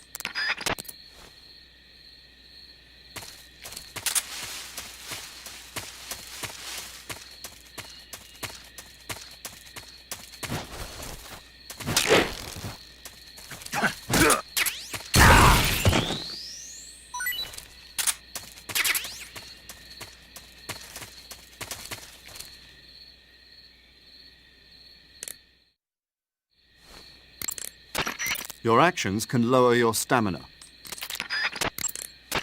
Snake, the lab where Sokolov is being held is to the north of that forest. Equip. You can't. In the corner view. When you're. You. Press. Snake.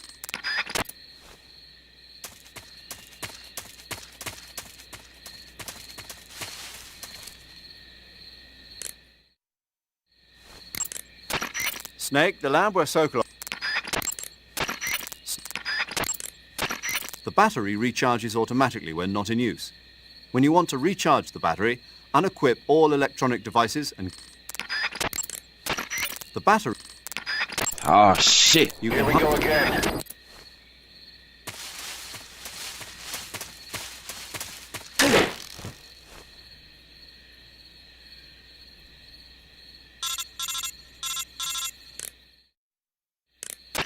Snake, have you been caught in a snare trap?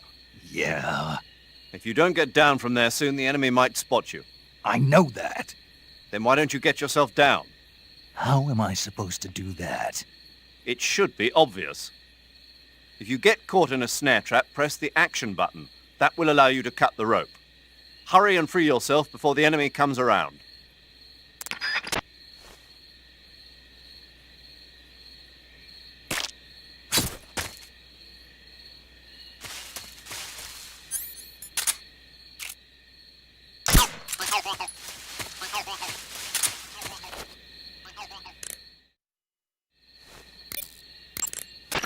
Snake, the... Equip. Equip.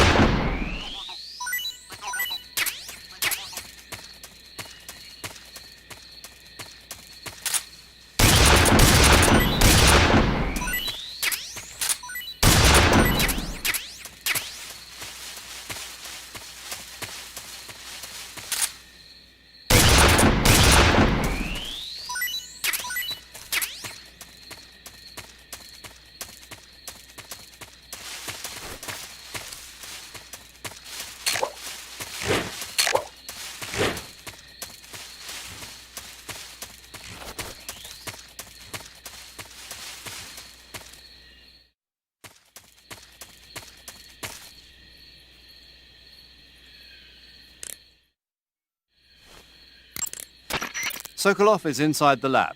Look for a way in and use it to infiltrate the lab. Saving the game, Snake?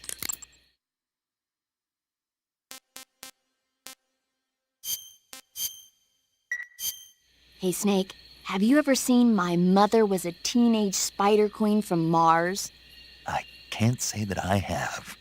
Neither have I.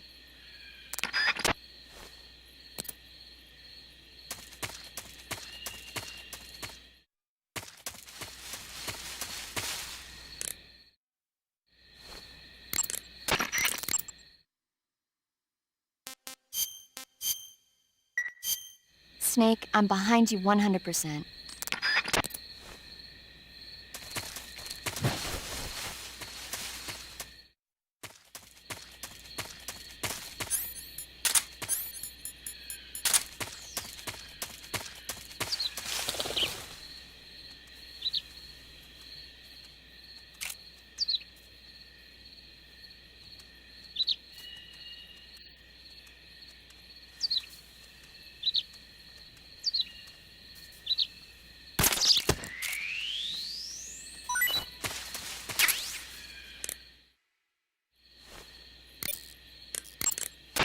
I see you've caught yourself a red avatavat.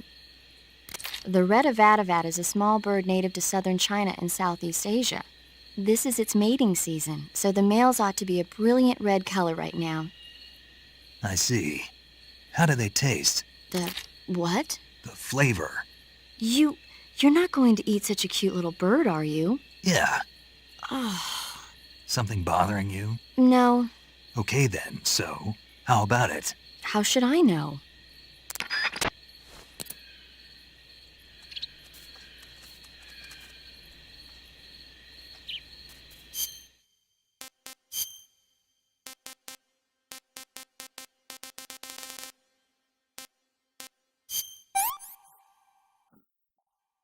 No good.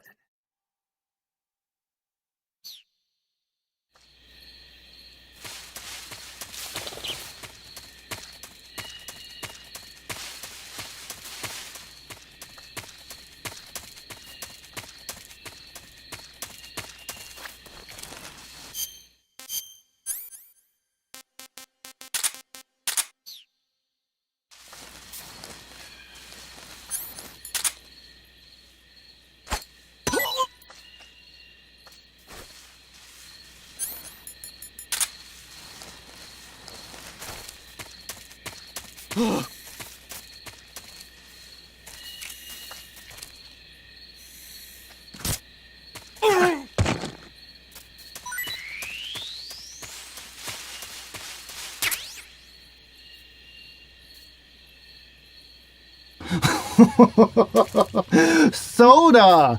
I am Kira.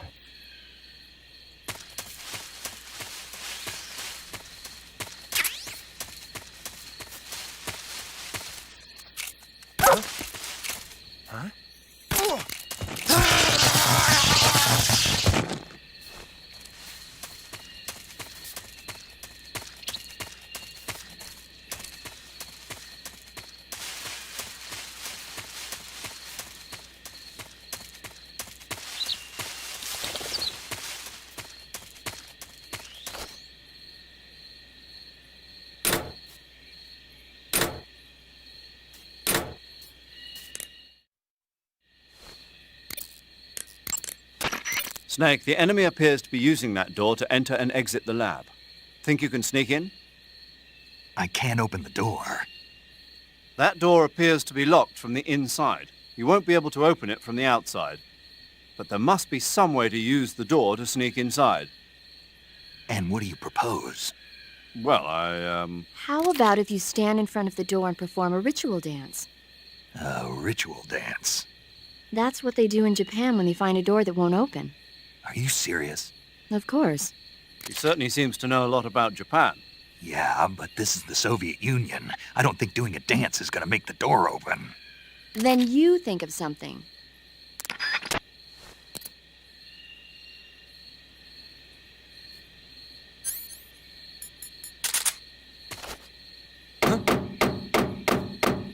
Okay, just a second.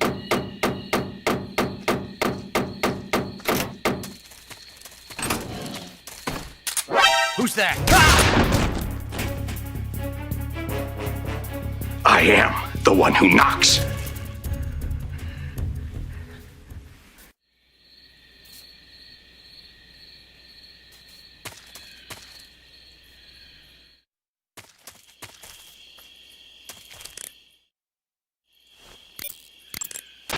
I see you've made it inside the outer wall.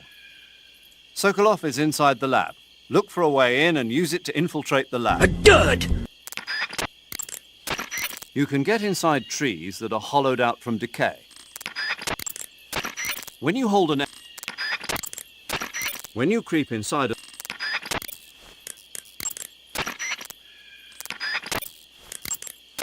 Some types of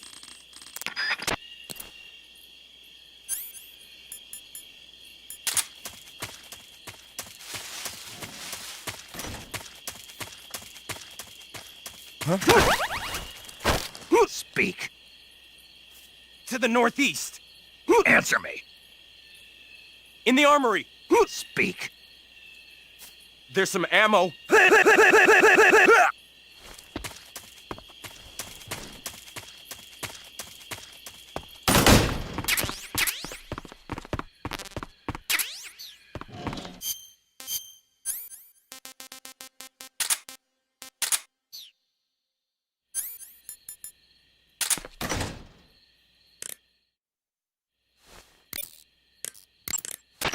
Desert is a... The mark...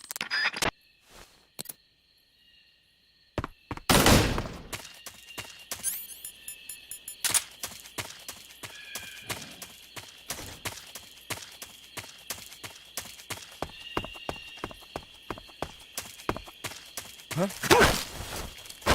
Speak. From the balcony. You can get out. Speak. Under the truck. Answer me. There's some ammo.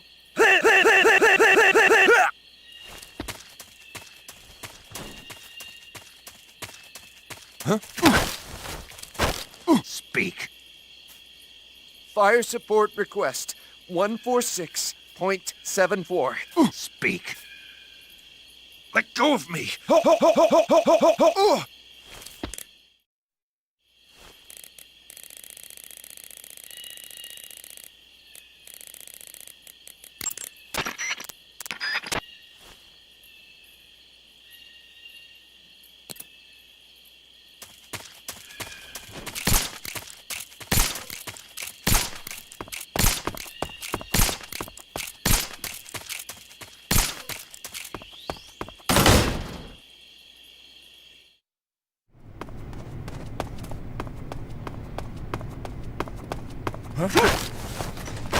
Answer me.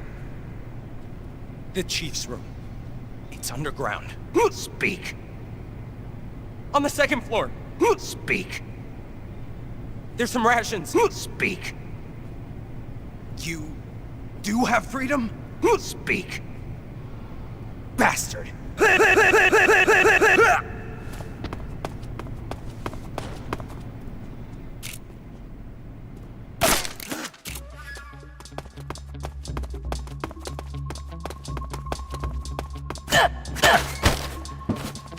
Speak. You stinking American! Speak. The freedom of the West! Is it really all that good? Speak. In the provision storehouse, there's some goodies. A bunch.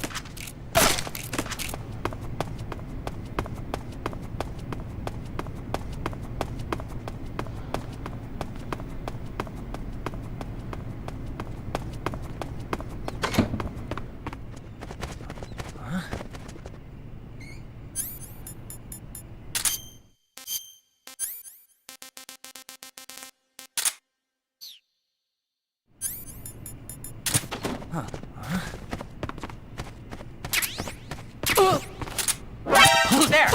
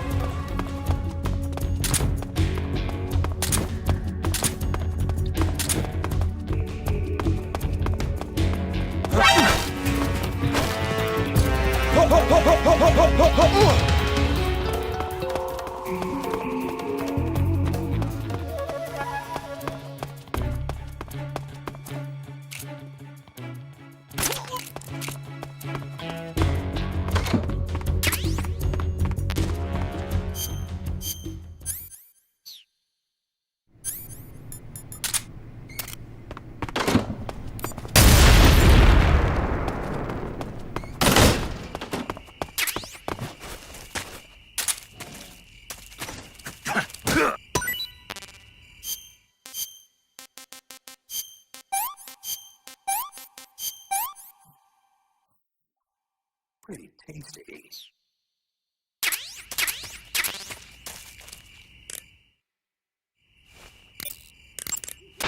I see you found a spatza. Spa. Spatza. Spatza. Right. Interesting name.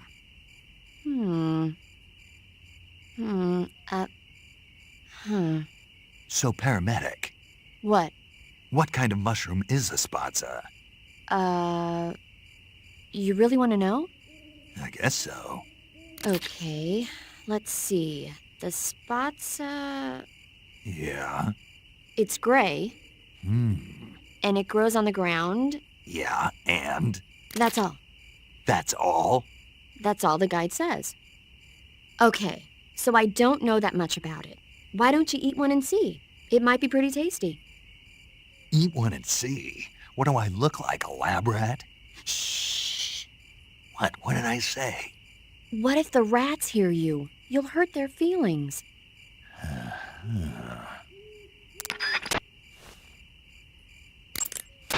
I see you found a Bicol scaly-tooth. The Bicol scaly-tooth mushroom is used as an antidote to poison. It usually grows on the trunks of trees, so look for it there. How does it taste? I think you're going to be disappointed. Damn. Oh, quit your whining. You know what they say, good medicine tastes bitter.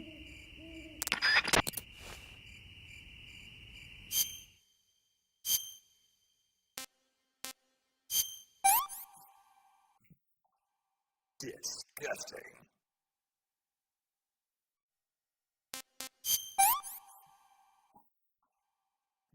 Good. I'm getting kind of sleepy.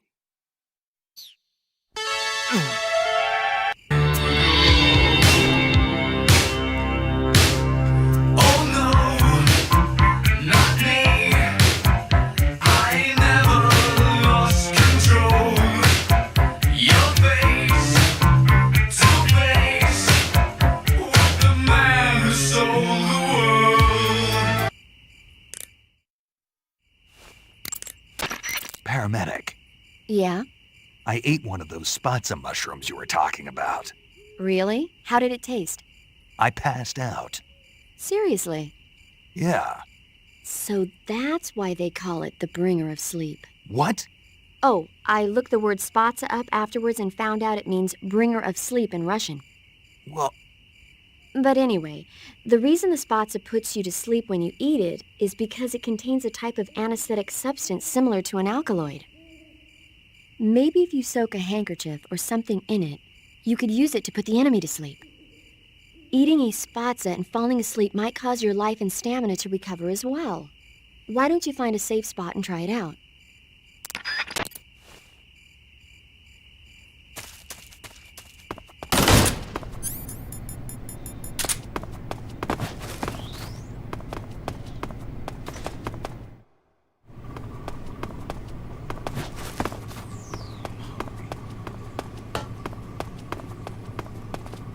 I haven't eaten in so long. Speak. Listening to the radio can be relaxing. Answer me. Radio 144.86. Speak. Let go of me.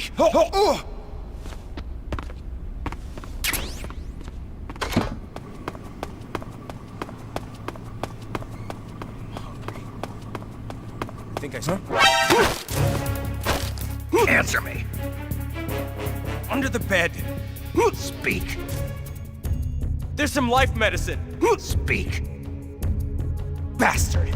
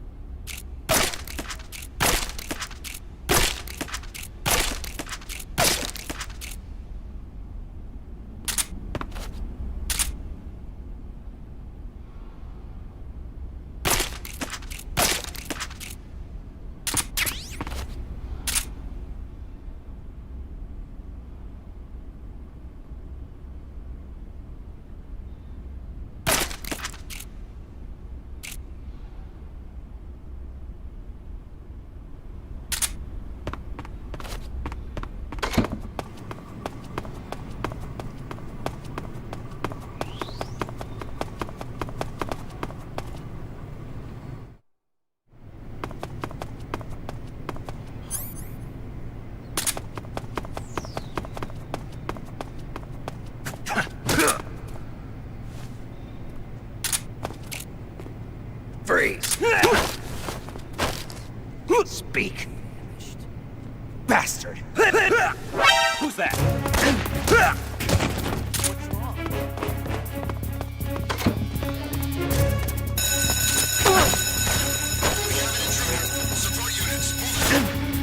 Speak!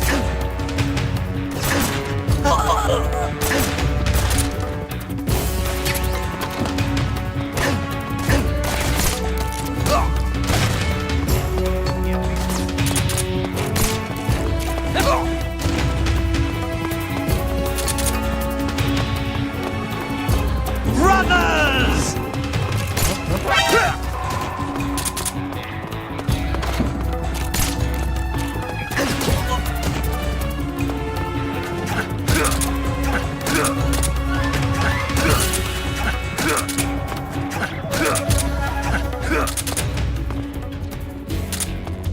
Freeze! Answer me. Fish rots quickly. Answer me. In this area, there's some face paint.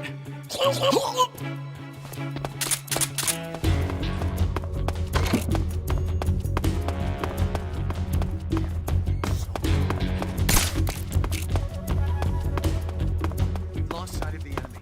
He's definitely here somewhere. Flush him out.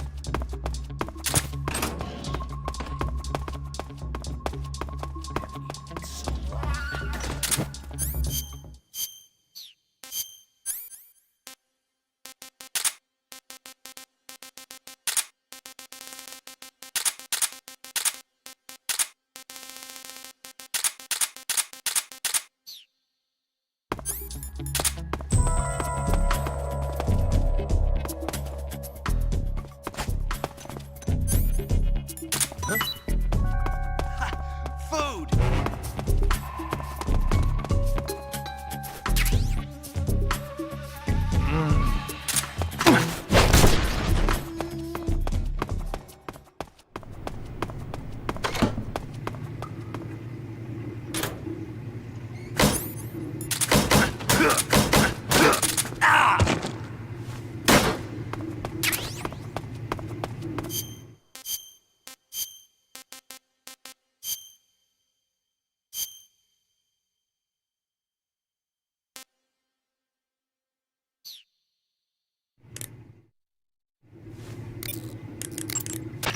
Leaf pattern. Good. You've infiltrated the lab. The security on the inside is very tight. You'll find it difficult to look for Sokolov unless you're disguised as a scientist. Use the clothes that Eva gave you to disguise yourself as a scientist. To disguise yourself as a scientist, go into the survival viewer and select Scientist from the Uniform option on the camouflage screen. Just remember to remove your face paint. To remove your face paint, choose No Paint from the Face option of the camouflage screen. Snake, enemy soldiers who operate indoors aren't equipped with radios. To communicate with command, they'll have to use the radio-equipped alarm systems located on the walls. If you're spotted by an enemy, you can avoid going into alert phase by taking him out before he can use the alarm system. To disguise yourself as a scientist, go into the survival viewer and select Scientist from the Uniform option on the camouflage screen. Just remember to remove your face paint. To remove your face paint, choose No Paint from the Face option of the camouflage screen. To disguise yourself as a scientist,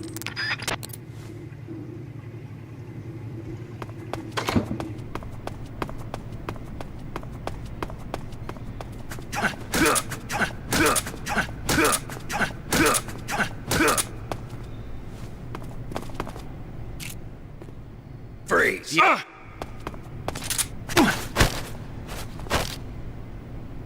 Speak! I'll never conform to the West. Speak! If you can get down the northeast stairs, you'll find the jail. Speak! Let go of me!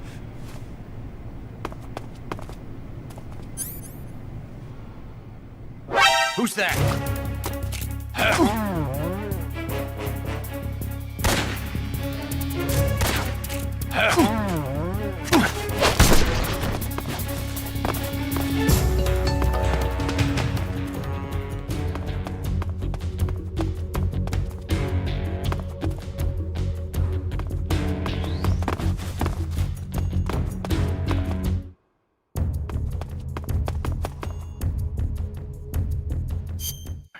Major, there's a magazine talking about our mission already. Someone must have snitched.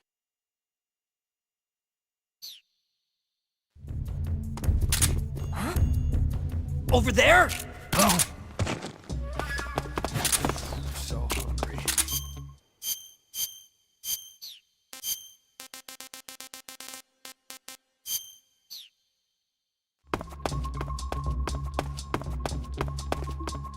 Huh?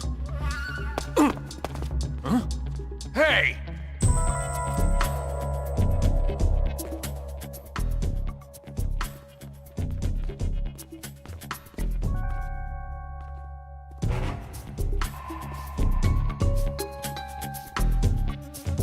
Get back to work!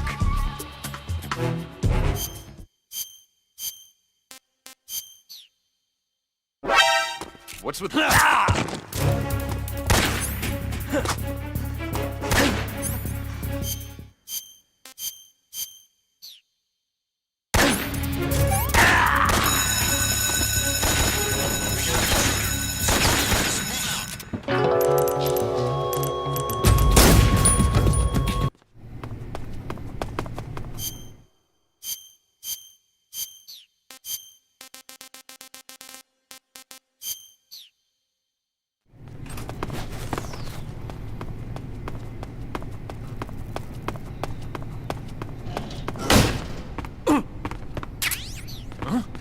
Hey!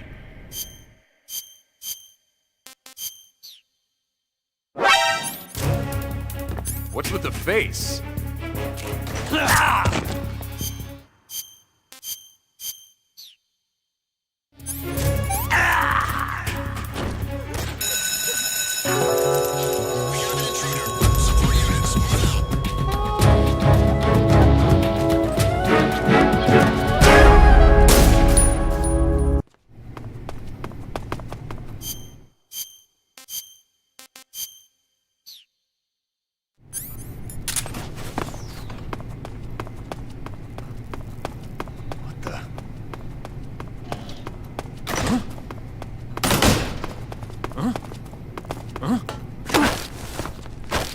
Answer me. You imperialist pig! Speak. In this area, there's a weapon. Answer me. Fish rots quickly.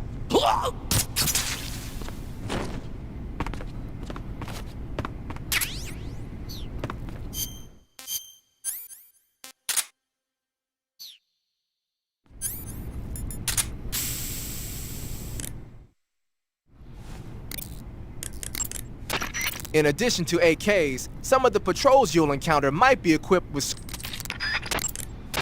the Mark 20 pattern clothing, splitter,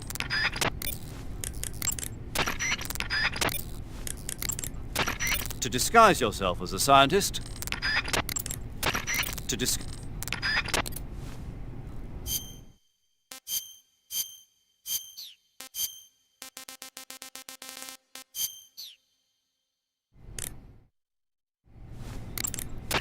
I see you're disguised as a scientist. It suits you rather nicely.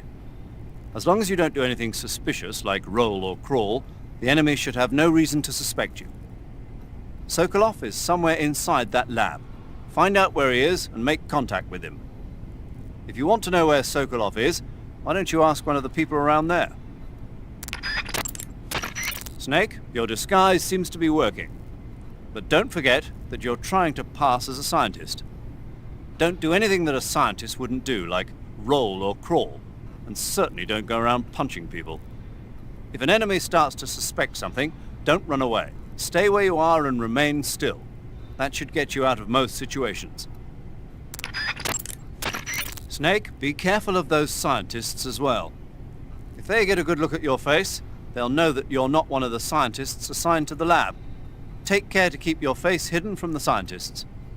Even if they figure out who you are, the scientists won't attack you, but you'll be in for it if they cry out or press one of the alarm switches on the walls. If a scientist starts to suspect something, turn your face away until the suspicion passes. If you get a chance, try interrogating a scientist. He might have some valuable information for you. Remove your disguise temporarily and use CQC to grab a scientist. Be careful, though. If you get blood on your clothes, the enemy will see through your disguise. If you do get blood on your clothes, go into the survival viewer and change into a different outfit. After a while, the blood should come out on its own. As long as you're disguised as a scientist, you won't be able to equip guns and knives. On the other hand, you might be able to equip items that don't look like weapons at first glance. In the corner view, You can capture Painting.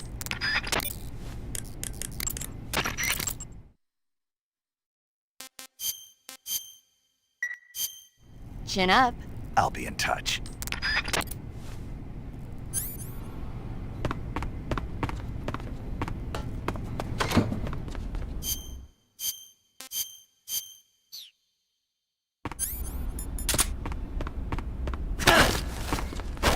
Speak. Speak. The lab chief's room. It's the furthest back. Speak. Trying to escape. You'll get put in an isolation cell. Answer me. If you're hungry, maybe you should try the second floor.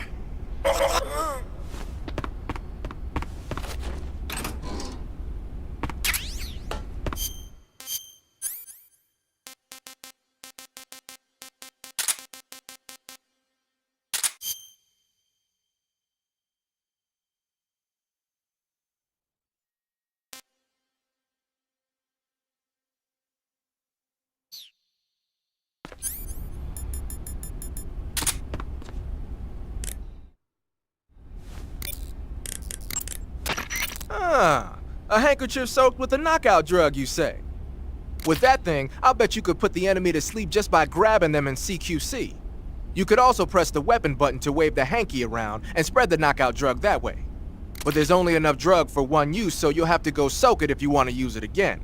You should be able to find some sort of anesthetic around there. Keep in mind,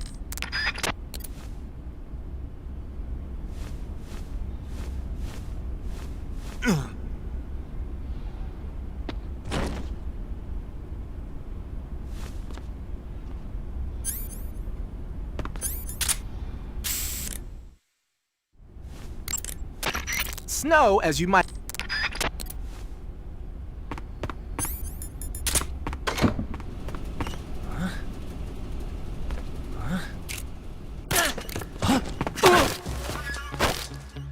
Speak. Speak. Answer me. Answer me. They're forcing me to work here. Speak. The isolation cell guard. What an idiot.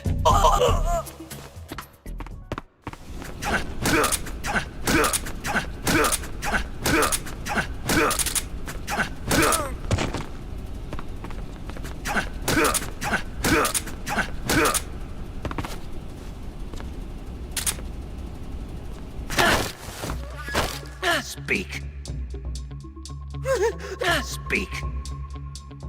Even in our country, we can research as we please. Speak. From the courtyard, you can jump down to the first floor. Answer me.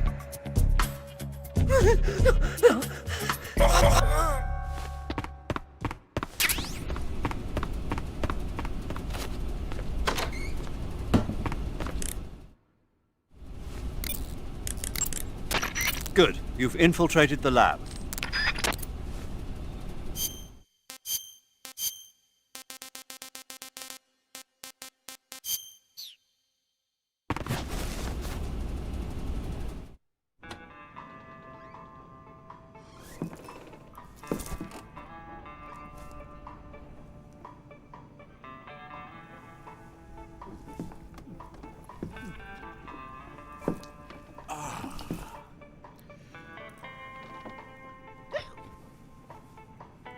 If you're looking for Sokolov, he's not here anymore. Put that thing away. You'll spoil my drink. So, you're the intruder everyone's talking about. Typical capitalist dog. No manners.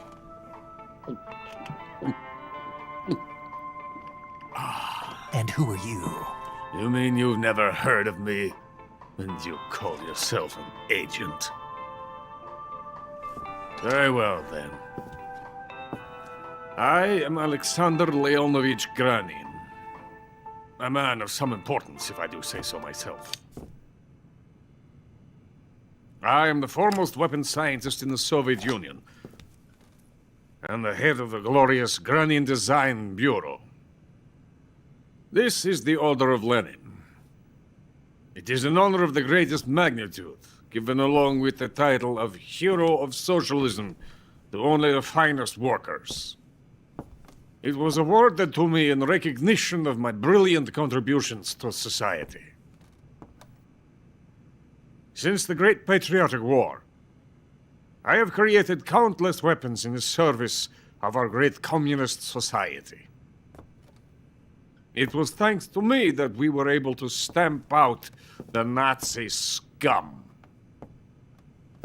It was I who created the basic design for the mobile ballistic missile system you know and fear as SS-1C.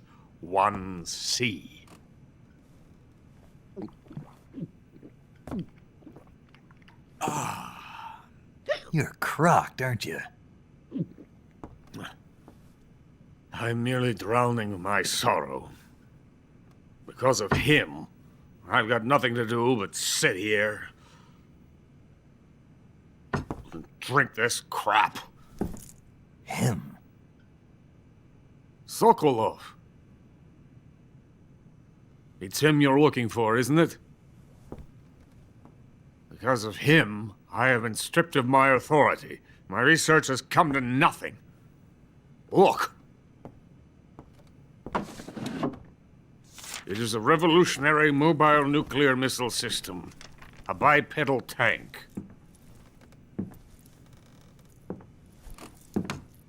A bipedal tank? Yes, a walking tank. A robot.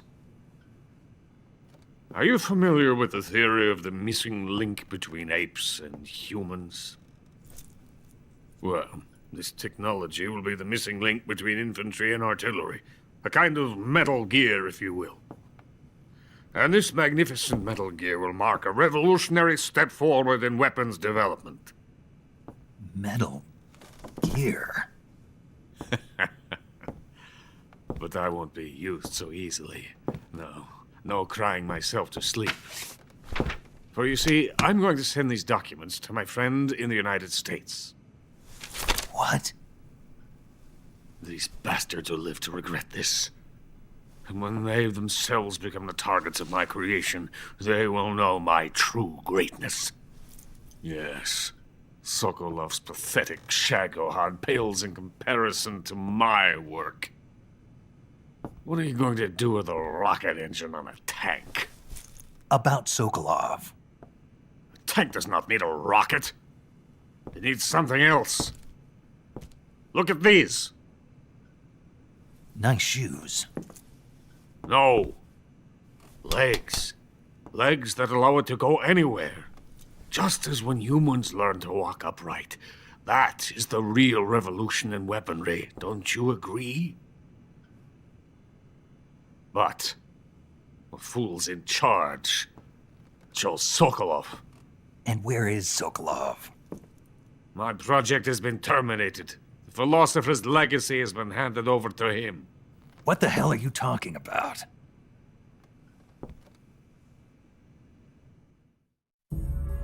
The philosopher's legacy. Haven't you heard of the philosophers? The Colonel has inherited their immense legacy. Volgin's father was in charge of the philosophers' money laundering activities. In the confusion of the war, they somehow ended up with their treasure. And Volgin inherited that treasure illegally. We never need to worry about the military budget. The development costs at our facility are all paid out of the Colonel's deep pockets. The weapons born here will be the genes for creating an entirely new form of warfare. The funding for my research came out of that legacy. Came out of it. Now, my money, my men, all have been diverted to the Shagohod project. Tomorrow they will be conducting the final test, while Sokolov is making the final preparations in the weapons factory at Volgin's main base, the great fortress of Grozny Grad. Here I am, playing host to an enemy spy and drinking myself into a stupor. That's where they moved Sokolov? Yes. And the Shagohod is there too? Of course. Hey! You're not thinking of going to Grozny Grad. Are you mad? It's an impenetrable fortress. I'm sure it is. You'll be killed. I'll take my chances. Wait. What? Listen to me, you fool. I want to help you. Help me? To thank you for your compliment. What compliment? My shoes. Tatiana gave them to me. I wanted to thank you for complimenting me on them. I'll tell you how to get into the fortress. In return, I ask only that you get that idiot out of there and destroy the Shagohod. There is an underground tunnel that runs around the perimeter of the fortress. You should be able to use it to sneak into the base. Head for the mountains. The entrance to the tunnel is located there. Take this.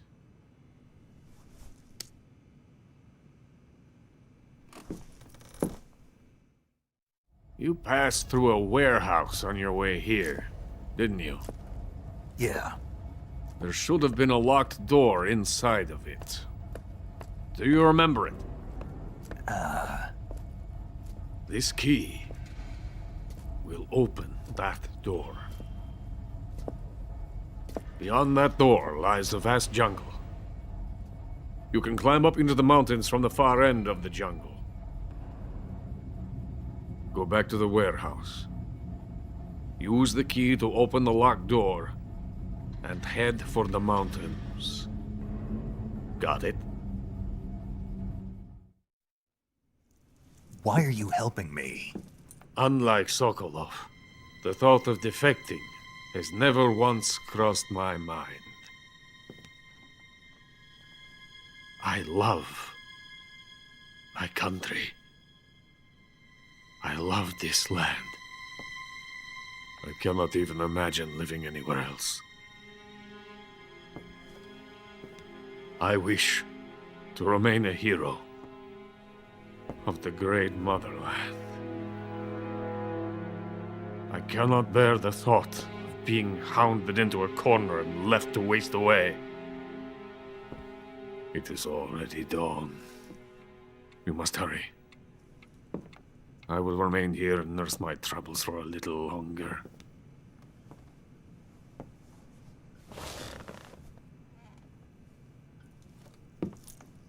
To capitalism!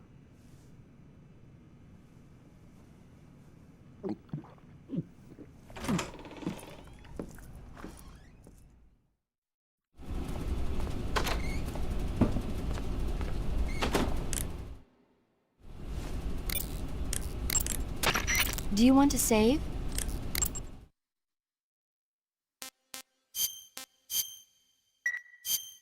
Chin up.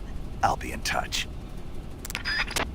All right, everyone. That's enough for today. We're gonna do the second half of this ladder climbing type game tomorrow.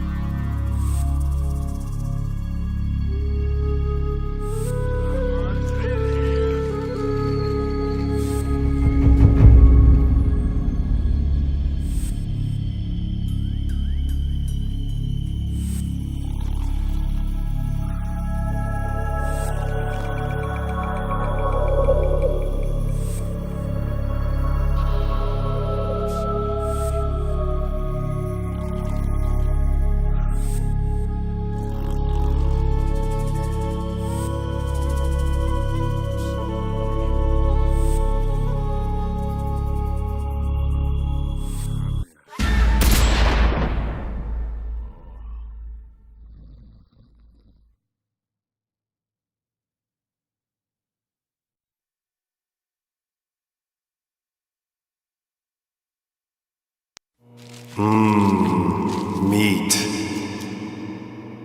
Soda.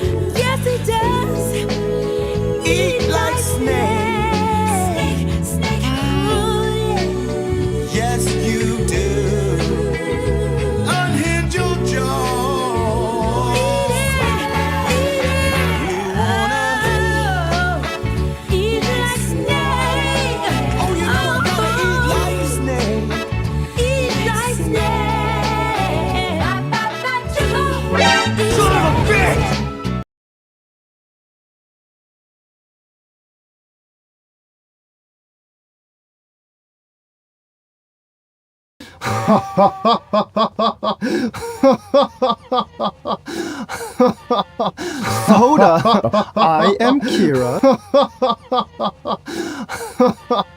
Soda, I am Kira.